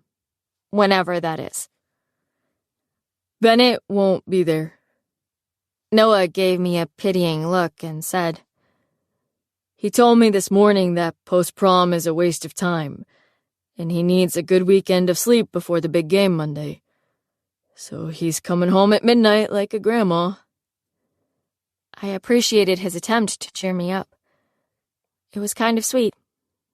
I said, I have a date with a movie and some ice cream. Nothing tops that. But thanks. Let me guess. Joss rolled her eyes. Bridget Jones. I shrugged. I think I'm feeling a little more Joe Fox and Kathleen Kelly tonight, but either one will do. They said goodbye and pulled away. But instead of going inside, I sat down on the porch swing and stared over at Wes's house. The light was on in the living room, making me think of our late-night telephone calls and watching for him out the window. I missed him so much. I'd spent most of my life wishing he wasn't always there, aggravating me with his Wesness. Yet now, everything felt empty when he was absent. I reached into my pocket and pulled out my phone. I went into our messages and typed, Hey, you, but quickly deleted it because, of course, Wes wasn't home yet. Normal people stayed until the end of prom. Normal people weren't home at, I checked the clock on my phone, 9:30. Wes Bennett was probably being crowned prom king at that very second. He was probably about to dance with his beautiful date, and once he finished staring into her eyes, he'd forget about baseball responsibilities and sweep her away for a fantastical night of firelight and kisses that curled her toes. Even when I closed my eyes tight, I could still picture them kissing. Screw this. I opened my eyes, stood, and fished my key out of my pocket. It was time to go inside and gouge my eyes out. Chapter 16. When you realize you want to spend the rest of your life with somebody, you want the rest of your life to start as soon as possible. When Harry Met Sally. I lay on the couch like a lump, still wearing my prom dress, but wrapped in a blanket. I'd just dropped onto the sofa when I came into the house and was mindlessly watching You've Got Mail in the dark, while trying not to think about what was going on with Wes and Alex. Kathleen Kelly was talking about Joni Mitchell's River, and I was feeling every melancholy note of that masterpiece. I'm selfish and I'm sad. Now I've gone and lost the best baby. Liz? Helena stopped short of walking into the living room from the kitchen when she saw me, and put her hand on her chest. Jeez, you scared the crap out of me. Sorry. She tucked her hair behind her ears, a tube of Pringles under her arm. No worries. Why are you sitting in the dark? I shrugged, too lazy to turn on the light. I see. She cleared her throat and put her hands in the pocket of her hoodie, where I could see 2 cans of soda. And prom? I waved a hand. It was fine. She looked like she wanted to ask me about it, but then she said, Well, okay then. I'll leave you to your movie. Good night. I usually felt defensive when she asked about things in my life, but it felt empty not having her ask. I was embarrassed by the way I'd acted at the cemetery, and if I was honest with myself, I'd missed her today. I didn't deserve it, but I wanted her to stay up with me. I was a little scared to ask, afraid of a rejection that I wholeheartedly deserved. But when she was almost to the stairs, I blurted out, "Do you want to watch it with me?" I heard her steps stop before she came back into the room. "Oh my God, yes. I love this movie. Praise Jesus for the saviors that are Meg Ryan and Tom Hanks." "I thought you hated rom-coms." "I hate cheesy, unrealistic romantic movies. But bouquets of newly sharpened pencils?" She plopped down beside me and sat crisscross applesauce, pulling the top off the Pringles. "Be still, my heart." We watched for a few more minutes before she said, "So, prom." Prom. I kicked my feet out onto the coffee table and snagged a chip. Prom was like having your biggest mistake dressed up in pretty clothes and paraded in front of you with someone else. "English, please." I don't get how that gibberish pertains to the pretty Mr. Michael. I sighed. It doesn't. I don't know, just forget it. I don't want to think about it anymore. Done. She bit into a chip and said, gesturing at the TV, "This is the best love triangle." It's more of a love square, if it's a love shape at all. I chomped on a Pringle and said, "They're just a foursome who fall apart on their own. None of them have to choose between the others. I'm not talking about the two couples." Helena pulled the sodas out of her pocket, handed me one, and opened hers. She slurped off the can's edge and said, "I'm talking about the triangle between Kathleen, her idea of who NY152 is online, and Joe Fox." Wait, what? Think about it. She finds his online persona charming. She likes that he knows about going to the mattresses. She envies his ability to verbally slay. She leaned forward and set her can on the table. The idea of this man is beautiful, but in practice she thinks Joe Fox's verbal slaying is mean, and when he goes to the mattresses and puts her out of business, she hates him. I blinked and opened my pop. Holy crap. You're right. I know. She grinned and did a little half-bow thing. Sometimes we get so tied up in our idea of what we think we want that we miss out on the amazingness of what we could actually have. She was talking about the movie, but I felt seen. Wes had been right about one thing when he'd talked about my mom issues. It wasn't intentional, but I had been living my life like I was one of her characters, like I was trying to act out the parts I thought she would have written for me. I'd pushed him away and gone for the good guy, when in reality, there weren't only solid, dependable people and players with questionable intentions in the world. There were Wesses out there. Guys who broke the mold and blew both of those stereotypes out of the water. He was so much more than a Mark Darcy or a Daniel Cleaver. And then there were Helenas. Smart, irreverent women who had no idea how to play the piano or tend to a rose garden. But they were always there, just waiting for you to realize you needed them. "I mean," Helena said, "she nearly let 152 pockmarks go. Can you even imagine?" "Helena?" I blinked fast, but it was impossible to clear my eyes. My voice sounded constricted when I said, "I'm so sorry for what I said to you before. For everything.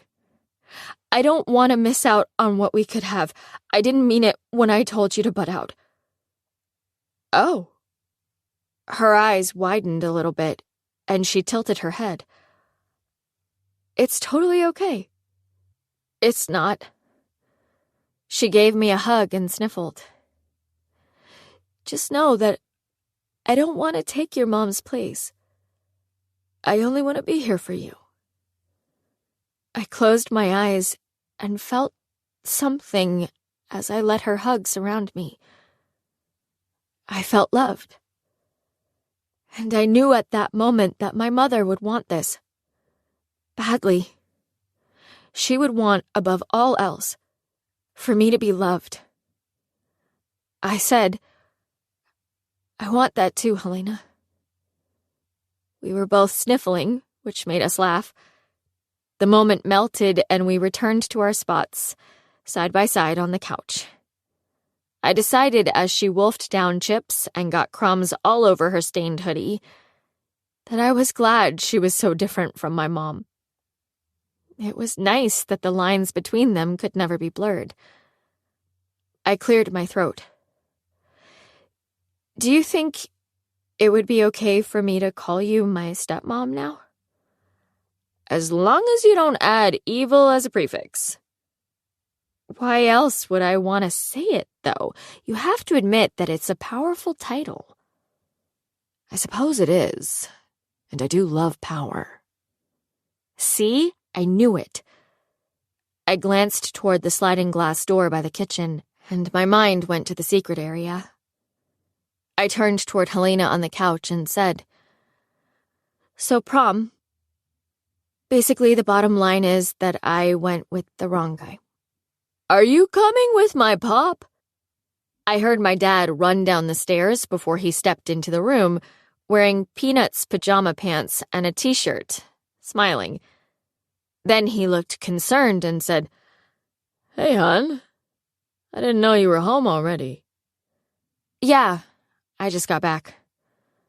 Helena pointed at my dad and gave me a look before saying to him, Shh, she was about to tell me about prom. Pretend I'm not here. My dad plopped down in the small space between Helena and the sofa's armrest, and he took a sip of her soda. I rolled my eyes and told him about Lainey and the realization that I had no interest in the guy that I'd thought fate had sent me. Then I had to tell them what a jerk I'd been to Wes after our kiss, except I said date, so my dad didn't freak, just so they understood how badly I'd screwed everything up. I pictured Wes's face at prom, glaring at me, and I said, So now it's too late. He's with a girl who adores him and doesn't treat him like crap. Why would he ever want to look back from that? They listened to all of it before my dad smiled at me like I was unbelievably dense. Because you're you, Liz. I don't know what... Oh, you don't know, do you? Helena dusted off the front of her shirt and said, That boy has been into you since you were little kids. No, he hasn't. Her words made a hopeful buzzing start in my ears and fingertips, even though I knew she was wrong. He's been into messing with me since we were little kids. Oh, you are so wrong. Tell her, hon. Helena nudged my dad with her elbow. Tell her about the piano. My dad put his arm around Helena and propped his feet on the coffee table. Did you ever know, Liz, that Wes used to sit on the back porch and listen to you practice the piano? We pretended not to see him, but he was always there. And we're talking way back, when he was a little pain in the ass, and you were awful at piano. No way. I struggled to remember how old we'd been when the piano had sat in the back room. He did? He did. And do you really think he cared about that parking spot you guys have fought over for the past year? He definitely cared. He still does.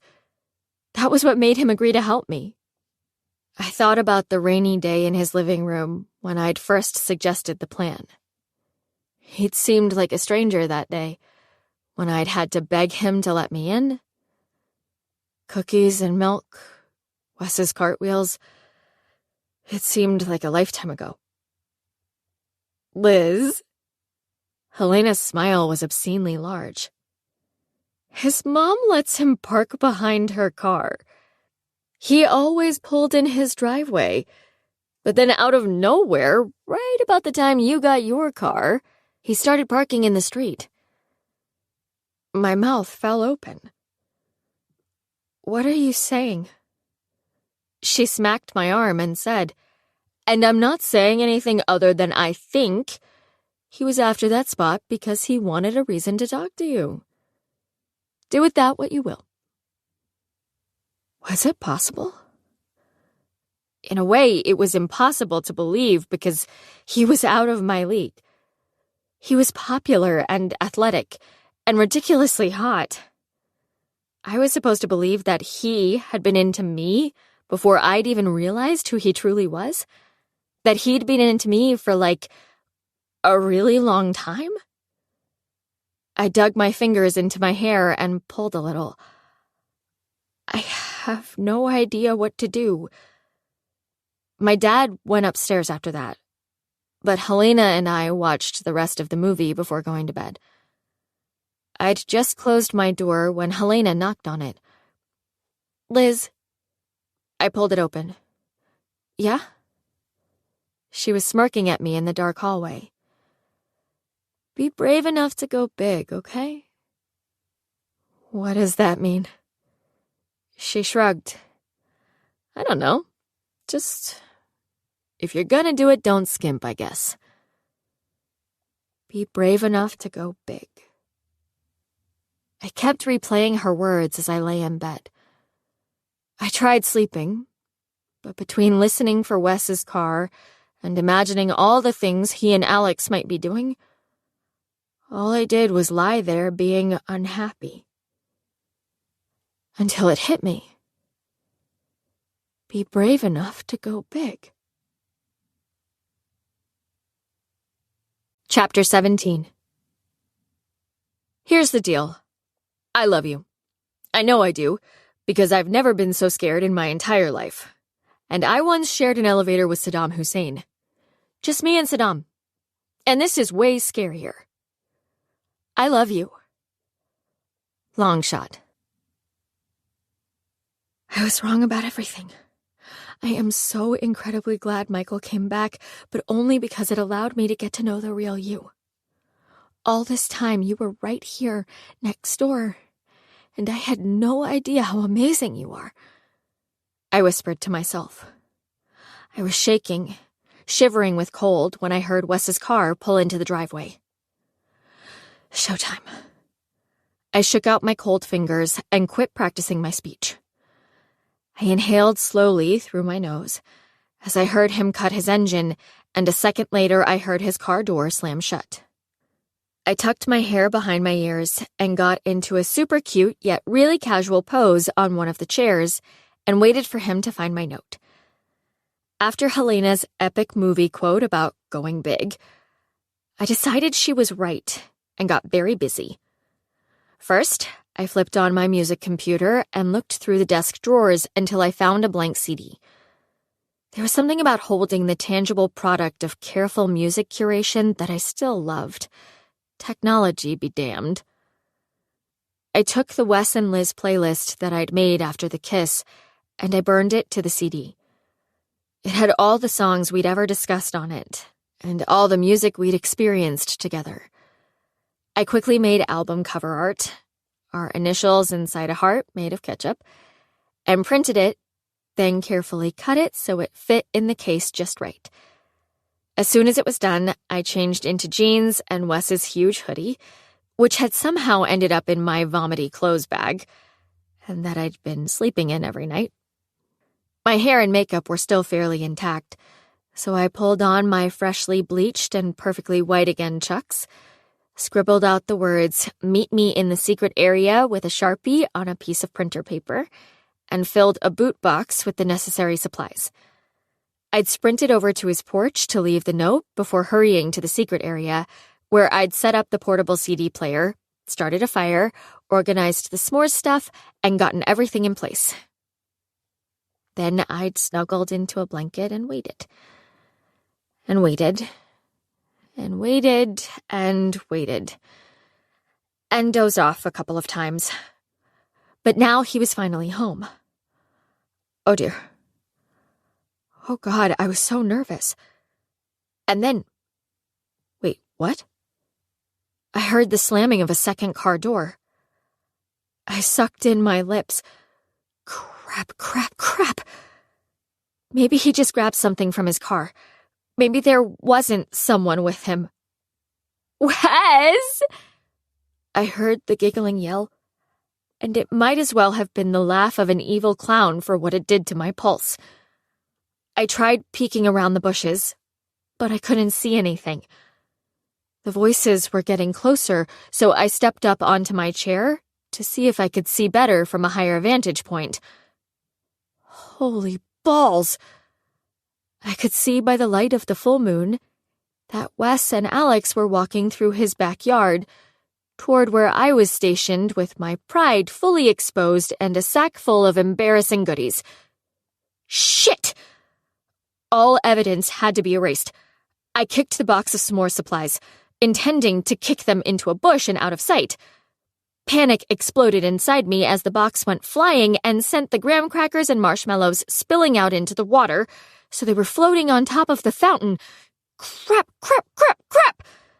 I grabbed the CD player and dropped down to my knees, desperate to be hidden by the darkness. But the ancient machine slipped out of my hands and landed on the ground, causing 8 D-size batteries to be ejected. Screw it. I ditched the mess and scooted over to the big bush, crawling on my hands and knees toward the other side. If I crawled all the way around to the other end of the secret area, maybe I could cut through... Liz? I closed my eyes for a second, before slowly straightening and climbing to my feet.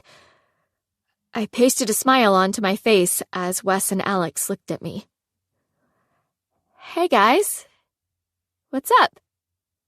Fun prom, right? Right? Oh my God. Alex, bless her, acted like it wasn't out of the ordinary for me to be crawling around in the darkness behind Wes's house. I thought I was going to have a heart attack when Ash was crowned. I know. I breathed, smiling like I knew what she was talking about, while taking in the stoic, serious expression on Wes's face. Total heart attack moment. Like, what? Ash was crowned? What are you doing out here? Wes asked, looking at me with an unreadable expression that made the tips of my ears burn hot. He was probably pissed that I was in the way of a potential seduction. Had he brought her there for that? Were they waiting for me to leave so they could get to it? For some reason, the thought of them together was 100 times worse when it involved the secret area. I followed my cat out here earlier and I pointed toward my house as words failed to make sense to me.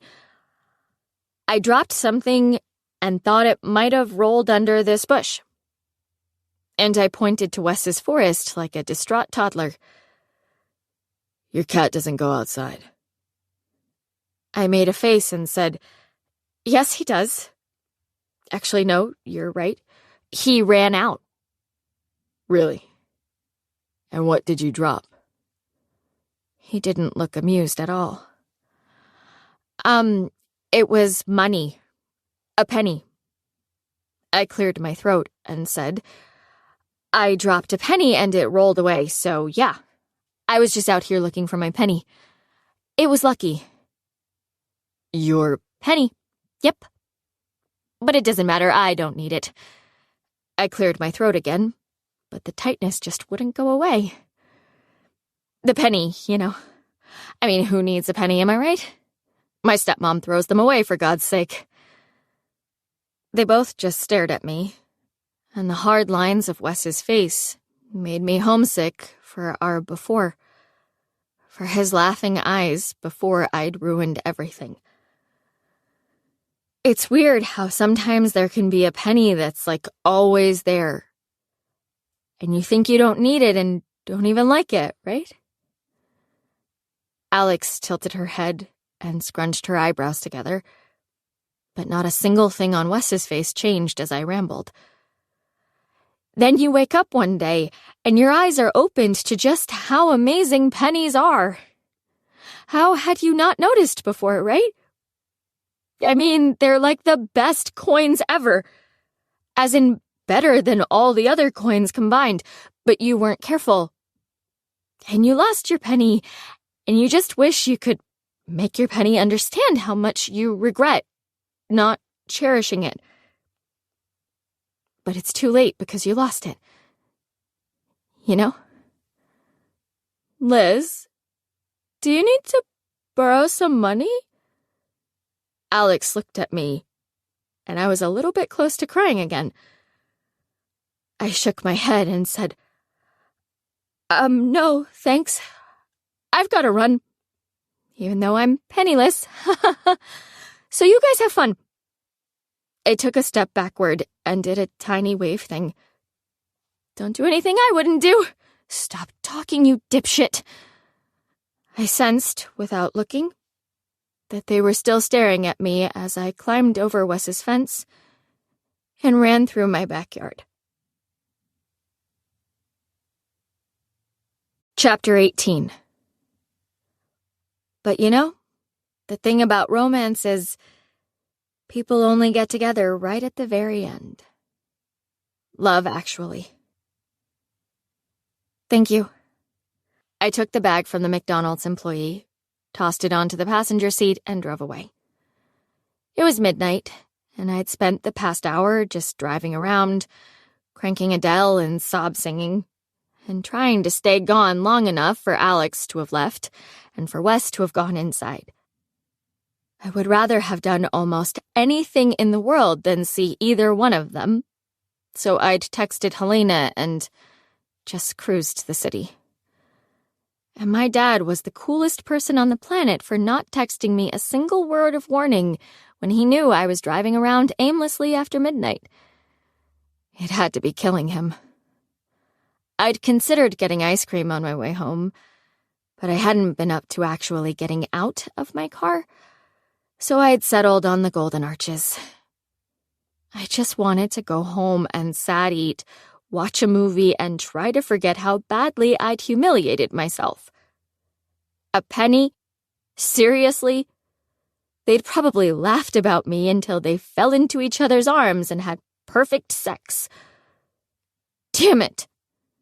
I grabbed a fistful of fries and jammed them into my mouth before pulling into the spot. It wasn't mine anymore.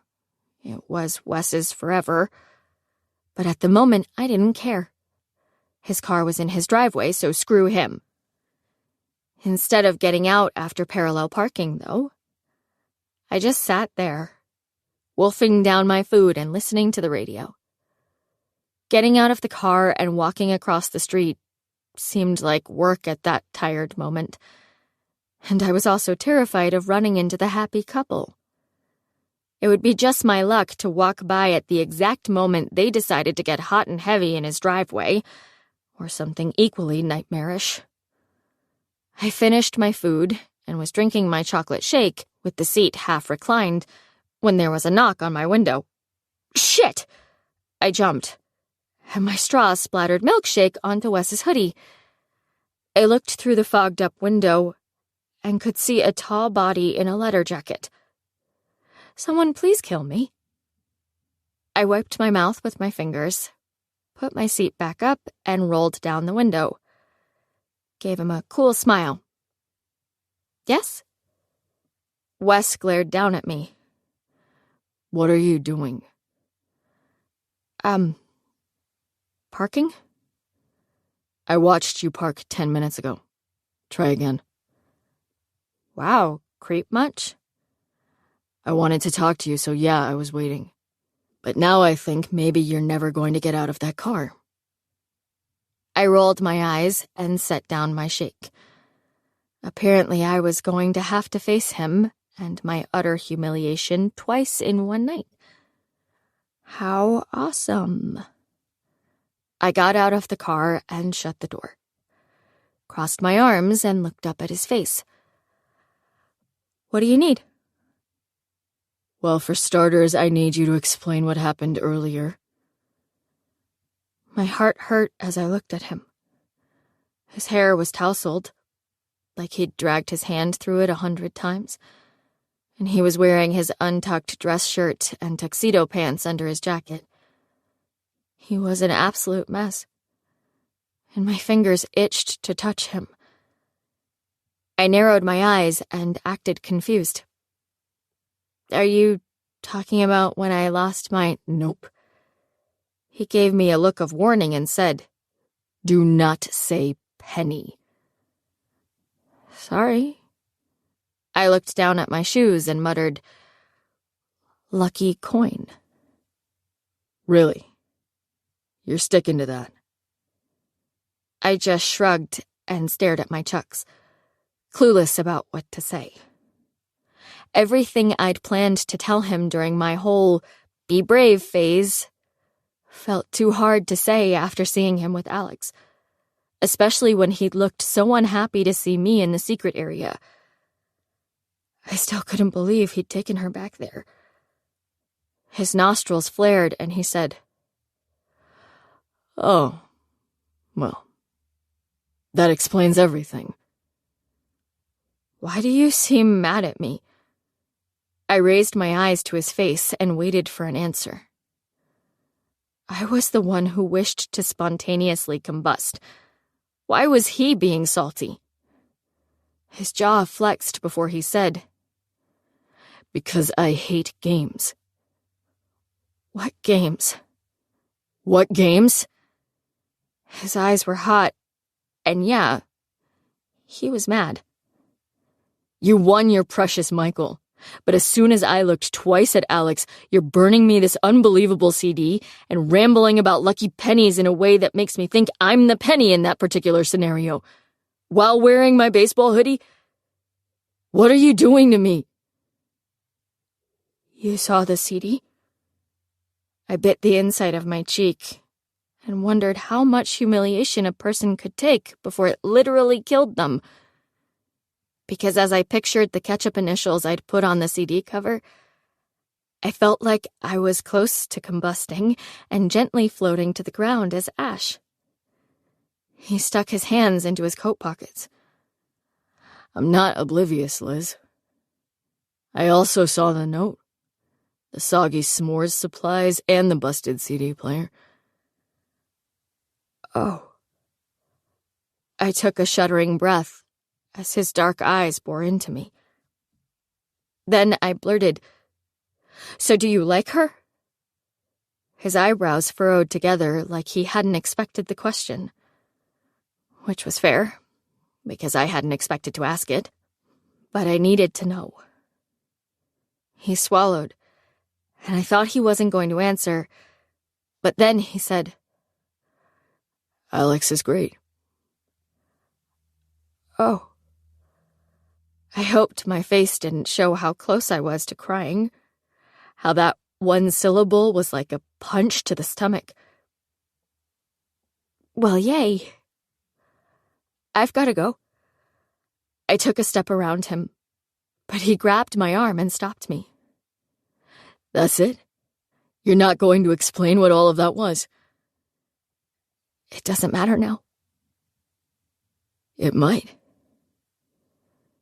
"It doesn't, okay?" I tried to sound light and easy, like I was fine with everything as he dropped his hand. I made the CD and set an embarrassing scene because I realized that Michael isn't the person I can't stop thinking about. And I wanted to tell you. I mean, he's great, but being with him is nothing like eating burgers with you, or sneaking out to the secret area to make s'mores and look at the stars, or fighting with you over a parking space. But it took me too long to figure that out, and now you've got Alex. He opened his mouth, but I shook my head.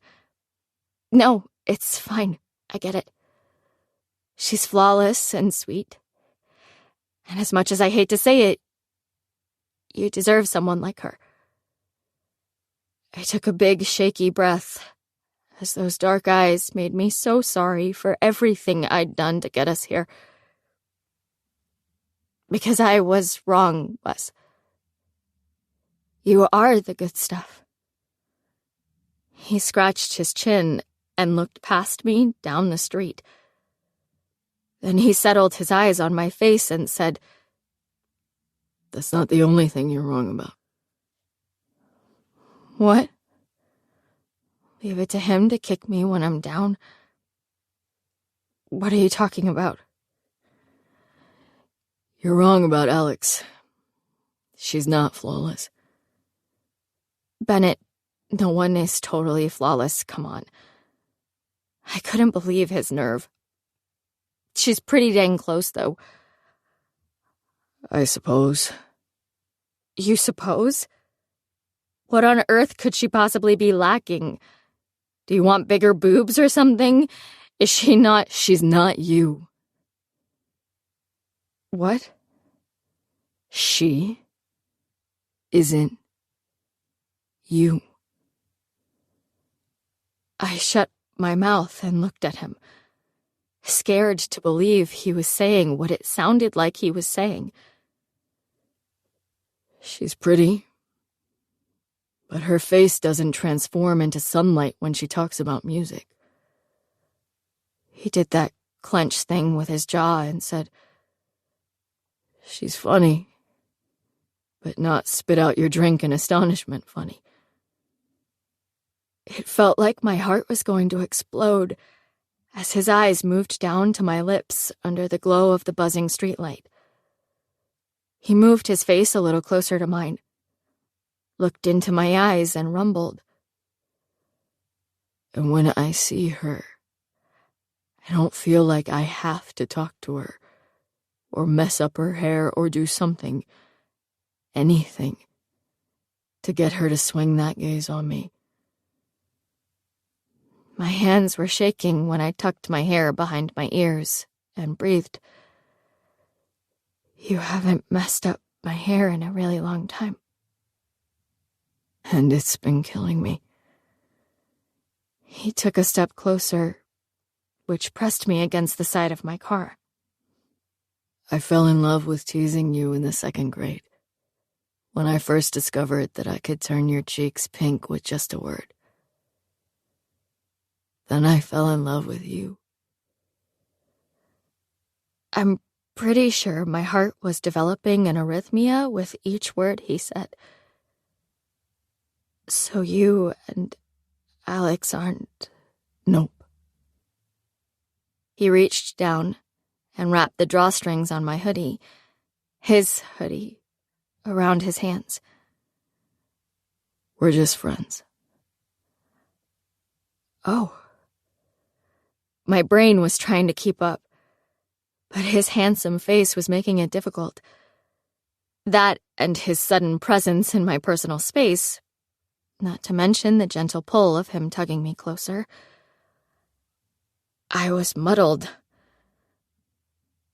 "Well, why did you act like you wanted me to say yes to Michael's proposal?" "You've loved him since kindergarten." His eyes were all I could see as he quietly said, "I didn't want our kiss to get in the way of that, if it was what you really wanted." How had I ever thought Wes was anything other than amazing?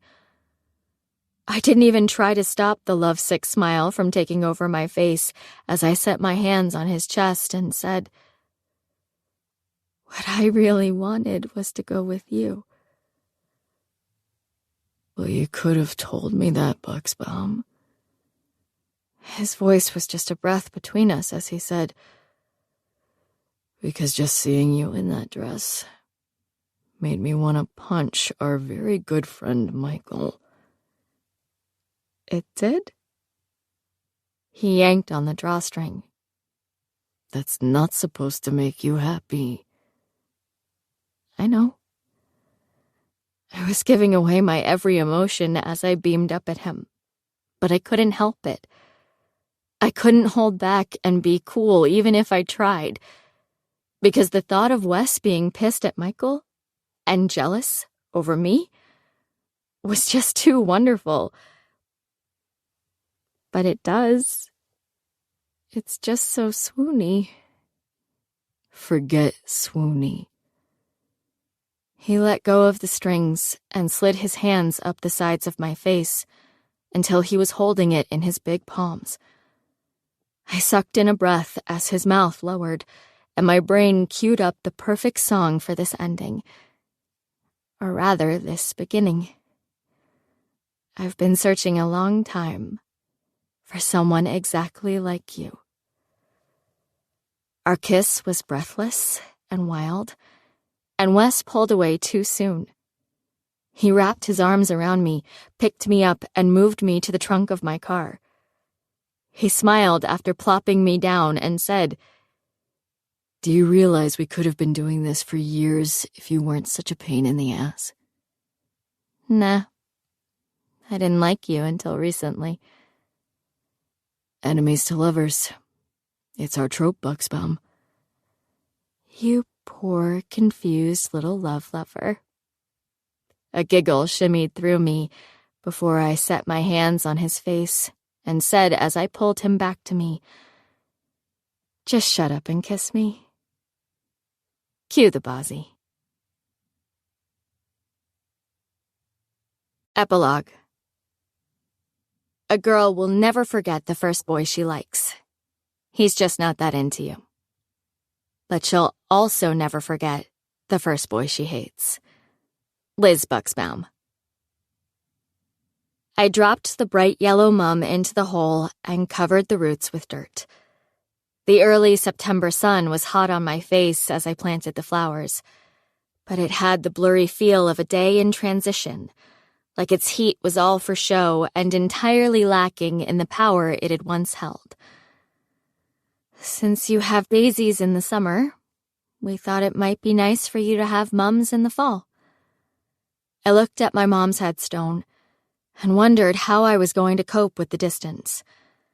I was down to 1 hour until I left for California, and even though logically I knew it was silly, a tiny part of me worried I was going to feel lost without our daily chats. It was all Helena's idea. Wes took a sip of water before picking up the bag of potting soil and saying to my mother's headstone, "Don't let your kid take all the credit." It had been Helena's idea. She and I had had a lot of good talks after prom, and she had been super understanding about my grief. Instead of trying to convince me that I should move on or get closure, she'd bought a little bench for the gravesite with a lovely floral cushion, so I wouldn't have to sit on the ground. She'd also bought me a jacket made of alpaca hair because she'd read that ghosts inherently know that the wearer of that material is not a threat. She made me wear it every time I went to the cemetery after dark, because she didn't want me getting possessed by the devil or one of his lackeys. I was really starting to love my goofy stepmom. "He's right," I said, sticking out my tongue at Wes. "But I love the idea. This way, even though I'm not here, my flowers will bloom beside you." Unless they die, because Liz is a horrible gardener. I grinned and launched the trowel in his direction. That could actually happen. Your green thumb, and frankly your desire to even have one, is clearly skipping a generation. Wes caught the gardening tool as if he'd expected the throw and took the supplies to his car. I dusted my hands on my jeans and sat back on my heels. It was a little hard to believe that Wes and I were both going away to California after we were done, but it felt right. He's always been there, the annoying boy next door, and now he was going to be the annoying boy in the dorm next door. As it turned out, Wes was a rock star pitcher and got offers from schools all over the country. In the end, he'd selected UCLA, but he made sure I knew it had nothing to do with me. I believe his exact words had been, "So we're totally free to dump each other in Cali without any weird guilt. This is just a freak accident that we're going to the same school. Not any love bullshit." And then he'd given me a boyish grin and a kiss that made me forget my name. For a few months now, Wes had been going with me to my mom's grave a couple times a week. He usually wandered away so I could talk to her, rain or shine. But then he always came back in time to say goodbye to my mom, and tell her something sarcastic about me. It was cheesy, and I adored him for it. "Well," I said, "we should probably get going because we're supposed to meet Dad, Helena, and Joss in 10 minutes. We were meeting at a cafe for breakfast, and then my dad and Helena were driving the U-Haul to California while Wes and I followed in his car. I stood and looked over at him as he closed the trunk. He was wearing the t-shirt I'd bought him as a graduation present. It said, "Educated Feminist, Bro." I'd thought it to be funny, but he wore it all the time. It went well with his smart-ass smile. I watched him walk around the car and open the back door, where Mr. Fitzpervert was sitting in his carrier in my favorite little plaid scarf, ears up and listening to every outdoor noise the cemetery had to offer. Wes called him Mr. Fuzzy with the silly clothes, and acted like he didn't like cats. But he also always scratched him in the exact place Fitz liked behind his ear. And as I stood there, watching him talk to my cat, I realized the truth. He was the good guy in the movie. Yes, he was funny and the life of the party, but he was also dependable and understanding and loyal. Even though I realized after prom that I didn't need him to be, he was a Mark Darcy. Only better. I was about to say it out loud to my mom when Wes looked at me with that smile I loved. "You ready, Buxbaum? Mr. Fuzzy's getting hungry, and so am I." It was Wes's idea to choose somewhere with outdoor seating so Fitz could enjoy the great outdoors from his carrier before the long car ride. How could I not love him? Yeah, I narrowed my eyes at him, but ruined the effect by smiling. "But it's Mr. Fitzpervert, you tool." I started walking toward him, but when I glanced back at my mom's headstone, I almost tripped because a cardinal had landed on the chokecherry branch that hung down beside it. He was bright red and beautiful, just sitting on the branch and looking in my direction. I blinked fast and narrowed my eyes as he opened his beak and chirped the sweetest little melody. I turned back to Wes, and he was looking at it over my shoulder. I said, "You see it too, right?" He gave a nod. Holy shit. We both stood there, staring at the bird. After another moment, he flew away, but my heart felt lighter. Like my mother had wanted to make sure I knew she was happy about me leaving. I cleared my throat and faced him. "You ready?" "You okay?" He took 2 steps and was there, wrapping his big body around mine. He ran his hand over my back and said into my hair, "Because we can stay as long as you want, Liz." "I'm great, actually." I pulled back and let myself stare at his handsome face, at the person who had always been there for me, even when I hadn't wanted him to be. "Let's go eat."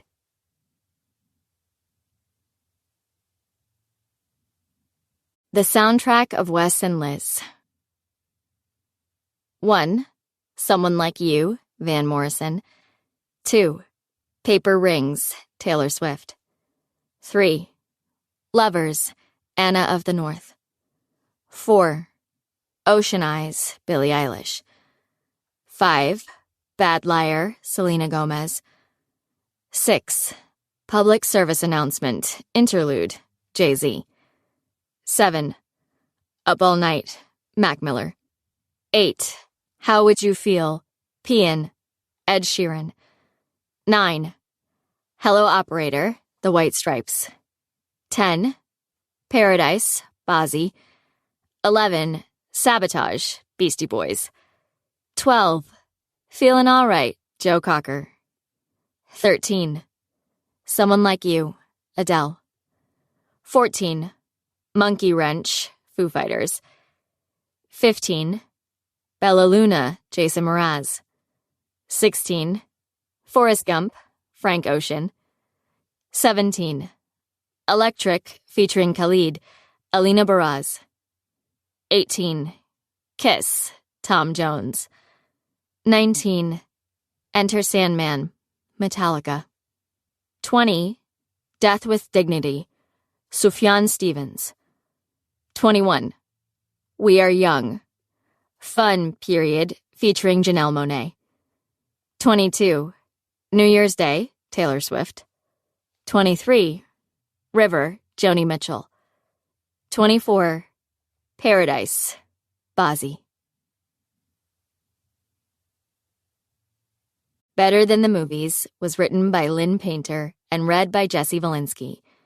Editing and post-production by Matt Kartsonis. This has been a presentation of Simon & Schuster Audio. Better Than the Movies is available in print from Simon & Schuster Books for young readers.